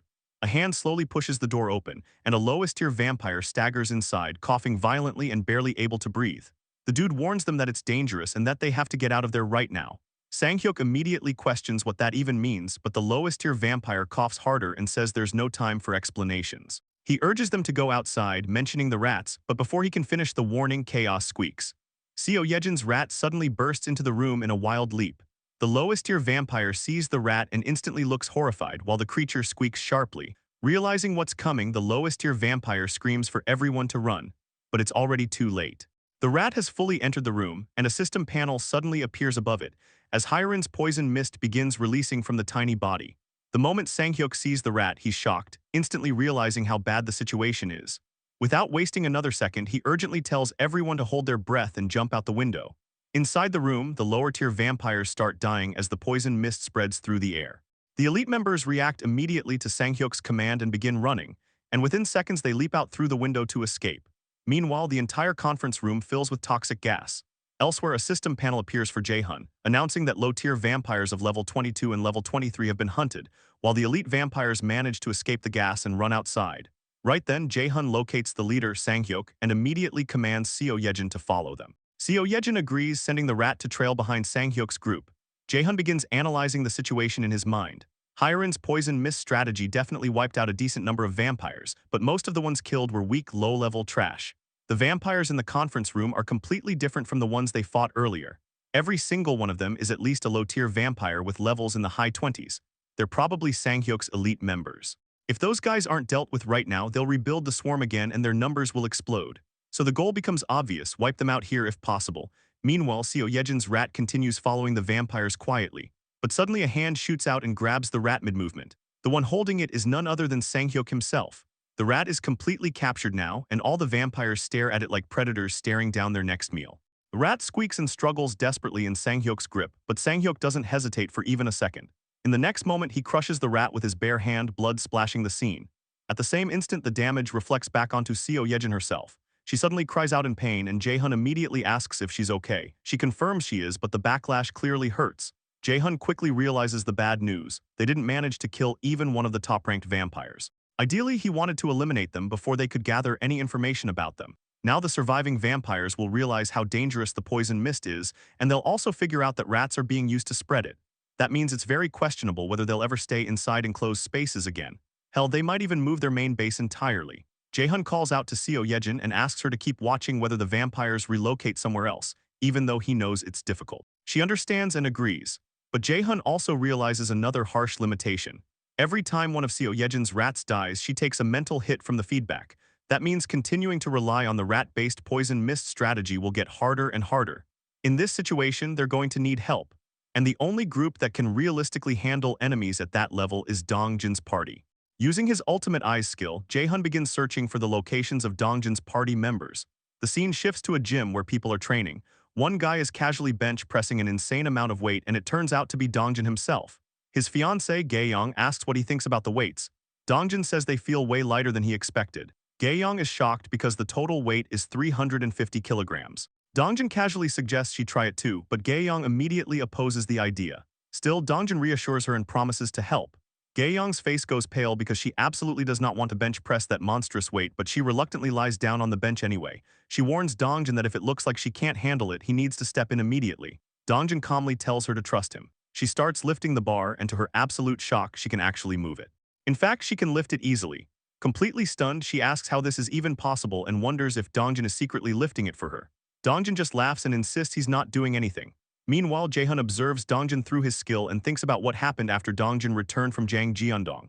After learning that his parents were gone, Dongjin kept a blank expression on his face, but his eyes were filled with deep sadness. Now though, the heavy atmosphere around him seems to have faded a lot. That alone is a huge relief. He's clearly doing much better now, probably thanks to Gaeyong and the members of her family who stayed by his side. From the looks of things, Dongjin seems ready again. Next, Jaehyun checks on the other party members using the ultimate eyes skill. He sees a knight cutting down a goblin with a halberd while training continues. Jiyeon comments to Kang that, compared to before, the soldiers' movements have become much more natural. Kang agrees and says they've been training non-stop for a while. After wasting time doing nothing but drinking alcohol, he finally came to his senses and realized he couldn't stay weak forever. Jiyeon says he feels the same and demonstrates something new he can do. When Kang turns around to look, he's completely stunned. Jiyeon's entire appearance has changed. His hands have transformed into wings that resemble a crow's. Jiyeon casually asks how it looks and suggests they go a bit farther out for today's hunt. A system notification appears, revealing that Jiyeon's skill, Crow Command, has evolved into Crow Synchronization. The description explains that fusion is only possible with a target whose affinity has reached 100. Watching this, Jaehyun realizes something important. Skills can evolve through personal effort. Jiyeon must have fused with the crow he keeps with him. That would make scouting incredibly convenient. If Jiyeon can fly in that form, his scouting range will become massive. From what Jaehyun can see, both Kang and Jiyeon look completely ready. Next, he checks on the last member, Byung-ho. Recently, Byung-ho got a car and has been traveling far away to hunt. Right now, Byung-ho sits in the back seat while Yeonju drives and Dajung sits beside her. Byung-ho wonders if Kang and Jiyeon are just drinking again today. Yeonju tells him to leave them alone and says they'll come to their senses eventually. Byung-ho still worries and asks if they really will. Yeonju confidently replies that they're strong and just need a little time. For things like this, time is the best medicine. Jaehyun silently agrees with that thought. Honestly, he would prefer giving them even more time to recover. But among all the parties in this territory, Dongjeon's group is the ace party. They've received the most investment and possess the most overwhelming power. At that moment, Jaehyun activates the ring of communication and contacts everyone in Dongjeon's party, Dongjeon first, followed by Gaeyong, Jiyeon, Kang, Yeonju, Dajung, and Byung-ho. He greets them after a long time and asks if they've been resting well, saying there's something important he needs to tell them. Inside his mind, Jaehyun already knows the truth. The only people capable of solving the vampire problem, no matter how he thinks about it, are them. The remaining elite vampires gather once again in a tense meeting. The atmosphere is heated, anger simmering in the room, as one of them insists they must attack those bastards first. To them, this is basically a declaration of war. Their comrades died to that rat bastard, and they cannot just sit around doing nothing. All eyes eventually turn toward their leader, Sang-hyuk. While the others keep running their mouths and pushing for immediate action, saying they just need the order and they will go deal with them, Sang-hyuk remains calm, watching and thinking. Another vampire, the one with the ski mask from before, steps in and addresses Sang-hyuk. Before anything else, he says they need to move the hideout first. If the enemy keeps attacking the same way, they will all die here. The masked vampire immediately snaps back in frustration, asking what the hell he is talking about. He argues that there is a saying about how there is no paradise in a place you run away to, basically calling the idea of retreat pathetic. The ski mask vampire fires back instantly, calling him an idiot. That group can carry out attacks with a single rat, and there is nothing good about staying in a location that has already been exposed. The masked vampire refuses to back down, insisting that this is exactly why they need to strike first. The two keep arguing, while Sang-hyuk silently watches, deep in thought. The ski mask vampire pushes the point even further, asking if anyone here even knows who they are up against. The masked vampire scoffs and asks who the hell else it could be, those freaks with guns, but things are not that simple. Sang-hyuk finally steps forward and shuts down the argument, saying that is not it. The masked vampire turns to him and asks if Sang-hyuk actually knows who they really are. Sang-hyuk admits that he does not know their identity, but he is certain of one thing. The group they assumed attacked them does not have anyone with abilities like the ones they witnessed. Then Sang-hyuk brings up something strange that nobody else seemed to notice. The corpses disappeared after they were killed. Right before he escaped out the window during the terror attack with the poison mist, he saw some low-tier vampires get hit by the poison mist and die. But when they breathed their last, their bodies began disappearing little by little. And when Shin Saram was taken out, they could not find her body either. At first, Sanghyuk assumed it vanished because it got caught in the explosion, but now he is not so sure. Gunshots, explosions, and even rats spewing poison mist. There are simply way too many things that do not add up for this to be something the cops did. If it was not the cops, then some unknown group is targeting them. But the real question is why. The ski mask vampire urges Sanghyuk to make a decision quickly. They need to gather the surviving vampires and leave immediately. If they do not even know the enemy's identity, staying here only makes things more dangerous. Sanghyuk falls silent for a moment, deep in thought. His mind drifts away into an old memory. In that memory, a man stands in front of him and confirms his name is Sanghyuk. After Sanghyuk acknowledges it, the man tells him he will be leaving for a while and gives him a mission. Sanghyuk must eat everyone in the apartment complex, grow, form a swarm, and rule it. And until the man returns, Sanghyuk must not leave that place. Sanghyuk thanks him for entrusting him with such an important mission. However, he cautiously asks what would happen if something occurs that he cannot handle while the man is gone. The man smiles with clear amusement and praises Sanghyuk for being cautious. If it were the others, they would be bouncing around in excitement just thinking about getting stronger. After hearing the praise, Sanghyuk thanks him again. Then the man wearing a devilish smile says they should prepare a contingency plan just in case. If something truly dangerous happens, he will tell Sanghyuk the location where he will be staying. If Sanghyuk ever truly needs him, then he can come find him. The memory fades and the scene returns to the present. Sanghyuk calls out to the vampire with the ski mask. His name is revealed to be Sun Jihwan. Sanghyuk asks him a simple question whether he is the fastest vampire here. Jihwan confirms that he is, confused about why Sanghyuk suddenly asks. Sanghyuk's expression turns terrifying as he makes his decision. They are not moving bases, they are waiting here. Jihwan immediately protests, but Sanghyuk cuts him off. Judging by the enemy's recent moves, whoever attacked them will probably strike again very soon. Before it is too late, Jihwan needs to deliver a message to the one who made Sanghyuk. That person is Young-Hoon. Sanghyuk tells him to inform Young-Hoon that they need his help. The scene shifts to evening. A building comes into view, something that looks like a guest house. Inside, blood is splattered all over the floor. One man is desperately begging for his life, struggling to breathe. Another vampire questions why they are being treated like this after being turned into vampires when they were dying. Standing among the bodies is none other than Young-Hoon himself, casually slaughtering vampires. Young-Hoon responds coldly. Depending on how you look at it, he says they might see it that way. The terrified vampire asks if they are not of the same kind. Young-Hoon replies that since they seem to need to understand, he will make an exception and explain it clearly. A vampire is naturally a monster that eats people, but humans are way too lacking in nutrition. At that moment, horrifying blood tentacles burst out from Young-Hoon's back. The blood constructs spear through the vampire's body and begin draining him dry. Young-Hoon calmly explains that eating humans is not efficient for growth. Then he brings up a twisted question. If a vampire grows by eating lots of humans and then gets eaten by another vampire, what do you think happens? The answer is obvious. The one who consumes them absorbs highly concentrated nutrients all at once. After draining him completely, Young-Hoon casually drops the empty vampire body he was holding. He asks if the situation is clear now about why he turned them into vampires. In short, they are not vampires. He is the vampire. The vampire lying on the floor begs him not to come any closer. Young-Hoon simply smiles and calls them livestock. His blood tentacles pierce the vampire again and suck him dry. The writhing blood tendrils drain every last drop as Young-Hoon casually evaluates the result. He notes that the vampire has ripened nicely, but it is still not enough. Thinking to himself, Young-Hoon remembers that it has been quite some time since he looted another location. By now it should be perfectly ready to eat. The only problem is that he cannot quite remember where that place was. He tries to recall the name of the location. Right then, the front door opens. Sun Jihwan arrives at the building and politely introduces himself. He states his name and explains that he is Sanghyuk's subordinate. An unknown organization carried out a terror attack in Deondong, so Sanghyuk sent him all the way here to request help. Young-Hoon looks at the unexpected visitor in silence. Then suddenly realization hits him. He remembers now. That place was his food storage, it was them. Jihwan finally notices the piles of slaughtered vampires around him and completely panics, wondering what the hell happened here. Meanwhile, Young-Hoon calmly finishes remembering the location. Deondong. The scene transitions into night. A beautiful moon hangs in the sky. In front of the vampire base, Dongjin and his party stand ready. Dongjin asks if this is the place Jae-hun mentioned. Then he orders everyone to draw their weapons and get ready. From this moment onward, they will exterminate every single vampire in that place. The entire party prepares for a full slaughter. Before the long-awaited clash between Dongjin's party and the vampires could even begin, the scene rewinds a few moments earlier, setting the stage for everything about to go down. Jae-hun drops the bombshell, revealing the existence of vampires to Dongjin's party, and yeah, the reaction is exactly what you'd expect, pure shock. No one saw that coming. Jae-hun confirms that's exactly why he gathered everyone here. Dongjin immediately presses him, asking if the vampires are still in Deondong. Jae-hun reassures them they've been tracking the situation using Seo Yejin's rats, but so far the vampires haven't made any major moves. Then Jae-hun gets real. Based on their current strength, Dongjin's party should be able to wipe them out without much trouble. In fact, they're strong enough to overwhelm even the strongest fighter on the enemy's side. Easy win, right? Not quite. Because the real problem isn't strength, it's humanity. Jae-hun reminds them that these vampires were once human. Not monsters, people. They can talk, they can beg, and when they're about to die, they might scream for mercy. And that kind of thing, that kind of brutal, up-close reality can mess with your head, break your heart, leave scars. Guilt is inevitable. So he asks the question straight, are they really okay with doing this? Dongjin doesn't hesitate. He understands the concern, but he's already made peace with it.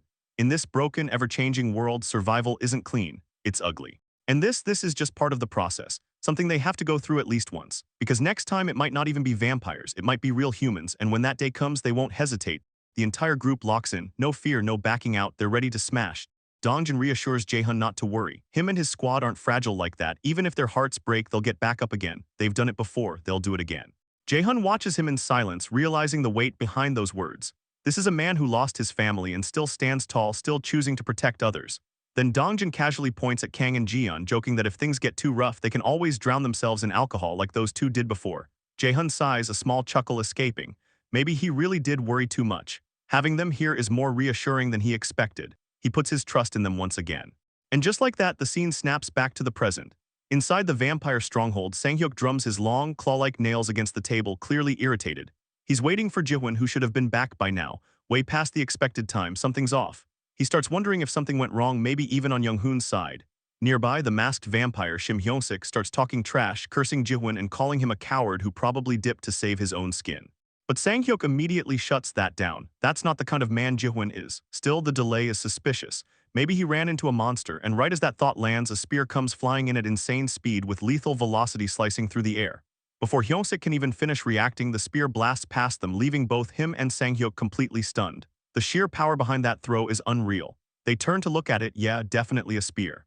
And then they see them. Dongjin's party has arrived. Dongjin gives the command to begin combat, and at the same time, Sang-hyuk orders every vampire in the complex to mobilize immediately. The whole place goes on high alert. Hyung-sik, already heated, calls it insane and charges straight at Kang in a fit of rage. But Kang, completely unfazed, absolute chill. As Hyung-sik rushes in, Kang simply raises his halberd and in one clean motion slices him in half. The entire vampire squad freezes. Shock spreads like wildfire. Even Sang-hyuk can't process what he just saw. Hyung-sik, one of the strongest among the low-tier vampires, just got folded in a single hit. What kind of monsters are these people? A system panel pops up confirming the kill. A level 28 low-tier vampire has been hunted. Hyung-sik's body starts dissolving, fading out of existence. And just like that, Sang-hyuk connects the dots. These are the same people who previously used rats to mess with their base. Through the building's speaker system, Sang-hyuk issues a full-scale command. Every vampire is ordered to fight back, no matter the cost. This place was entrusted to them by Young-hoon, and they're not letting it fall. At least that's the plan, because reality hits different. Dongjin's party moves like seasoned killers. Gaeyong fires an arrow that cleanly pierces through the bald vampire's skull. Yeonju in her bare form goes absolutely feral, tearing through enemies left and right. Meanwhile, Jiyeon, glasses and rifle locked in, keeps dropping targets from a distance. This isn't a battle, it's a massacre. Sang-hyuk watches in disbelief. They outnumber the intruders by a huge margin, so why are they getting completely destroyed? Why can't they even compete? These people aren't just strong, they're experienced. They are built different. Panic starts creeping in. They need another plan, fast. But it's already too late. In the blink of an eye, Dongjin appears right in front of Sang-hyuk and drives his spear straight through him. Sang-hyuk can't even process what just happened. Dongjin makes it clear they'll never win. Unlike the vampires, who only take from others, his group knows what it means to lose everything. And that difference, that's what makes them unstoppable. Then he unleashes a relentless barrage of spear strikes, tearing into Sang-hyuk's body. Sang-hyuk, barely holding on, calls out to Young-hoon in his mind, clinging to the promise he once made. And right then, something crashes down from above. The impact is massive, cutting straight into the middle of the battlefield. Dongjin instantly senses the danger and pulls back, because the one who just arrived is on a completely different level. Young-hoon, he casually mutters about being late because he grabbed a quick snack. Sang-hyuk, lying in his own pool, vision fading, looks up at him with relief. Finally, salvation. He made it in time, but Young-hoon barely spares him a glance. He wonders if Sang-hyuk is already dead and complains that the freshness is ruined. Bro has zero empathy. Then he turns. His eyes lock onto Dongjin's party, radiating pure killing intent. And with a voice dripping in menace, he demands to know if they're the bastards who tore up his food storage. Kang moves like a straight-up menace, cutting down vampires left and right with his halberd. No hesitation, no mercy, just pure slaughter. The battlefield is already looking like a graveyard when Byung-ho clocks the situation and notes that the outside is finally handled. Most of the vampires are wiped, leaving only the ones on Dongjin's side. Out of nowhere, something feels off. Kang catches sight of smoke rising in the distance, and the vibe is not vibing. Something just dropped, and whatever it is, it's not good news. Cut to the other side, Dongjin is facing off against Young-hoon, and the dude immediately comes in disrespectful, calling him the lowlife who ruined his food. Dongjin is straight up confused. What food? What is this guy even yapping about? Then it gets weirder for Young-hoon. Sang-hyuk's corpse just starts disappearing like it got erased from existence. Young-hoon is visibly thrown off for a second, realizing he can't even eat it. Bro is pissed, his meal just got deleted mid-game. At that exact moment, Jae-hun jumps in through the ring of communication, urgently warning Dongjin to fall back. The enemy in front of him isn't just any vampire, this guy is a high-tier vampire. But before Dongjin can even react, Young-hoon vanishes. Gone, and then he's right in front of Dongjin in less than a blink, swinging with everything he's got. The impact hits like a sonic explosion, launching Dongjin straight out of the complex. He crashes hard, landing on his flat ass, but somehow manages to get back up. The squad is already panicking, calling out to him, but Dongjin steadies himself and confirms he blocked the strike. He warns everyone, stay sharp. That bastard is high-tier, no joke. Young-hoon, meanwhile, is already analyzing, curious about the ability that made the corpses vanish without a trace. Then suddenly he pauses, he smells something, and his whole demeanor flips. Humans are supposed to taste like trash to him, low nutrition, not worth it. But this scent is different. Dude straight up licks his lips in a disgusting way and decides right then and there these guys aren't just enemies anymore. They're his next meal. Kang hears this nonsense and is like, what kind of absolute BS is this clown spouting? Young-hoon doesn't care. In his mind, it's simple, his food got wiped, so now they're replacing it. He lashes out instantly, blood tentacles snapping forward toward Kang. Kang doesn't back down, he charges head-on, ready to throw hands, but the difference in power is brutal. In the next second, Kang's silver armor shatters like glass. Kang freezes for a split second, shocked, and that's all it takes. Young-hoon appears right in front of him, ready to finish it. But clutch timing, Byung-ho teleports in and yoinks Kang out of there just before the killing blow lands. Clean save. Absolute MVP moment. Young-hoon is immediately annoyed while Byung-ho checks on Kang. Kang acknowledges it straight, if not for that save, he was done for. Young-hoon, though, is amused now. Teleportation 2? Interesting, Kang isn't done either. He taps into Sung Jinwoo's power and drops Arise. Instantly, multiple Iron Knights erupt from the ground like an army pulling up. Instead of fear, Young-hoon is actually enjoying this, calling it fun. Kang orders the charge and the Knights rush in without hesitation. And then they get absolutely folded. Young-hoon proves exactly why he's high tier. One clean sweep of his blood tentacles and the entire Knight squad gets obliterated like they were made of paper. He straight up calls them toys because to him that's all they are, but the team isn't done. While Young-hoon is busy flexing, Gae-young steps in.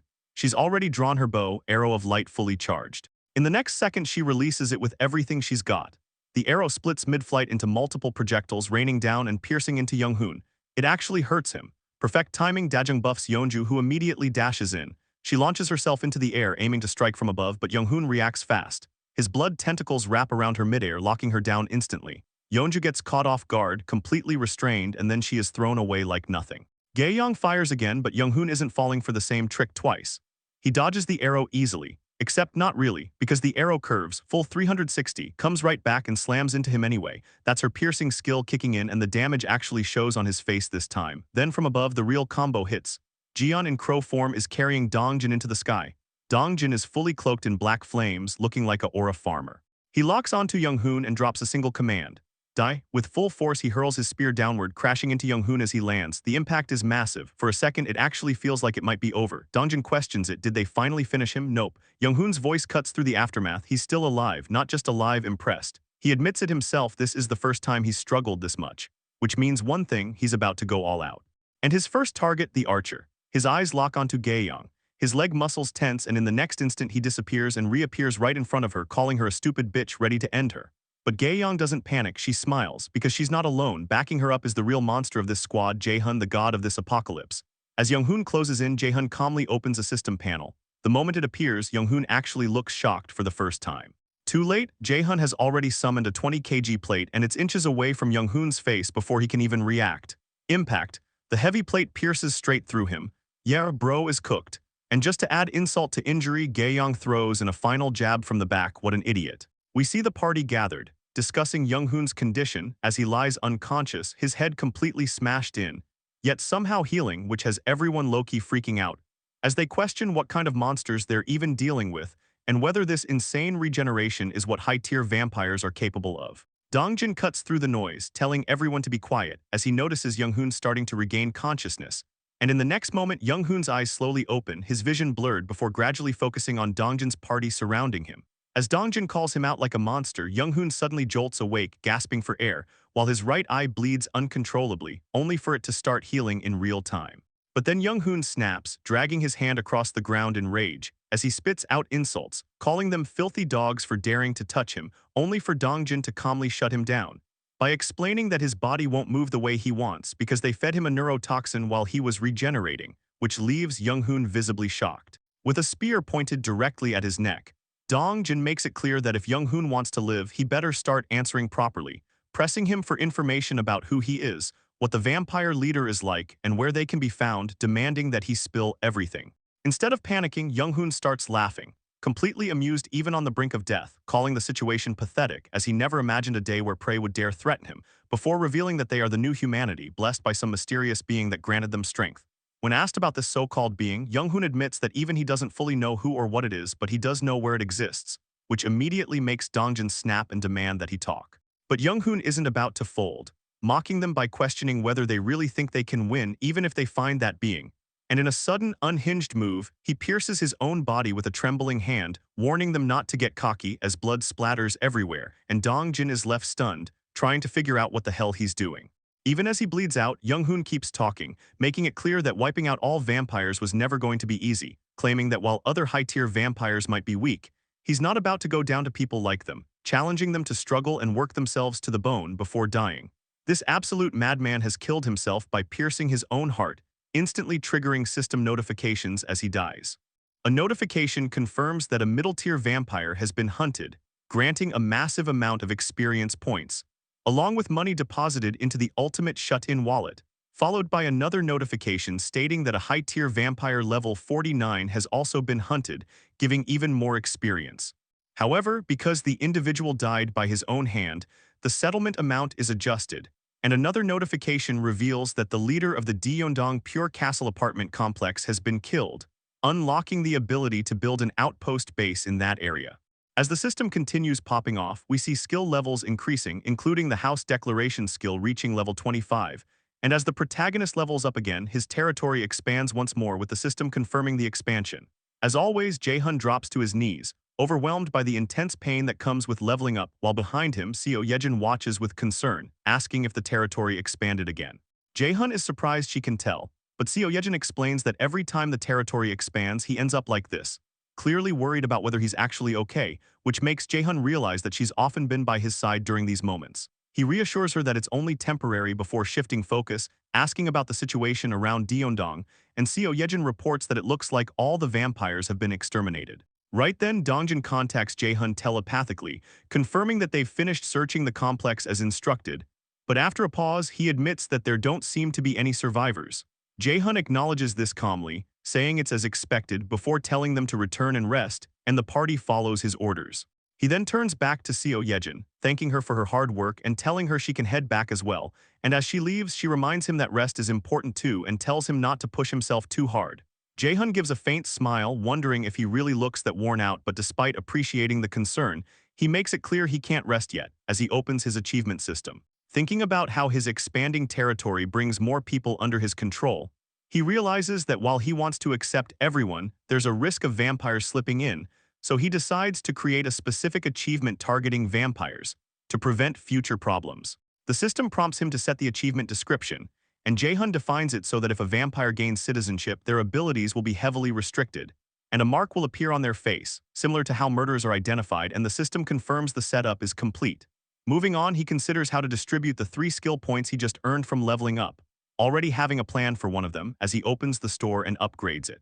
A system window announces that the ultimate shut-in store has reached level 6, increasing the number of items that can be listed to 1,000, while applying a 30% discount to all products, which matches what Jae-hun expected, since every even level adds a 10% discount effect. Then out of nowhere, another system panel appears, unlocking an enchantment function as the conditions are met, and adding an enchant workshop to the list of constructible buildings, which leaves Jae-hun confused about what enchantment even is. Curious, he enters construction mode and checks the description, learning that the enchant workshop allows equipment enhancement and the addition of magical effects with a construction cost of 500 million won. Noting that it doesn't require much space, he decides to place it next to the store and initiates construction in Unit 201, only to suddenly notice an option for immediate completion, which catches him off guard. The system explains that instant completion requires 8 crystals, prompting Jae-hun to think carefully, as he calculates that each crystal skips over 10 hours of build time, and with only 100 crystals left, and needing 300 for a mystic draw, he realizes he can't afford to waste them. Recalling the insanely powerful items he obtained from previous mystic draws, like the Ring of Communication and the Crown, he decides that using crystals there is far more valuable, so he cancels the immediate construction and the system confirms the cancellation. With that settled, Jae-hun decides to save his remaining 2 skill points for later, choosing to be more strategic with them moving forward. Jae-hun walks up to his balcony and looks down, thinking that right now within his territory restoration and repair work across the city is being carried out actively, led by the relief team and the construction team. Inside Jae-hun's territory, the city is looking as if the apocalypse never even happened, with buildings in great condition, streets clean, and construction teams carrying out their everyday work repairing everything like it's just another normal day. The whole territory feels like a safe haven in hell, and seeing this from his apartment, our protagonist Jae-hun takes it all in, thinking that damaged sections of the road are being fixed and abandoned vehicles are being cleared away. And although it's not like before, a small number of cars have started to run again. Because teachers have gathered and opened schools, children can receive the education that was previously interrupted, and at long last, everyone's daily lives are slowly coming back. A mother and child pass by, and instead of fear, the child wears a happy face like a child is supposed to, all because of our protagonist Jae-hun. He thinks that they can't let the vampires trample over the daily life and happiness they have barely reclaimed. Feeling the weight of everything, he admits he's tired and should rest a bit, stretching his body and letting out a slow yawn as sleep finally catches up to him. Like Seo Yejin said, rest is important too, so he removes his crown and sits on the sofa in exhaustion, drifting off to sleep while thinking he'll just rest a little, even if it's only for a little while. Just then, the scene transitions outside the territory into a dilapidated area, where a man stands surrounded by corpses littered with blood, casually remarking that young Hoon, that spineless bastard, died. The bulky man smiles, revealing sharp teeth, and it becomes obvious that he is also a vampire as that grin says everything. We see Jae-hun drift, only to find himself in a completely unknown place. A black void, swallowing everything around him, a suffocating darkness with no sense of direction or escape. He looks around, confused and unsettled, trying to make sense of where he is and how he ended up here, his mind already starting to spiral. Just then, a voice cuts through the emptiness, calling out to him and asking why he did that, and suddenly figures begin to appear in front of him. Countless people all staring straight at him, all demanding answers, asking why he didn't save them. The accusations pile up heavier with each second as someone cries out that their family died, that it hurts so much, while others remind him that he can do anything, can't he, so why didn't he act? Jae-hun is completely horrified, frozen under the weight of their pain and expectations. Then from the side, another voice calls his name again, and when Jae-hun turns toward it, he sees Gae-young holding her father's corpse in her arms as she cries, her face blank and hollow, like all emotion has already been drained from her. She tells him her dad isn't breathing and insists that if it's him, he can save him, right? And that question alone hits harder than anything else. Jae-hun's legs begin to tremble uncontrollably as he slowly backs away, unable to face her. Before he can even process it, another voice echoes from behind him, reminding him of something he once said, that it wouldn't be the last time. And this voice belongs to Yeonju, the same woman who had once clung to hope that her son will appear once again. She stands there with tears streaming down her face, asking if she hadn't worked hard all this time, questioning if the reason was because it cost too much money, pressing him with a pain that feels far too real to ignore. Jae-hun desperately tries to deny it, insisting it's not like that, but his words feel weak against the crushing reality closing in on him. From the black void, countless hands suddenly reach out and grab onto him, clinging to him from every direction, all of them calling for his help, all of them dragging him deeper into their despair, and the sheer pressure becomes unbearable. The next moment, Jae-hun jolts awake from his sleep, completely shaken and breathing hard, the nightmare lingering in his mind like it actually happened, like something he didn't just dream but endured and witnessed firsthand. It's evening, and as he looks around, still disoriented, he questions where he is, and whether that was really just a dream, wondering if maybe it's because he has seen too many corpses lately. Because while nightmares aren't new to him, that one felt way too real to brush off. He gets up from the sofa with a tired sigh, his thoughts shifting as he realizes something else entirely. Why hasn't Yeonju contacted him yet? Especially when a vampire of that level should have been enough to justify giving her a quest. Deciding not to overthink it, he reaches for the Ring of Communication and calls her, asking if she could come to his house for a bit because there's something he wants to talk about. After some time passes, the door opens and Yeonju arrives, greeting him as calmly as ever, saying she came because he called for her. Jae-hun invites her inside, asking her to come in first since there's something important he wants to discuss, and she agrees without hesitation. Soon, they are seated across from each other at a table, quietly drinking coffee, the atmosphere calm, but carrying an unspoken weight. Jae-hun finally brings up the topic of Siwoo, asking why she didn't request for her son to be revived one more time, and though he apologizes for not phrasing it more carefully, the question still lands. Yeonju responds without resentment, saying his feelings came through clearly enough, and then she begins to explain that on that day she experienced the miracle of meeting her son again, something that was only possible because of him. But after that moment, she witnessed Gae-young's father pass away, and she saw her companions who had all lost their families, and she also heard Dajung's story, each piece of suffering adding to a realization she couldn't ignore. As Jae-hun listens in silence, Yeonju continues, explaining that seeing everyone struggle and suffer made her understand that if she kept insisting on seeing Siwoo again, it would eventually become a problem. People would begin clinging to Jae-hun, desperately trying to hold on to those they had already lost, and the fragile society that had only just begun to stabilize could easily collapse back into chaos. She admits she didn't want Siwoo to become the spark that ignites that kind of conflict, and honestly she comes off as the best character in the story, no debate. At that point, Jae-hun finally understands why she never made the request, why she chose to let things remain as they were. Yeonju continues, saying that everyone is carrying similar pain, yet they still keep living.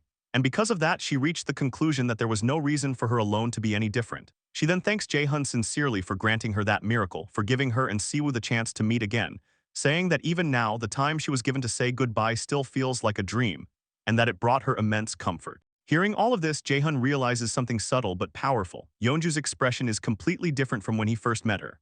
Back then, she was a complete mess, unstable and consumed by grief, but now she looks calm, satisfied, and genuinely at peace.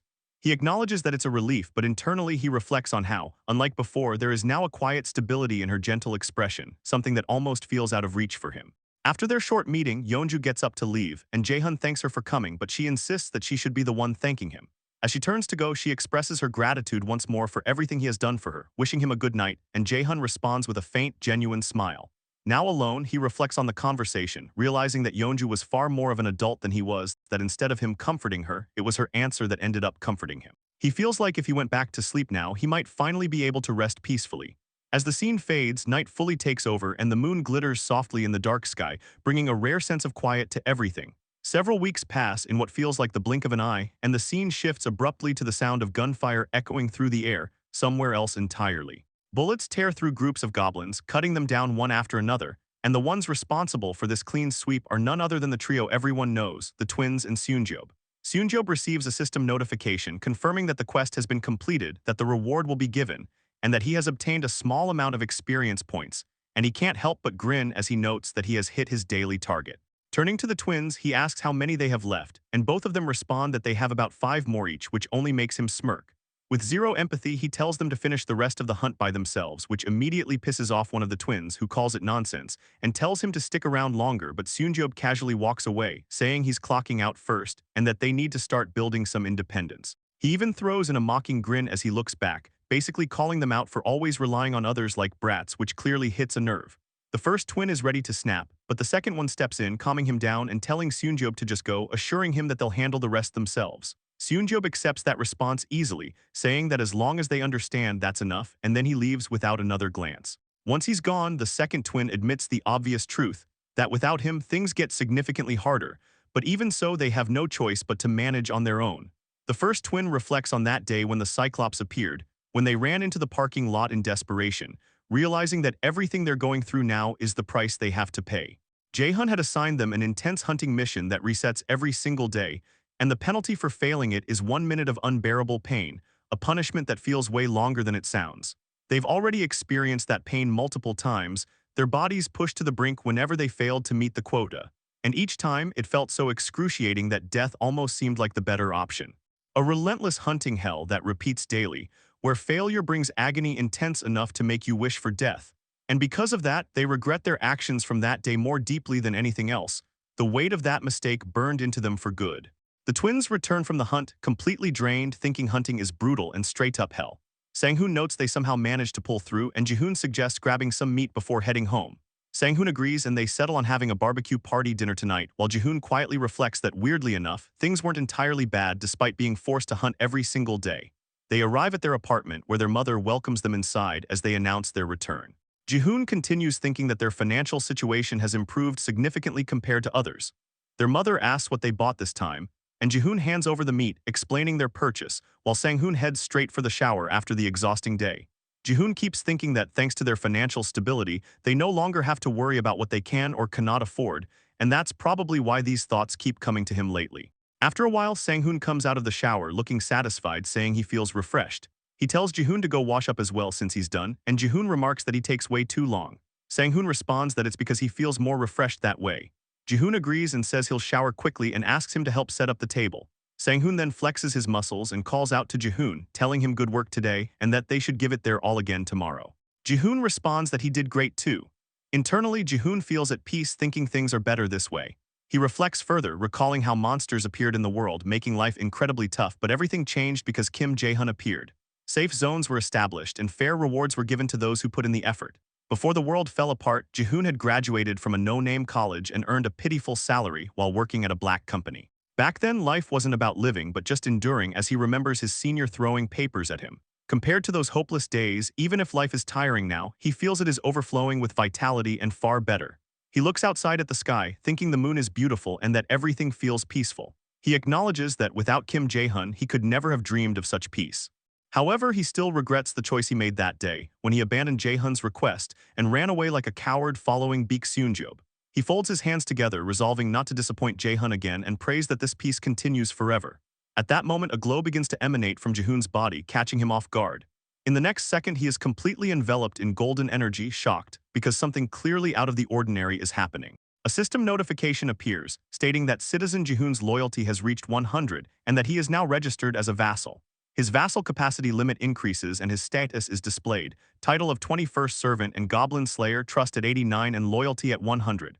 Because his loyalty reached the maximum, he awakens a new ability called Cold Aura. This A-rank ability consumes mental strength to emit cold in all directions. Seeing this, Jae-hun is pleased and uses the ring of communication to contact Jihoon. Jihoon is startled, confused by the voice in his head, but Jae-hun reassures him not to be alarmed and identifies himself. Hearing his name, Jihoon calms down and greets him, then hesitantly asks why he contacted him so suddenly. Jae-hun tells him he has something to discuss and asks if he is free early the next morning, smiling as the scene transitions. The next morning arrives, and Jihoon is visibly nervous, sweating, as he sits inside Jae-hun's apartment, thinking the rumors are actually true. Jae-hun casually asks whether he wants coffee or tea, and Jihoon, overthinking and panicking internally, quickly asks for coffee. Jae-hun calmly agrees, while Jihoon recalls the rumors among citizens that those chosen by Jae-hun gain supernatural powers. While thinking this, Jihoon activates his cold aura, forming ice crystals around his hand, realizing this is the ability Jae-hun granted him. He concludes that with this power, hunting difficulty will definitely decrease. Just then, Jae-hun returns with the coffee, and Jihoon quickly dismisses his ability and thanks him. Jae-hun begins by congratulating him and informs him that from now on, his party will be released from the daily harsh quest. Jihoon reacts immediately, surprised, and Jae-hun confirms it. He explains that while the mandatory nature of the quest will disappear, if something similar happens again, the consequences will not be so lenient. Jihoon apologizes and acknowledges this. Jae-hun then gets to the main reason for calling him and asks whether Jihoon plans to continue with his current party members. This catches Jihoon off guard. Jae-hun explains that he called him because he believes Jihoon's ability is being wasted on low-level monster hunts and wants to hear his honest thoughts. Jihoon hesitates but finally admits that he would like to bring his younger brother along if possible. He also makes it clear that he no longer wishes to stay with Baek Seunjob. Jae-hun accepts this and decides to assign both Jihoon and his younger brother to the party of Junhyuk, a water-type ability user. Before proceeding, Jae-hun presents a proposal, asking whether both brothers would like to form a contract of subordination with him. Jihoon is stunned but answers that it would be an honor. Later, Jihoon and his younger brother Sang-joon arrive and Jae-hun explains the contract in detail before successfully completing it with both of them. Afterward, Jae-hun reflects that his theory about abilities being determined from birth and encoded in genes holds merit. This is supported by the fact that Jihoon's younger brother gained a similar cold-type ability, meaning both brothers manifested the same power. Combined with Junhyuk's ability, their synergy has the potential to be extremely powerful. After sending the brothers off, Jae-hun feels hopeful that they could develop into an ace party, capable of rivaling Dongjin's party. A system panel suddenly appears in front of the protagonist, announcing that a group meeting the conditions to be accepted as citizens has approached near the house and asking whether to propose citizenship. Jae-hun pauses, noticing that it's been a long time since this kind of alert rang from the status window, and he starts wondering what's been going on lately. Hardly anyone has been approaching the territory these days. Curious, he immediately opens the citizen information window. As he checks the details, he's shocked. A person named Yu Henkel appears in the list, sitting at level 39 and carrying an A-rank skill. Seeing that combination instantly raises green flags. Jae-hun quickly activates his ultimate eyes to inspect the situation more closely, thinking that even if someone started at level 30 with an A-rank ability, reaching level 39 wouldn't have been easy at all. Through his skill, he observes the group and realizes they're heavily armed, carrying guns and rifles. That makes things clearer. If Yu Henkel has been actively hunting monsters using firearms, reaching level 39 isn't impossible. Still, accepting them as citizens is that simple. Jae-hun decides their weapons have to go first. He issues a command to store all their weapons in storage and assigns them a quest. The condition is straightforward: reach his location. The quest setup completes instantly. He gets up from the couch, yawning, thinking it's been a while since he had to welcome new people and deciding to prepare. Right then, another notification pops up. A being that meets the conditions for citizenship has approached near the house. Again, the system asks if he wants to propose citizenship. Jae-hun reacts with confusion, wondering what the hell is happening today. He checks again, noticing that this time it's just one individual. Things are getting weird. He opens the citizen information window and freezes. Near the territory stands the same bulky vampire from before. A system panel appears in front of it, asking whether to acquire citizenship, presenting the options, yes or no. The creature is a high-tier vampire, level 50, standing there with clear annoyance on its face. Jae-hun takes a bold move. Seeing a level 50 high-tier vampire, he still offers it citizenship, internally thinking, accept it, MF. His logic is simple. His objective is control. Managing 50,000 citizens is already difficult, but handling one problematic individual is manageable. Through quest assignments, he can restrict their actions and, if necessary, even impose death as a penalty. He continues thinking that the moment the vampire accepts citizenship, the game is essentially over. But that's not what happens. The bulky vampire straight up rejects the offer, clearly pissed. Jae-hun is caught off guard, wondering why, but the vampire doesn't waste time. It pulls back its fist, veins bulging, a devilish grin forming on its face, and launches into a full-force attack. It starts a barrage of punches against the defensive wall, trying to demolish it. Instantly, system notifications begin ringing repeatedly, unauthorized subject attempting to enter.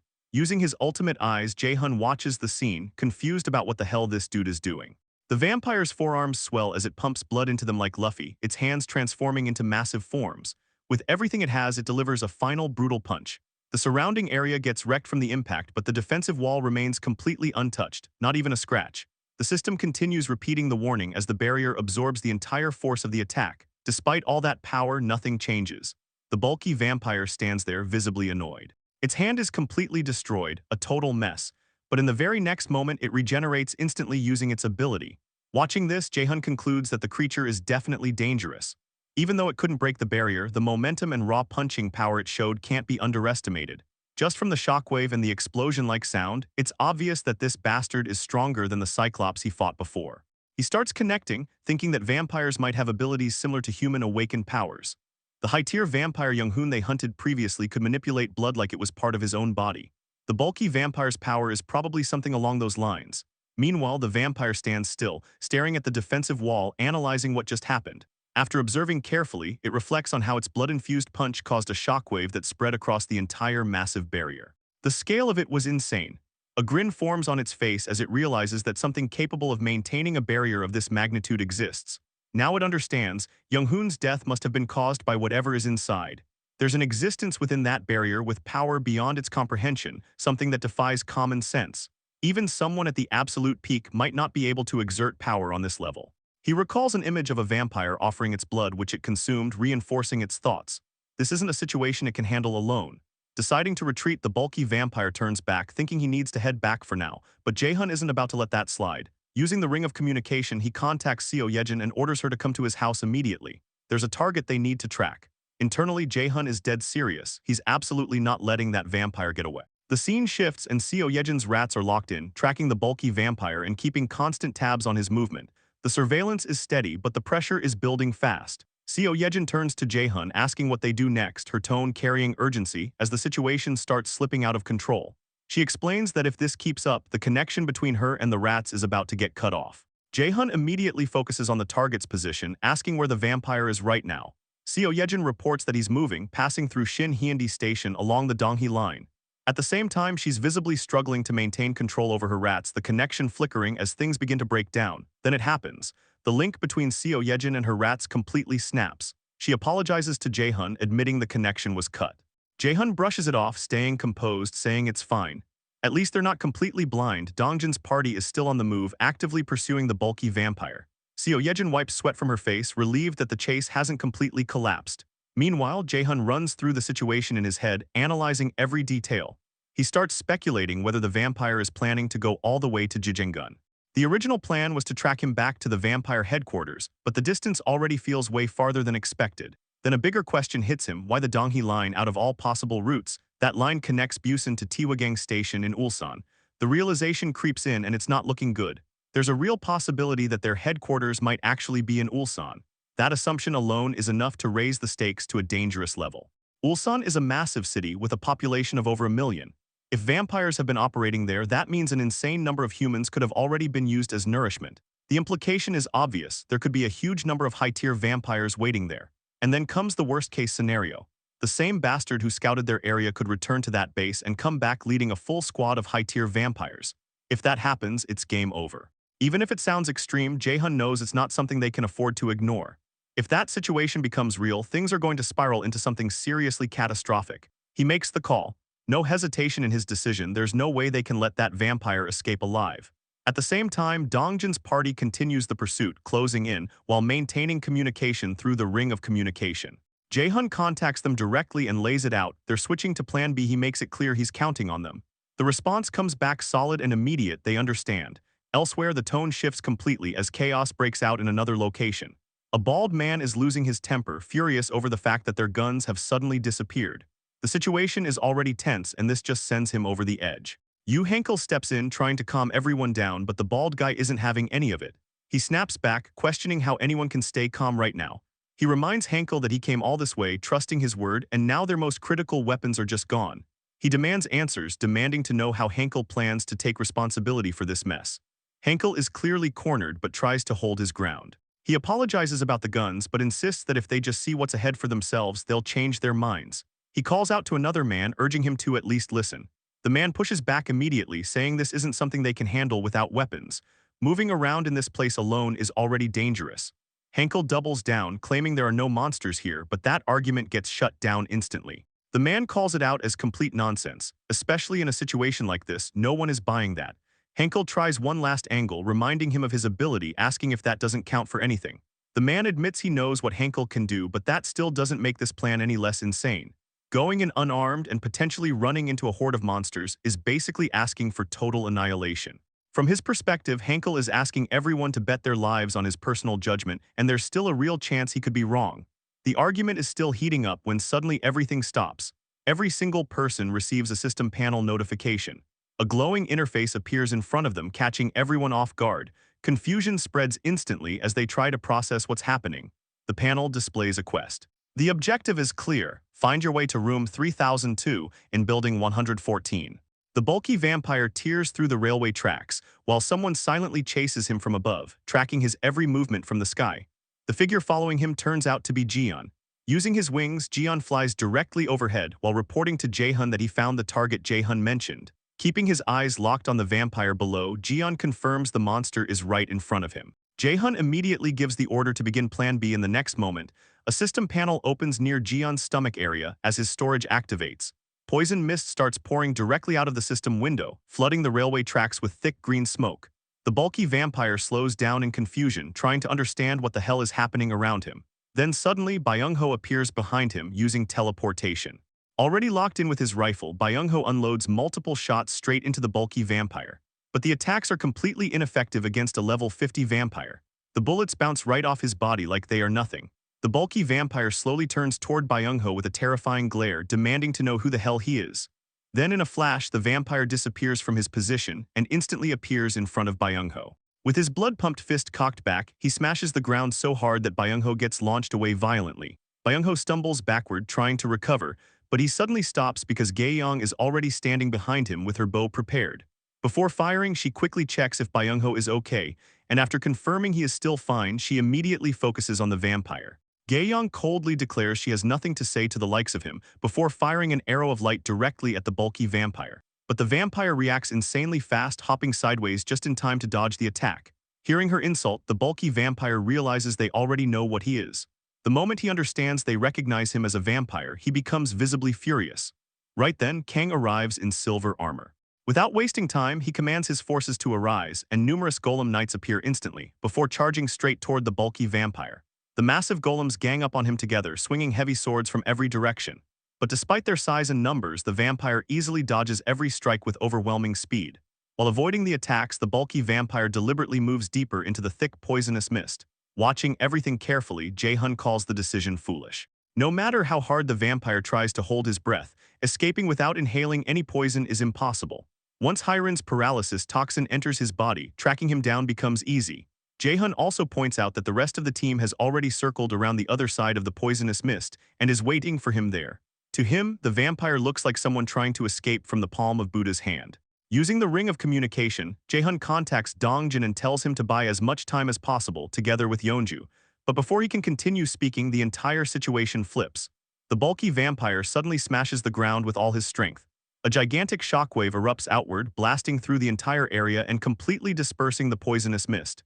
The green smoke vanishes instantly. Even Dongjin's group feels the impact of the shockwave from a distance, immediately realizing the enemy they are fighting is on a completely different level. Yeonju is shocked that the vampire literally blew away the poison mist just by striking the ground. The bulky vampire grins, admitting he already suspected they were not ordinary humans. Then he smiles and mentions Young-hoon, realizing these are the people who killed that bastard. At the same time, his terrifying form fully reveals itself. Blood pumps violently throughout his body as his entire figure turns red from the strain of his power.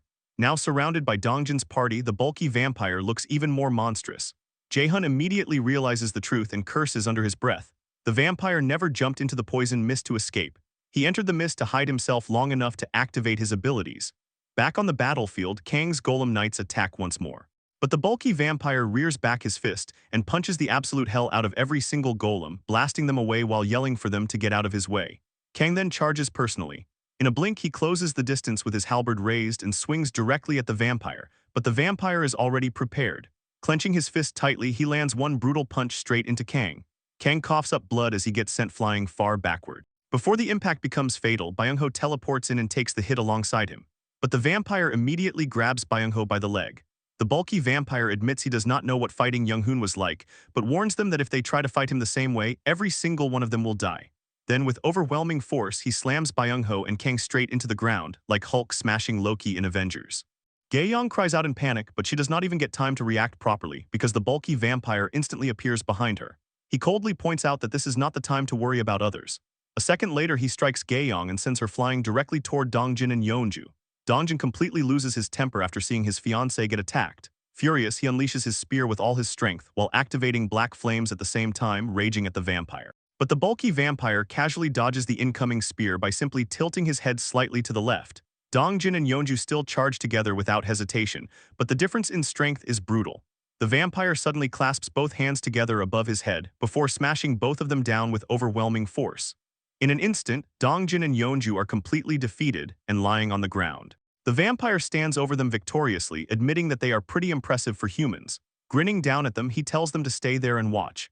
After he crushes the rest of those bastards, he plans to drain every last drop of their blood. Then his attention shifts toward Jiyeon. Jiyeon spreads his wings protectively around Dajung and Gae-young, while the vampire tightens his leg muscles and leaps forward to finish them off. The bulky vampire declares that he will have them for dinner. Jiyeon closes his eyes, fully believing he is about to die. But then, right in the middle of the battlefield, blue lightning suddenly flashes into existence, signaling someone's arrival. The bulky vampire freezes in shock, unable to understand what just happened. Standing between the vampire and Jiyeon is an unfamiliar man. Calmly apologizing, the man explains that he received a call asking for help and came as fast as possible, though it seems he arrived late. Jiyeon stares at him in confusion, questioning who he is. The man casually asks if they are his son's friends before turning back toward Jiyeon with a reassuring smile. Then he finally introduces himself. He is Jae-hun's father. The man, the myth, the OG Kim Dong-hyuk has officially arrived to save the night. The scene transitions to a moment earlier when Dongjin's party was chasing down the bulky vampire. Jae-hun watches everything unfold while thinking that Dongjin's group would probably catch that vampire bastard soon enough. They had already dealt with higher-tier vampires before, so there was no real reason to panic yet. But the actual issue wasn't the vampire itself. It was his level. The guy was level 50. At higher levels, even a single level gap becomes insanely significant, and that kind of difference was absolutely not something people could just brush aside. Jae-hun realizes that if Dongjin's party loses even once, the damage would be catastrophic. Because of that, he decides he needs insurance just in case things go sideways. He starts thinking about whether he should call him the strongest secret weapon currently inside his territory. The scene cuts back to the present, revealing that Jae-hun's father had already arrived and was now standing directly in front of the bulky vampire. Dong-hyuk calmly tells the party members to get some rest, and in the next instant he activates his advanced defense aura, declaring that he would handle everything from here. The bulky vampire notices that Dong-hyuk seems connected to the others and starts talking trash, wondering if he thinks he's some kind of savior for them. A second later, the vampire lunges forward and throws a punch straight at Dong-hyuk. But Dong-hyuk just stands there, completely unfazed, aura farming like an absolute menace, while the vampire keeps rambling that nothing would change. The vampire confidently claims that once he defeats and absorbs Dong-hyuk, he'll become even stronger. Too bad, Dong-hyuk genuinely does not give a rat ass who's standing in front of him. In the next moment, Dong-hyuk drives a kick straight into the vampire's jaw. Blood bursts from the vampire's mouth as the impact lands with flawless timing, completely blanking out the vampire's senses. With just a single strike, the vampire instantly realizes something is wrong. He thinks it's impossible. A single kick had pierced through his body enhancement, the same enhancement capable of stopping bullets. But to the vampire's horror, that kick was only the beginning. Dong-hyuk pulls back his fist, clenching it tightly. His posture is perfect, his killing intent overflowing as he prepares the next attack. During those tiny fractions of a second, the vampire can't even process what's happening. He genuinely cannot believe a mere human could possess this kind of power. Around them, all of the party members are locked onto the battle, watching everything unfold. Then Dong-hyuk unleashes a punch with all his might and absolutely punches the flying fuck out of the vampire. The energy tears clean through the vampire's body, and with only one strike, the entire surrounding area gets completely decimated. That was the level of Dong-hyuk's strength. The vampire remains standing there for a moment with a massive hole through his body. He had been defeated. Dong-hyuk stays calm as hell through the entire thing and casually remarks that things were roughly cleaned up. Then he turns toward the party members, praises everyone for their hard work, and smiles like this entire fight was barely an inconvenience to him. He casually asks if they should head back now, sounding unbelievably chill, while the bulky vampire spends his final moments drowning in disbelief. The vampire thinks about how he lost despite being strengthened by that man's blood, and yet he still fell to a middle-aged human like Dong-hyuk. Realizing his failure, he apologizes for being unable to fulfill that person's will. Right after that, his body starts disappearing. A system panel suddenly appears in front of Jae-hun, confirming the kill. The notification announces that a high-tier level 50 vampire had been hunted. Jae-hun gains a massive amount of experience points, and because of that, one of his skill levels increases as well. Before the moment can continue any further, the scene abruptly transitions to what looks like a bloody bath. A man with long white hair slowly emerges from it while a woman stands behind him. The long-haired man states that Go In-seok is dead. The white-haired man then gives an order to the woman behind him, Seo Nuri, telling her that he needs her to head to Busan. Nuri immediately complies without hesitation and accepts the command.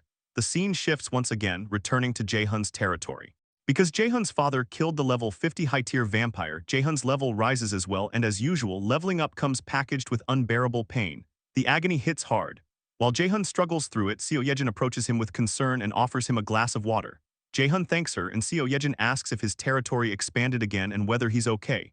Jae-hun reassures her that he's fine and tells her not to worry. As he drinks the water, Jae-hun reflects on how lucky they were not to arrive too late.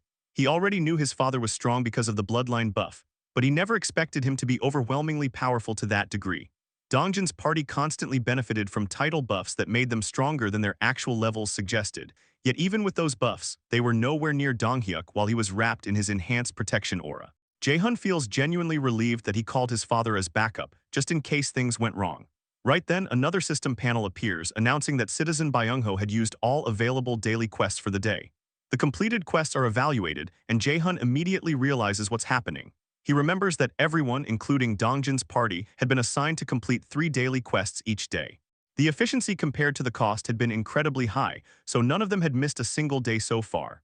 Honestly, Jae-hun hadn't expected much from the rewards, but things ended up working out surprisingly well. He starts wondering what kind of bonus he might get this time. Part of him hopes for something like pain resistance, since every level up feels like his body is getting folded by reality itself. Then the system announces that the evaluation is complete. A notification appears, congratulating him and revealing that he hit the jackpot. Jae-hun had obtained a skill point. The moment he sees it, he's insanely happy. He immediately praises Byung-ho in his head. Out of all the countless daily quest rewards he had received so far, this was only the second time he'd ever gotten a skill point, and both times happened because of Byung-ho. Jae-hun jokes to himself that once a support character becomes a support character, they stay one forever. At that exact moment, Seo Yejin notices his reaction and asks if he received some good news. Jae-hun happily responds that he basically won the lottery, leaving Seo Yejin confused as hell. She questions what he means by lottery, but Jae-hun brushes it off and explains that the news just feels that good. While thinking things through, Jae-hun decides to use the remaining skill points from before to further upgrade the store skill. With the speed his level keeps increasing, he figures he'll probably fill every store slot before even reaching level 30. Until now, he never seriously considered how to spend those points, but even free skill points couldn't just be wasted carelessly. Then Jae-hun notices something strange. A completely new section appears in the system called Ultimate Shut-in S Health. Seeing that, Jae-hun starts wondering if leveling it up could reduce the pain that always accompanies his level-ups. But almost immediately, he rejects the idea. The risk feels way too high. If he spends a skill point on it only to receive some random effect like increased regeneration, then the entire thing would become a complete waste. In the end, he decides the safe option is still the best option. A system panel appears asking if he wants to upgrade the Ultimate Shut-in's Dignity Preservation skill. Jae-hun chooses yes. The moment he does, the normally blue system panel suddenly changes into a brilliant golden color, radiating intense golden light everywhere. Another notification appears immediately afterward, announcing that the Ultimate Shut-in's Dignity Preservation skill had reached level 6. Jae-hun stares at it in complete awe, wondering if this is actually real. Then a brand new window appears, stating that a new function has been added. But before the function can even be revealed, the scene transitions once more to an apocalyptic ruined city. Somewhere inside the destroyed area, countless lowest-tier vampires are hunting humans and drinking their blood. High above them, standing on top of a building while the swarm moves below, Nuri watches everything unfold. Nuri reflects on how both Jung Young-hoon and Go In-seok died. She finds it unbelievable that someone managed to kill two true vampires who directly received power from that person. Thinking about Busan, she starts wondering what kind of monster could possibly live there. As those thoughts cross her mind, blood suddenly erupts from her back, forming massive wing-like structures that resemble butterfly wings. While the vampire girl moved into action, Dongjin's party gathered with Jae-hun to discuss a serious situation. Based on the enemy's recent movements, Jae-hun believed there was a strong possibility that the vampire base was located in Ulsan. In the worst-case scenario, the entire city could already be under vampire control. Jae-hun continued explaining that Ulsan used to be an industrial city, with a population of over 1 million people. If the vampires had been using all those humans as nourishment, then the number of high-tier vampires would naturally be insane. He remembered what the last high-tier vampire had said before dying. There had to be an existence ranked even higher than them. Sweat slowly rolled down Jae-hun's face as the pressure started kicking in. If 2 or more high-tier vampires showed up at once, could they really handle it? Dongjin already knew the reality of the situation. He admitted it definitely would not be easy. Jae-hun quietly acknowledged the answer, but internally he kept calculating possibilities. Registered vassals could technically be leveled up artificially if enough money was spent. If he invested enough to raise Dongjin's entire party to level 50, then they would at least have a decent shot at winning. The issue was the cost. It would take hundreds of billions of won, completely cracked levels of spending. Right then, Donghyuk casually raised his hand and said he could probably handle 3 or 4 of those high-tier vampires by himself. And if Jae-hun's mother joined him, they could likely deal with even more. Jae-hun knew his father was not exaggerating. When his father fought alongside his mother, the physical amplification effect became absurdly powerful. On top of that, his mother's skill, the king's blessing, boosted physical stats even further. If Dajung's blessing stacked on top of everything else too, Donghyuk honestly might be able to wipe out every high-tier vampire alone. But there was still one massive problem. Could they also deal with the being those high-tier vampires referred to as that person? There was barely any information about that existence. That unknown factor alone made the whole situation feel dangerous as hell. At that moment, Jian suddenly volunteered to scout Ulsan himself. Jae-hun was surprised, but Jian calmly explained that with his ability, he could travel there and back quickly. Jae-hun admitted the distance would not be an issue for him, but if Ulsan truly was a nest packed with vampires, then the mission could become insanely dangerous. He asked if Jian would really be okay. Jian simply smiled and said it was something that had to be done anyway. Jae-hun eventually agreed. He promised to keep constant watch over him, and if things became dangerous, Jian only needed to buy a little time. Jae-hun would immediately use Vassal Summon to pull him back safely. Even after agreeing though, Donghyuk remained quiet in the background, clearly thinking about something. The scene then shifted to Nuri flying across the city with her butterfly wings spread wide. As she moved through the sky, she reflected on Jung Young-hoon and Go In-seok. Both of them had been complete weirdos, but they were not weak. In fact, they were among the stronger high-tier vampires. Because of that, she stayed cautious. Her plan was simple: investigate quickly and leave immediately. But the moment she arrived, the sight in front of her completely broke her brain. Standing, there was a gigantic world tree. Nuri stared at it in disbelief, wondering how a tree could possibly be that massive. She immediately concluded that the 2 high-tier vampires must have been killed by that thing. Then she noticed something even crazier. Humans were casually living inside the buildings like nothing had happened. Regular, everyday life. A citizen turned on a light bulb inside an apartment and the entire room lit up with electricity. In the middle of a ruined apocalypse, these people still had power. Nuri was genuinely stunned. She could not understand how electricity was even functioning anymore. Completely confused, she rushed forward to get a closer look, but right before entering, a system panel suddenly appeared in front of her with a simple warning. No entry. Nuri immediately stopped midair. Before she could process it, another message appeared asking if she wanted to acquire citizenship. The realization instantly hit her. The system had recognized her existence. At that point, Nuri understood that continuing to scout any further would be dangerous.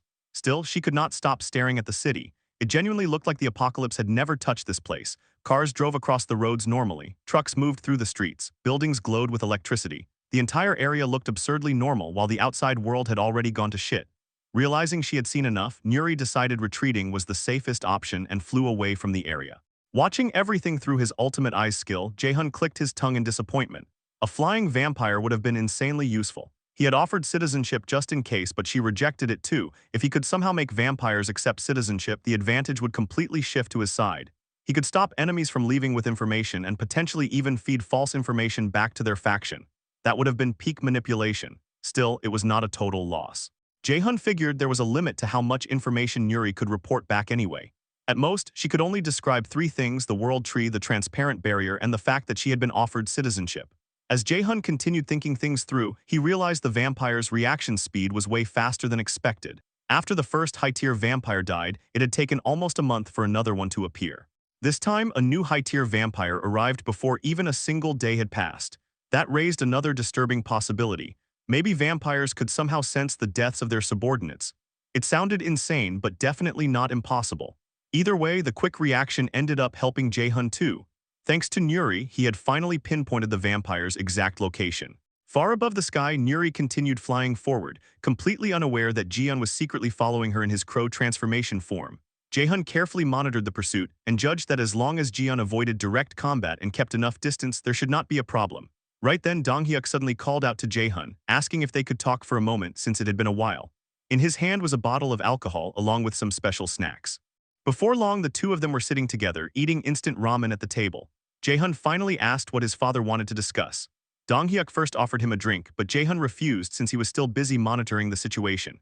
Donghyuk sounded slightly disappointed, so Jaehun instead grabbed the bottle and poured the alcohol for him himself. After taking a moment, Donghyuk quietly told his son to come home more often because his grandmother missed him. Jaehun apologized immediately. As the fairy power kept growing stronger, the amount of time his grandmother stayed awake has increased by around 10 minutes every day. Most of the time, she remained asleep now. He had not worried too much because his mother stayed by her side, taking care of her constantly, but hearing it directly from his father still hit different. He admitted he really had not visited lately and promised he would come by soon. Donghyuk then took a long gulp of his drink before finally getting to the real topic. He asked Jaehun what exactly he planned to do about the vampires. Jaehun froze for a second, caught completely off guard by the question.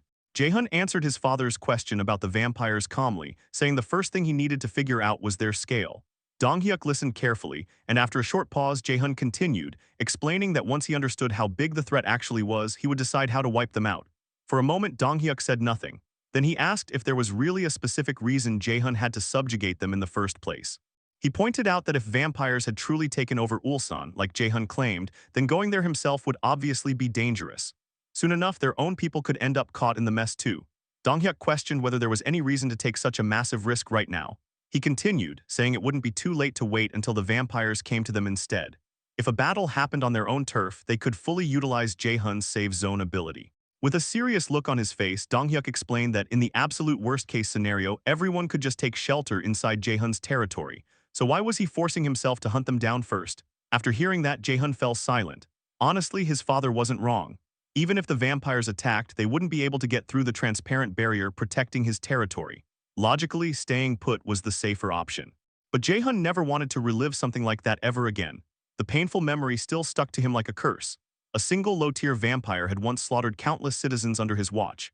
No matter how prepared he became, that anxiety never fully disappeared. Finally, Jaehun explained that back when he didn't even know vampires existed, he had unknowingly accepted one as a citizen. Quietly, he prepared himself to tell his father everything that happened that day. Deep down, Jaehun thought that every single bud capable of growing into a tragedy needed to be cut down before it bloomed. So he explained the entire incident from beginning to end. how he accepted a vampire into the territory, and how that same vampire later massacred many innocent citizens. It didn't take long for him to finish recounting the tragedy. After hearing the story, Dong-hyuk went completely silent. His expression turned grim instantly, and the weight of what happened was written all over his face. Jae-hun explained that vampires preyed on humans by nature. There was no way he could just ignore them. Even if vampires had already taken over Ulsan, survivors could still be trapped there somewhere. He declared that he was going to exterminate every vampire in Ulsan and rescue whoever was left alive. Of course, Dongjin's party would once again end up fighting on the front lines, but Jae-hun made it clear he wasn't planning to sit back and watch. He was trying to help however he could within his limits. And this time too, he intended to before he could finish. Dong-hyuk suddenly took a huge sip of soju. Then he apologized. Jae-hun looked confused and asked what exactly he was apologizing for. Hesitating awkwardly, Dong-hyuk admitted that he originally thought Jae-hun was doing all of this for experience points. Jae-hun was genuinely stunned. Was that really how his own father saw him? Like he would slaughter people just to farm EXP? Dong-hyuk nervously tried to explain himself, saying the experience points earned from killing powerful vampires were insanely huge, so naturally that was where his mind went. Then, clearly trying to dodge the awkward atmosphere after basically calling his son a psycho, Dong-hyuk casually asked if Jae-hun needed anything else and offered him more ramen. Seeing his father's embarrassed expression, Jae-hun couldn't help feeling amused. Still, Dong-hyuk quickly returned to being serious. If that was truly Jae-hun's intention, then he wouldn't stop him anymore. He just told him to always stay careful and cautious. And whenever he needed help, he should call him immediately, just like this time. Jae-hun answered with a warm smile, saying he would. Then he thanked his dad. As the scene shifted, Nuri soared high through the sky towards Samsundong in central Ulsan, following closely behind her while secretly observing the area was Jian. As he watched the place below, Jian wondered if this was the vampire's main base. He considered descending for a closer look, but right then, chaos suddenly erupted nearby. One of the vampires screamed that a human had escaped. Immediately, a swarm of vampires rushed through the area, yelling at each other not to let her get away. From above, Jian noticed someone sprinting desperately through the streets. It was a girl. Tears streamed down her face while she ran for her life. As she fled, she desperately screamed at them to leave her alone and disappear. Meanwhile, the vampires kept chasing her relentlessly, shouting for her to stop running. But after escaping for a while, she suddenly froze. A dead end, a wall blocked her path completely. The vampires laughed as they closed in around her. One of them mocked her like a little rat that had finally been cornered. Inside her head, regret consumed her instantly. She thought this was the biggest mistake of her life. She couldn't believe she had come all this way, only to die here. She had trusted her own ability way too much. If she had known it would end like this, she never would have stepped into a place like this in the first place. The low-tier vampires charged straight toward her. At that moment, she truly believed it was over. Then a miracle appeared. Jian descended from above. Using his leg crow transformation, we see his legs transformed into crow legs. With that power, he grabbed the girl and launched them both high into the sky. The girl was completely shocked. Jian calmly reassured her, explaining that she looked like she was in danger, so he simply stepped in to save her. The girl stared at him in total confusion before asking if he was actually human. Ignoring the question for the moment, Jian explained that he would first drop her somewhere safe on a rooftop so they could talk properly. As they flew higher, the girl looked down in disbelief at the vampires below. She had actually survived. Meanwhile, the vampires completely lost their shit. They furiously screamed about the guy who stole their prey and demanded to know who the hell he was. Now realizing she was finally safe, the girl suddenly snapped back with full confidence, yelling insults at the vampires below and telling all those idiots to die and go to hell. Jian immediately got annoyed, warning her that she was going to pull aggro from every vampire nearby if she kept screaming like that. After some time, he finally landed on the rooftop of a building and gently set her down. The girl thanked him sincerely, admitting she survived only because of him. Jian brushed it off casually and said there was no need to thank him, but there was something he wanted to ask. The girl asked what it was. Jian immediately questioned her about vampires and asked how much she actually knew about them. She revealed that crushing a vampire's heart could kill them. Jian asked if that was all. The girl smirked slightly and replied with a vague maybe, maybe not. Clearly, she wasn't planning to hand over information for free. Jian seriously requested that she tell him everything she knew about the vampires and how far they had spread throughout the city. The girl instantly realized he specifically wanted information about vampire-controlled territory. Conveniently for him, she claimed to be an expert in exactly that kind of thing, but internally she was already scheming. This was perfect. Escaping the vampire district alone would have been insanely difficult, but now she suddenly had leverage. Meanwhile, Jian continued politely asking her to tell him what she knew. Inside her head, she immediately decided to use her information as bargaining power so she could ask him for help. Then she explained that information, this valuable, wasn't exactly something she could just hand over for free. Jian instantly called her shameless, after he literally went through the trouble of saving her. But the girl just smiled brightly and explained she wasn't asking for anything unreasonable, only one tiny favor. Right then, Jian accepted. But in the very next second, the girl's expression completely changed in shock. Jian calmly told her he had a counterproposal instead. Then suddenly, chocolates and bottles of cola materialized in the air right in front of her. Jian simply asked if that would be enough. We're first introduced to this girl named Park Saram. She's level 21, and her awakened ability is Shadow Move. Meanwhile, the chocolate bars and cola summoned by Jaehyun are sitting right in front of her, and she immediately starts devouring them. One after another, she chugs the cola without slowing down. After taking a huge sip, she finally looks refreshed again, talking about how long it's been since she felt that fizzy sensation sliding down her throat. But the mood shifts instantly when Jian reminds her that it's time to answer some questions. The second he says that, Saram's entire attitude flips. She suddenly becomes weirdly obedient and calls him master, while clinging tightly to the precious cola bottle like it's legendary loot. Jian is internally baffled, thinking this shameless bitch is suddenly calling him master now. Saram quickly introduces herself properly and immediately starts bargaining again. She shamelessly asks how many more chocolates they have, and says she can give even more information if she gets another chocolate bar. Jian instantly catches this girl's vibe and relays her demands to Jaehyun through the communication ring. Jaehyun casually responds that it's fine since giving her more chocolate isn't difficult at all. As wrappers start piling up around her, Saram keeps eating while explaining everything she knows about the vampires. According to her, not all of Ulsan is overrun by vampires. Roughly half the city is still manageable. The Tiwa River acts as the dividing line. Everything south of the river belongs to vampire territory and is extremely dangerous, but things become safer once people cross to the other side. While casually stuffing herself with chocolate, she accidentally drops an even bigger piece of information. She mentions that humans are actually more dangerous over there. Hearing this, Jaehyun immediately feels like something is off. Their current location is clearly south of the Tiwa River, meaning they're standing inside vampire territory right now. Using the communication ring, Jaehyun asks Jian to question her about why she was being chased inside vampire territory. Jian agrees and asks directly, if everything she said is true, then why was she there? Saram answers like it's obvious. She risked her life for food. She says she has people back home who need to eat. Jian immediately understands the situation, but Saram suddenly follows up with another proposal. She asks if they would consider coming with her. Jian is caught completely off guard for a second, but Saram keeps going, saying it should be obvious. They still have a lot of questions for her anyway. Jian points out that she's speaking casually to him again, but Saram ignores that entirely and suggests they move somewhere safe so they can talk properly. Jian thinks it over briefly before immediately turning toward Jaehyun for the final call. Jaehyun quietly analyzes everything. Honestly, he already learned most of what he wanted to know. Any extra information would probably just be details about how the survivor groups are organized. Still, after listening to Park Saram, it's clear the survivor groups aren't fully united. Jaehyun is also curious about what she meant when she said humans are more dangerous than vampires. So Jaehyun decides they should go with her and hear the rest. Jian agrees and asks where they need to go. Saram looks genuinely shocked that he accepted so quickly. After a moment, she points toward the distance and explains that they only need to cross the river. Jian immediately spreads his majestic crow wings and says they're leaving right now. Saram panics because she hasn't even finished eating yet, but before she can complain properly, Jian grabs her with his crow legs and launches into the air toward the destination she pointed at. As they fly away, the chocolate bar slips from her hand, and she desperately cries out over the lost snack. After some time passes, the scene transitions to the two of them standing in front of a building.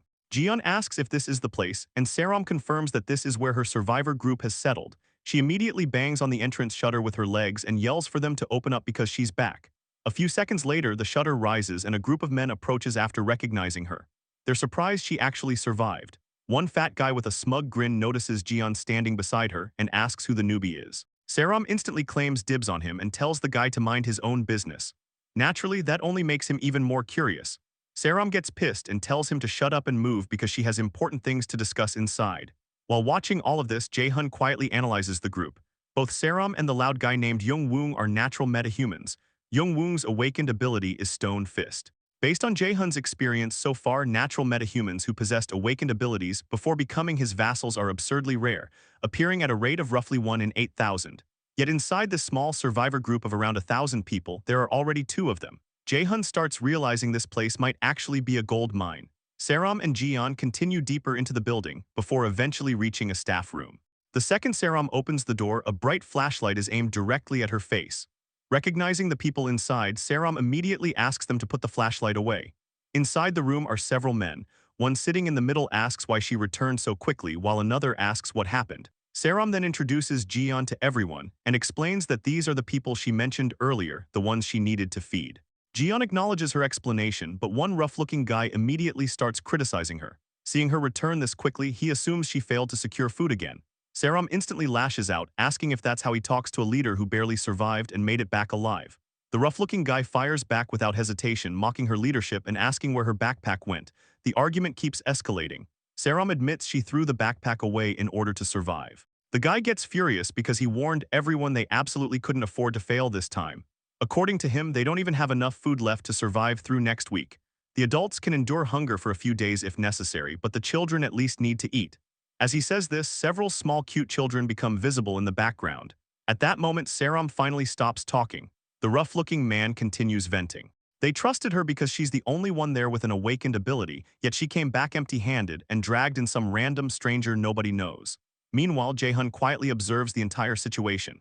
During the trip through the hypermarket, he already noticed how terrible things looked. Just from the expressions and physical condition of the survivors they passed, it was obvious they were desperately short on food. They've clearly reached their limit.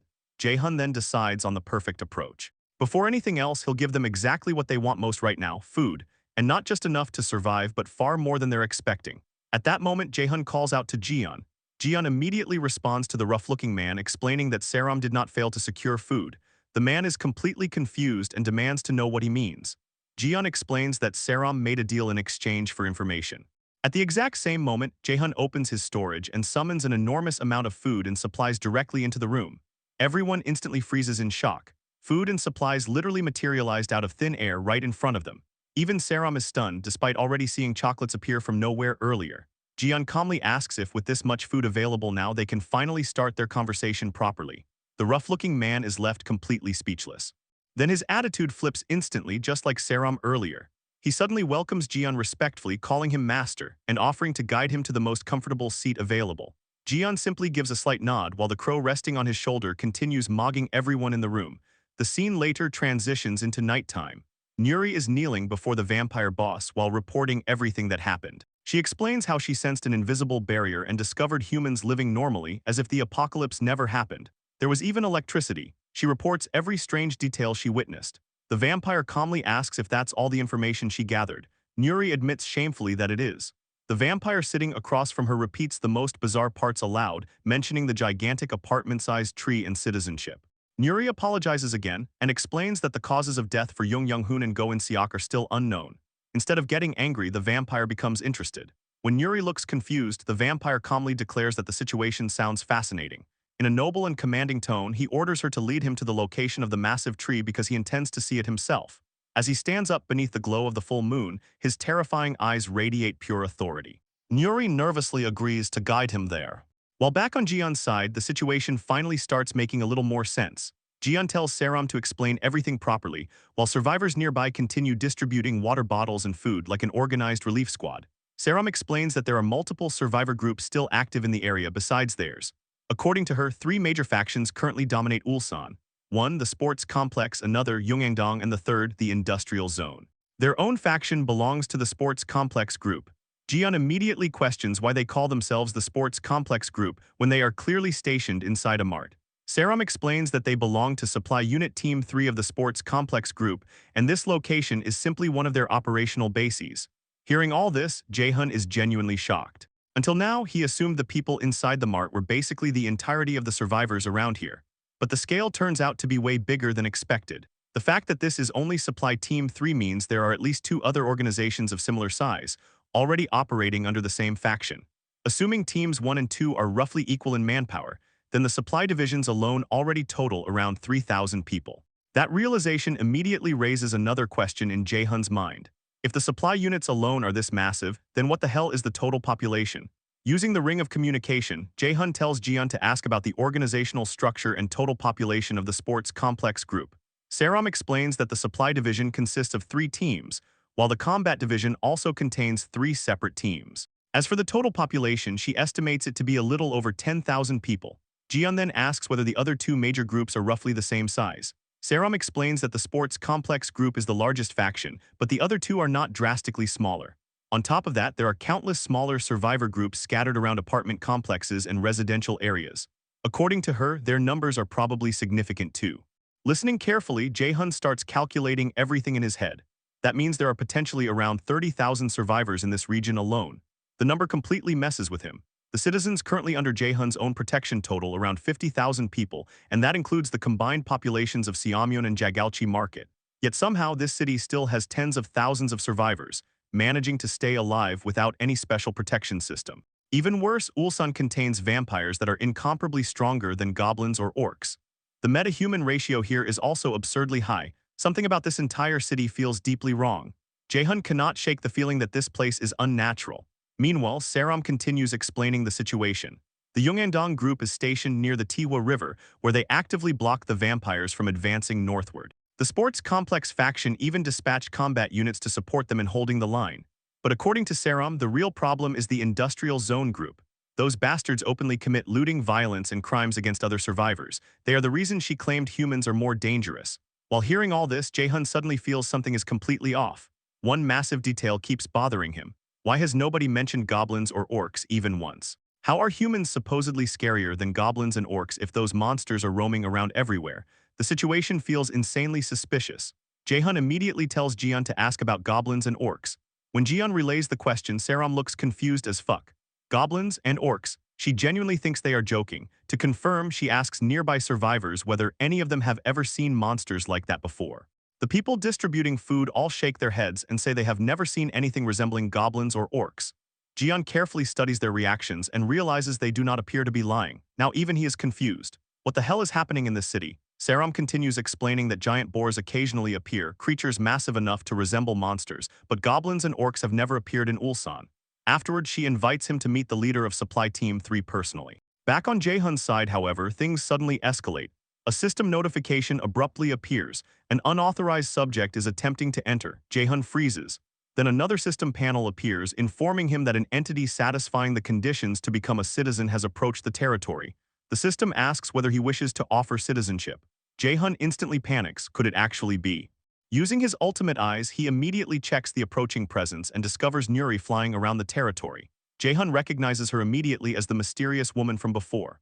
But the next moment, another detail completely shocks him. She is not alone. Standing beside her is a terrifying stranger. The vampire leader himself has arrived. As they overlook the massive tree rising from the middle of the city, the vampire calmly remarks that the tree exists exactly as Nuri described. Nuri respectfully confirms his statement while addressing him with absolute reverence. Vlad Teeps, the great true ancestor, the man finally reveals himself. Level 62, title True Ancestor. The guy straight up radiates noble vampire energy. While staring at the gigantic tree, Vlad quietly comments that it is interesting. Watching this unfold, Jaehoon's mind starts racing. A true ancestor, that means this monster is the absolute leader of the vampires. But why reveal himself now? Then Vlad notices the transparent barrier surrounding the territory and calmly says that the barrier truly exists just as Nuri claimed. Immediately afterward, he decides to test it. The next second, Vlad casually raises his hand and slashes the barrier with his claws. Jaehoon instantly realizes this is not the time to hesitate. He rushes to wake his father, who is still trapped in deep sleep. But before he can do anything else, he suddenly feels something slicing through him. At the same time, system notifications begin flooding his vision. Unauthorized subject is attempting to enter. The strike from the true ancestor sends unimaginable agony through Jaehoon's body. The pain feels as though his entire body has been violently torn apart. Jaehoon cannot believe it. The barrier was breached. For the very first time since the apocalypse began, an actual slash appears across the transparent barrier, something that had literally never happened before. But only moments later, the barrier begins restoring itself.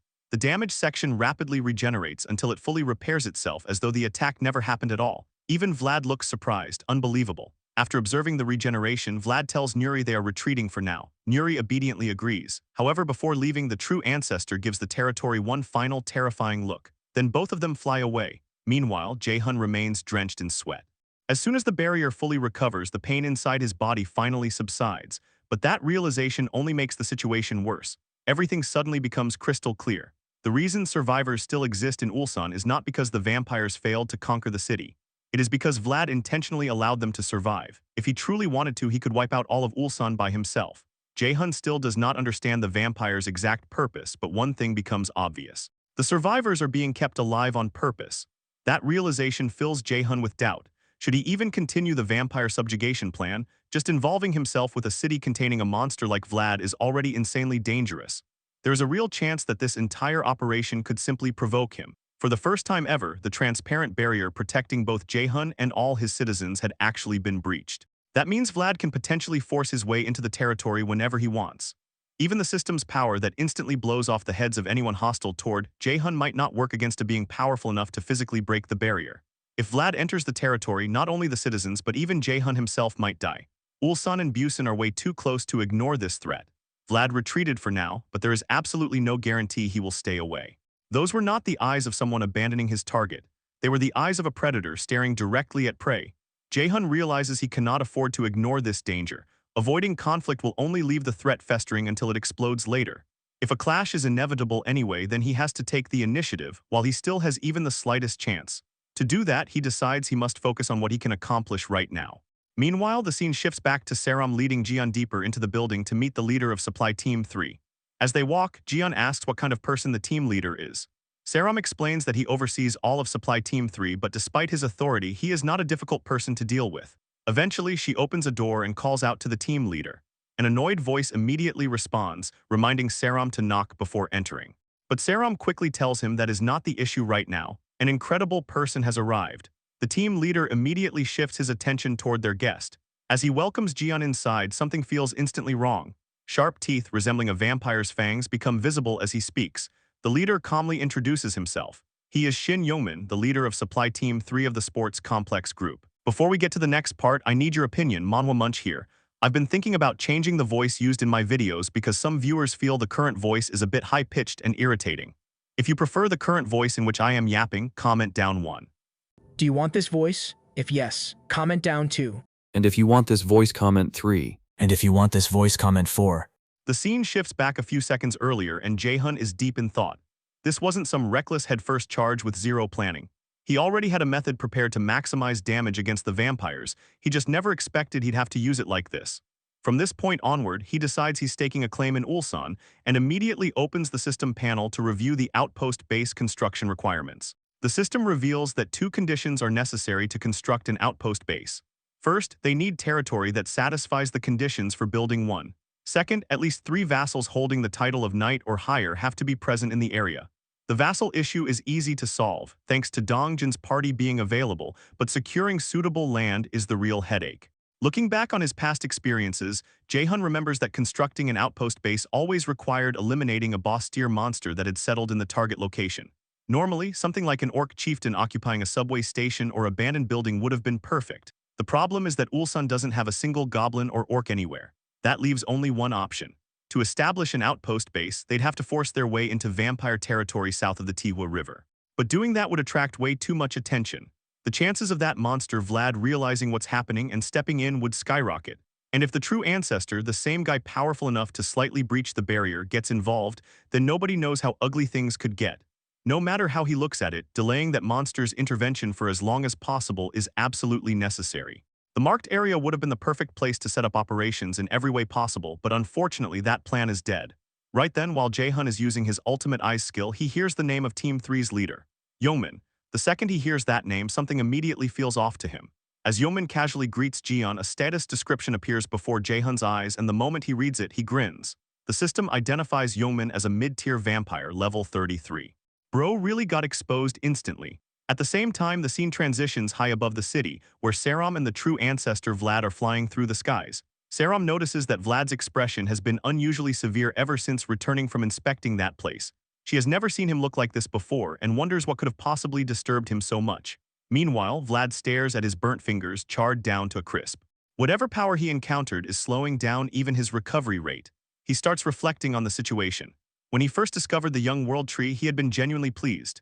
Even in his current state, he believed he could easily burn it down or, if things went well, corrupt it and devour part of the world's authority for himself. But the barrier surrounding it made that impossible. Without question, the power behind that barrier was not the authority of the world itself. Vlad had tried to tear it down, yet the only thing he managed to achieve was creating a tiny crack, and even that came with an absurdly brutal cost. For the brief moment he sensed the barrier's massive scale and the dense authority contained within that territory, the feeling was both terrifying and fascinating to him. Then Vlad grins in amusement. The aura he felt was unlike anything he had ever experienced before. He begins wondering if the being residing there could actually be a god that descended upon the world. With the night of the full moon approaching, Vlad realizes the coming events might present a rare opportunity for him. The two continue flying above the city, before the scene transitions again to a quiet, empty room where Jiyeon is speaking privately with Jaehyun. Jiyeon confirms he moved to a secluded location exactly as requested. Jaehyun apologizes for the sudden secrecy and explains that he has urgent information to share. Then he drops a complete bombshell. Jaehyun reveals that Yeongmin, the leader of Supply Team 3 whom Jiyeon had just met, is actually a vampire. The revelation completely shocks Jiyeon and he immediately questions whether Jaehyun is absolutely certain about it. Jaehyun confirms without hesitation that he is completely sure. Jiyeon quickly asks what they should do next. Jaehyun explains that he'll be sending Dongjin's party over shortly, and until they arrive, Jiyeon needs to keep monitoring Yeongmin while remaining on standby. Jiyeon agrees but then asks if it would be alright to share all the information, including details about Jaehyun himself, with Saram since she seems trustworthy. Jaehyun tells him to handle it however he sees fit. Moments later, Jiyeon explains everything to Saram, including the information about Team 3's leader and Jaehyun's existence. Saram is visibly shaken after hearing the truth. She can barely believe that Team 3's leader is actually a vampire, and asks if Jiyeon is seriously not joking around. Unfortunately, he confirms that everything is true. Saram then realizes that the ability used to summon that massive amount of food earlier belonged to Jaehyun. Jiyeon confirms that as well. Even though she admits the entire situation sounds insane and difficult to believe, she still decides to trust him. It's not because she fully believes the story itself, but because she trusts his abilities. If the person Jiyeon described truly exists, then even if things go horribly wrong and they get expelled, his group would still take responsibility for them, right? Jiyeon promises that they will. Still, Saram points out the obvious problem. If Team 3's leader really is a vampire, then they need to take action somehow. But Jiyeon explains there isn't much they can do immediately. His comrades are already on the way, and the scene cuts to Dongjin's party riding through the city in a jeep. In the back seats, Dongjin and Kang sit prepared for what's coming next. As Jiyeon continues explaining the situation, he says the main operation will begin once his comrades arrive. Until then, their only mission is simple: keep watching Yeongmin. The scene transitions to the next day as multiple system windows suddenly appear before Jaehyun. The notifications reveal that a level 33 middle-tier vampire, Shin Yeongmin, has been hunted. A massive amount of experience points is awarded, and money is automatically deposited into his wallet. Another notification announces that Citizen Byung-ho has eliminated the leader of Ulsan Market. With that, construction of an outpost base at Ulsan Market becomes possible. I thought Shin Yeongmin was going to be a pretty significant character, but bro was just an NPC. The operation has gone smoothly, proving that taking down the leader of Team 3 of Empire wasn't nearly as difficult as expected. Meanwhile, Woong, the man from before, opens a small box. Inside is a dead body. The moment he sees it, he realizes who it is. The people Saram brought had been right all along. It really was the leader of Team 3, that MF of a vampire. Jaehyun reflects on everything that happened. By using Byung-ho's invisibility ability to search the leader's private quarters, they discovered corpses completely drained of blood. Finding a body is unfortunate, but at the same time, it's a relief. The leader of Team 3 had close relationships with many of the survivors in the market. If we hadn't been able to prove that he was a vampire, we would have faced massive backlash from everyone there. With the truth finally exposed, Jaehyun immediately activates construction mode. An outpost base construction panel appears before him. The system explains that this facility requires 3 citizens holding the title of knight or higher during construction. Under normal circumstances, construction would take 7 full days. The system asks whether he truly wishes to proceed. Jaehyun accepts without hesitation. Almost immediately, another system notification appears, catching him off guard. The notification states that 6 or more citizens with the title of knight or higher are currently gathered at the construction site. As a result, construction efficiency increases by 100%. The estimated completion time instantly drops to 83 hours, 59 minutes and 59 seconds. Jaehyun smiles after seeing the unexpected bonus. The effect is even better than he anticipated. Thanks to this, he'll be able to save some crystals. In truth, he never intended to wait an entire week from the start.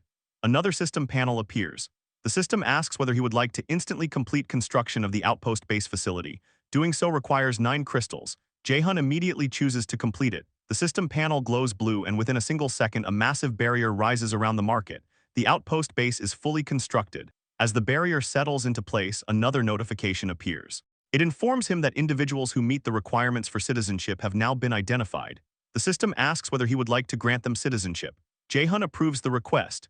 With that decision, the entirety of Ulsan Mart is now part of his territory. At the same time, he gains access to information regarding roughly 1,000 citizens living inside the market. While reviewing the data, he notices something alarming. Elsewhere inside Ulsan Mart, Dongjin believes the situation has finally been resolved. Then the overhead tube lights suddenly flicker. A second later, electricity surges throughout the entire market. Lights blaze back to life across the facility. The survivors are completely caught off guard. Nobody expected this to happen. They stare around in shock as the dull market becomes illuminated once again. After living without power for so long, seeing electricity return feels almost unbelievable, and all this thanks to our boy Jae-hun. Dongjin realizes that Lord Jae-hun's side must have completed their preparations as well. He contacts Jae-hun and asks whether the operation is finally over. The answer is simple, no. Hearing that immediately shocks Dongjin. After all, they had just killed a middle-tier vampire. Most people would assume the crisis had ended, but Jae-hun knows better. The operation isn't over yet. The reason becomes obvious moments later. Among the citizens, one person suddenly begins trembling, then another starts shaking as well. Someone nearby notices and questions what is wrong with them. The truth is soon revealed. Jae-hun announces that there are currently 19 vampires mixed among the citizens inside the mart. Because the vampires now exist within Jae-hun's territory, the vampire title immediately activates against them. All of their stats are reduced by 90%. Every buff previously affecting them is stripped away as well. Pain spreads through their entire bodies. Scarlet marks suddenly appear on their foreheads. Every vampire who had been hiding among the humans is overwhelmed by agonizing pain. They scream as the marks continue burning across their skin. Through the ring of communication, Jae-hun contacts Dongjin and issues a firm order. The vampires have been severely weakened by the title's effects. Now, eliminate every single one of them. Jae-hun activated Vassal Summon and transported all of Dongjin's party members directly near the 19 vampires that had been discovered. Above them, Dongjin gripped a spear in his hand. With all his strength and a terrifying gaze fixed on his target, he launched the spear forward. The weapon carried such destructive power that the surrounding area was devastated by the impact alone. The vampire struck by the spear had its stomach completely pierced and immediately screamed in agony. The crowd watching the scene was completely confused. Some wondered what was happening. Others realized that people had suddenly lost their minds and attacked them, yet these newcomers had stepped in and saved everyone. At the same time, multiple newly registered citizens showed increased trust toward Jae-hun. Jae-hun praised everyone's efforts. Internally, he reflected that thanks to the achievement's effect, nobody had been hurt. Now only one vampire remained. Deciding to move on, Jae-hun used the ring of communication and contacted Seo Yejin. He asked her to come up for a moment because there was somewhere he needed her to accompany him. Seo Yejin immediately agreed and told him she would be there right away. It was finally time to introduce themselves to the citizens inside the newly established outpost base. Reaching his apartment door, he activated the ultimate shut-ins door ability, connecting his room's entrance directly to the mart building's door. The moment he opened it, a bright light poured out. Seeing who emerged from the doorway, Saram was completely stunned. It was none other than everyone's dream guy, Jae-hun. Jae-hun addressed the crowd, mentioning that everyone from Sports Complex Group Supply Team 3 had probably already heard about him through the others. Saram could only stare in confusion. She couldn't understand how he had suddenly appeared there. Meanwhile, Jae-hun entered the building alongside Seo Yejin. He formally introduced himself as Kim Jae-hun and announced that he would explain the chaotic situation they were currently facing. After settling down, Jae-hun opened his storage and summoned a megaphone. The item materialized in his hand. After testing it to make sure it worked, he asked whether everyone could hear him. He then revealed a shocking truth. Some people may have already realized it, but those who had suddenly gone insane were actually vampires hiding among them. As Jae-hun spoke, a captured vampire could be seen tied up in the middle of the area. The revelation that vampires had been secretly living among humans left the citizens utterly shocked. Many couldn't believe what they were hearing. Some immediately questioned whether there had been more vampires besides the leader of Team 3. Jae-hun continued his announcement. He explained that the vampires had cleverly disguised themselves as ordinary people, infiltrated survivor organizations, secretly revealed their true identities when the time was right, and taken the lives of innocent people. Their purpose now was to expose those sins to the world and punish the guilty. The crowd erupted with a single demand. They wanted the vampire dead. People shouted that he was a cowardly traitor. Others screamed that vampires had murdered their families. However, the exposed vampire showed no fear. Instead, he shouted back, calling everyone inferior scum and questioning whether they truly believed they could punish him. Jae-hun quietly observed the reactions around him. There wasn't a single person present sentimental enough to pity a vampire that fed on human blood. Everyone there had suffered through unimaginable losses because of vampires. Even so, the tied-up vampire kept laughing and boasting. He claimed that someone would come to save him, and that once that person arrived, everyone present would. Before he could finish speaking, Jae-hun raised his hand. Opening his storage, multiple system panels appeared. Then live rounds erupted from the panels. Bullets tore into the restrained vampire from every direction. Blood sprayed everywhere as the rounds relentlessly pierced his body. The scene was cool, not gonna lie. Right before the citizens' eyes, Jae-hun carried out a public execution, openly displaying his power. A system notification appeared, announcing that a low-tier vampire, level 22, had been hunted. After witnessing the execution, many citizens experienced another surge in trust toward Jae-hun. The crowd cheered wildly as the vampire finally died. Listening to the cheers, Jae-hun sensed a trace of madness hidden within them, along with overwhelming fury toward vampires. That was simply the kind of world they lived in. The vampire's corpse disappeared after death. After all, nobody could survive in this insane world without becoming at least a little crazy themselves. Just then, Saram interrupted Jae-hun's thoughts and asked whether everything was over. Jae-hun confirmed that it was. At least within the mall, there were no remaining vampires. Saram then asked what they should do next. Behind her stood a crowd of newly accepted citizens waiting for direction. Jae-hun looked over all of them before reminding her that Supply Team 3's original responsibility had been supplying materials to the Yongandong group and the dispatchers. Saram confirmed that this was correct. Jae-hun told her to continue performing that exact role. If the team needed supplies, they only had to ask. He would provide as much as necessary. Then with a smile he announced that starting today, Park Saram would become the leader of Team 3. At first, Saram casually accepted the instruction. Then the meaning of what she had just agreed to finally registered. She was completely stunned. Jae-hun repeated himself and stated that they needed her to serve as Team 3's leader. If she was opposed to the idea, they could choose someone else. Before he could finish, Saram quickly cut him off and declared that she would do it. She promised to do her best and officially accepted the role as Team 3's leader.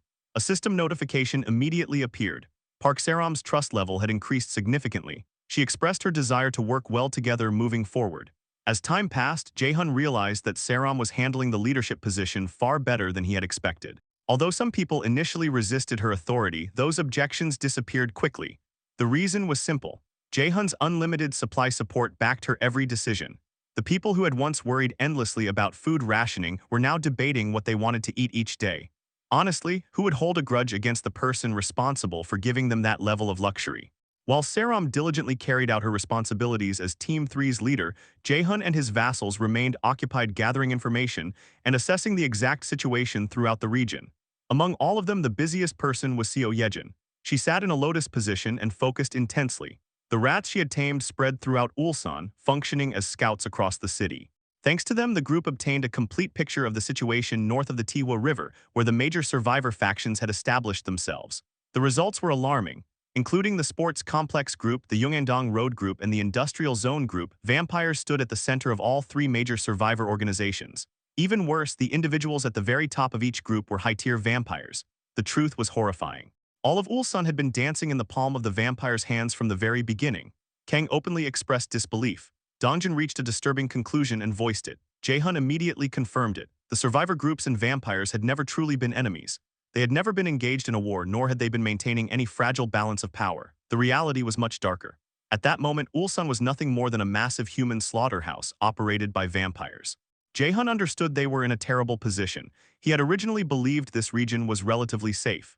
Instead, establishing an outpost base there was equivalent to setting up camp directly in the middle of enemy territory. He began considering his options. The original plan had been simple. He intended to unite every survivor group into a single force. With his enormous supply reserves, accomplishing that would not have been especially difficult. Before anyone fully realized what was happening, he could have granted citizenship to everyone, turned them into his people, and formed a fully armed combat force capable of waging war against the vampires. However, the situation had changed. With vampires occupying key positions inside every major survivor group, information regarding any move he made would immediately leak to the enemy. The number of cards available to him had become extremely limited. At that moment, Dongjin asked the question everyone was thinking. What should they do now? Jae-hun sank into deep thought.